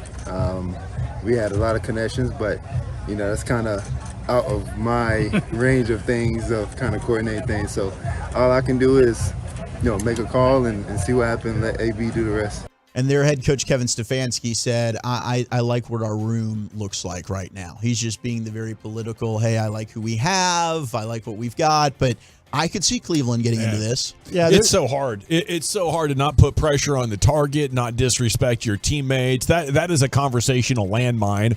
But if I'm Deshaun Watson, I'm trying to be as direct as possible when it comes to this player. We need him. You know, he's still a guy who can totally change a defense. Him and Amari Cooper, that'd be a fun duo. Yeah, the thing it's interesting. If I could circle back to what you're talking about with the Cowboys, I talked to a couple different people over there, and one guy said to me, he says, Hopkins probably wants to be paid regardless. And my guy said, I don't foresee much wiggle room, whatever he perceives his value to be. Ooh, okay. There you go. That's kind of where that's where, they believe that, they're kind of looking at the Hopkins deal as like, yeah, he's going to ask for, and they believe though too, the market was set by Odell Beckham, and Beckham didn't play at all last year. So here Beckham got a nice bump from the Ravens, and Hopkins is probably looking at that the same way. And we got a text from the 707 new listener here. What's a Tolo? Turn on, leave on. Turn it on, leave it on. Welcome to any new Tolos that we have. We love you, and we'd love to see you at the Owner's Box on Thursday. We're going to be out there for the finals. Eric and I are going to hang out after, watch the game with you, so come party with us on Thursday at the Owner's Box. Yeah. Speaking of Tolo, we've done research on this, and it's actually down. It was 8 for a long time. It's down to 7 listening occasions if you can give us 15 minutes or more. Our research shows there's well over a 98% chance you will be a new P1 listener. That's priority 1. A listener there on your dial. Now, speaking of the Browns, Amari Cooper, Elijah Moore, Donovan Peoples-Jones. If I'm DeAndre Hopkins, I'm going to be real patient here, okay? Yeah. You're about 6 quarters of football away from Amari Cooper complaining about a hammy or something, and these other 2 guys, I've never even heard of them. Hey, Okay? I think it was a Let me know. minicamp workout last year that Amari, they were already saying, he has an ankle injury or something. And he was very productive and very good for them last year. He plays through it. He does play but through there it. is always a nagging injury. Now, before we move on from wide receivers, Jerry Jeudy was on the I Am Athlete podcast. We talk about the route runner that DeAndre Hopkins is. Jerry Jeudy was praised as being a fantastic route runner as well. He ranked his top 10 NFL route runners in the National Football League. Name these 9 route runners, and then can you put them in order as the best route runners behind Jerry Jeudy? I'm going to go Amari Cooper, 1. Devontae Adams, 2. I'm going to go Diggs at 3. Okay. Keenan Allen at 4. Mm-hmm. I'm going Jets at 5. Cooper Kupp. We got 3 left. I'm going to go CD, Waddle, Tyreek. CD making his top 10. Better route runner than Jalen Waddle and Tyreek Hill. So he went himself 1, of course. Amari Cooper, Devontae Adams. They set that up for him. They just put him at 1 for him. Yeah. Diggs, Keenan Allen, Justin Jefferson, Kupp, Lamb, Waddle, Hill. Sound good to you? Just nice to have Lamb get some big time respect here from receivers. It seems like every day now. Yep. Devontae Adams is doing it. Wow, all these guys got a lot of love. Imagine if they could all get on the same page over there at the Star. And could be a big year. Maybe a big year. Could be a big year for our guy CeeDee Lamb. We mentioned, maybe Brady going to the Raiders as he's now a new minority owner. You gave the Aikman quotes. Now, Jimmy Garoppolo, there was news over the weekend that came out. We remember he was supposed to do his introductory presser, and it got postponed. Well, we now know the reason why is Jimmy Garoppolo was going to fail with a physical, and he wouldn't have been able to sign his contract. He had to sign a waiver that basically means at any point his contract can be voided without cost to the Las Vegas Raiders. He had to have that foot surgery in March, and hopefully, it was a cleanup according to Tom Pelissero. He's going to be good to go. But it's interesting. This 3-year, $72.75 million contract signs the waiver, or else otherwise he's not going to be able to be introduced. And now, really, this is great for the Raiders. If anything happens, they can get out of this thing scot-free. That's pretty amazing, dude. It is so very Raiders to have this happen, and I don't know what I would do if I was a Raiders fan, because I'd just be so annoyed with the way this went. You still ended up paying him. He's coming off this foot injury. Maybe he never plays for them. I think there's real chance that never happens. I would assume he is able to pass a physical before the season starts. I think that's really the deadline.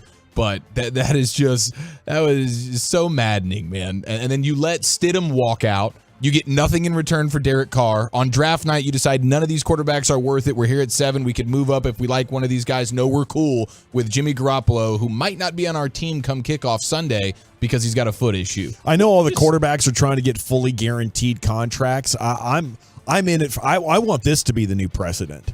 If you play the position of quarterback and you can't stay healthy, these are what all my offers look like. If you get hurt, this contract is null and void. Yeah, it's working out nicely for the Raiders, where I get your point. Like, if I'm a Raiders fan, I'm thinking, what the hell are we doing at quarterback? But if Jimmy G doesn't work out, they're not on the hook for any of this money now. You guys are giving Aiden O'Connell no credit at all there. Is that the Purdue guy? And I like, and you know what? Aiden O'Connell might end up being their starter and win the job. It's the Peyton Russell mustache guy, right? Aiden O'Connell? Am I wrong about he that? did have a mustache.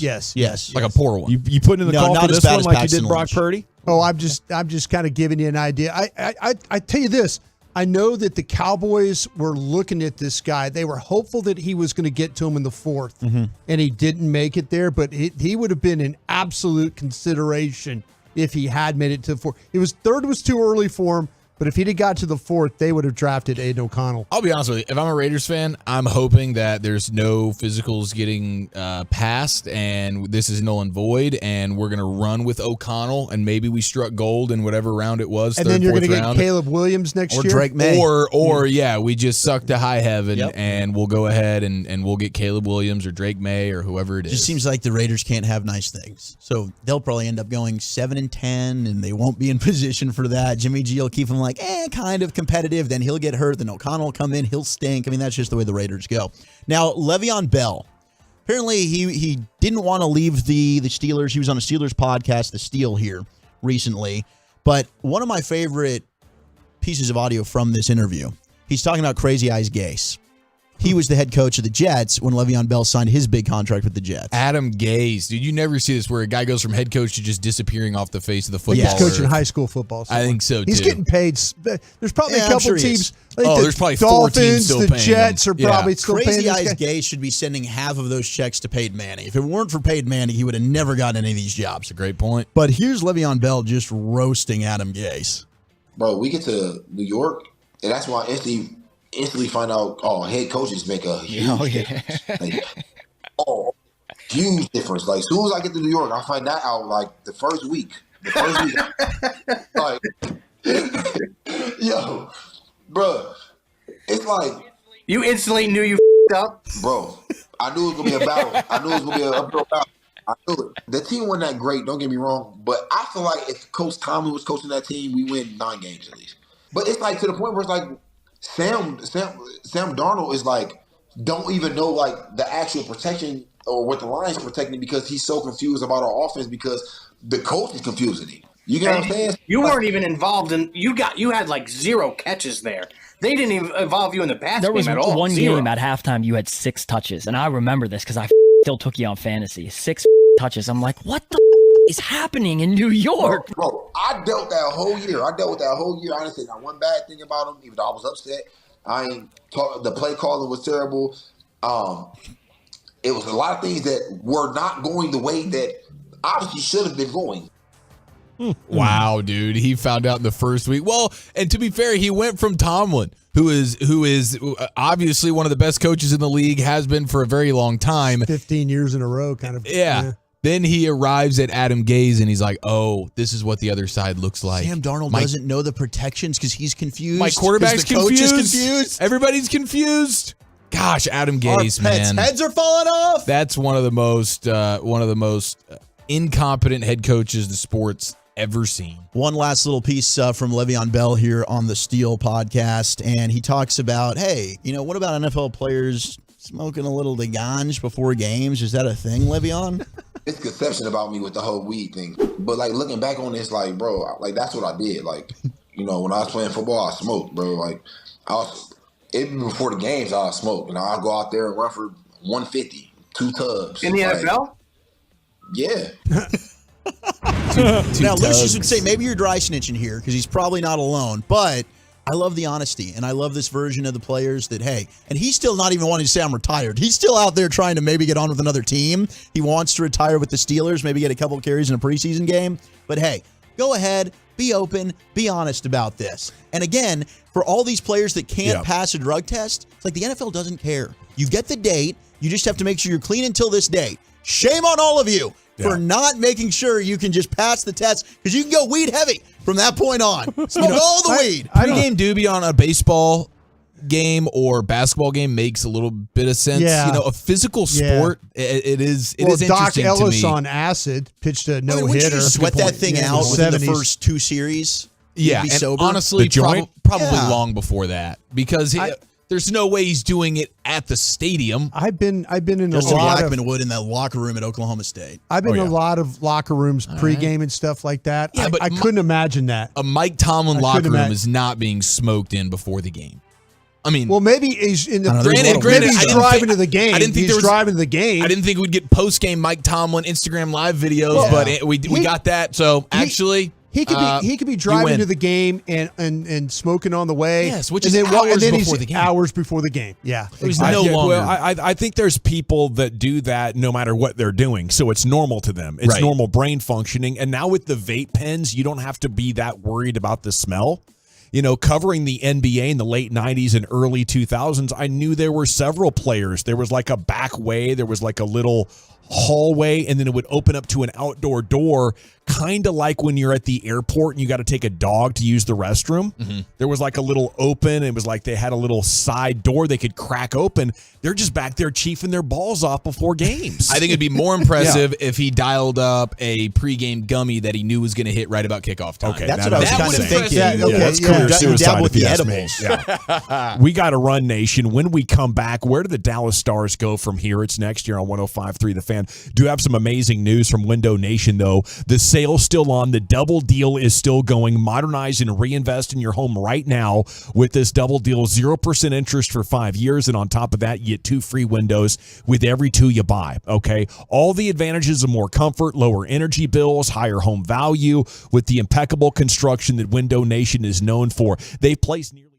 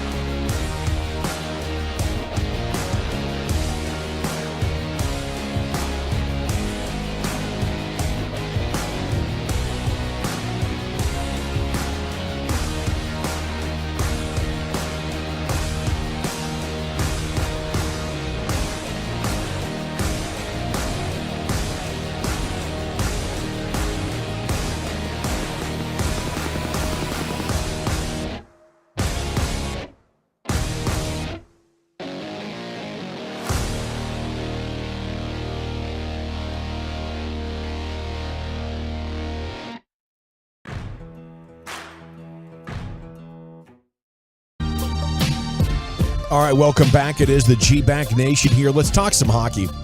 A segment's brought to you by the Frankels. There's a reason you need a special license to drive a big truck, so companies that hire drivers, put them in a big truck, should be held accountable for what happens when one hurts you. Frankly, you need Franklin. Frankel consultation's always free at truckwreck.com. It's so disappointing to end it. You do have to acknowledge, hey, it was a great season to win 2 playoff series. Feel like you were the better team going into all of the series. Didn't turn out to be true against Las Vegas. So what can you do to bridge that gap? Or do you just basically bring the same team back, hope they play a little bit better, have breaks go your way in game 1 or game 2, and you're heading for a game 7 against Vegas? Or, does this team need a significant overhaul, some minor tweaking? Is there a way to improve the defense without, a bit of a reconstruction? I think that'd be my first question going in, guys. How can we get better personnel on this defense without giving up too much of what we got going on? And they don't have a ton of flexibility, do they? No, they don't have a lot. They're going to have to be creative. You look at some of their even internal free agents, the 2 guys they got at the deadline, Domi and Evgeny Dodonov, who unfortunately was hurt, missed the last couple of games of the Vegas series. They're probably going to have to take less than they might get from other teams if they want to stay with the Stars. Now, Dodonov, I think, is in his mid-30s. He's an older player, but Domi is still, I think, like 28 years old. So that's a guy that probably you might lose because another team can offer him more money. Maybe you can say, hey, Dodonov, we're competing. You were really good here. He enjoys the system, likes playing here. He's older. It's like, how many chances am I going to have to get to a cup? Do I believe this team can get there again? Maybe. So he signs on. But no, they're going to have to get creative. Maybe it's via trades, or they're going to have to rely on some of these young players that we saw step up this year, whether it was a Joel Hanley or a Frederick Olofsson in the playoffs, stepped up and played well. Thomas Harley. Thomas Harley. Internal growth is probably their best avenue. Yeah, I think internal growth is their best avenue. But speaking with the Hockey Hawk, Gavin Spittle, a lot of their talent is on the offensive side. Right. And to me, it's a fatal flaw how they don't have the awareness or the ability to get back in position, and as the transitions are happening too often, a defenseman finds himself in a 2-on-1 where it's like, hey, guess what? Ottinger's about to face a really difficult shot on the opposite side of the pipes. So he's going to have to slide over and go 1-on-1 with the dude. And as you saw last night, it was easy pickings for the opposition.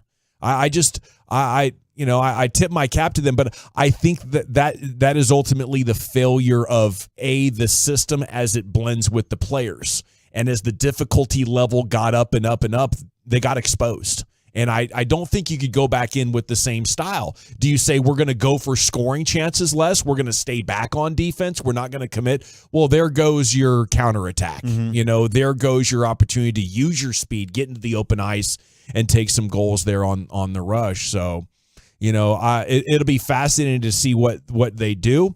I think for me, I'm looking to trade my young offensive players for established veterans because we're so close now. We have enough scoring talent. I'm gonna push my chips into the middle that way and deal with the medium to long-term future when we get there. You're gonna do it for guys like Pavelski and Ben. Hey, That's we're right. going all in here. Okay, We're doing this for you. I feel bad for Pavelski. Well, dude. hell, you're looking at guys like Jamie Benn and Tyler Seguin are the reason why you're in such cap issues. And those are guys now that you're paying as like they're 2 of your best players, and they're no longer that. They're in their second and third lines. And look, they both played better this year. Dropping down, and Tyler Seguin had some really good moments in the playoffs, but they are tying up and handicapping the Stars in a big way. Okay, what do you do about those old guys? Is there any way out of this? That's another question I want to bring up as well, because did the team have a little bit more energy? I know Ben was one of your top 3 scorers, but sometimes those veterans know where to be in position to produce, but minute in, minute out, shift in, shift out, there's leakages in that age that's hurting you in ways that don't make SportsCenter. But damn it, they hurt when you get key guys that old, eating up that kind of cap space. If it was the end of their contracts, it'd be great. It'd be like, hey, look at all this money we're freeing up to go invest in younger players. And it sucks to say that about those guys. I think Pavelski's game might continue to age well. Maybe he can have another good year. But depending on 3 older guys like that, it's a significant team building challenge. They do have good youth, like when it comes to Wyatt Johnston, we just saw. They've got some Huge, guy like man. I mentioned Olafson, who came up and played well. Jason Robertson, Jake Ottinger, young guys. Harley and Hanley's defensive pairings. Guy we didn't even see, Nils Lundqvist, who they traded a first-round pick. Now, is he going to give you the physicality defensively? No, but he's a guy that can give you a shot from the point if something happens to Miro. I do think they got to do something with Ryan Suter. And he was a huge liability. He's no longer good. He's literally just a big body. And to me, he's the reason why you lost game 2 of the series against Vegas. So, they've got some really good talent coming out of the AHL that's coming up, and you've seen them immediately impact the Stars and were a reason why they were able to go on this run. So it gives me a little bit more optimism, but it is hard to find ways where, my gosh, how can this team really go out and improve via trade or free agency? Okay, replaced Ryan Suter, says the 214. Ben Sagan, Suter all need to retire, says the 817. That's the move, man. You got to convince these guys. Yeah. It's no longer for them. Hey, it sounds real nice, doesn't it? Maybe we'll find you a nice, cushy spot on the coaching staff somewhere. Yeah. We'll keep you on the payroll. 817. Last night, the Stars looked like Luka playing defense. That's a decent transition. Let's talk a little bit about the Mavs and how they get better. There's a report out today that if the 76ers do lose James Harden, they will turn their attention to trading for Kyrie Irving or Damian Lillard. That is music to my ears, especially if, we can talk about the players that would be available. In return, you're talking about Tobias Harris and Tyrese Maxey. What? For Kyrie? I mean, sign me up. At that point, giving away Dinwiddie and Dorian Finney-Smith for Kyrie Irving all of a sudden makes a ton more sense for team building if you could pull something off like that and put those two really good two-way athletes around Luka Doncic. Hell yeah. And the guy reporting this, Doc Lou Allen, he's in the know when it comes to this. We've had him on the show. We've had him on before, yeah. I mean, he's not just throwing this stuff out and seeing if it'll stick, right? He's got a source or two. He's hearing something, and he's really plugged in with the Sixers specifically. So to me, if he's saying this, there's definitely legs there, and I think it's more likely that they would be able to make a move for Kyrie than it is Dame. I feel like if you're Portland, you're holding out to get the absolute best package possible, and I think they could do better than Tyrese Maxey and Tobias Harris. I don't think you need to be worried about building a super team anymore. I think one superstar and a really good collection of above average players who can defend, rebound, spread the court for your superstar. Mm-hmm. I think that's more than enough. Like Denver, maybe they push but Jamal Murray's not a superstar. Aaron Gordon's not a superstar. Porter Jr.'s not a superstar. They have one guy who everything kind of spins off offensively. With the Miami Heat, it's not like you're going to take down the 2017 Golden State Warriors right now. The opportunity is there for the taking. I want to take advantage of teams that are willing to overpay for superstars with all of their other good players. And I'm targeting what the Lakers were able to get for Russell Westbrook is my basic idea. We don't have to get household names. We have to get guys with high basketball IQ that can defend multiple positions well and dribble, pass, shoot at a serviceable level. And now we'll have the kind of versatile roster on both ends of the court that's actually balanced. It'll be nice to see Micah Parsons in a Maxey jersey that actually has Dallas on the front of it too. That'll be nice to see. I think. Hopefully, change, huh? Hopefully it translates, and he's still as big of a fan if the guy's not in 76ers gear. Yeah, that's true. He's burning his Maxey gear. All righty, gentlemen, I know we got best of the weekend coming up. We're having a fun Tuesday show here for you. We got a 3-day weekend to celebrate, but I look at the clock and realize, yes, indeedy, there is more than enough time for 60 seconds on soccer.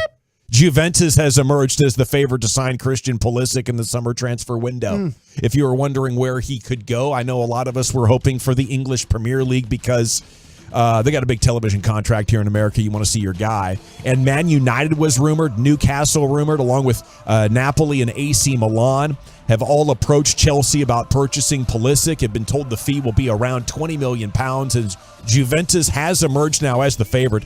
The 24-year-old would have a huge opportunity to start there.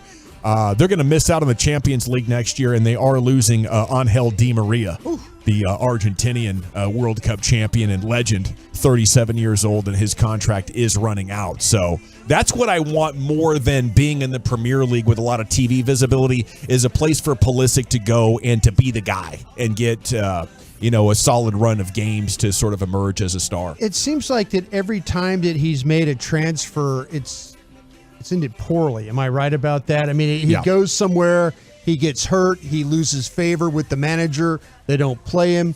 That kept happening at Chelsea, 3 different skippers. Yeah, and it just seems like you're right. He needs to go to a place where he can play and he can have some success. And he could bring that back with him for the national team.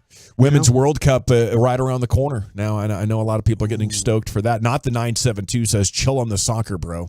Nobody cares. The world does. Yeah, absolutely. A lot of people care, but more than ever. But I did face that 13 years ago when I first stepped foot into 105.3 The Fan. The USA had just advanced in the World Cup on a late tally from Landon Donovan. The program director looked at me and said, don't you dare talk about that soccer game today. What? And I said, sir, with all due respect, it's one of the greatest moments in American sports history. You can bet your ass it's going to come up. And now 13 years later, we're probably just under a decade away from it being the sport of the country. Is the World Cup, Ladies World Cup is in New Zealand this year? I believe so. Okay, is there going to be the time difference problem when watching these matches? Very likely. But that's part of the pageantry, man. If you're not going to support your country at 2 a.m. On a random Tuesday night, then that's on you, man. Who are you? Yeah. If you can do that in good conscience, I'm just asking. Fine. I'm just asking. That's all I'm asking. I think it's a good time question. difference for us. It was a great question, Brian. I appreciate primetime it. games. Thank you. Best of the Primetime weekend. games? Yeah. Good. Best of the 7 weekend. a.m. We'll try this a third time, Dawson. Where are we going next, Chief? Best of the We weekend. care about this segment. Best of a long weekend. I'm not paying attention. We got weekend legends and could you do this? That's next. Okay, could you get yourself some new windows and get a great deal? The answer to that is yes. You can do it right now thanks to my friends at Window Nation. There's just the rest of today and tomorrow to lock in these savings. If you've been thinking about new windows, if you know they're no longer energy efficient, if you know they no longer look good and you need them, you got to call Window Nation right now, 866-90Nation. Go to windownation.com and get locked in because we have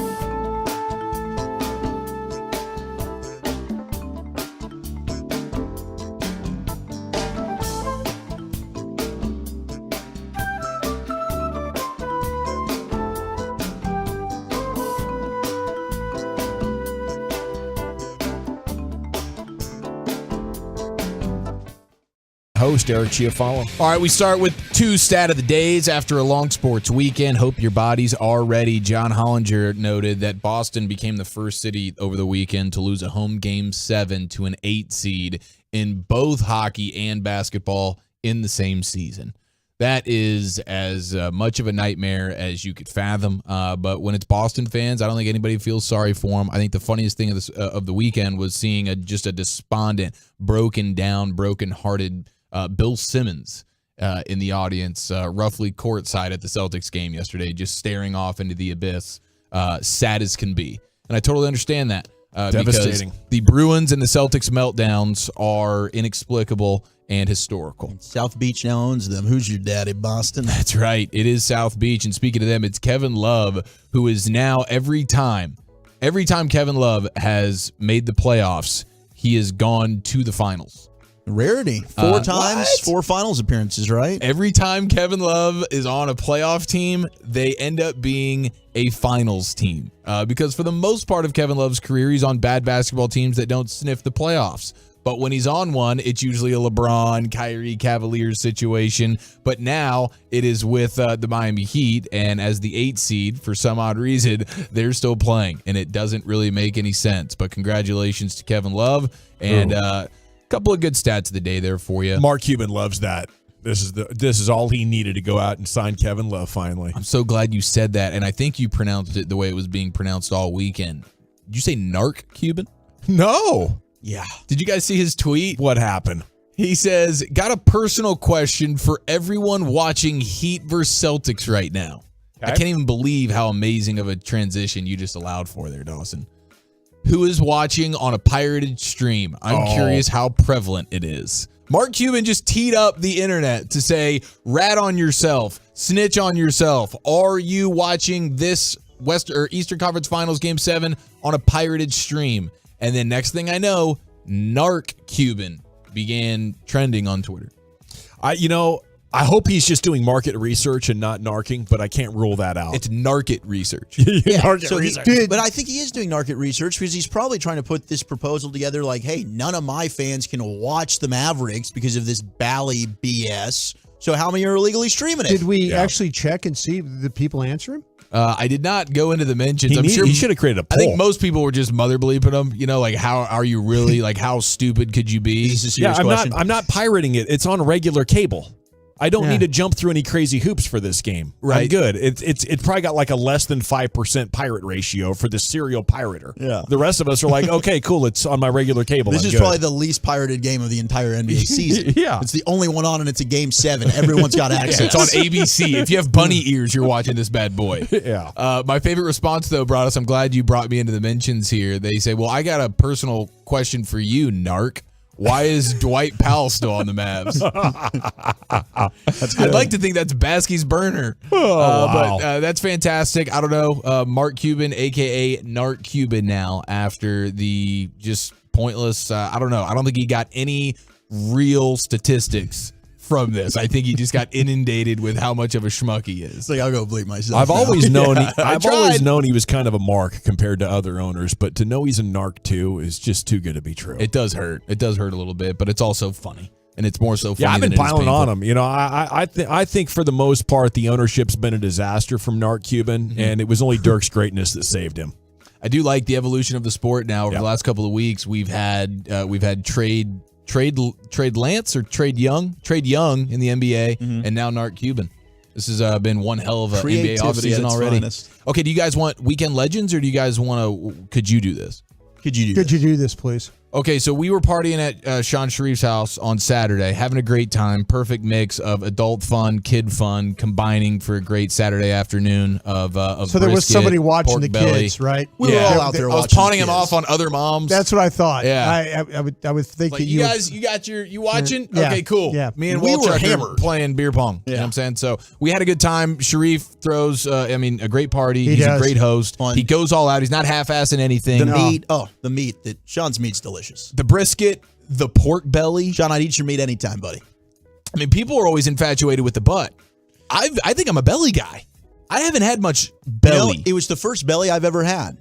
Other than bacon, I've discovered that bacon. Bacon's is part of the belly. Yeah, I lied. I'm a big fan of the belly. That's right. Yes, but this is a different way that I've never eaten the belly For this your way. religion, that's kind of It's unusual. I'm not a very good Jew. Yeah. No, not kosher. No. Walchuk was saying that over and over again. I bet you as was. he was just shoveling pork as he in was, his Eric's face. feeding me the pork. I'm Yeah, like, I'm a He bad had Jew. his yarmulke on while he was talking about this whole time. That's right. I But danced the hora, we had a really, really good time, but Will Chambers threw Sweet Baby Ray's, just smothered it, globbed it all over the brisket. He globbed it. The brisket was good enough to not need any sauce, but that's not even why I'm here. Will Chambers got on a ketchup tangent as unlike, a civilized adult. He put on his potato. I saw him throwing ketchup, just lathering his hot dog wiener in it. And it was disappointing to me because I felt, I felt like Will Chambers was more of an adult than that. Turns out he's not. And then he started going on this tangent about how Heinz ketchup is the best of the ketchup, so much so that if you blindfolded him, he could tell you which one is the Heinz ketchup if you dialed up, however many different ketchup brands there are. You blindfold him, he could tell you that the Heinz is the Heinz. Could you guys do that with ketchup? Could you do that with anything? Could you say? I think I could do it. I would definitely know what Chick-fil-A sauce is. Okay, I think Chick-fil-A sauce. Yes, I don't know that there's anything that's competing with it directly. Cane If there was sauce? if there was off brands of it, but Okay, he can do it with the ketchup. Some people think they could do it with the different colors of like a Fruit Loop or something. Colors. I could do it with Whataburger ketchup. I think I could definitely do it with Whataburger ketchup. Good call. I could and do he's it with wrong Whataburger because ketchup. that's the best ketchup. It's not Heinz. That's true. That you're right. I should have rebutted with Will. that. Maybe that's like the unspoken obvious, but to the traditional like Heinz, whatever. Name that. Hunt's is not good. Can you blind? Okay, so you could be. Walchuk is hating on the Hunt's ketchup. Did you guys use it when you were at the shop?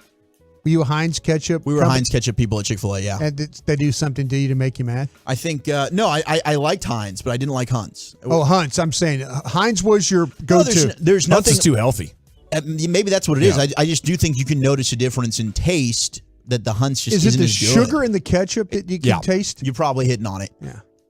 Do you think you could like blindfolded if I gave you a brand name cereal and a knockoff cereal? 100%. You could tell blindfolded. Yeah. I don't know. I don't know why those knockoff people can't do a better job. Should we open this up as a segment for the summer as we get into the dog days of summer, like G-Bag Nation blindfold challenges?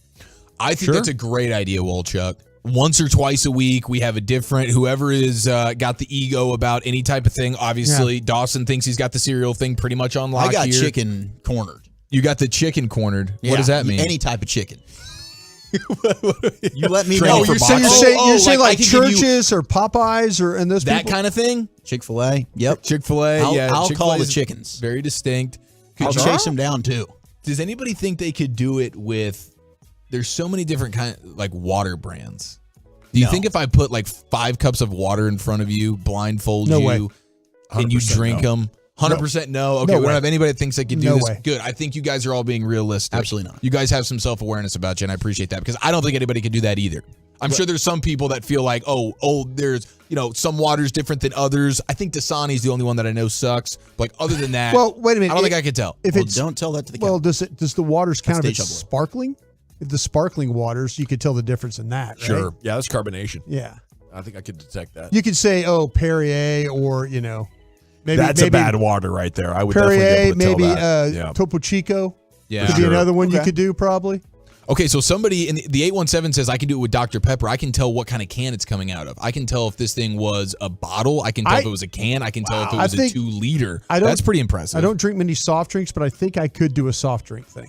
I think I could do soft drink if you said Coke, Pepsi, that kind of thing. yes, but could you do like Dr. Pepper and then Dr. Schmepper, which is Dr. the great Thunder. value version? Like that's like the deal Fanta, here. like Dr. Pepper, or It's Dr. Fanta or Thunder. something like No, that. that one's easy. Pepsi. It can't be like a Mr. burger Pibb. and a French fry. Can you blindfold and decide what is in What your are you mouth talking? right now? What are you talking Or a about? Mod stick.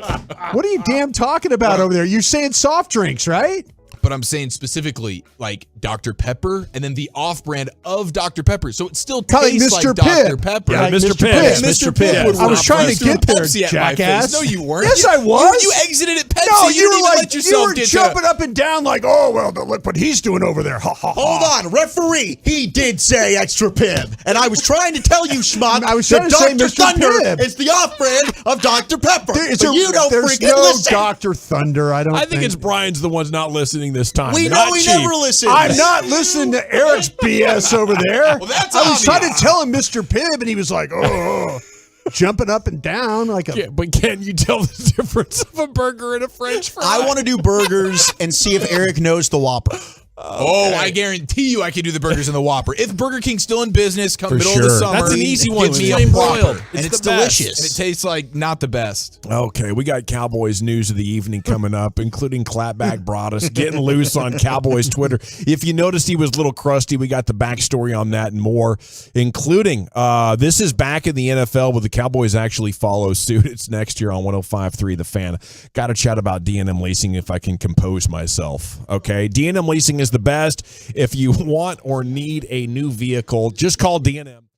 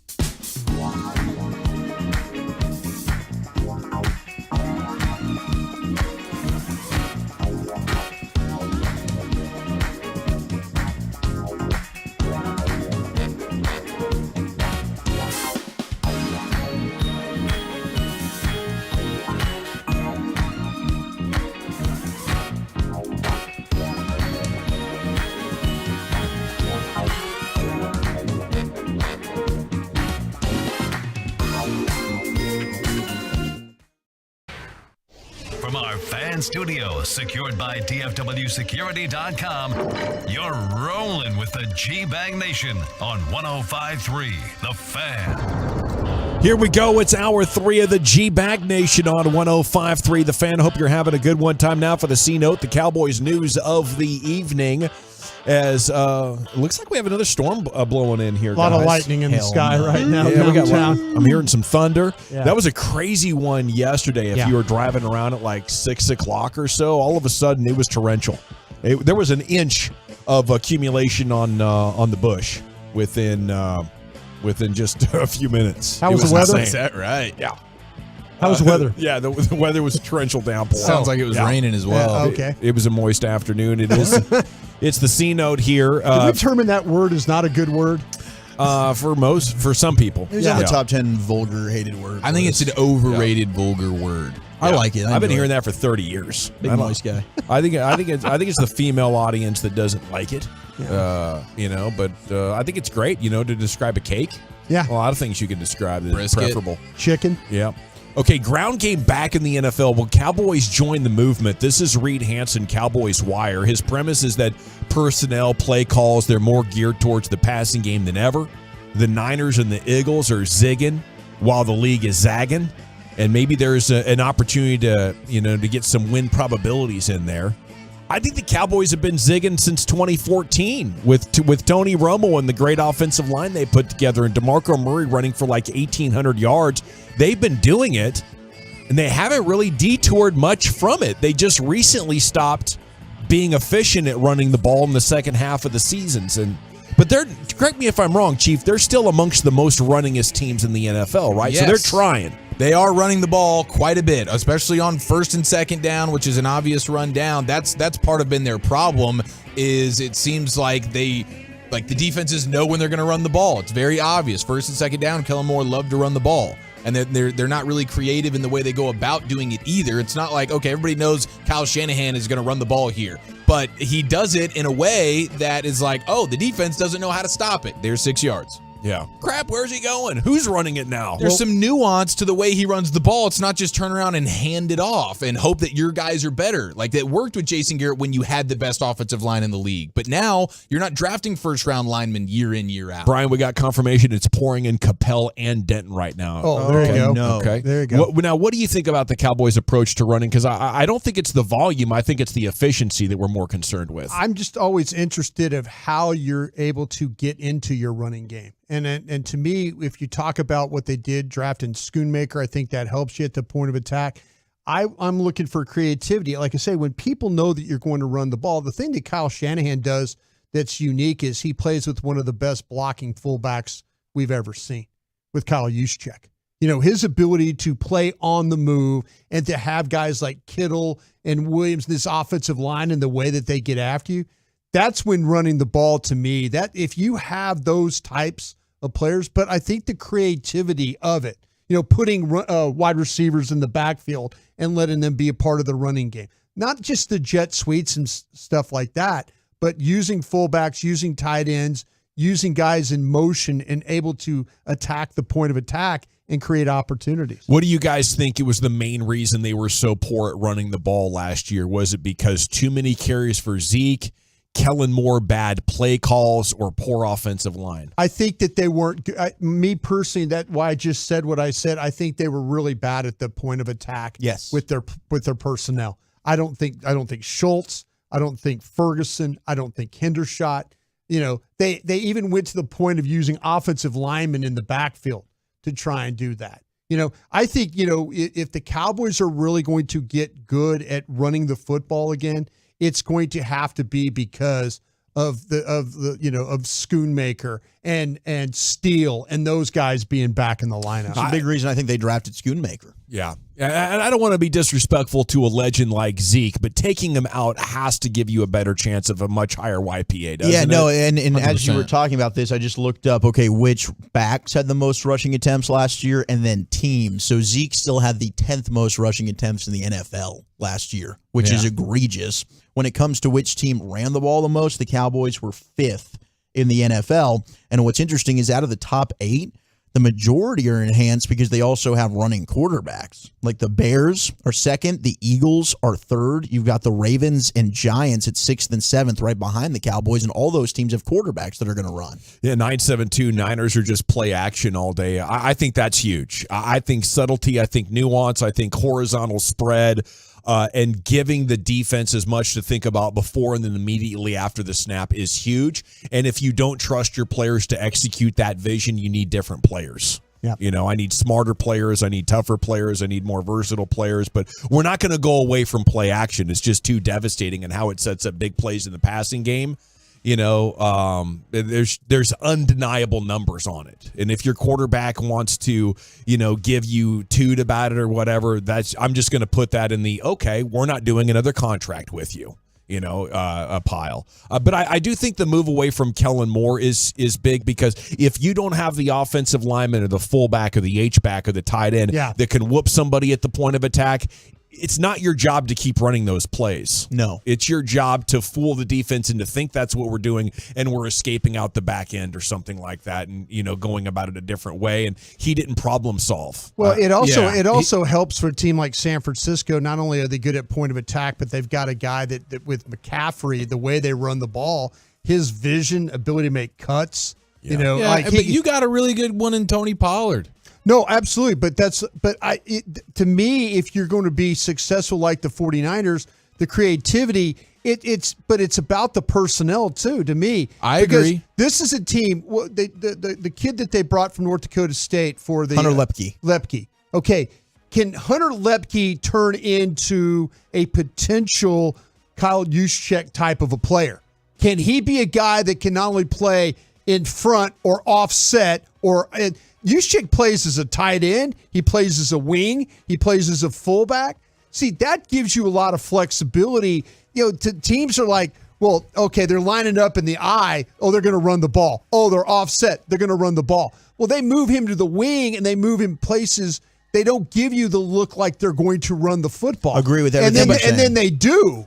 You know, they put a wide receiver in the backfield and hand him the damn ball. Right, and it's all the disguise, right? And also, you know, how it's the deception. Yes, it's the movement. And that's how we've always talked about this with the Shanahan and McVay offense and those trees, and we talk about the pre-snap motion, right? It's keeping the defender's eyes moving. The deception. You're not sure who's getting the football here, and they do it very, very well. The play design was lacking from Kellen Moore. When you bring a wide receiver into the backfield, you're bringing a cornerback potentially into the box to have to make plays, to tackle.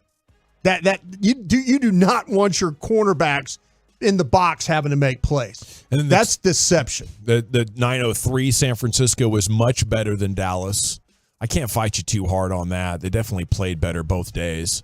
I think it's not a matter of being better. It's just matching up so incredibly well. Like the Niners are the Cowboys' kryptonite, and that's why they're trying to get tougher along the line of scrimmage. Yeah, and they got a coaching staff that offensively, the Cowboys have a coaching staff defensively that puts their players in the great position to succeed. And Kyle Shanahan, you match up well with them. That's defensively. To offset, but where they have the biggest advantage is Cowboys offense versus 49ers defense. They've had no answer. Right, because the Cowboys haven't had anybody off it. Like, put Kyle Juszczyk in a Cowboy uniform. He ain't the same Kyle Juszczyk. So much credit goes to Juszczyk for being that guy. He's the one executing it. But Kyle Shanahan is putting in a position offensively that I don't think any other play caller, play designer in the sport would do. So that's where, like, I think the biggest, we always think about the players on the field, and there is part of that, but we keep going back to, like, the Cowboys year in, year out have a great roster. They have a really good roster. There's holes in every one, but when you stack them up side by side, the Cowboys are usually one of the better rosters in the league. So what's different about you and the other teams? Well, the teams that are really succeeding at the highest level, like a team like the 49ers, have a coaching staff that are really putting their guys in positions to succeed, and you know that's the real deal because when you finally got a coach that could do it for your defense, look what happened to it. But we haven't had that offensively. I mean, tell me when. No, agree with the coaching, but I will say those are probably the teams that they've fallen off to are the teams that do have the better rosters. The 49ers roster's better, right? The Eagles roster's better. I don't know that the Niners roster was that much better. I think if you switch offensive coaching staffs, I think the Cowboys win the game. Maybe. I don't know that you look across the board and thought I mean, you're talking about the skill players, right? The offensive talent. They lose Tony Pollard, they can't do anything. You got a Debo. You got a Brandon Ayuk. You got George Kittle. You got Juszczyk. I think the 49ers roster was substantially better, Eric. I understand that, but you still have coaches putting their guys in positions to succeed. Agreed. I'm not disagreeing with what you're saying, but I do think the personnel matters, and that specific team had a better roster than yours. The personnel definitely matters. There's no question about that. But there's also Brandon Ayuk. Like, you talking about Brandon Ayuk like he's just what is Brandon Ayuk? He would have been the number 2 receiver opposite CeeDee Lamb last year. And you would have loved to have him in that game. That is true. I would have loved to have had him in that game. And after the Tony Pollard injury, there was certainly a lack of weapons there, but there was also a coach that didn't understand how to he was still running Zeke out there. He couldn't even put Malik Davis out there. Yes. You had some coaching malpractice that I think has been more of an issue for you over the last 20 plus years than it has been the personnel. The personnel has been overarching pretty good. And we're so hyper analyzed on this team, so we're like, oh, I wish this was better about the roster. I wish this was better about the roster. But again, stack them up against the 32, and it's a top 5 roster pretty much year in, year out. But it's never a top 5 coaching staff, particularly offensively, since Dan Quinn has been here. What I remember about Brandon Ayuk in that game, I think he had 2 catches, and both of them were for first downs. See, that's the thing about it. San Francisco, they get the absolute max out of every one of their players. Yeah. You can't always say that about the Cowboys. He's not Debo, but he fits their system well. That's fine. Yeah. And you got the fastest guy on the field in Turpin, and you can't even get him on it. No, because you don't know how to use him. No, you think Turpin's not playing an offensive snap with Kyle Shanahan? He's going to figure out a way to get him involved. No, I totally agree with you on it. And I think that's why I think that's one of the reasons why I asked you guys earlier, why did Kellen Moore lose his job? Hey, I was all for moving on from Kellen Moore, but you are looking at and nitpicking the little things when you get down to the Final Four in your conference. You are looking at how is this roster constructed and the talent constructed as well. I think both are relevant when you're talking specifically Cowboys and 49ers. It's the coaching. Agree with you 100%, but the Cowboys also weren't as talented either. We'll see what Mike McCarthy can do to optimize this thing, but his track record does not suggest it'll be the kind of creativity. You're hoping that a schematic shift can make things overall more easy to execute and therefore be more efficient. You hope that the year that Brian Schottenheimer was working with Dan Quinn evaluating other teams' offenses, maybe will rub off on him in a way and some carryover to creativity for your offense. And a lot of the text is hoping that just taking Zeke out of the rotation for so many carries should have a positive impact as well. But the premise is it's easier to run than ever. And the Cowboys really made a mess out of it last year. NFL.com has named an all-breakout team. They've put Tyler Smith there at left tackle. I could see it.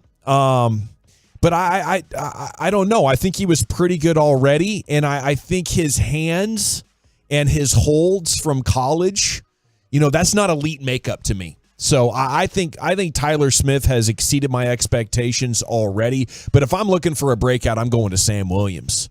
And I think Tyler Smith was already pretty good. I do not expect a big jump up, but I do from Sam. How about you guys? Sam Williams is the number 1 breakout for me as well. I cannot wait to watch him on the defense, and I can't wait to see him get so much more volume than what he got last year. How much better than can Tyler Smith be, guys? Oh, I tell you, he's got enough. Please leave him at left tackle. Please leave him at left tackle. But I don't know. I mean, I'm walking into this right now, and I saw an OTA practice the other day. I'm looking forward to seeing when we get out to camp. I just hope they leave him. I don't want him to move to guard. I just want him to play left tackle. He was so impressive last year moving to both spots. And you're right. I mean, if you just let him kind of focus on one area talent-wise, I think he can be one of the top 5 offensive tackles in the sport. Quotes making headlines, digs on Gilmore. I've been talking to Gilmore since I got into the league. I've always been asking him questions. Now I got him on my team so I can bug him every day. I talked to him about how to stay consistent and how to slow the game down even more. When I watch him, he literally makes plays in slow motion, but he's really fast. He's smart, makes it look easy.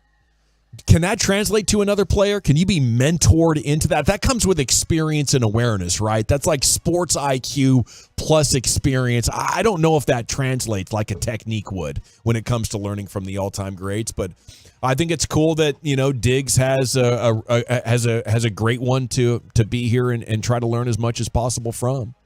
He's obviously got part of the game figured out. It's just the shadowing guys that he's got to figure out in order to become a shutdown guy. Broadus on Twitter over the weekend was absolutely terrific. He did a full breakdown for you back in Krusty's Corner, sort of going into depth on his thoughts. What do you feel like was the thing you were most misunderstood on, Brian? The DNA stuff.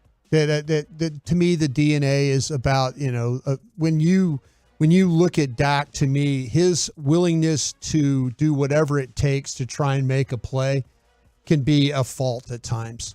I mean, and that's where I think that's why Kellen Moore might have lost his job too, is because they could not bring that under. They couldn't put that under control. How do you get it? Like, I would say go watch the last 5 years of Eli Manning's career. He's in trouble. He throws it out of bounds. Yeah. How do you optimize Dak and sort of get that back under control like Jason Garrett did? That's kind of where I think when he was first starting out, everything, it was like, I asked Sean Payton this question, and Sean Payton when he was in New Orleans at the time, goes, I totally admire what they're able to do with Dak Prescott in his first season, because he's very much about you can mold him. He goes, I've got a quarterback that every time I send a play in, he's checking out of something different. He's putting us into a different play.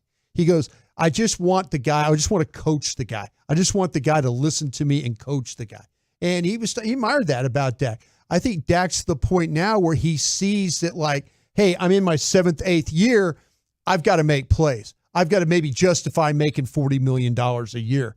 So I'm going to take a shot. I'm going to rip one down the middle of the field and see what it plays. Yes, I understand. There's balls that clang off, guys, but there's also a time when you don't go for that shot. You don't go for that shot, but I don't think that's going to change. I don't. To me, that's who Dak Prescott is. I mean, he saw how easy it could be with Cooper Rush and came in and tried that game plan for 2 games, and then he was like, to hell with that. Well, the defense also didn't play as well, right? Yeah. To me, it's I do admire Dak, and everybody thinks that I hate Dak, and that's not true. I'm just telling you, though, he is who he is right now. Yeah. He is. It's hard to, when you've been that guy that stood there in that pocket and made those throws, it's hard to get away from that. We're talking about a guy that's not even a perennial Pro Bowler, okay? So if you want to be like, how dare you say he's not the best ever? It's like the league agrees. All of the media agrees. He's pretty good, but there's some significant flaws in there. And if you can't see that he's pretty good, I think you're part of the problem as well. But Broadus stood in there. I think you had enough. At some point, these folks just want to throw barbs at you. And it's like, okay, you want to take the gloves off and have a real exchange? And I thought that's what you treated us to this weekend, Brian. Yeah, you got to be careful coming at Broadus when he's got a long weekend. He's got time. I just got to the point where, I was, I could say our show explained what we were talking about and stuff like that. And everybody's thinking that I'm against Dak. I'm not against Dak. I'm not for him. I'm not against him. It's good when the team plays well. It's a lot easier to cover this team when it's that way. But I think that when he plays poorly, you got to talk about that. And that's why you win Emmys right there. You call it like you see it. And Super Bowls. Woolchuck, where are we going next? What do you think about this casting choice? And we are 100 days away from the start of the NFL season. Football! I got the top 10 NFL teams since 2000. What's the best team we've seen over the last 23 years? Next on The Fan. Got great news. Diamonds Direct.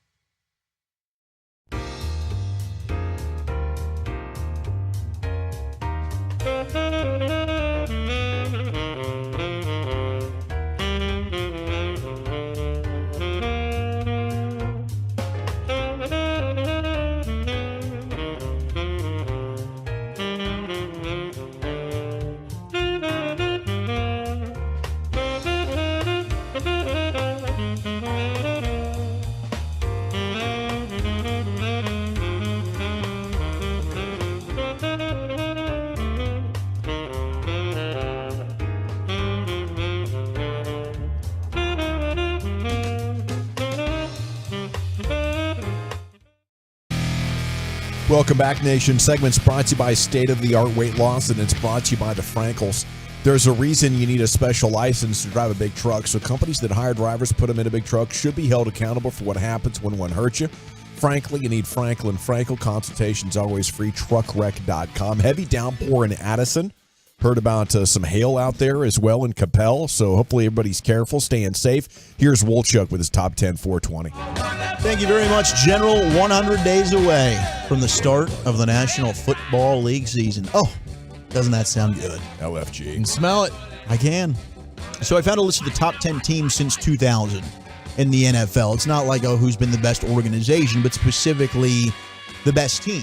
You know, the 2007 Patriots, for instance, or this past year, the 2022 Kansas City Chiefs. Who do you think has been the best team over the course of the last 23 years? But I did see this over the weekend, and I was driving around. I was listening to Alec and Will and CA and everybody, and you guys did a great job. But, man, one of the stories that really kind of bothered me, and maybe it'll turn out to be a success, they're making a John Madden film. And was that news to you? Was that the first time you heard that? Yes, it was. I didn't know that they were even doing a John Madden film. But their casting, according to Deadline, of who they're going to get to play John Madden is Will Ferrell. Boom. That's right. Will Ferrell of Talladega Nights, Blades of Glory, Semi-Pro, Kicking and Screaming, you name it. He's done it. Stranger Than Fiction, he did do a serious role. And if you haven't seen it, I will say it shows Will Ferrell's range. So he's got the chops. Wait, John Madden's going to be a serious role? But I just don't know if this is a fit for John Madden. And maybe I could be very wrong. And I hope that I am. But I would love to see a John Madden movie. I just don't know that they've nailed this casting. I would think Jonah Hill might be better, but I don't know. I think Will Ferrell can get into character, and he can be funny. And I think that's the most important thing about this film is to be funny. Maybe not accurate. Boom. Yeah. Tough acting tonight. And, of course, and be able to describe turducken at some point. Yeah, you got to get a turducken. Who's my guy that's the great, that does all the imitations of Frank Caliendo.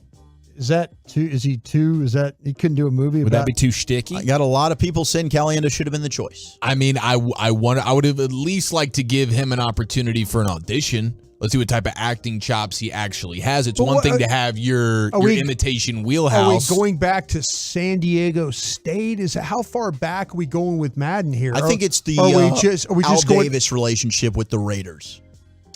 Okay, so he only worked for the Raiders. He only worked for the Raiders for 10 years.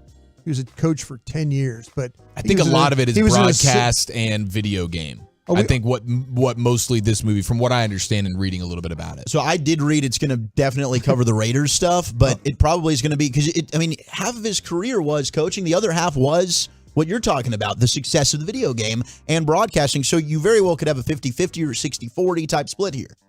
Had three careers really. Video game, coaching, announcing. Jeez. He might be known more for the video games than anything. I think you're right. The biggest disappointment is that John Candy's not still with us. I know. Or Chris Farley got texted in. Brendan Gleeson, I think, would have been an excellent choice from the 972. I think John Candy was made for this. Yeah, I could have seen John Candy being amazing. Like, is there a way? Can't we do? I mean, we just de-aged Harrison Ford for Indiana Jones. I know it didn't really look that good. The reviews have been terrible, but isn't there a way to garner up some type of AI version of John Candy? CGI John Candy.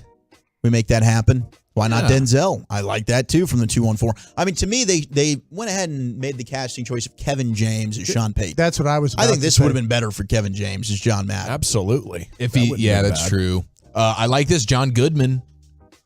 John Goodman's lost a ton of weight. Okay. Oh, that'll be tough. Yeah, he probably put it back on. Yeah, I like John Goodman. Probably doesn't want All right, to. Keep sending those in. Who should play John Madden, or do you like Will Ferrell as doing this? Now, here are the top 10 teams since 2000. If I were to say, hey, guys, who do you think has been the best NFL team over the last 23 years? First team that comes to mind. 2007 Patriots. Yeah, even though they didn't win it. They did not win. How crazy is that? It's as crazy as the David Tyree catch in the game. Yeah, hard to fight you on the Patriots. Talking about arguably the best team of the last 23 years, and they didn't even win the Lombardi. Yeah, it's pretty crazy. I mean, these Mahomes Chiefs teams have been pretty good, pretty ridiculous, pretty stinking good. Let's see, Seattle Did Seattle have a couple of dang good teams? How about the team that started how about the Baltimore Ravens? The Ravens. Good call. That Good Bucks call. team in 2002. That Bucks team. Yeah. Yeah, there's been some really, really good ones. I think the Brady one ultimately is the best, and then Mahomes should have at least one of his teams on there. I don't know. Does McCarthy and the Packers team make the list? Packers team, do they make it? I mean, they were a wild card team, went on a run. I'm definitely not putting any of the Giants. The year after, they were like 15-1. Yeah, they were 9-7, weren't they? 2014 Cowboys. But then they fumble farted in the playoffs, and I think, at least with the Patriots, they went to the Super Bowl. Yes, they lose that game. The regular season matters, but I think the playoffs do matter to some extent. You can't just get bounced. No doubt. Number 10 is the 2019 Chiefs. First ones to do it with Mahomes. Their first Super Bowl team? That's their first Super Bowl team. That's the only Mahomes team on the list. Okay. You think that's better than the one that just won it this year? I do I think ultimately so. with Tyreek Hill, I agree. I think that team was better. Yeah, their offense was just so You had Tyrann Mathieu still. I'm having a hard time with the Chiefs teams because they just haven't put together an iconic defense. Right. That's for sure the thing that's holding them back the most. Otherwise, if they had an even just slightly above average defense, you would think they could have a couple of teams on this list. Number 9 is the 2005 Steelers, which was Roethlisberger's rookie year that beat Hasselbeck in the Seahawks. All defense, all running, Willie Parker. And I would say that 2008, the team that beat the Cardinals, was better because they were also the number 1 defense, and their offense was actually solid. Yeah, you had Roethlisberger wasn't any good really in 05. 100%. He got carried. He got carried by a running game and a defense, which was fine. But then, then you get Santonio Holmes. You get a more dynamic passing game from Rodgers. Yeah, Willie Parker was a stud. Still had Hines Ward. Yeah, still had Hines Ward. At that point, you probably had Heath. Didn't they have I think it was Heath Miller. Heath Miller. Heath Miller yes. at tight end. Couldn't remember if it was a first or last name Heath. There's Todd. And then now, we had Heath Miller. Number 8 is the 02 Bucks. Yeah. That was Gruden.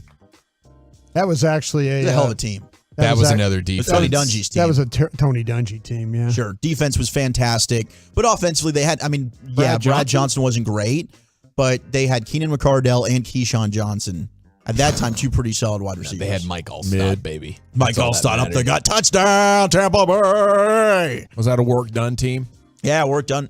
No, Michael Pittman, I think, was it was Michael Pittman. It was all about the defenders on that team. Yeah, I think work done was in Atlanta at that point. It was all Warren Sapp. It was Derek Brooks, Simeon Rice, and who won Dexter MVP? Jackson. Dexter freaking Jackson. You got John the pick, Lynch. man. You get your hands on the ball. You come away with the hardware. Okay. Number 7 was the 2015 Panthers. 2015 Panthers, Cam Newton's Panthers. Lost to the Broncos. Yeah. But that team, 15-1, they were a pretty big juggernaut. They were. That's the 7th best team over the last 23 years? 7th best team according to this list. And that's what it's up for debate here. I'll take a couple other of these Mahomes teams. I would too. Although that was the best we've ever seen Cam Newton in the NFL. That's true. That's MVP Cam. He's running Cam all over was a everybody. freak show. Steve Smith was still. Yeah. Was Steve Smith on the team? I think he was. Maybe I'm was wrong. Was he not in Baltimore yet? He might have been. He might have been on that team. Might have been his last year. Josh Norman, I guess. Josh Norman was in his prime Thomas then. Davis had a broken forearm, casted it up, Luke played in the Super Kuechly, Bowl. no doubt. Kuechly for sure. Ooh, John Lithgow as Madden might be pretty good. Ooh, I could see that being good. Brendan Fraser. Hell, Brendan Fraser's crushing everything these days. Russell Crowe. Russell Crowe, yes. Ooh, that's true. Russell Crowe. Number 6 is the 04 Eagles that lost to the Super Bowl. Oh, that was a really good team. Patriots. McNabb and the puking. Yeah, that was a good team. Brian Westbrook it was. Number 5, here you go, Brian. It's the 2000 Ravens. There you go. Maybe best defense we've seen. What do we do? Trent Dilfer? Yeah. The offense was bad, but the defense was just so freaking outstanding. It's carrying them. I was just looking through some stuff. How about the 14 Seahawks? Okay, it's interesting. Yeah. That beat the Broncos 43-8. So number 4 is the 2016 Patriots that beat the Seahawks. Number 3 is the 2009 Saints with Breeze. That team led the NFL in turnovers or getting takeaways. Cowboys ruined their perfect season. Yeah. Number 2 is the 2013 Seahawks, the year before the one you're talking about. What was the 2013 season, 2014? You're referencing the year they won the Super Bowl. Yeah. Yes. Yeah. 2013 Seahawks, they say number 2. Okay. Because you had an offense with Marshawn Lynch that could run the football really well, but you also had the Legion of Boom in their prime, outstanding defense. And Russ was solid. I mean, I'd take that Russell Wilson over the 2005 version of Ben Roethlisberger, which, yes, was his second season, but still, Roethlisberger a shell of himself to what he ended up becoming. Number 1, though, best team in the NFL, over the last 23 years, the 2007 undefeated Patriots that lost in the Super Bowl. Yeah, I feel like you could give me at least 5 Patriots teams, one of the Seahawks teams, the Denver team. And we don't have a lot of room for quarterbacks like Brad Johnson and Trent Dilfer anywhere near my list. Did you have teams on there that didn't win the Super Bowl? Yes. I mean, I was just kind of the number one team. Did anybody say about the Rams? None of the Rams teams were on there. None of the Rams teams were on the there. Gurley Goff McSex Rams teams or the early 2000s? Like the 2002 Rams is what I was looking at. Yeah. The one that got beat by New Greatest England. Show. Yeah, right. man. Yeah. Absolutely. They won it. They weren't on there. Yeah, they won it. They won it in '99. Yeah, it was Okay. their team. Yeah, I was. But they still were in the Super Bowl But versus yes, the rookie You Brady. could argue that second Rams, Brady. that Rams team I think was better than probably that Steelers team that we mentioned. That Eagles team in 2004. I'd have taken that Rams team. I mean, and how good was the team that Brady just won it with 3 years ago? Yeah, that Bucs team was pretty special. Heck yeah, that Bucs team was loaded. Offense and defense. Talk about balance. That's We a good got one. we got to run. We'll catch up with Jared Sandler, our Rangers insider, play-by-play man, is next year on 105.3 The Fan. Let's chat about D&M leasing.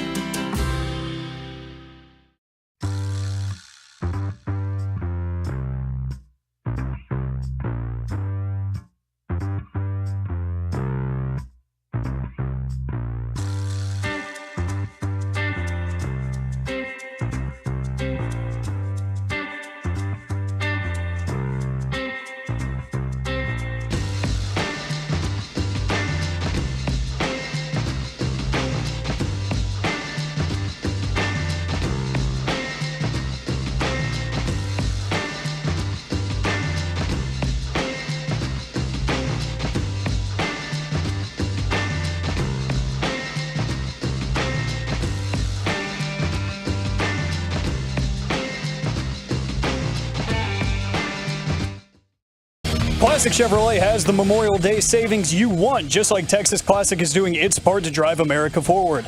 Don't miss one-time holiday savings to upgrade for less. This is Texas. This is Classic Chevrolet. Relax and enjoy the difference. Find new roads. Thank you, Alec. Lucius back tomorrow. Before we get to Sandler, Mr. Nasty has checked in on the text to let us know the magic words were said earlier, and Wolchuk needs to pay off, buddy.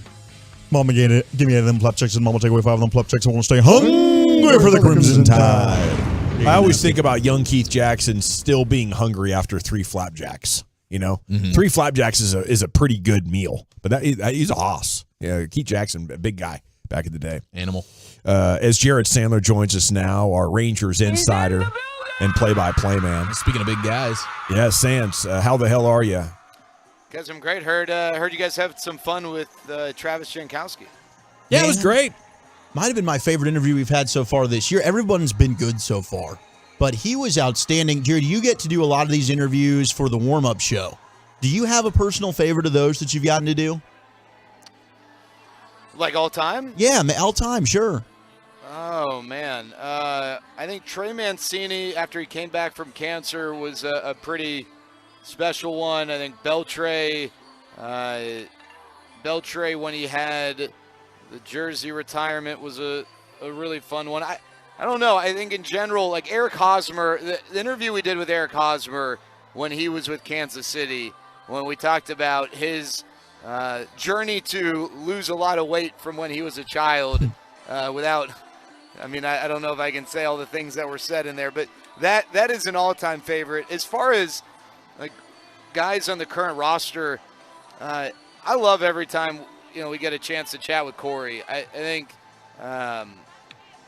he's a really, really fun and fascinating person, and I think of guys. Let's see. Brad Miller's got a great personality. I don't know. There are a lot of good ones. That's tough. But as far as visiting player interviews, which I know is not the specific question, but the Eric Hosmer interview will forever be special. That one was circulated amongst the Royals clubhouse. I guess I danced around this. I was tipped off that Eric Hosmer, who is now a stunningly good-looking and in-shape individual, was very overweight as a kid. And I asked him, I think it was in 2016, while I was hobbling around after tearing my ACL, I asked him what he did to go from, for lack of a better phrase, being a fat kid to being physically in shape. And there actually was a great story behind his mom really laying into him about having to be in better shape. But I guess he started off the question or answer by just laughing because he'd never been asked that before. And the Royals PR person, Mike Swanson, who's a legend, he's now retired, tracked me down like an hour later. He's like, I need to hear this interview. And I was like, oh gosh, I'm in trouble. I'm never. And he's like, no, you're fine. Everyone in the clubhouse wants to hear this interview. Haas has been talking about, this question. And so that one will forever be enjoyable for that reason. And I'd say a particular interview with Levi Weaver several years ago for other reasons, not one of my favorites, although I do love Levi. Hey, Jared, I just was watching the Major League Network while we're visiting with you here, and for the Tigers, do they put up like cartoon drawings or like kids drawings of the players, the Tigers' faces? Do they do that on their scoreboard? Cartoon no, you know what? Maybe I guess I haven't seen that. I didn't see it yesterday. They're just showing it. They're showing like the stadium, and they have actually cartoon drawings. Like maybe the kids drew their dads as their pictures, their profile pictures. Yeah, that's kind of neat. I haven't seen that, and I haven't paid attention to the video board today specifically, but I will keep my eye out for that. I think the Tigers do a really good job of a lot of that stuff here in the ballpark, and it would not surprise me if they had some sort of element like that. Jared, is Marcus Semien playing the best baseball of his career, particularly offensively? Well, it's tough to measure because he had that year in 2021 with the Blue Jays, and which he had a career high 45 home runs, set a record for homers by a second baseman. But he also spent a part of that year in Dunedin. This is when the Blue Jays weren't fully clear to play in Toronto. So spent part of the year in Dunedin where the ball just flew out, and then spent a part of the year playing in Buffalo. If you guys recall, the Rangers actually had a series there, and the ball flew out there. So I think if you got park factors involved, I'd be curious. from a power standpoint, it's maybe not his best, but I think from an all-around standpoint, he's getting on base at such a high rate. He's so disciplined, and as a leadoff man, he has been exactly what this team has needed. So, 10, 15 years from now, if you go look at the back of his baseball card, you'll probably point to the 2021 year. I mean, he had 45 home runs and OPS just shy of 900, and the home runs will stand out. But I think if you were to consider context and understanding all the circumstances, I think you could make a very good case that 2023 might be, at the top of that discussion. And we'll see, if he can keep it up. He's going to set career highs in certain numbers, including RBIs from a leadoff hitter. The Charlie Blackmon 2017 season, in which he produced 103 RBIs while hitting as a leadoff man, as the Major League record. Well, Marcus is on pace to shatter that with 44 RBIs, and tonight's game being the 1/3 marking of the season. And then, kind of on that note of a career year, can we lock in AL Pitcher of the Month for our guy Nate Dogg over there? Ooh, that's a good question. I mean, you feel like he deserves it, right? Yeah. Sonny Gray didn't have an amazing performance yesterday, which probably works in Eovaldi's favor. I'm just quickly pulling up, some of the May numbers. As far as ERA, he's the only qualified pitcher in the American League with a sub-1 ERA in May. So I would feel pretty good. 4 wins. Yeah, I think so. I would go so far as to say if he does not win the AL Pitcher of the Month in May, then that would be absolute robbery. Nice. We talked about Marcus Semien, but how impressive offensively has Leody Taveras been? He's been great, Zach. Now, the big question, right, is can he keep this up? And what I would say, if you want to be specific as opposed to the generic, I don't know if he can keep it up, how does he respond when he goes through a slump, right? Everything he's touching right now is turning to gold. He's hitting nearly 400 in the month of May. He has the best batting average in Major League Baseball in this month. He's eventually going to peter off just a little bit, right? How does he respond at that point? He's hitting with a lot of confidence right now. When he goes through a 7-day stretch where, he's 1 for 21 or whatever, how does he respond? Because that's what makes a full season for major leaguers is, how they handle, can they prevent their slumps from really extending, and how do they bounce back from slumps? Because right now he is awesome, and hopefully we can get more of that, but eventually he's going to slump. How is he going to respond? Okay, speaking of responding, did we get something we can build off of with Hernandez and Clerk in the bullpen yesterday? Fairly clean innings. Yeah, 3 straight scoreless for Johnny, 3 straight scoreless for Burke, and then Jose scoreless in 4 of his last 5. They're going to be better than what they've been. The question is how much better, but we are starting to see progress, and that's huge. Even if just to buy some time for the Rangers before they can get some reinforcements and additional support in that bullpen, incremental improvements from these guys is massive. Okay, and there's news on the injured list, a Dunning, a Garver. What, can you clean all that up for us real quick? Yeah, Dunning's back. He'll make his start tomorrow, activate off the paternity list. Mitch Garver should be back on Friday. That's the plan, to activate him then. So he'll be, presumably in the lineup when the Rangers begin their homestand and big weekend series against the Mariners. Give our guy Joe Barlow our best, though, dealing with kidney stones. Oh, gosh. We love you, Joe. Thanks, dude. Say hi to Janko for us.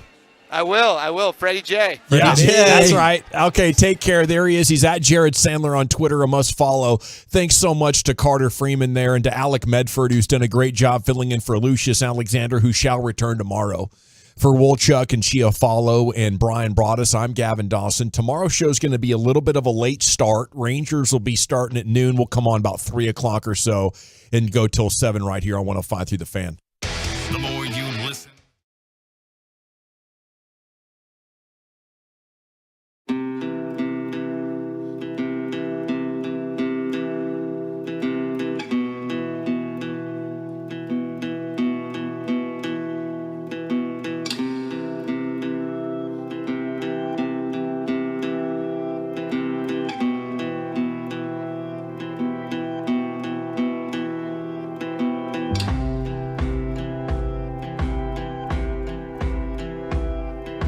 you